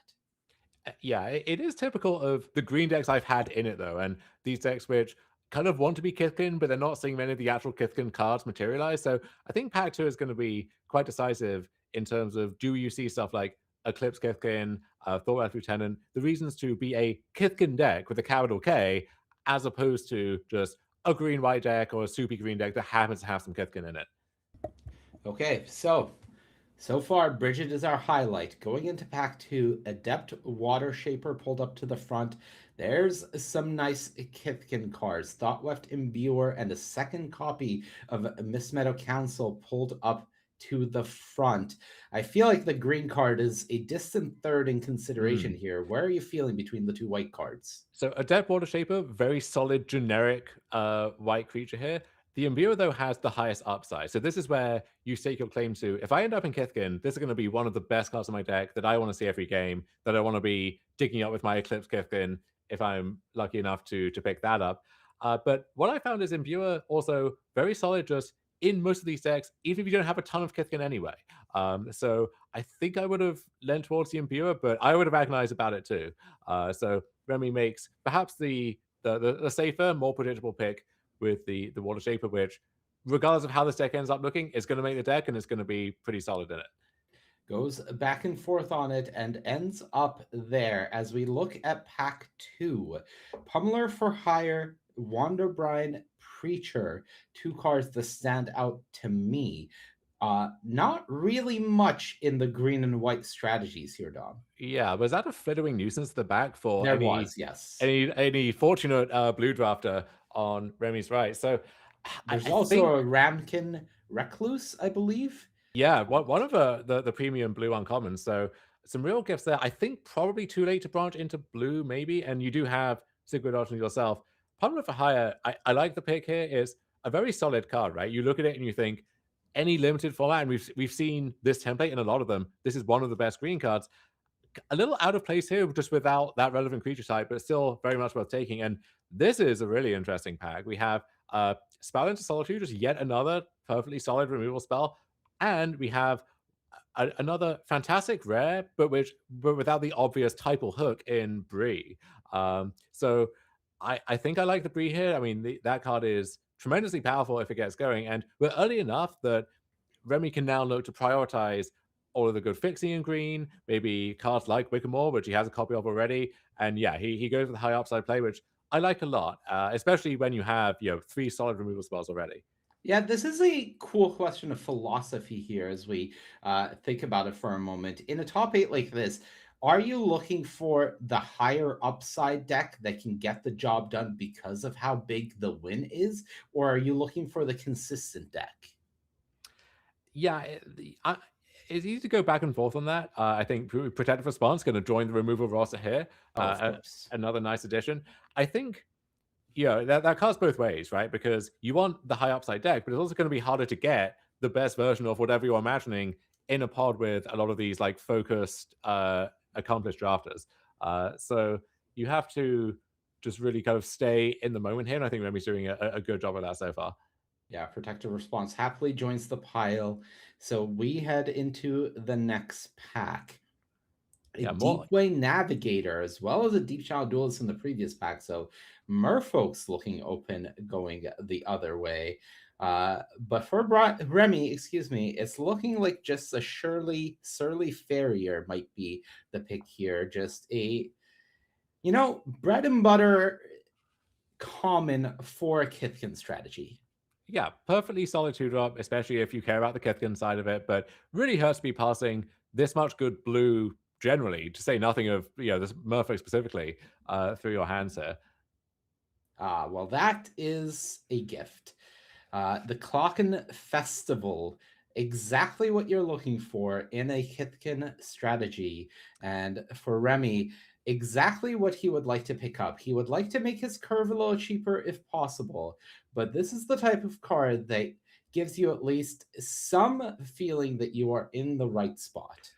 Yeah, although we don't actually have that many incentives for being Kithkin again, right? So we passed that Thorweft Imbuer, pack 1, pick 1. We don't have the 2-drop gold uncommon that triggers off Kithkin coming in. So by itself, just on rate, the festival is a fine card, but it's nothing to write home about. You really need those things that juice it up. Payoffs. Yeah, and at that point, 3 Kithkin in 1 card with the promise of more, that is a really solid hook. Right. Well, Wild Vine Pummeler joins the pile now. So a Kithkin Giant deck coming together here from Remy Gupio as we go to the next pack. And another Pummeler, the vivid deck that could have been in the back of my dreams. But for Remy, very much staying the course. Unsurprisingly, has not seen many goblins this pack. Somebody to his left has taken all of those. But for him, things still looking okay. Hey, Remy has a lot of good giants. I don't know quite what giants payoffs we could hope to see, but if they're in the draft, then we'll be looking for them.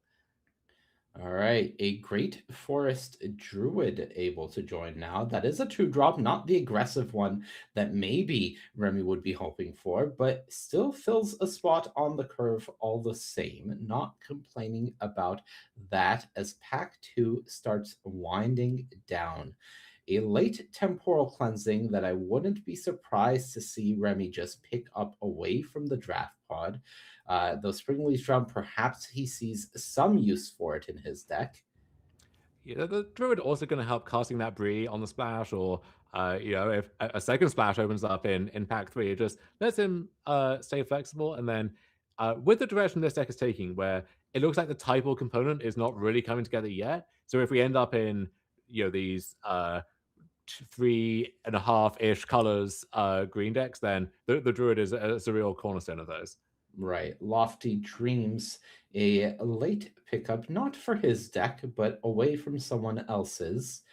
As we go deep into pack 2, Squawk Roaster, a nice little rotisserie chicken being added to the pool here. And the final pick, of course, is a Swamp.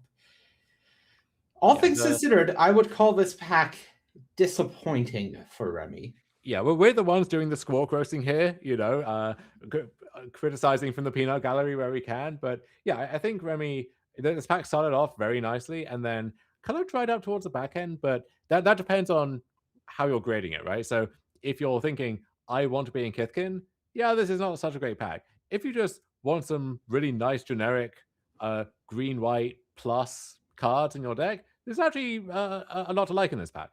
Any highlight cards that you would mark from this pack? So I would say the Bree, of course. The standout by itself. There isn't really a kind of gold crossover here, right? We're not dabbling into the Boros Giants theme or anything to help support this Bree. It's just we're gonna do our best to make this work, and otherwise, well, maybe we have kind of a funky mana base in the end, but it'll be fine. It'll work itself out. All right, let's see what pack 3 brings for Remy's draft, as not in a bad place, but I would not say that right now I'm seeing a spotlight winning draft deck from Remy yet. Going to need some help here in pack 3. And I think it will start with his pick. I think the really interesting dilemma might be, is there an option to be a Kithkin deck, one last hurrah, or do you just be some nice big green deck? And that's a nice card for a big green deck, Manny.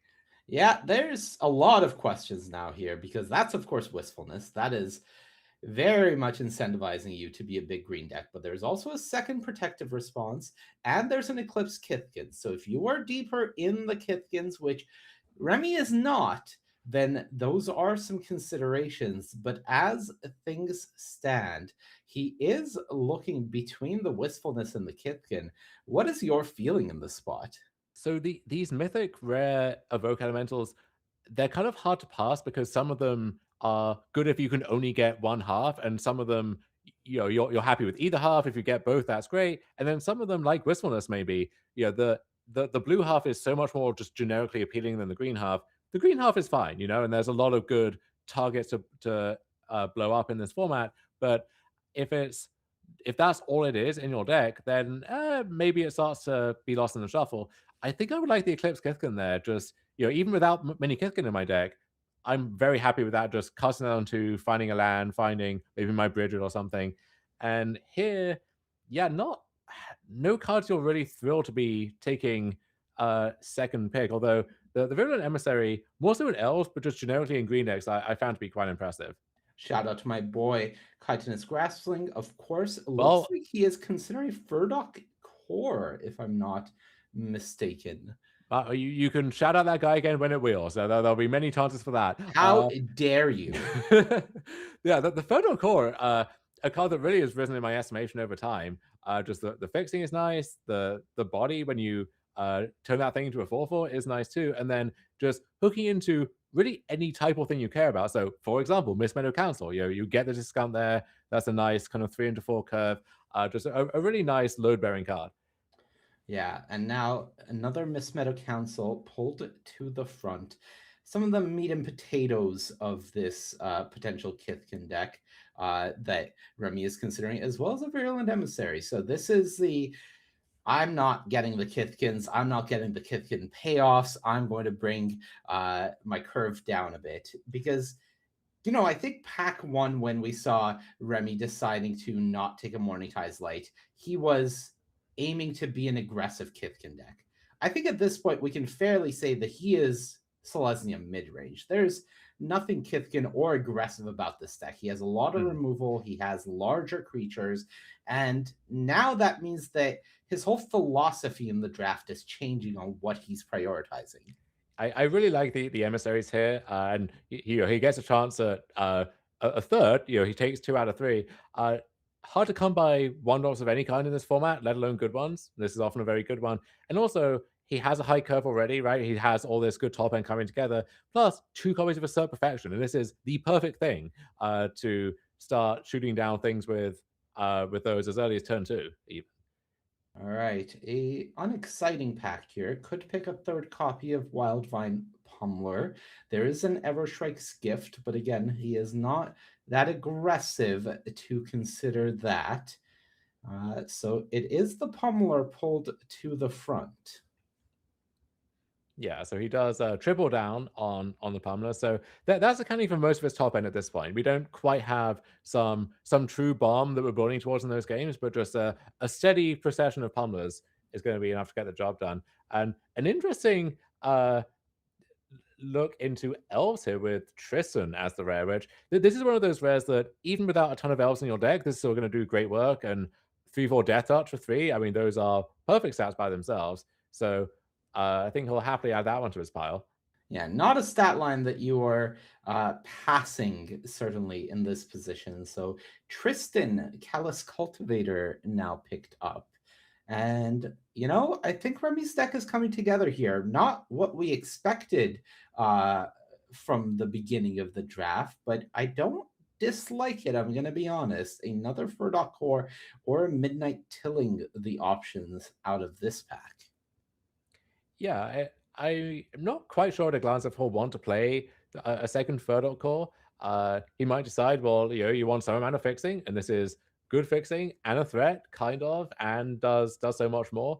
But Midnight Tilling also a card you could consider just as a way to dig for some of your better bombs. It can help you hit your land drop still, be a nice glue card there. And hey, if 3 pummelers are good, how about 4 pummelers? Every day I'm pummeling, says Remy. A little smile on his face, is paying some consideration to the River Guard's reflexes, it looks like, and he does in fact take it. Reasonable choice, I would say, if you are certain that you are not going to play a 4th pummeler ever. Having access to a sideboard card is very tempting.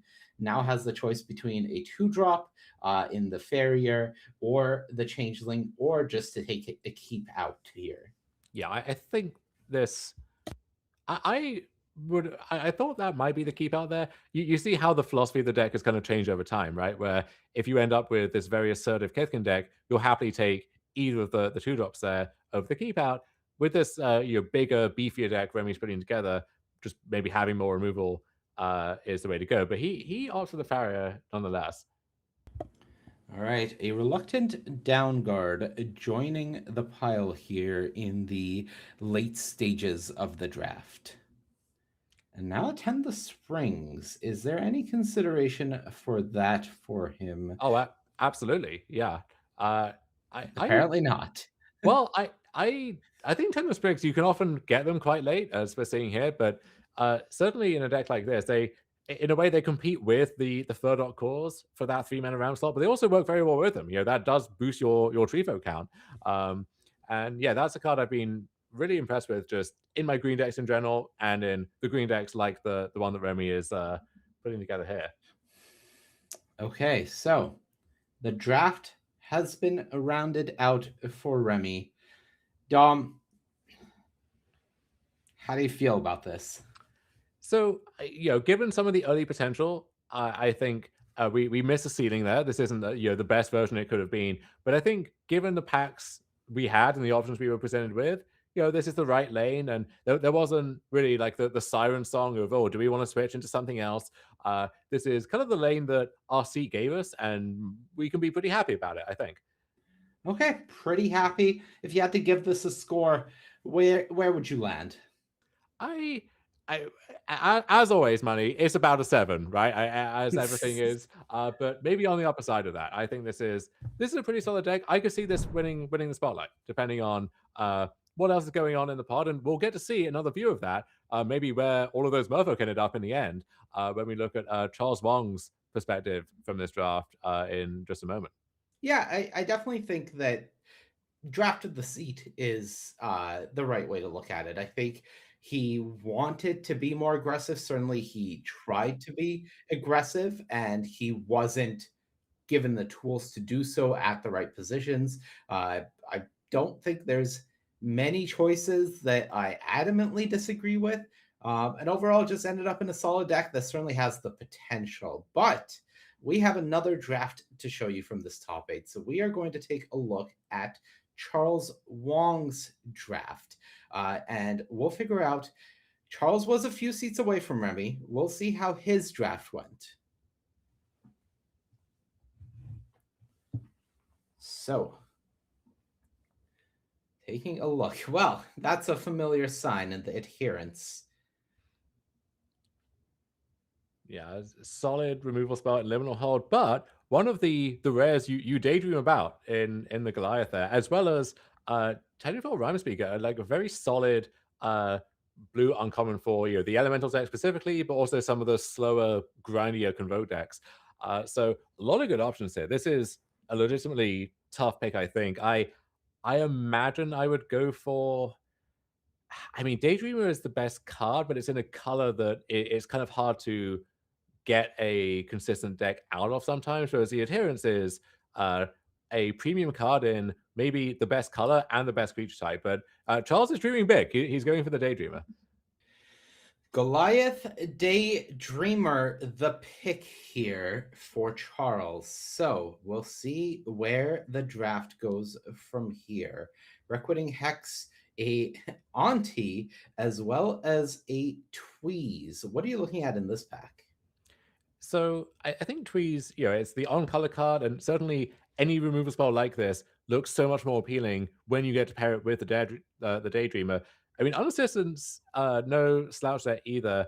That said, even in the Izzet deck that officially exists in Elementals, neither one of these cards is directly on plan for something like that. So I imagine I would take the Tweez here and just see which lane is open after that.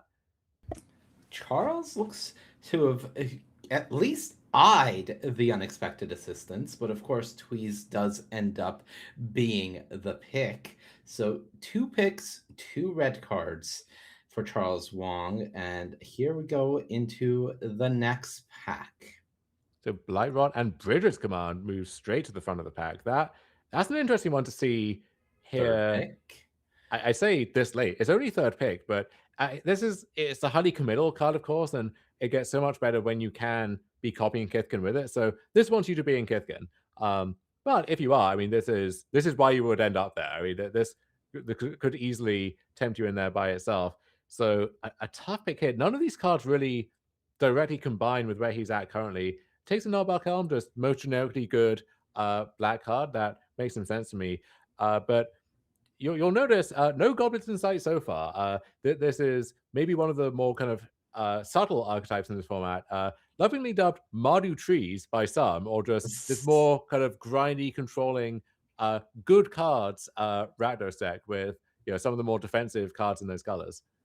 Giantfall and Tweeze pulled to the front of the pack. What we know is at some point in pack 1, there were a lot of goblins being passed by Remy on the other side of the table. We'll see in a few picks if those start trickling Charles Wong's way, because if no one else stakes their claim and Charles starts getting heavily paid off, that is going to be very, very interesting. Yeah, not much at a glance going through this pack. Even in his colors, and we're not going to lock Charles into even red just yet, but certainly not into black. But nothing really tempting him into another direction either. So could easily just kind of stay in this lane so far, take the Flame Chain Mauler, solid red 2-drop, but in Curiosity and these bigger red decks, also pretty appealing. The Wretched Wretch, if you end up in Goblins, it's fine, but there's a lot of competition for those 3-drop slots. So yeah, I think taking the Burning Curiosity, this is not a canonical archetype that we're building so far, but whatever this deck ends up looking like, probably will have a home for that card. And second copy competing with the Boldwit Aggressor here as the top end, and the Aggressor, a kind of a card without a home, in the dedicated Goblins or Elementals decks, but a deck like this may be the perfect home for it. So would not be shocked to see that one joining the cast here. Yeah, it is certainly what he is considering, as well as that second Burning Curiosity. It is the Aggressor joining the pool now for Charles Wong. 6 picks in 5 red cards, doing a very good job of cutting that color off. And here's the beginning. There's that Boggart Curse Crafter that we had seen, I believe, being passed pretty late by Remy. So for Charles, I think this is as strong a sign as you could possibly get. Yeah, now I haven't spoken to Charles. I don't know his specific draft preferences. I imagine what he's thinking here is, okay, well, if goblins happen to be open in packs 2 and packs 3, this is the start of that perhaps. But if I end up in a more generic Rakdos deck, I'm perfectly happy with 2/3 Death Touch, and maybe I'll trigger that second ability once in a blue moon. But those are perfectly decent stats for a 2-drop, you know? Yeah. So that it's a sign that goblins is open, but one reason people tend to be skeptical of goblins here is even when goblins is open, the cards just might not be there to get a good goblin set together. So Charles going to keep an open mind. It takes Overgrown Tomb. Happy to end up splashing some good bomb in Gruul or Golgari there. A 9th pick Giant Fall. Now Pretty that's a nice. signal. This is maybe more of a signal than the 2-drop there a few picks ago. Like red clearly is open. What that means for the rest of his deck, TBD. But we know that much at least. Yeah, here's that Vivid pack that we saw much earlier in the hands of Remy. Still going around with the cards in it. So nobody really staking their claim in the Vivid archetype. And even this late, there were some interesting options there. So Charles takes good white 2-drop in case we end up in some kind of offbeat Boros deck. You could sell me on like the Korath Mystic, for example. Look, I'm just gonna say, Burden Stoneback. It's a giant. We have that Boldwit Aggressor. Red White Giants. The dream is alive. We mentioned Remy was missing those giant payoffs, and that's a giant payoff, all right. Well, Sting Slinger, a late addition to the pack. Another one of those cards that we did point out as red being open going around. An Impolite Entrance now for Charles. Taking a look to read it. Of course, he will be picking it over the island here. No point in not doing that. But now we have a pack 1 draft that is all done. So let's take a look. And what stands out to you here? So the issue with red in this format tends to be, goblins, people are generally skeptical of it as a theme. And then elementals, if it comes together, can be great, and we've seen that on camera today. But you really need the elementals payoffs already to hook you in, because there aren't that many of them, and there just aren't that many good elementals floating around. So what you'll see often is you'll take something like a Cinder Strike or a Seer, or in this case, a very good red rare, and then not really know what to do with it until the later packs give you a direction there. So I think Charles is going to be pretty happy with the start, but if you ask him right now, what do you think a final deck will look like? That really is to be determined. Yeah, and I think taking the Overgrown Tomb over the 1-drop Boggart is a big indication of that, where he does not feel locked into a Goblin deck. Daydreamer certainly the only highlight card that stands out from the first pack as we go into the second here. A Nameless Inversion so far, a Feed the Flames, and a Bog Slither's Embrace. All cards that he is considering here, pulling up to the front, but also a Spry and Mighty. Very powerful card, but not in his current quote unquote colors. We'll see how, of course, his deck plays out. What is your thought process with a pack like this? This is a hard one. You could easily just kind of eat your vegetables and take Defeat the Flames and know that one's going to make your deck. But I think both of the black removal spells, if you end up in Rakdos, and specifically in Goblins, both are going to be more powerful. So yeah, Charles kind of chasing the higher upside play there. Sprite Mighty it's a hard card to pass and an even harder one to kind of evaluate what it's actually going to do. But I think we're not going to go that deep down the rabbit hole just yet. Cinder Strike, a very nice pickup here, though, second pick. Yeah, there is also an Unbury, but that is the awkward part of being in a deck like this, where you aren't in a specific kindred type of strategy. You are just red X good cards right now. Yeah, and it would not shock me even if Charles finds stuff like Eclipsed Boggart or other things that have the word goblin on them. They're going to end up in a pretty fair, kind of generically good Rakdos deck with some incidental goblin stuff going on beneath the surface. All right, Cinder Strike joins the pool here, and we'll see what pick 3 has for Charles.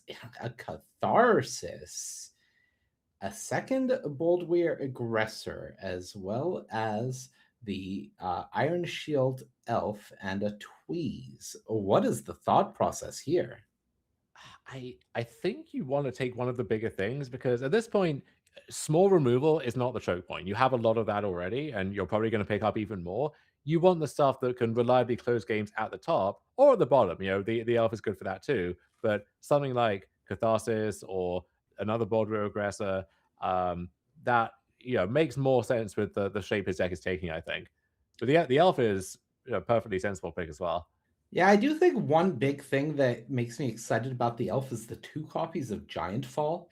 Having a reliable user for those as a 2-drop feels pretty exciting.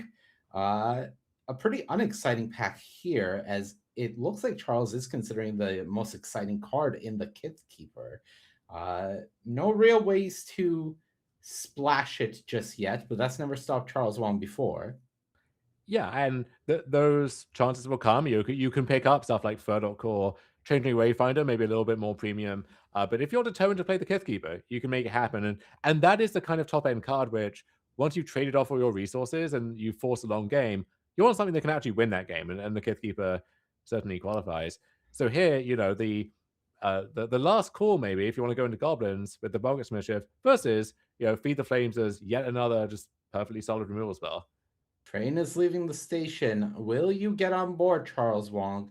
Bogart Mischief is saying all aboard. And here is the consideration. Charles says I'm in, and he has boarded the Goblin Express. And I don't think this is necessarily Charles saying, I'm all in on goblins, goblins for life, ride or die. This is him saying, well, okay, I'm keeping an open mind to goblins, but what's the alternative? Is I take yet another like good but not great removal spell. He has a lot of those already, but so this is the high upside kind of speculation pick. Okay, a Dream Caesar currently pulled to the front, and that will be the pick. Notably, there was a Goblin in that pack, but not a premium one, and Charles opts to pass it. Next pack coming up, Kolrath Zealot, as well as an Auntie's Embrace. Is that the name? Whatever it's called, I'm slamming the Zealot here. I think Yeah. for the type of deck he's building, this is great top end and great fixing. And also, if you end up wanting to splash the Kith Keeper, or maybe there's some good green card that comes in pack 3, and now you have this, and you've grown to maybe one more piece of fixing, and that becomes pretty straightforward. All right, so a good high-end card while also helping with your potential splashes. That is the Korath Zealot, a slight smile as 2 copies of Dream Caesar in this pack. Whichever will you take? Yeah, this is most fun when it's a foil versus a non-foil, but when they're literally identical, then it really is truly random. All right, Dream Caesar number 2 joins the pool, and now a nice little late Feet the Flames. The question is, does he need a creature enough to take the Enraged Flamekin, or is he happy to settle for the removal spell? I think Feed the Flames it's a nice pickup. The thing about the removal he has is a lot of it is capped at a certain point, right? So Trees deals 3, Nameless Inversion deals 3, Cinder Strike can deal 4, and the more you go up that list, the more stuff kind of rises above it. So something that can deal 5, we've seen exactly Feed the Flames dealing exactly 5 be decisive in how a game plays out, several times already this weekend. All right, second Bulweir Aggressor did come back. Quadruple Strike unlocked, and he is happy to take it. So, against all odds, Charles is kind of giants. Yeah, and this Stoic Growth Guide actually, you pigeonhole that as an elf card. In this deck, though, we want some beef, and we want resilient beef, and that kind of does a job. If you're removing everything in sight, you just want some big lad to finish the job with, and that'll do it. River Guard's Reflexes and a Swamp. So 2 packs in the books. I mean, at this point, he feels like he is Rakdos. I feel mostly sure about that. I think there is a world he's still Boros, but not likely. I don't really think there's anything that I'm overly excited about from this pack. Yes, you picked up a Nameless Inversion and an Iron Shield Elf, but still feels kind of directionless. It's more of the same, essentially. It's removal, it's some decent creatures, but not any real synergy to speak of, and that's okay. That's the point. But I could imagine, if let's say there's a really good blue rare, for example, or elemental seems very open in pack 3. Charles has set himself up so that we can ditch most of this black stuff, or we could be red and some new color, and maybe splashing the best of the best black cards that we have. So there is a certain flexibility here, and we know we're going to be red. Hard to see that changing at this point, but again, what that means in practice is still pretty flexible. Well, let's see what pack 3 brings for Charles Wong, as here we go, another Spry and Mighty. Well, that's not helping us here, and there's the Tristan that we are pretty sure Charles does not take, as I believe that does eventually go over to Remy. Is he just going to take the Spry and Mighty here? Yeah, this is a really rough pack to open for Charles, where there's nothing good in your colors, no matter how loose you are with what your colors are. There's nothing really good for you. So you're taking a speculative green card, and maybe you pick up your first Dry Mighty here. The Tristan would be fine, honestly, even though you have no elves to speak of. But yeah, I think, okay, now maybe it's a time for Spry and Mighty. How likely it is to make your deck? Unclear, but I think it's the pick. All right, Spry and Mighty picked up. Overgrown Tomb, you may be getting called up from the Little Leagues as a Gristle Glutton. Pretty much exactly what Charles is looking for as far as commons go here. Yeah, this is one of the best red commons in any red deck, certainly in Goblins, if we do end up there. And in a deck which has a lot of removal, a lot of other stuff going on, this is the perfect way to kind of bridge the gap to the end game. So yeah, happy to pick up a Glutton. Briefly eyes a Nightmare Sower, but he needs that cheaper creature. He needs the spot on the curve, and very easily Gristle Glutton joins the pool. 2 cards in, very happy with that Glutton pickup. Spry and Mighty was more of a forced choice than anything. A Champion of the Shoal. Wow, it's not too late. Strong Merfolk pack.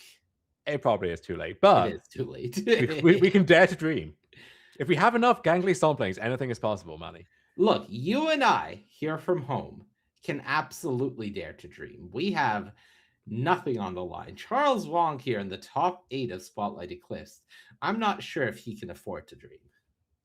I think Charles can afford to do whatever he wants, essentially. But also, he's someone who is not averse to. He'll make a pick that looks weird, looks ambitious, but there's a vision that may or may not come together in the end. Decide to My just take the vision Gangler, is but double strike Ganglers. That's my vision. hey, okay, I'm sold. I'm in. All right, perfect. Second Cinder Strike. Absolutely the pick. Looking at that deep channel duelist and just going, someone's going to have a Merfolk deck that I need all this removal to mess with. Want to give a shout out to Rooftop Percher. Pretty innocuous card, but one that we've seen do very good work in basically any deck that can cast it, and that is basically any deck because turns out just being a colorless changeling fills a lot of gaps. Cinder Strike number 2 for the deck. And here we go. There's that alternate art Morning Tides Light that we saw in Remy's draft. But there's also the Bogslither's Embrace, yet another removal spell, and a very powerful one at that. Not at its best in this deck because just look at the card. What exactly is he blighting onto? But I think likely still the pick here. Not deep enough in Goblins to where the Bone Crusher behind it is going to be good either. So yeah, makes total sense. A very mid-range deck here from Charles Wong. Maybe not unhappy to be in that spot, but we'll have to see what the rest of the pod looks like. There's that Nightmare Sower. Well, not the one that he was looking at, but a Nightmare Sower, considering he was considering it earlier. But also Flamekin Guild Weaver. Certainly a useful card when you are trying to splash. Would be a nice one to curve into Spry and Mighty potentially. And also just a 4/3 trample, that's a decent body if you have a deck chock full of removal spells like this. So yeah, between that and making the splash easier, for the Kith Keeper or something else, just a nice thing to fill out your curve with. And the Gangler is back. Ganglers, the gangly We are boy. Pick up gangling another. hard here. Look, 4/2 double strike tramples are nothing to scoff at, and with 2 Bold Reaggressor, the dream becomes a game plan more than anything. Yeah, but we joke about it, but that's a very real thing, honestly. So, Gangly Stompling very likely joining the pool for Charles Wong. Here we go. One more fresh card before we get into the wheels. Can Charles find a high impact spell? The answer is God, no. Yeah, I mean, there's the Rhyme Speaker is interesting, but a Blue Splash just doesn't really seem on the table, I think. Maybe Charles disagrees.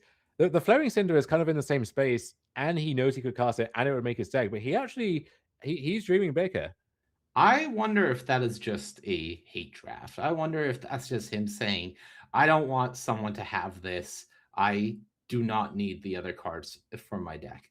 There's an Auntie's sentence. It is also the kind of card that is fantastic against his deck, so yes, that's definitely fair. And the Auntie Sentience it's not a great removal spell, but sure, it can join the pile. But against some of the better bombs in the format, for example, stuff like Shine Striker or the big hitters from the elemental decks, you don't really want to be removing those after they've had some horrifying enters the battlefield trick already. You want to deal with those at the source, and it's a good way to do that. Boggart Prankster, a 2-drop, maybe not likely to make this deck, but we'll see.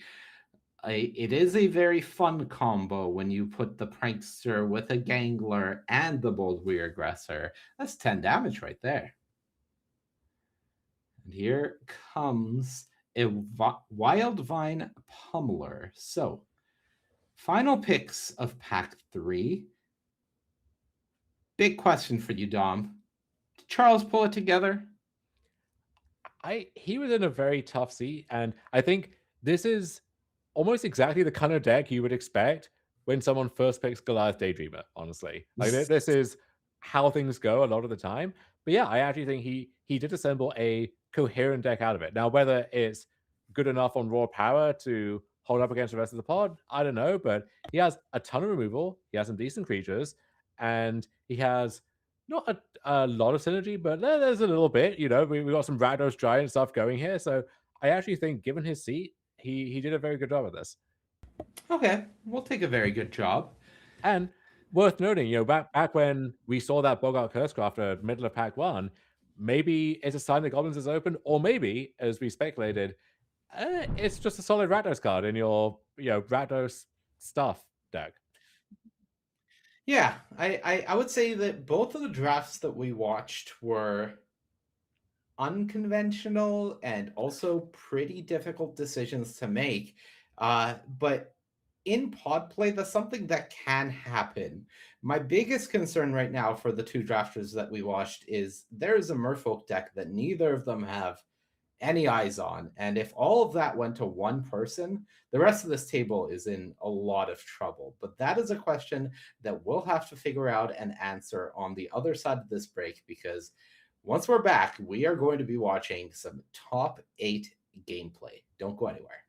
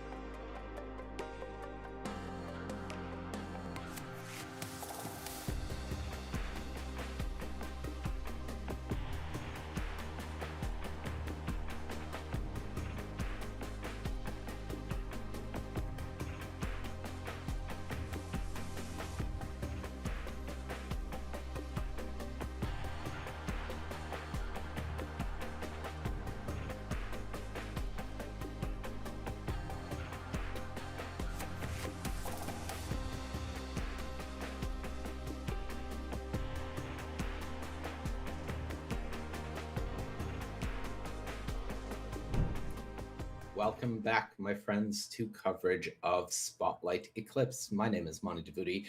I am joined by Dom Harvey, and we are well and truly into our top 8. We have seen 2 drafts happen, and before we get any further, I'd like to remind you all what the players are playing for, because this is a $50,000 prize pool event. Of course, players in the top 16 got $750 each, but the top 8 is what we have our eyes on. A minimum of $1,000 and an invite to Pro Tour Secrets of Strixhaven already secured for all of our players, but they now have their eyes at the top. $10,000 for first, the title of Spotlight Eclipse Champion, and a very nice trophy to go with it. So still a ton to play for today, Dom. Absolutely. And whether you have that PT invite already and you're running up the score, just looking to have yet another trophy in the trophy cabinet, or this is the thing that got you back or just on the PT in the first place, and you want to embellish that and have an even better weekend, no one is taking this for granted. There's still a lot on the line here. Absolutely. Let's take another look at our bracket before we head down to the matches and remind ourselves who our top 8 players are. Of course, Remy Goupil in the 1st seed and Charles Wong in the 6th seed were the players that we watched do their drafts. But now it is time for some gameplay. One of these 8 players is going to be our winner. The first match that we are going to be watching is, I believe, going to be Remy against Jason, if I'm not mistaken. I will get confirmation. Okay, so just a small correction. This bracket is incorrect. So we will be getting that fixed for you. And we will, of course, get the names on the screen fixed as well. But I can tell you that this is actually Remy, who we did watch draft, against Andre. Andre Kovalevsky on your screen. Andre is 4-color, no white. Remy is on Naya. So the green-white deck that we saw splashing for Bree. And here we are off to the races, Dom. Yeah, Remy thinking that this stuff is easy. People lose matches at these things. Could never be me. But maybe we'll be in the top 8 here. Yeah, the toughest competition yet. And he's going to start off with the first pick that we saw in this entire draft, that Bridget on turn 3. Yep, and Bridget comes down, makes a token. So this is as good as it gets.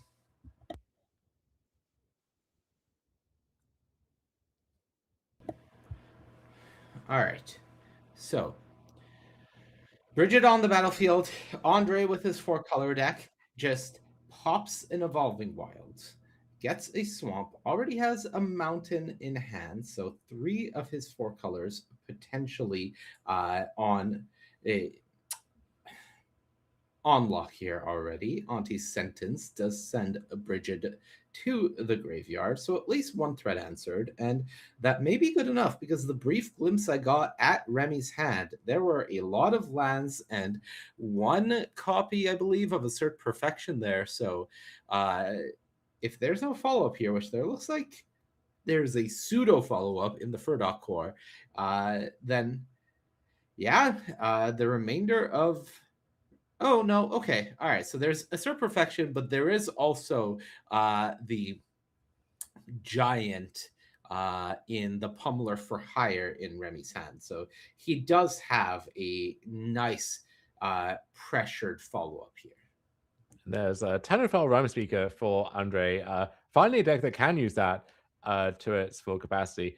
Andre's drafted a really interesting looking 4-color blue deck, I guess is what you would say. Now, how much of that is by design, keeping himself open so that he can snatch up all of those bombs that other decks can't or won't play, versus, he was heavily committed to blue and then the other colors just weren't coming together, so he had to cobble together whatever he could. Unclear.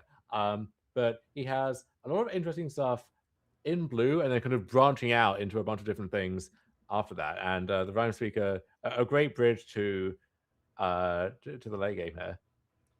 No confirmation yet if Remy did in fact miss his pummeler for higher trigger, or whether we just do not have the updated life total, but that is possible.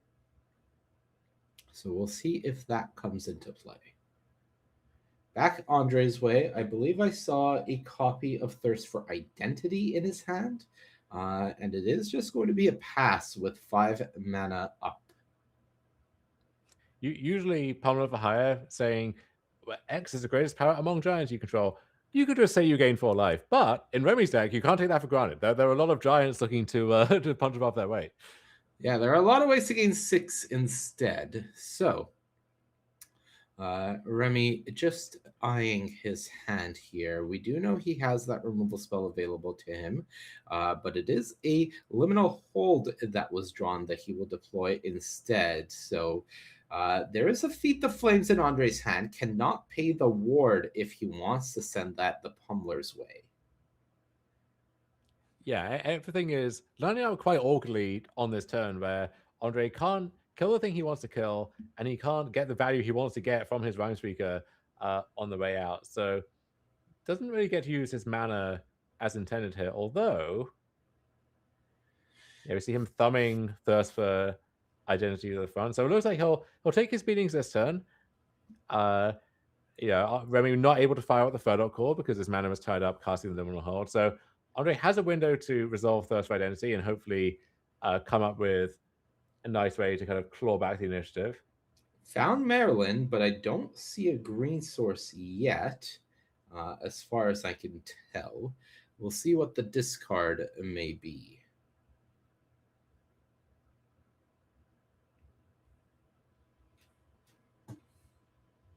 I believe that might be a Glimmermite that he is eyeing for discard, if I'm not mistaken. That would make some sense. It lines up especially poorly against the Pummeler for hire, right? Where the Pummeler has reach, so the Glimmermite's not getting through itself. And then if it wants to tap the Pummeler to save off the attacks, then you need the extra mana to pay for ward. So just an inefficient card here, however you slice it. So no surprise to see that one headed down. Yeah, this is the nature of the more greedy deck here from Andre. No green mana to cast Maryland, so it is just going to be Feed the Flames, paying the ward cost. So Pummeler down and exiled, and that means Remy is down to just a Kithkin token plus that Ferdok core. So still has pressure in hand, 2 lands and an Assert Perfection. So wouldn't be surprised to just see 5 damage coming across here, knocking Andre down to 10, and a removal spell still in hand. So Andre very much not out of this yet. Still needs 1 to 2 more good things to really make this happen. Stratosaur, a good start, as that can be basic land cycle to go get your forest for Maryland if you are playing one. Yeah, maybe a sigh of relief for Andre that the best thing Remy had this turn was just firing up the Ferdok core. That said, his life total is starting to dip a little low, and you have to think, unless Remy is just flooding out horribly, there's probably a removal spell left in reserve for something. Now, whether it's one that can actually take down Marilyn or something else is unclear, and Andre probably will put him to the test, but we'll not be surprised, I think, when Marilyn leaves as soon as she arrives. All right, a copy of wow, Assert Perfection, and exactly what he was hoping for. One of those 2 copies of Virulent Emissary, I believe the name is. Yes, and Emissary isn't enough, so that will trigger again, exile 2 more cards from Remy's deck. Notably, you can only play 1 card exiled via Marilyn per turn, so we won't just keep chaining off infinitely. But that was basically the perfect hit there. The Emissary, 1/1 with Death Touch though, so we're going to keep off the core for the time being. Remy does pick up Protective Response, so another removal spell, but not one that he can really use to clear the way very efficiently. Yeah, unfortunately, for Andre did mill 2 lands with that second Maryland trigger, so perhaps the hope that Remy would get flooded a bit undone there, but ultimately, of course, you are going for the Maryland, and hitting the Maryland Emissary was massive. And Remy 1 mana short of after animating and using the assert perfection, if he attacks now, he can't convoke out protective response to swallow the emissary out of the way. So it's yet another turn of delay before that could even happen potentially. So yeah, the emissary really an ideal hit off the Maryland and potentially swinging this game entirely in Andre's favor. Yeah, it is a full changer of the tides here, as now a rooftop percher can come down, exile both cards from Remy's graveyard, and gain 4 life for Andre. So a big boost back up to 13. I believe I saw a copy of the Explosive Prodigy in Andre's hand as well. Not wanting to deploy that just to deal with a Kitkin token, but that does mean there is a removal spell for the next play Remy potentially has. The Gangler will do. There it is. And Summit Sentinel, I think, the draw from Andre. So Sure is. not a useful speed bump at this point, really, but you won't say no to it. Is Andre getting aggressive? He sure is. Remy gives the thumbs up, down to 19. I mean, between the Death Toucher and the Summer Sentinel and the Explosive Prodigy that may be soon to follow, he kind of has the ground locked up. So yeah, what else is Rooftop Poacher going to do? Let's start whittling down that 22 life. This emissary was perfection for Andre. There, I really did not see a way back into this game given how Maryland was answered, but this Maryland emissary more than got the job done. Yeah, and this is how good Emissary is in a deck that's not built expecting to have it. I mean, you can imagine why it's such a premium card in a dedicated Elves deck, for example. Right. Well, one good draw deserves another, as now Bree has joined the hand for Remy. One of his big bombs. So very happy to pick that up now. And Bree, a perfect combo with the Virulent Emissary that currently is a turncoat over there on Andre's side instead. Bree of Clan Stout Arm has joined the battlefield, and we go back Entree's way. Second Stratosaur, the exile. The draw, excuse me, from Andre. Don't expect to see this one getting basic land cycled.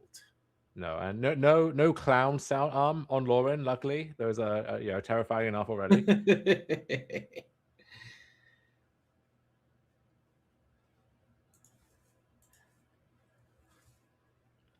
All right, so minor, excuse me, from us, as we have just lost our feed. We'll get that back up as soon as possible. But while that happens, on the board, we do see Andre casting the Stratosaur. And we are back. So, Stratosaur hits the battlefield, I believe gave flying to the Explosive Prodigy based on how Andre is posturing. And now the question is, with Bree on the battlefield, you have to be considering holding some flyers back potentially. Yeah, Bree giving flying and lifelink means, for example, the Photo Core can take to the skies, and that now is suddenly a big threat again. So Andre would love to be chipping in with this Rooftop Percher still, but I think just holding back with the Stratosaur and the Percher makes sense for now. And now the board is kind of back in Remy's court. So if he continues drawing solid spells, the Bree can it can offer up creatures to maybe trade, but then Bree's going to trigger and dig up something else that's good. Or certainly if Remy just finds another good removal spell, this entire house of cards that Andre's built could collapse at any moment. All right, we'll see what the draw from Remy was. It is one of the 3 copies of Wildvine Pummeler. We're not exactly sure how many of the 3 made it into the deck, but I would guess a minimum of 2, with 3 being the most likely answer. A draw for Andre. even if they did not all start in the main deck, I imagine in sideboarding, just seeing what Andre's deck is looking like, they're all going to come in. But they're no match money for the chitinous grassling. How could they be? The grassling blocks, has a reach. How do you break through it? A lightning rod for the protective response that is in Remy's hand. Can't deploy it fast enough. But this is something that's dangerous, realistically, because Remy has a trampling creature. So if Andre blocks even a little liberally and doesn't, for example, send all 3 creatures in front of the pummeler if it was to take to the air, then that protective response could be a game-ending tempo swing.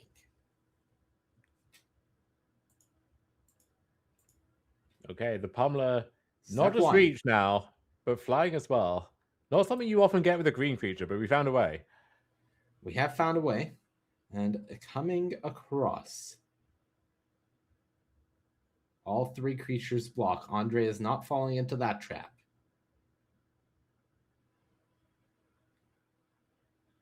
Protective response, and just the druid, the great forest druid, in fact, in Remy's hand. So says damage, just clears off the 5 toughness creature.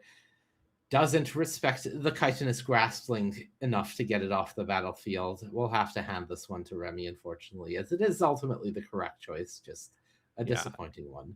And all of those blockers having such high toughness means even with the pummeler being a 6/5, can only take down one thing on its way out. So a decent trade there for Andre, but now Remy gets to reroll into only just a foraging worker more. So I guess we take those, but I'm sure Remy was hoping for better. Yeah, absolutely was hoping for better, but foraging Wickermaw is the hit from Bree. We'll get to Surveil though to set up his next draw and his next Bree activation.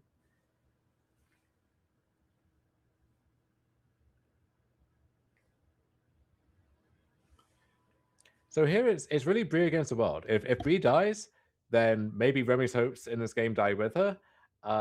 And Bree does also need some good fodder. We can't just be sending Great Forest Druid to the skies. We need other big things to really let Bree do her work. So that's the other way that her power could be contained in this game, I think.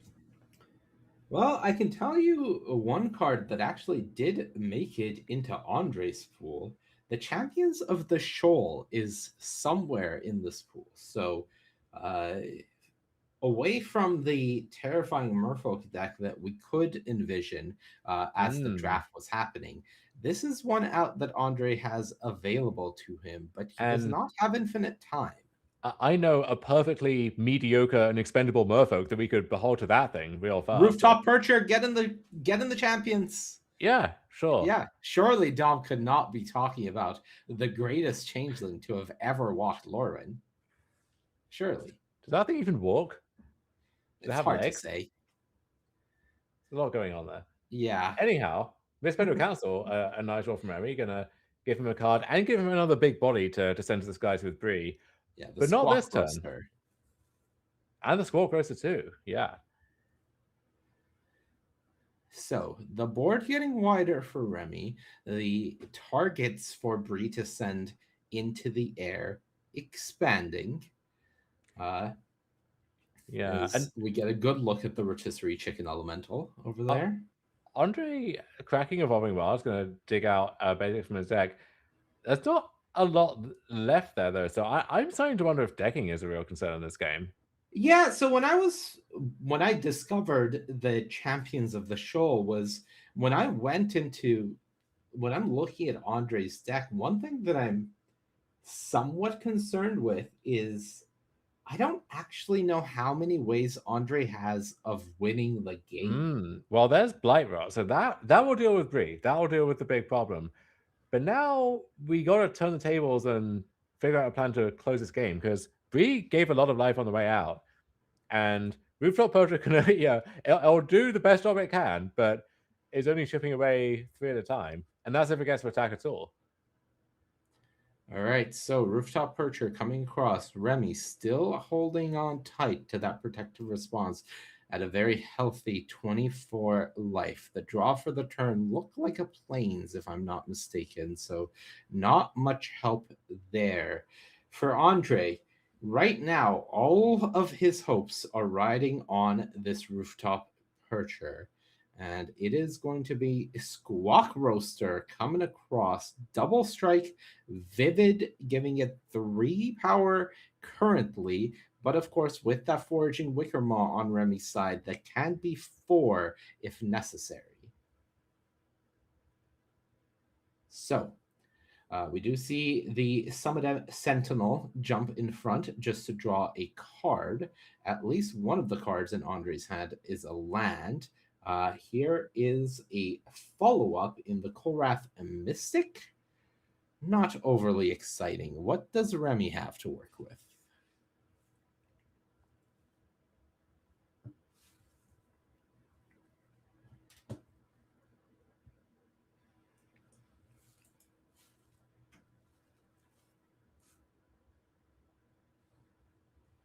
Okay, Roaster in, Mismanaged Council in.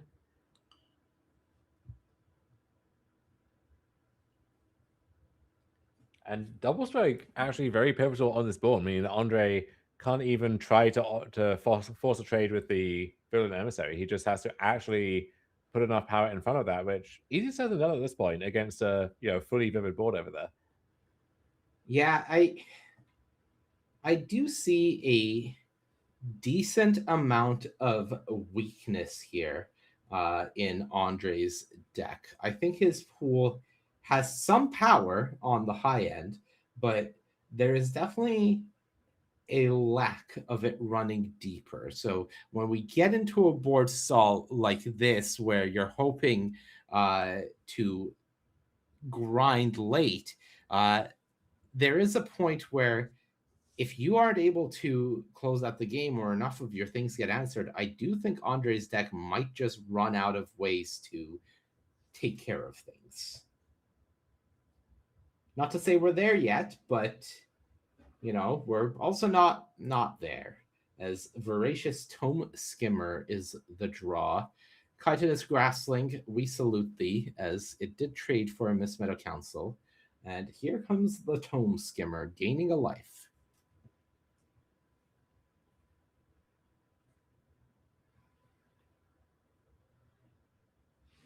Yeah, Andre at 10, and when you think about how much life the Emissary has gained up front, on top of how much it's gained implicitly through warding off various attacks, I mean, that's Andre might very well be dead right now, if not for that little guy. Oh, this game would be absolutely over if it wasn't for that Virulent Emissary. And it may still be over, as Adept Water Shaper, the first pick for Remy in Pack 2, has joined the board. And that means Remy can now start attacking freely. And it's a block with the Explosive Prodigy, but it is going to be Guiltleaf's Embrace alongside making the Foraging Wickermaw into a 4th color for Vivid that I believe is forcing across lethal here. Yeah, that's a split into win situation if you like. So 12 double strike damage coming through. So very Goopal gonna take the first game. We'll make sure he gets his Villain Emissary back. Marilyn does. There we go. Okay. And we'll be back with the conclusion of that match very shortly, working through some minor technical issues on our end. But yeah, I think you saw kind of the best and the worst of both decks there on display over the course of a very drawn out game one. All right, so as the players shuffle up, I think we are seeing some of the strengths of Remy's deck and some of the weaknesses of Andre's deck. There is still a lot of Magic to be played, but while they shuffle up and sort all the sideboarding out, I can let you know that we buy all cards here at Face to Face Games. So if you have extra cards that you would like to sell, please send them our way. face-to-facegames.com/sell, where you can turn your extra cards into cash or get a 30% bonus on store credit. And with that said, we are working on getting us back in to game 2.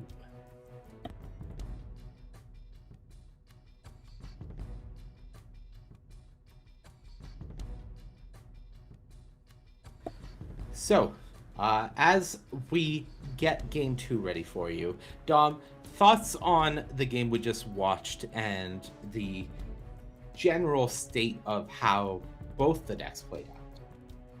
So it seems like from there, Remy's deck has the ability to get these kind of quite fast, explosive starts, put the other deck on the back foot, and win a relatively fast game that way. But we also saw in a very drawn out game, he can win the 10 or 15 turn game. It really did seem like that game could come down to decking as well, right?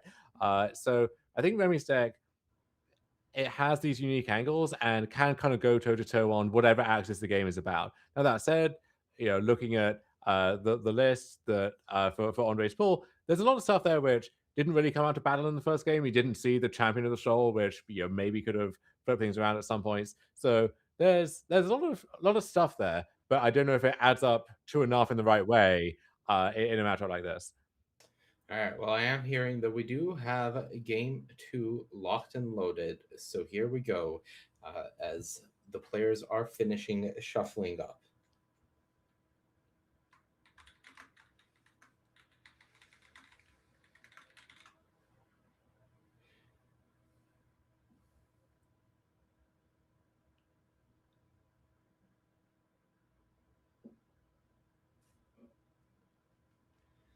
So here we go, as both players take a look at their opening hands.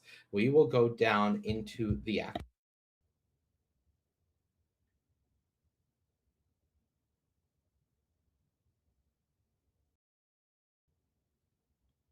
Forest for Remy, going to kick things off, as Andre led with an Evolving Wilds, fetching a Swamp. Yeah, four color buries the lead a little bit. Hard to know exactly how committed he is to each of these 4 different colors, how ambitious he's getting with that mana base over there.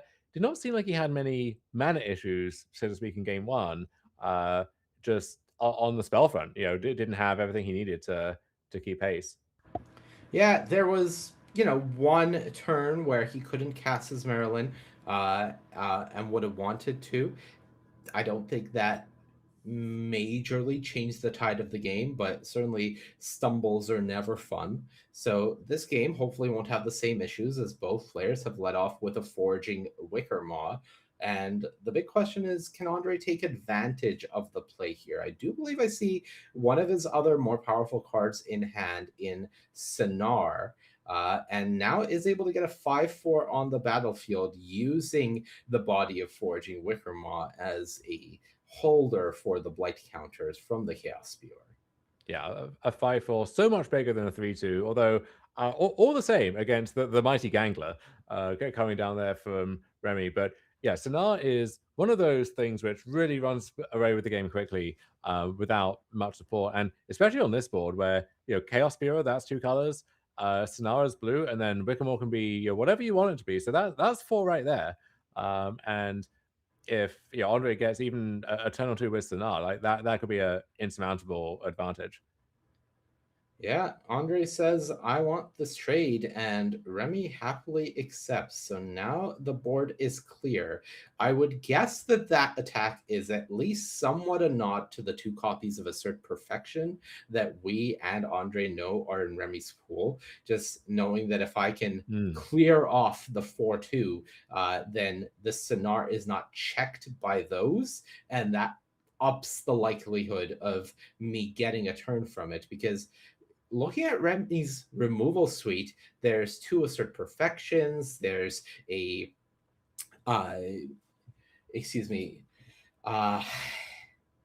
the white Convoke spell that destroys a attack protective response. Yes. So There we go. other than the liminal hold, there's not that much that can answer a Sonar that is not getting involved in combat unless you have a bigger creature already on the board. Yeah, and that's the point we've come back to time and time again this weekend, right? Is there's removal and there's removal, and there are a lot of great cards in the format that really put you to the test of not only do you have to kill this thing, but you need the specific things that actually kill this thing, and not just a Cinder Strike here or there. Okay, so taking a look at Sonar, as the Foraging Wickermaw has been color changed. We're not sure to what color, but that is 3 cards getting exiled to Sonar. It is relevant what color, as you can only cast spells that share a color with the permanents you have of those colors. It's a tough card to pass at a glance. You got to read that thing and then read it again, but it's worth reading because it does quite a lot for you. So, we'll see if Andre is picking any of them, and it looks like the answer is no, opting to let them all go. So, first Sonar activation, no value gained, and that is a massive blow for Andre Kovalevsky, as I think a lot of his hopes in this game were riding on that Sonar to get him out of this.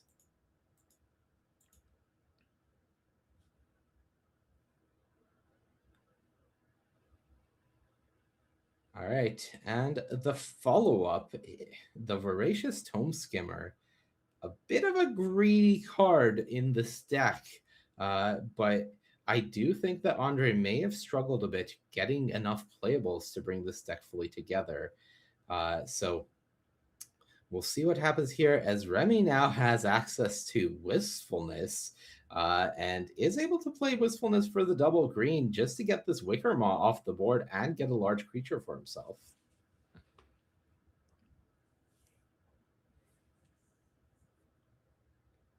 So Wickermaw answered, Wistfulness on the board, and Sonar down to 3 colors. Only 3. I think Andre will live. All right, so Sonar triggers 3 cards. We need a black card, a red card, and a blue card. And it is non-land, so he keeps going. Well, I believe we will be taking Marilyn and letting everything else go. Or am I wrong? So am I? That's a forest on the left, right? I'm bending my head and squinting a little. I couldn't tell you, honestly. That one's beyond my pay grade. Okay, I'm staking my career, quote unquote, on that being a forest, but it looks like not. It looks like a plains to me, aka the 5th color that would be in Andre's deck. Okay. We did see a keep outpost board, so perhaps that is a plains. I am blind, and Marilyn is sent away. Yeah, so one problem down, but the Wistfulness just as a 6/5 is somewhat annoying here too.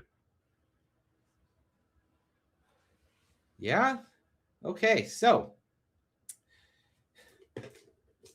the Water Shaper has been answered. That is gone. That means the Voracious Tome Skimmer comes across for done damage, but a 6/5 is still on the board, and Sonar is still alive. And that Wickermaw, Andre is really feeling the loss of it, where he has a red removal spell in his hand that he can't cast currently. Also, could have taken the Marilyn off the Sonar trigger and was forced not to because no green mana in sight. So, yeah, sometimes the Wickermaw, that's the thing tying the room together. And if that if that dies, then you are forced into crisis mode. Yeah, and this is truly crisis mode, because if you are having a hard time with 1/6/5, how about a second? And this one has trample and reach. So back we go. There's a good blue card that will help if you have a merfolk. The fairy and goblin currently on the battlefield are not giving you much support. Do you have my goat in hand, Andre Kovalevsky? I mean, I guess it time? It is technically a goat, yeah. It sure is. You Put some couldn't have that respect on thing their name. real fast. All right. Well, he took the champions. Is it time? Is it time for the MVP, the greatest changeling to ever walk Lorwyn? Is it chitinous time?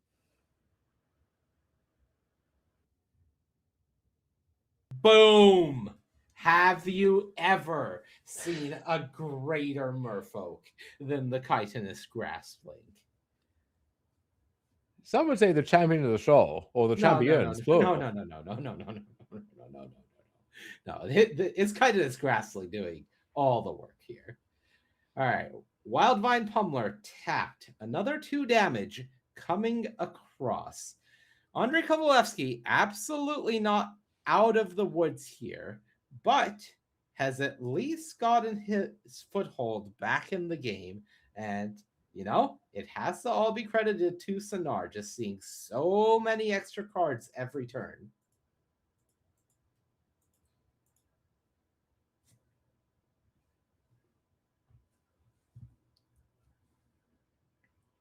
And Virulent Emissary comes down. Stratosaur the draw for Andrei Kovalevsky. There's a blue card. There's a blue card. One more. All right, 3 blue cards. So only able to cast one of these regardless.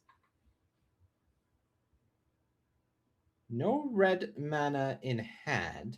Could land cycle the second Stratosaur that he has in hand, go get a mountain with it, and then use that to cast the Stratosaur that is being exiled by Sonar if he so wishes.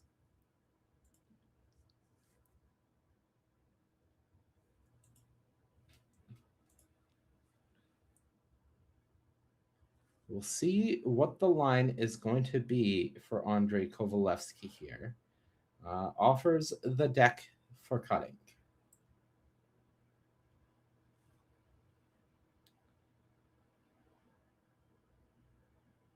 Yeah, there goes that basic land cycle. I do like this from Andre. Given that your opponent hasn't shown you an answer for Sonar, and you have been able to keep Champions of the Shoal on the battlefield as well, there is some incentive to get your mana going. So should you exile a red card next turn, you can cast it. Now, there's a protective response to worry about on the opposing side. Do you attack with the Champions of the Shoal? You really want that tap down.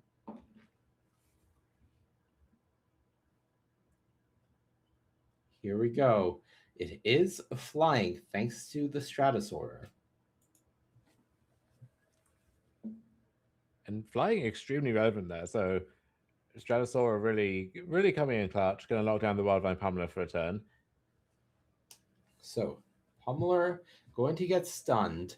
No protective response from Remy means that connects. I believe Remy drew a mountain for turn. So if he didn't have something last turn, he won't have it this turn. And we get a good look at his hand. Gilt Leaf Embrace, Blossoming Defense. Remy is the aggressor. It's not that he has been setting up here to just find something. He's been trying to set up to close out the game. Now the emissary there is that still stunned and it's not represented? Because that seemed like a great attack if he's a great thing to attack with, to maybe set up this kind of trick as well. No, the emissary was never stunned.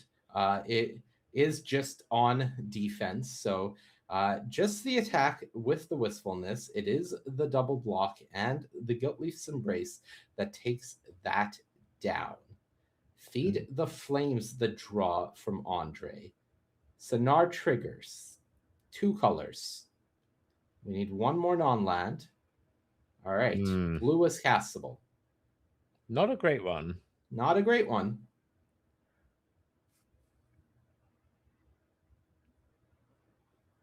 I guess I could see taking the Sentience just to kill the emissary so the champion can attack more freely and then Can't continue cast locking it. something. No black creature. Oh, of course, yeah. Yeah. That's the big would have issue. loved that choice. And if if that Wickham Wall was still around. Yeah, that's the Tome Skimmer as well. Losing the Tome Skimmer in that previous combat, this is one of the downsides, is you no longer have access to that black card. So, what is going to be the turn here from Andre? Looks like a Tweeze to start things off, targeting the Virulent Emissary. Does Remy want to use this Blossoming Defense? If he saves Blossoming Defense for this Champions of the Shoal trigger, that likely will be enough to win the game, and I don't think that's something Andre will have on his radar. Champion attacks, targets the Pummeler. Remy says, okay, stun counter, put on. You're being very, very patient with this. Yeah. Sentinel joins the board. Stun counter removed. Another land drawn for Remy. Now, that said, I mean, at this point, the wistfulness, remember, the Gold Leaf Embrace only gives trample the turn it enters. So currently we have a very big but very trump blockable wistfulness. Right. There. So yeah, Sentinel will go in front. And Remy just says, okay, card drawn. I am very worried that Remy is giving Andre too much time here. All right. Sonar trigger, 2 cards. 1. 2. Maryland, still no green mana, so many turns later. So it is going to be just the fairy taken. Everything else goes away.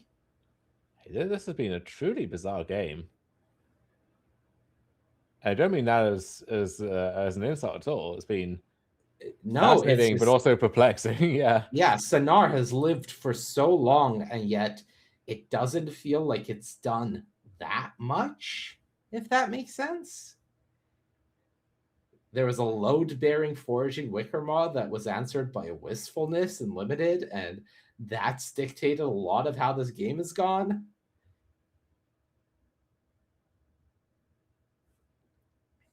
All right, step 1. Here comes the Champions of the Shoal. That will likely once again try to tap the Pummeler. Ooh, uh-oh. Andre has gone for tapping the Wistfulness. He has the Feed the Flames in hand, but Remy has been so patient with this Blossoming Defense, and that pays off here. The Pummeler protected, and that means that now Andre will likely have to at least consider blocking with Sonar here. We know Remy's hand is empty, though, and Remy's life total is getting quite low, so Andre at 8 could afford to take an attack. Remy not even representing it, opting to keep that back facing down lethal damage if Andre does go all in. And here we go, Sonar trigger, 2 cards. There's 2, neither castable. Marilyn is green, which he doesn't have green mana for. Rooftop Percher has no colors, so cannot be cast off Sonar. We're at the point where we've kind of exhausted the relevant spells in the deck, so Sonar is just turning up the same uncastable cards every turn. All right, 2 mana, Sentence, show me your hand. The way is clear. Attack with everything. Tap your Pummeler. That is a lethal attack, and Remy Lupil has lost that game. We are going to a 3rd and deciding game here. And let me tell you, an easy decision for me is selling my cards to face-to-facegames.com. If you have extra cards and want to turn them into cash or even more cards, head over to face-to-facegames.com/sell, where you can trade in your cards for a 30% bonus with store credit, or just sell them for cash. Dom, what a game that was. Yeah, that was wild. I'm glad we get to see a 3rd game between these 2 decks, and that'll be a fascinating one to watch back, regardless of the outcome. But I wonder if Remy missed a trick towards the end there. I think that Blossoming Defense could have and should have locked it up. And in one sense, Remy was patient with it. You know, he didn't want to use it too soon. But I think in the process, he maybe left the door open for exactly what we saw happening. And yeah, Andre was able to get the job done and send us to a game 3. So, game 3. On the left of your screen, Remy Gopil on Naya midrange. On the right, Andrei Kovalevsky with, I believe, postboard 5-color soup as a copy of Keep Out has been boarded in. Taking a look at Remy's hand, questionable. 2 lands, Assert Perfection, Blossoming Defense, Furdock Core, Bree, and I believe Liminal Hold. On the right, Andrei Kovalevsky mulliganing to 6.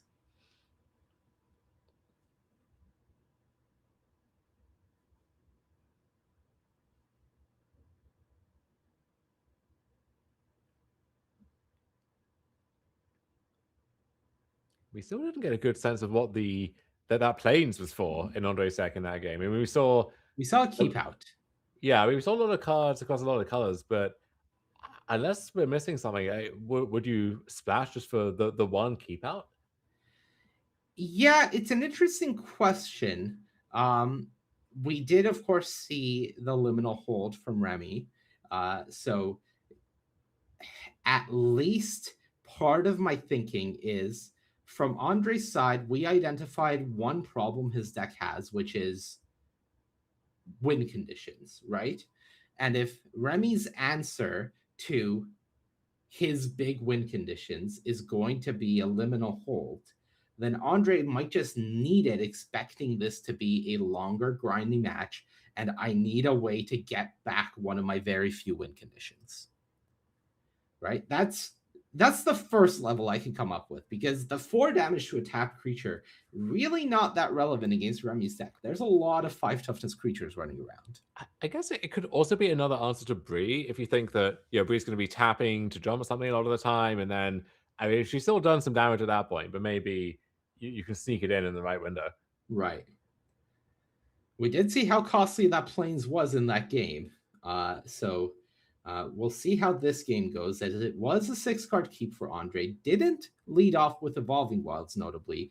A play that you only see when a player has nothing to curve for and wants more time to make a decision on what color land they're getting. So turn 2, it is going to be the Evolving Wilds cracked and a mountain found. For Remy, found the 3rd land, so not getting stuck there, and Furdock Core has joined the board. And that will tap for anything. That will solve anything that ails you. Yeah, so not only enabling all your Kindred strategies, but also fixing all of your mana. Of course, Remy does not have that issue. No, those are 2 forests, so it does need it for white mana until just now. There's that plains. So the awkwardness of Remy's early hand, gone. Still not a particularly aggressive hand, but at least now it is able to present something. The next big question is, are you waiting to play Bree? I like playing Bree, bearing in mind that you have the Blossoming Defense. So even if Andre has the right removal spell at the right time, you can trump that, and then the coast is clear potentially. It's awkward that you don't have another thing already to jump with it, but maybe if it comes to it, you can fire up the Furdock Core if the game goes that way. Well, 4 mana on the other side. Best friends here. As we do see the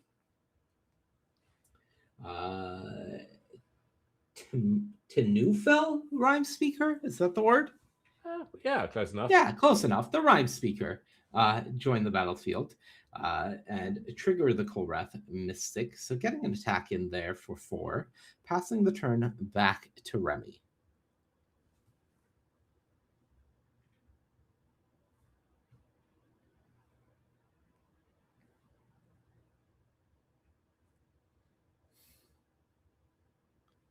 So, taking his time to think about it. This game is the decider between who is eliminated and who moves on to the semifinals.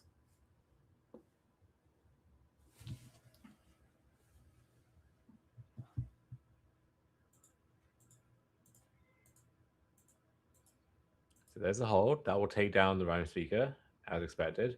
Yeah. Asked and answered. 2 life gained. Bree has a trigger. Oh, she does. She sure does. Very relevant. Absolutely. 4 damage coming across.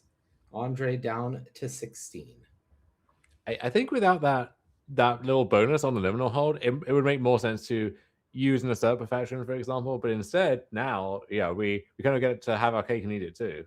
Yep, and the cake in question here is a squawk roaster. And Remy's hits do not stop because I do believe the draw for that turn was the pummeler for hire. So another way to gain life without having to give your opponent a chance to interact with it means that Remy is getting a lot of value off this Bree should it survive. What do you make of Remy, given that using the liminal hold instead of just casting the pummeler, developing his board, and then potentially being more likely to be able to cast whatever he flips off the Bree at end of turn? Yeah, it's definitely an interesting decision because part of the question from Remy's point of view, I'm guessing, is do I lose to anything? And maybe right now the thought is if I just let this rhyme speaker stay on the board, my opponent will be able to match the card advantage I'm presenting, and that's how I lose. So opts to take that off the battlefield. I personally would have probably saved the liminal hold for something more impactful and gone with the line that you suggested, but I can understand the thinking behind it. You could also, in that timeline, this turn you could cast the liminal hold and assert perfection, or it just frees up your mana a little bit more as well. But going to work out very nicely for Remy regardless here. So yeah, Bree is going to flip another assert perfection, which will take Good night, down sweet prince. the man, the myth, the legend, Kalcano's Graspling. Rest in peace, my graspling. All right, Forest fetched. Marilyn, finally castable. The question is, does Andre have it? Unfortunately, we know that Remy has a second Assert Perfection in hand and still has access to that Blossoming Defense. So Remy feels well and truly protected at the moment.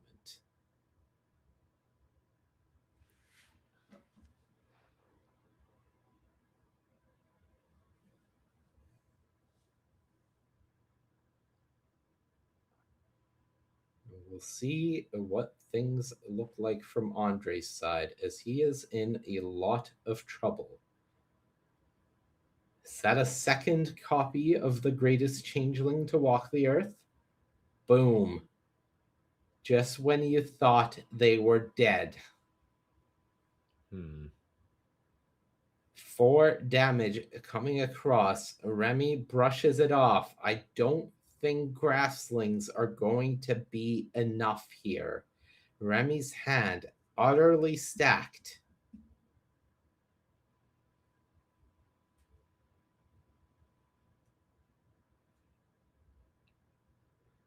Three mana being tapped. It really feels like the lock is in place here. Foraging Wickermaw. Surveil. The Farrier can go. Don't need that one this game. 3 mana being tapped. Considering it.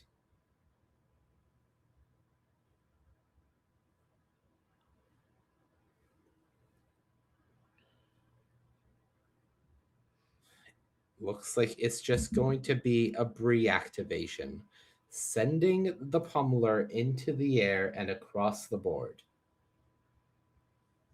4 damage connects. Remy up to 18. Andre down to 12. End of turn. Bree trigger. Virulent Emissary joins the board. All right, Andre needs a big turn right now, I think, to keep his top 8 run alive.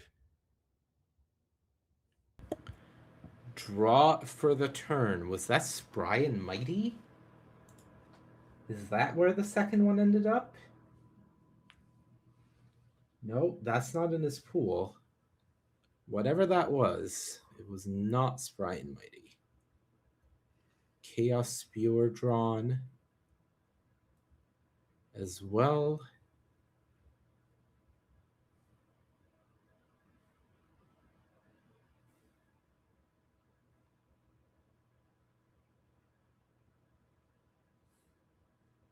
All right, Chaos Spewer comes down.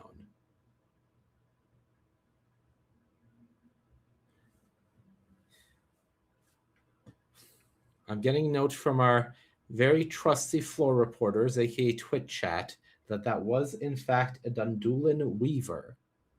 No reason not to trust Twitch chat. They know everything. Explosive Prodigy comes down. Andre sees the mana start being tapped, shaking his hand as Blossoming Defense protects the Bree. Back Remy's way.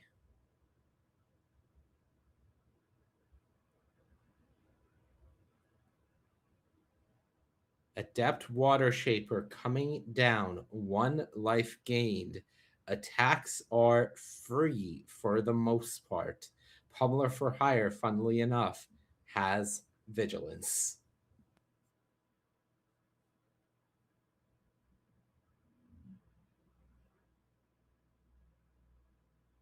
Bree sends the Pummeler into the air. Comes across. Andre to 8. Remy up to 23. 5 life gained so far this turn.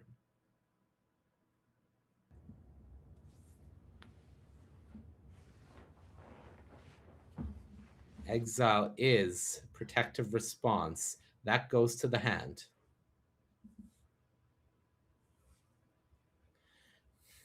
I don't see a way back into this game for Andrei Kovalevsky.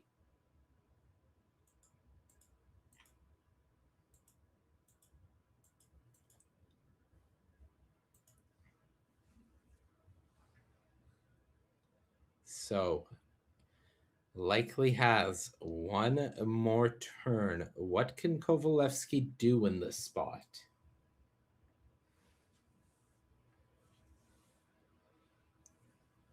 Five mana being tapped. Rooftop Percher the play. Some life gain. That will help.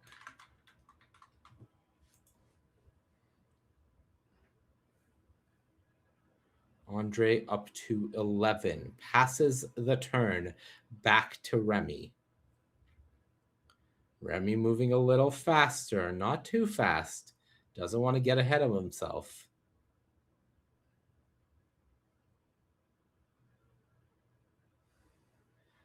Hand, Assert Perfection, Protective Response, which Andre knows about, Squawk Roaster. Playing it safe, Pummeler for Hire, back in the air.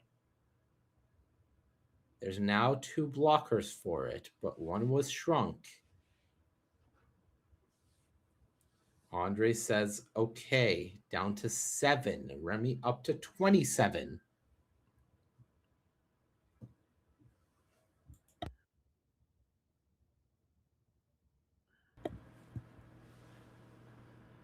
Follow up, Squawk Roaster.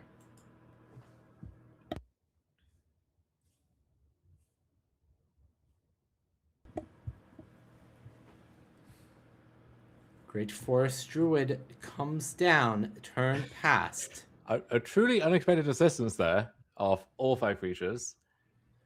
Yeah. But it just finds 3 lands for Andre, so I think at long last, we're about to get our first semi-finalist.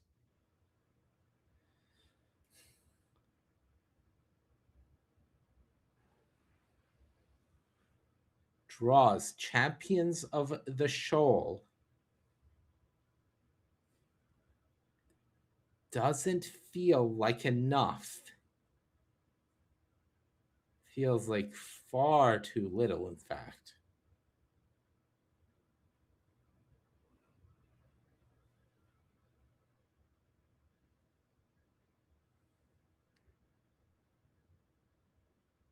Can come down.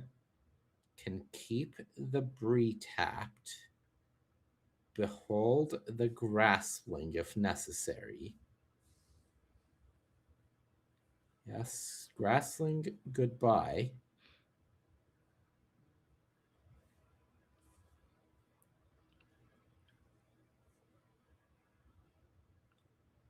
Bree successfully stunned.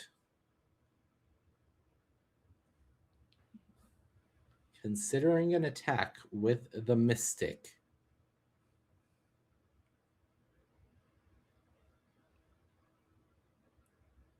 Turn passed. Back to Remy. Andre at 7. Card for the turn. Wildvine Pummeler. The beats keep coming.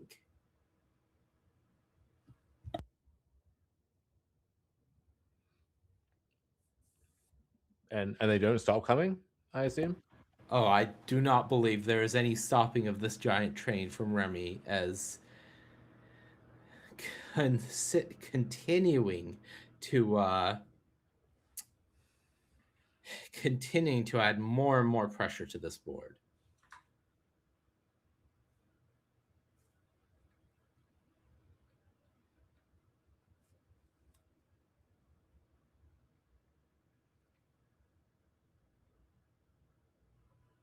Rotisserie chicken coming across. Count 3. Can go up to 4 with the Wicker Maw.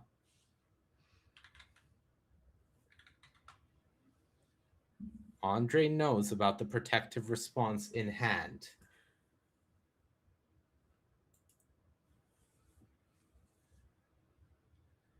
Chump block with the explosive Prodigy. Life total unchanged. Post combat.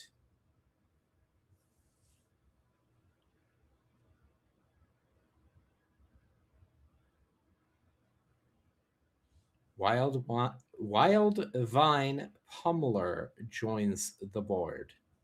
Life gained. Bree can trigger. End step. Bridget, at long last. We Finally found makes an Bridget. appearance.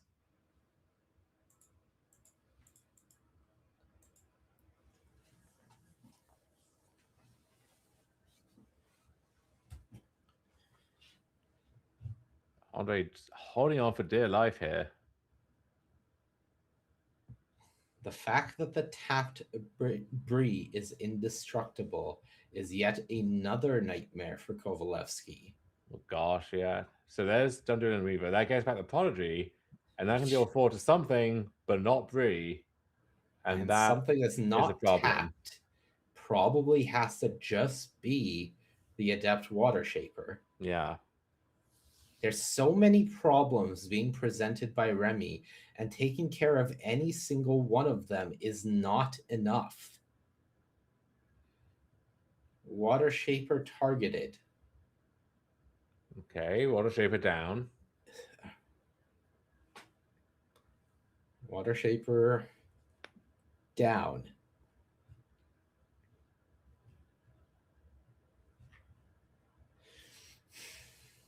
Dundulin Weaver getting the job done here, at least in a small sense.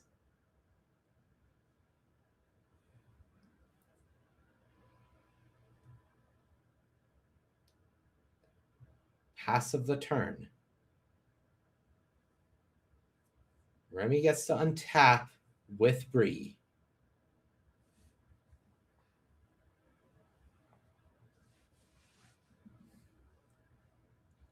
Andre has 1 flying blocker currently. And I believe Remy still has that assert perfection, if I'm not mistaken. Okay, Squawk Grocer. Into the air. Guys. And yeah, I mean, if Remy wants to go for it, he can go for lethal this turn. He wants to spot the Persia out of the way. And it feels like that can't really go all that wrong, right? Even if Andre has removal spell, even if some other unexpected thing happens, well, okay, you're still at 29 with 5 Mass Arts and threats, and you're chilling for the most part. Is this the Guilt Leaf Embrace? I think it's just protective response, maybe, but oh no, it is Guilt Leaf Here Embrace. we are. All right, you did draw it. Here's Twin. The job done. Andre nods the head. Is he going to follow it up with the protective response as well? White, he says. I think. Or maybe just making it black, a 4th color. That's enough as well. Should be, at least. And there's the extension of the hand. Remy Goupil gets the job done in what ends up being a marathon quarterfinals match. Continues to be undefeated here in Spotlight Eclipsed. Fantastic stuff from him. Valiant effort from Andre. Fought very hard in all 3 games and gave it his best, but ultimately it was the grindy mid-range deck from Remy that was able to get the job done, Dom. And we are going to head to a break. On the other side, we are going to bring you more of the top 8 here from Spotlight Eclipse. Don't go anywhere.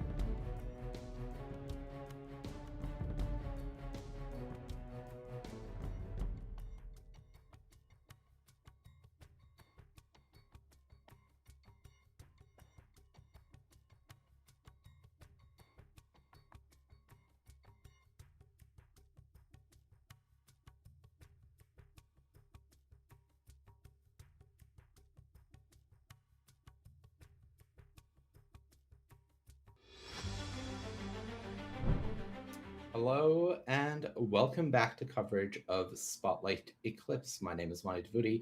I am joined by Mr. Dom Harvey. We just watched a fantastic quarterfinals match where our undefeated player Remy Goupil continued his streak, got the job done in 3 games, and moves on to the semifinals. Now we're going to bring you another quarterfinals match.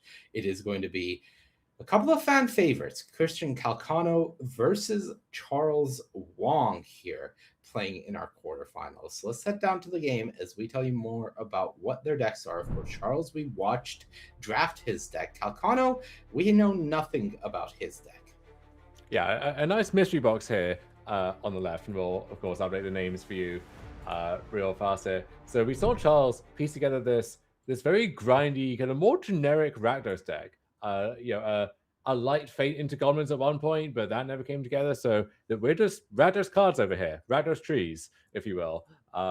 Seeing if that recipe can get the job done. And it looks like maybe Kalcano, maybe the mystery is solved. We found where those Mofo cards ended up, Manny. All right, well, taking a look at his pool, I can tell you that both Deep Channel Duelists and the Deepway Navigator, they all made it into Kalcano's deck. So oh, no, surprise, Dom, there were two champions of the shoal at the table. Kalcano got one as well.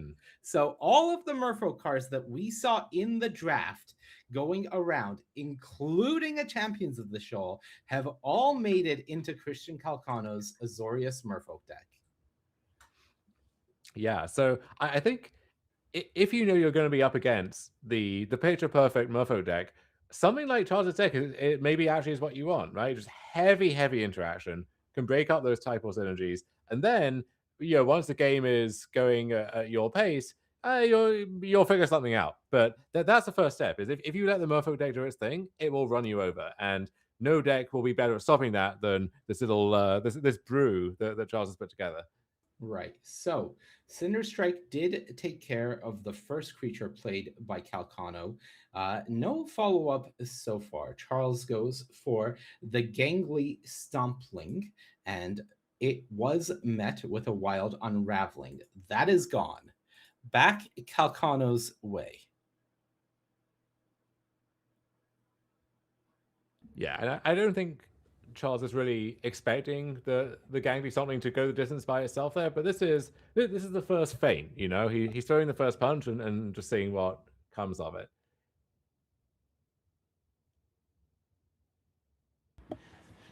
So the Shore Lurker, the follow-up play from Kalcano, has two of those. If there's anything we can say about Kalcano's deck, it's that the creature quality is a bit low outside of those big Merfolk payoffs, but it doesn't really need to be high. Once you have those two copies of Deep Channel Duelist and the Deepway Navigator, any Merfolk will do in a storm. So for Kalcano, yes, Shore Lurker, you don't really want two of them, but also all of his creatures are pretty much Merfolk, so he's pretty happy with the end result.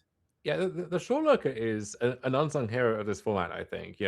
These days, people, they're so used to getting so many free things on their cards that just 3/3 fly for 4 mana, like that seems below the curve in the average format. But in this one, it's played out pretty well, and just being a Merfolk actually really does go a long way. So even in a not strictly dedicated Merfolk deck, that card, that would be your 22nd or 23rd playable, and you'll be happy about it.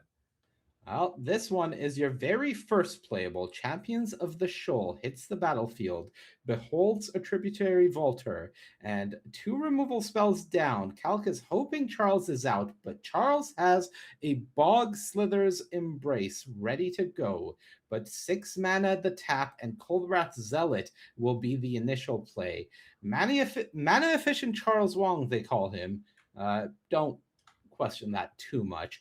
Exile Sting Slinger, and back we go Kalcano's way. Oh. This is the disaster scenario for not answering the champions. Omni Changeling comes down, and absolute disaster for Charles Wong. And hey, it's champions plural, right? It says it right there in the name, so this makes a lot of sense. And notably, if you copy the champion this way, you don't need to behold as an additional cost. You're not casting it in the same way, and so there's no real downside in that sense. No additional Merfolk required. You can just fire that out there, see what happens. Turns out what happens is your copy dies, but the original one is left to just wreak havoc on Charles's board. All right, Omni Changeling down. Charles has his Coldwrath Zealot stunned for another turn, considering it got 2 stun counters the previous turn. Sting Slinger joins the board. Bogslither's Embrace still in the hand.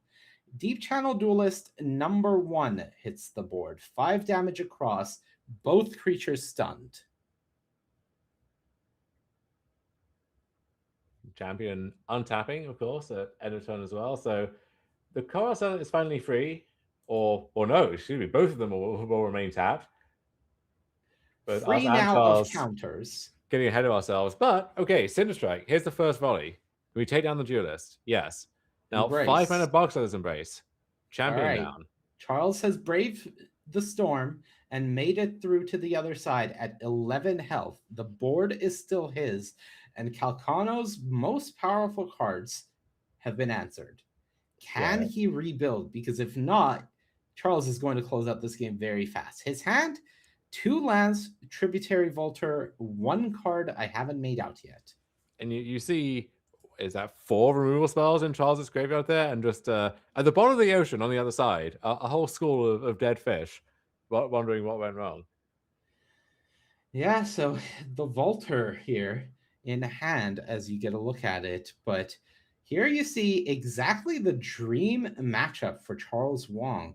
If there was anyone that could handle this monster Merfolk deck from Christian Calcano, it was going to be this removal fest that Charles has drafted, and so far so good.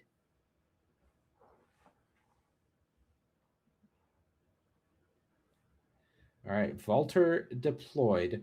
1 spell in Calc's hand. Not sure what it is. I believe it is blue. That's what I can tell you. Might be a temporal. I think it might be a temporal cleansing. All right, it is a temporal cleansing. Zealot, second from the top. Which you'll do if you think you have to, but only delaying the inevitable, and the Zealot's going to be a nice draw and then give you another nice draw on the way back down. And here's Boldrew Aggressor. So Charles really ramping up the aggression in a literal sense as well. Yeah, Kalcano was really hoping to have a turn reprieve from the Zealot, considering there's not much going on in his hand. Charles says absolutely not, having the Boldweir Aggressor as the stopgap before drawing the Kolrath Zealot again. Tributary gets across for 1 damage, and it is a Regery that joins the board, but things are not stopping from Charles Wong's side. Kolrath Zealot comes back down, and it is going to be a Tree Folk exiled here. As we get a look, that is the Gnarlbark Elm. And back we go as Charles sends the Boldweir Aggressor across for 4 damage. Draw for Kalcano. We know the card that was in hand is an island. What is the draw?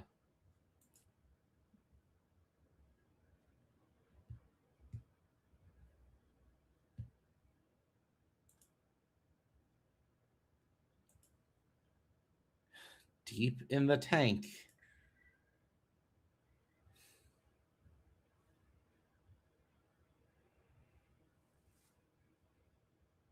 This is a rough spot for Kalcano.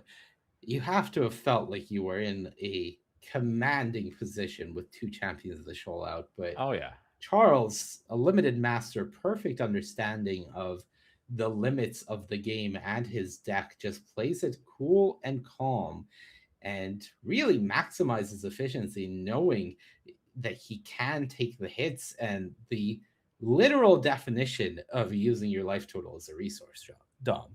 Yeah, and Calc's face is buried deep in the scarf, fully in the tank, wondering what the best way through is. All right, Tributary coming across, another point of damage.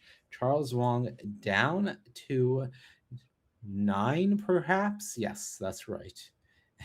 And still not out of gas, as here comes the pain train. Gnarlbark Elm coming down, killing off the Regery. And the Deepway Navigator lets him untap the Volta and tender some blocks, but he's still taking a massive chunk of damage, and really hard to see how he survives a turn, let alone turns this around. Yeah, I don't see it, and I don't know if Kalcano sees it, especially because Charles, unbeknownst to Kalcano, still has a copy of the Burning curiosity in hand, some more cards to come, and it is just too much. You see Kalcano sort of blinking off into the distance there, wondering, I had 2 champions of the Shoals. How did I lose that game? What went so wrong? And the answer is, well, every single creature you played got removed. But the answer to all of my worries is, where can I get more Magic cards? And the answer is Canada's Magic Store, face-to-facegames.com. If you're looking for singles, sealed product, or anything else you can possibly imagine, face-to-facegames.com has you covered. Head over there for all of your Magic the Gathering needs. I really thought you were going to say the answer to all your problems is chitinous graspling, but face-to-face has those as well, so they really have you covered. I guarantee you there is a stack of chitinous grasslings waiting to be rehomed at face-to-facegames.com. If you want to do some good in the world, adopt a grassling today. Cue Sarah McLachlan. What do they eat exactly? Why do I have to feed that thing? I don't know. I think they operate primarily on head pats. Encumbered Reachery down. Sentenced by the auntie. And again, Artie Sentience, not a premium removal spell in general. It's the classic modal card issue of each of the modes is a little inefficient for what it is. But in your deck, there's a giant stack of removal spells. Well, hey, that can be the 8th best removal spell, and that in itself is a pretty scary proposition. All right. A Preacher for Kalcano. Charles has one-upped him with a Sting Slinger. What is Kalk's follow-up? The biggest issue for Kalk in this matchup is his deck is relying on his lords to buff a critical mass of merfolks. The entire philosophy of Charles's deck is ensuring that Kalcano does not get that critical mass of merfolk.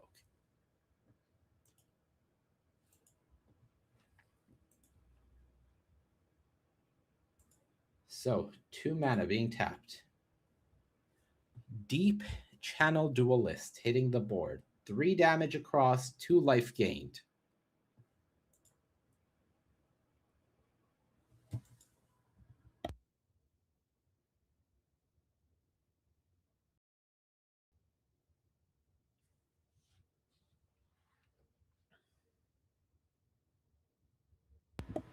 All right, back we go Charles's way. Just a land and pass. Hand. Feed the Flames. Gangler himself, as well as a Kolrath Zealot.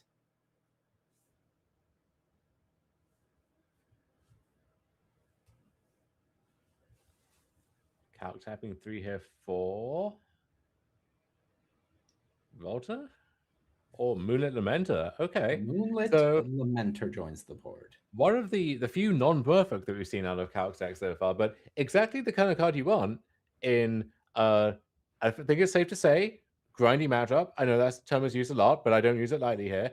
However, Calc a little short of mana can't remove the cannon to draw a card right away, which means Charles can instantly swat it away with Feed the Flames, and now untap and land the Gangler.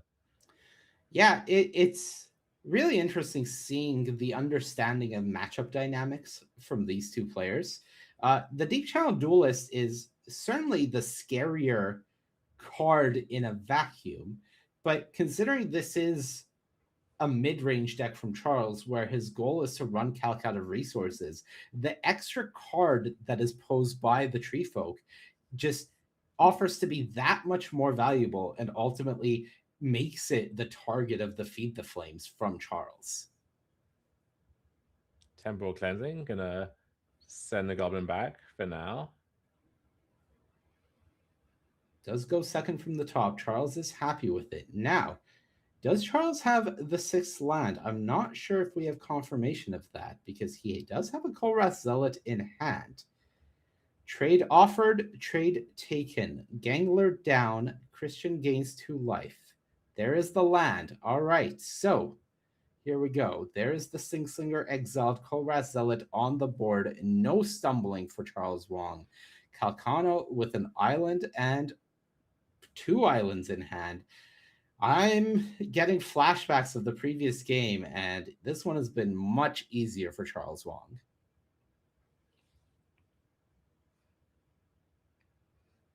Yeah, and Kalcano, I mean, just looking at his list and looking at the deck here, you can't really draw up a better Mofo deck than this, right? If I told you, okay, you're going to be drafting in one of the high stakes drafts of your life, Spotlight top 8, playing for all the money, all the glory, you're going to be in Merfolk, and you ended up with this, you would be thrilled, right?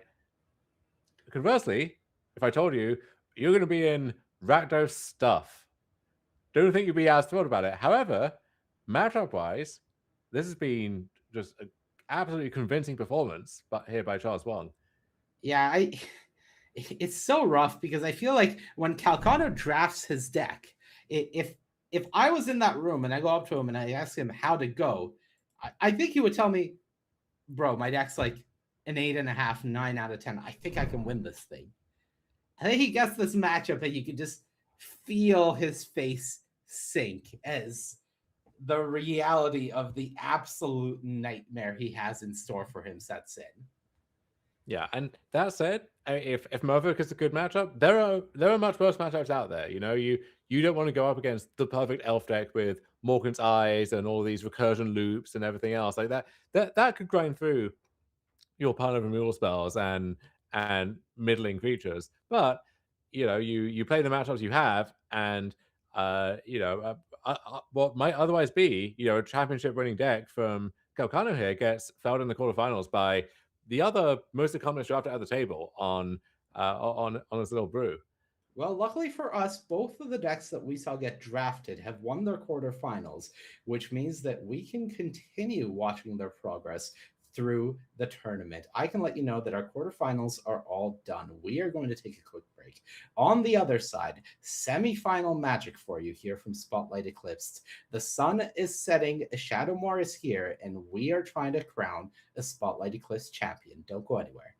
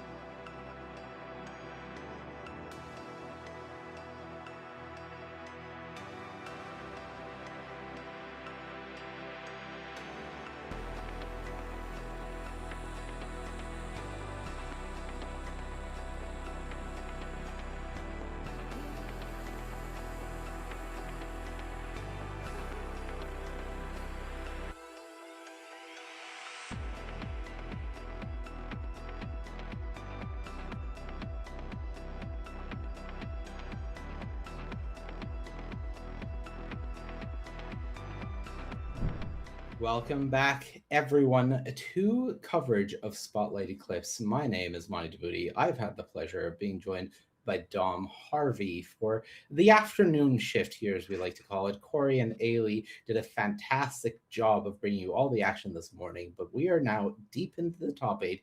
It's semifinals time. Let's give you an updated look at our bracket and see where things are at. Well, 4 matches done. In the upper half of the semifinal, Remy Goupil, our undefeated player, 14-0-1 now, I believe, up against Eli Swafford, the Spotlight Grinder. On the other side, Charles Wong up against Valerie Jade, and that's where we're going to be starting things off, is the match between Charles and Valerie. A spot in the finals is up for grabs. So taking a look on the left of your screen, Valerie Jade playing Golgari. There were some very nice elves going around the table. On the right, Charles Wong with that absolutely stacked in terms of removal Rakdos mid-range deck. But here's one of those cards that, Dom, you highlighted as being a problem for Charles's deck. Morgan's Eyes has hit the battlefield on turn 2 for Valerie, and she is already surveilling cards to the top. Yeah, this honestly might be the single scariest card realistically in the format for a deck like Charles's, where any big bomb or something, you've got removal spells in your deck, you'll deal with that somehow. You'll grind through whatever. But a card like this, which going long is going to fix Valerie's draws for every turn for the rest of the game, and then also represent a lethal board by itself, and you have to kill every one of those things. That is a true nightmare. So I think what you might see is Charles really taking a very, very aggressive posture in this game, because we know the long game is settled already. The Morgan's Eyes has made sure of that. So yeah, very nice looking elf deck from Valerie, and as she put it, talking to our producer, it built itself. If you're in the open lane for elves and the elves keep flowing, you're going to have a good time. And she made it here to the semifinals already, and off to a phenomenal start here in our semifinals against Charles Wong. Yeah, love it when elves build themselves. So Charles led off with a Gnarlbark Elm. That is a potential answer, but follows it up with his first pick and one of the best cards in his deck in the Daydreamer here. So Goliath Daydreamer hitting the battlefield. Decent start for Charles, but as you've pointed out, Morgan's Eyes, the absolute nightmare. And just a fun fact for those at home, Valerie actually made her Pro Tour debut last weekend at Pro Tour Richmond, came 1 match short of re-qualifying for the Pro Tour, but it did not take her long as she came back this weekend, got her top 8, and has re-qualified. So we will be seeing more of her at Pro Tour Secrets of Strixhaven. I think this may be the literal fastest you can re-qualify after that Pro Tour weekend is over. So job well done on that front. And Pro Tour to look forward to again before too long here. Midnight Tilling picks up a Chomping Changeling. But that means that in turn, Charles gets on tap with the Goliath Daydreamer. So with one of those many removal spells that we see in his hand, Cinder Strike among others, he can now really get to work decimating Valerie's board. And this is the kind of draw from Charles that can let him just plow through any opposition and win the game before the Walker's Eyes can take over. Well, Gnarlbark Helm gets activated, and we do see the Dawnhound's Archers hitting the bin. Follow-up, Cinder Strike, 2 more counters. 1 more counter, excuse me, trying to present more removal, but Valerie says, no, that's over. The game. Yeah. We are all done here, and a blisteringly fast start for Valerie Jade as she takes game 1, up 1 here against Charles Wong.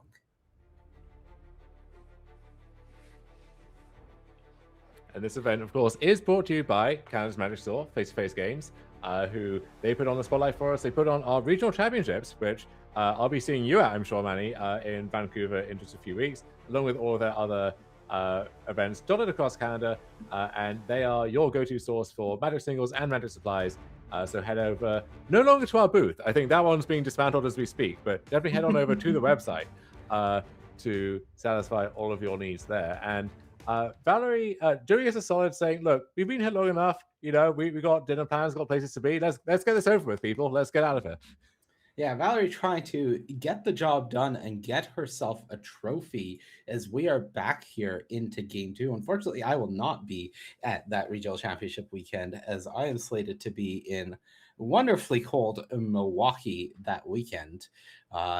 But there will be a lot of Magic players there. And for Valerie Jade, we are here in game two, up a game against Charles Wong, and she is trying to And get herself into the finals. if you saw what I saw, Manny, Charles just missed his third land drop, so this could be a fast one too.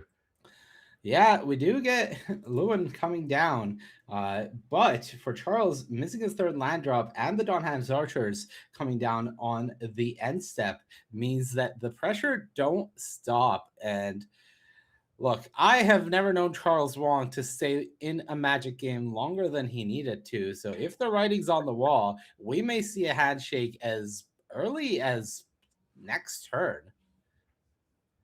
That's Overgrown Tomb, so game's not over yet. Not to say that that gets Charles back into it, but we're not done yet. Having to pay the 2 life in this spot doesn't feel great either. But no, not great. What's the follow-up for Valerie? Not getting a great look at her hand. I believe there's a copy of the Dawn Hand Eulogist in there. Here comes the block on the Lewin for Charles, taking 8 damage down to 4. Multiple lethal creatures now.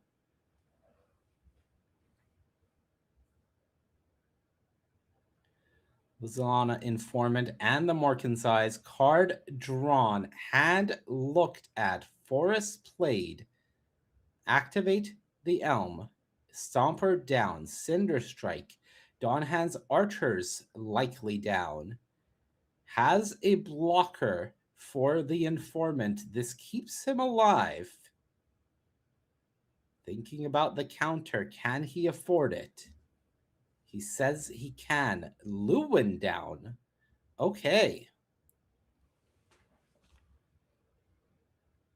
Attack with both. Block. Gilt-Leaf Embrace. There's the handshake. Yeah. Charles Wong dispatched. Valerie Jade is your first finalist here at Spotlight Eclipse in blistering fashion. She is making it look easy, dog. Yeah, we went through that hour-long slugfest of a quarterfinal, and nice to have a little palate cleanser there. Just a very, very quick dust up, and hey, we'll get to bring you the whole of the other semifinals too at this rate. Yeah, and you know what? Valerie needs an opponent, so let's not waste any time. Let's get right into it. We have our other semifinals matchup for you, of course, and it is going to be a rematch of the Swiss, and it is Remy Goupil against Eli Swafford. Remy on that Naya deck that we watched him draft. First glimpse here at Eli's deck. Eli is not in an archetype of this format. He is rocking Boros. And not just Boros. This is Boros with some splashes here and there. Splashes plural. So there's a lot going on. There's something going here. All right. So one of the all-stars of Remy's deck hits the battlefield in the Virulent Emissary. They have done so much work in just stalling up to this point.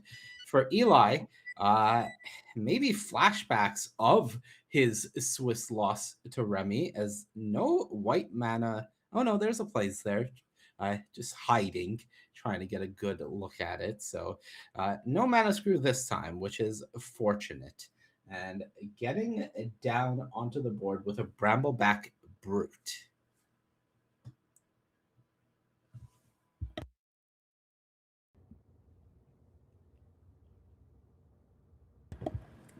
Wow.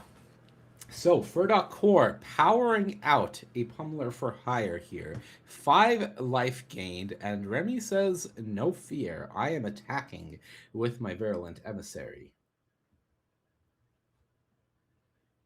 Back across to Eli. Getting a look at his hand, I see a liminal hold. I see a fourth land. What else is he working with here? All right, there is a Sourbread Auntie coming down. Blights onto the Brambleback Brute, shrinking the giant further, but getting himself a 4-3 and some 1-1s for his trouble.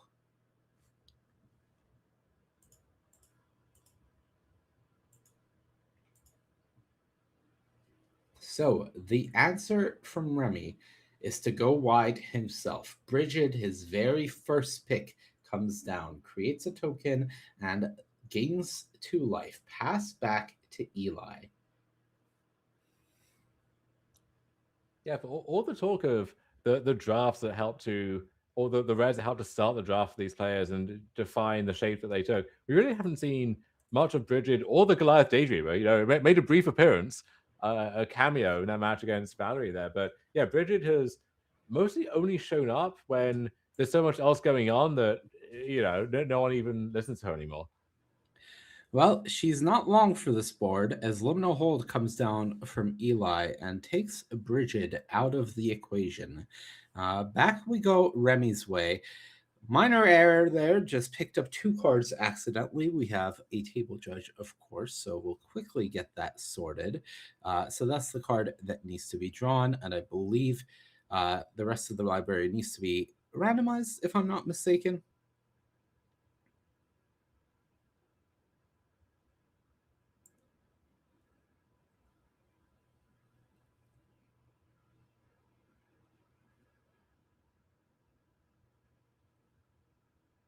Yeah, so we'll get that figured out real fast, and then this more scenic mid-range flavor of Magic can resume promptly after that. Right, no harm done, and the hits do not stop from Remy's deck, as we have learned to see. Here comes Bree, and this is the problematic one, because there is already a Virulent Emissary on the battlefield. So Bree has come with a card and replaced herself, and what a good card it was. That is Assert Perfection joining the hand from Remy. So large bodies on the board, a removal in hand, and looking across at a Boros deck saying, what do you have for me? Yeah, but worth noting too that, you know, all the decks we've seen in this top 8 so far, we have, you know, Remy's Naya Concoction, Eli's kind of Boros Brew, don't try this at home, and then Charles's deck. I mean, we saw Kalcano's Mofo deck, and we saw Valerie's fantastic looking Elves deck, but you kind of get to see both the official decks that you can play in this format, and then a taste of what's possible if you're willing to expand your brain a little. So that turn from Eli, for those who may have blinked it, was just remove 2 counters from the Brambleback Brute and pass. But he does have one of his 2 copies of Personify in hand, can use that to blink the Sourbread Auntie and re-blight onto the Brute if he wants. But all of this going wide is not doing much against this monster board that Remy has assembled here. Of course, the Bree plus Virulent Emissary combo is well and truly roaring, but also we do have the Rotisserie Chicken back on the battlefield, and we're seeing the Pummeler for Hire getting up into the air. And that Squawk Roaster, that's a very compelling thing to launch to the skies with Bree as early as next turn. Now, notably, for those who were paying attention during the draft, there was a copy of Catharsis going around at some point. That did not make it into Eli Swafford's deck. Someone else was able to pick that up. So one of the big potential payoffs for all of this going wide that would allow Eli to assemble something, that is not there.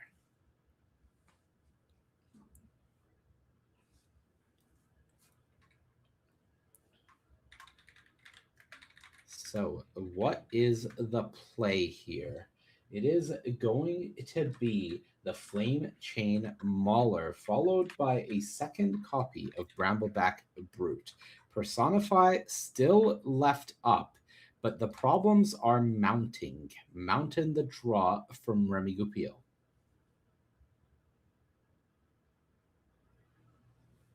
Liminal Hold, and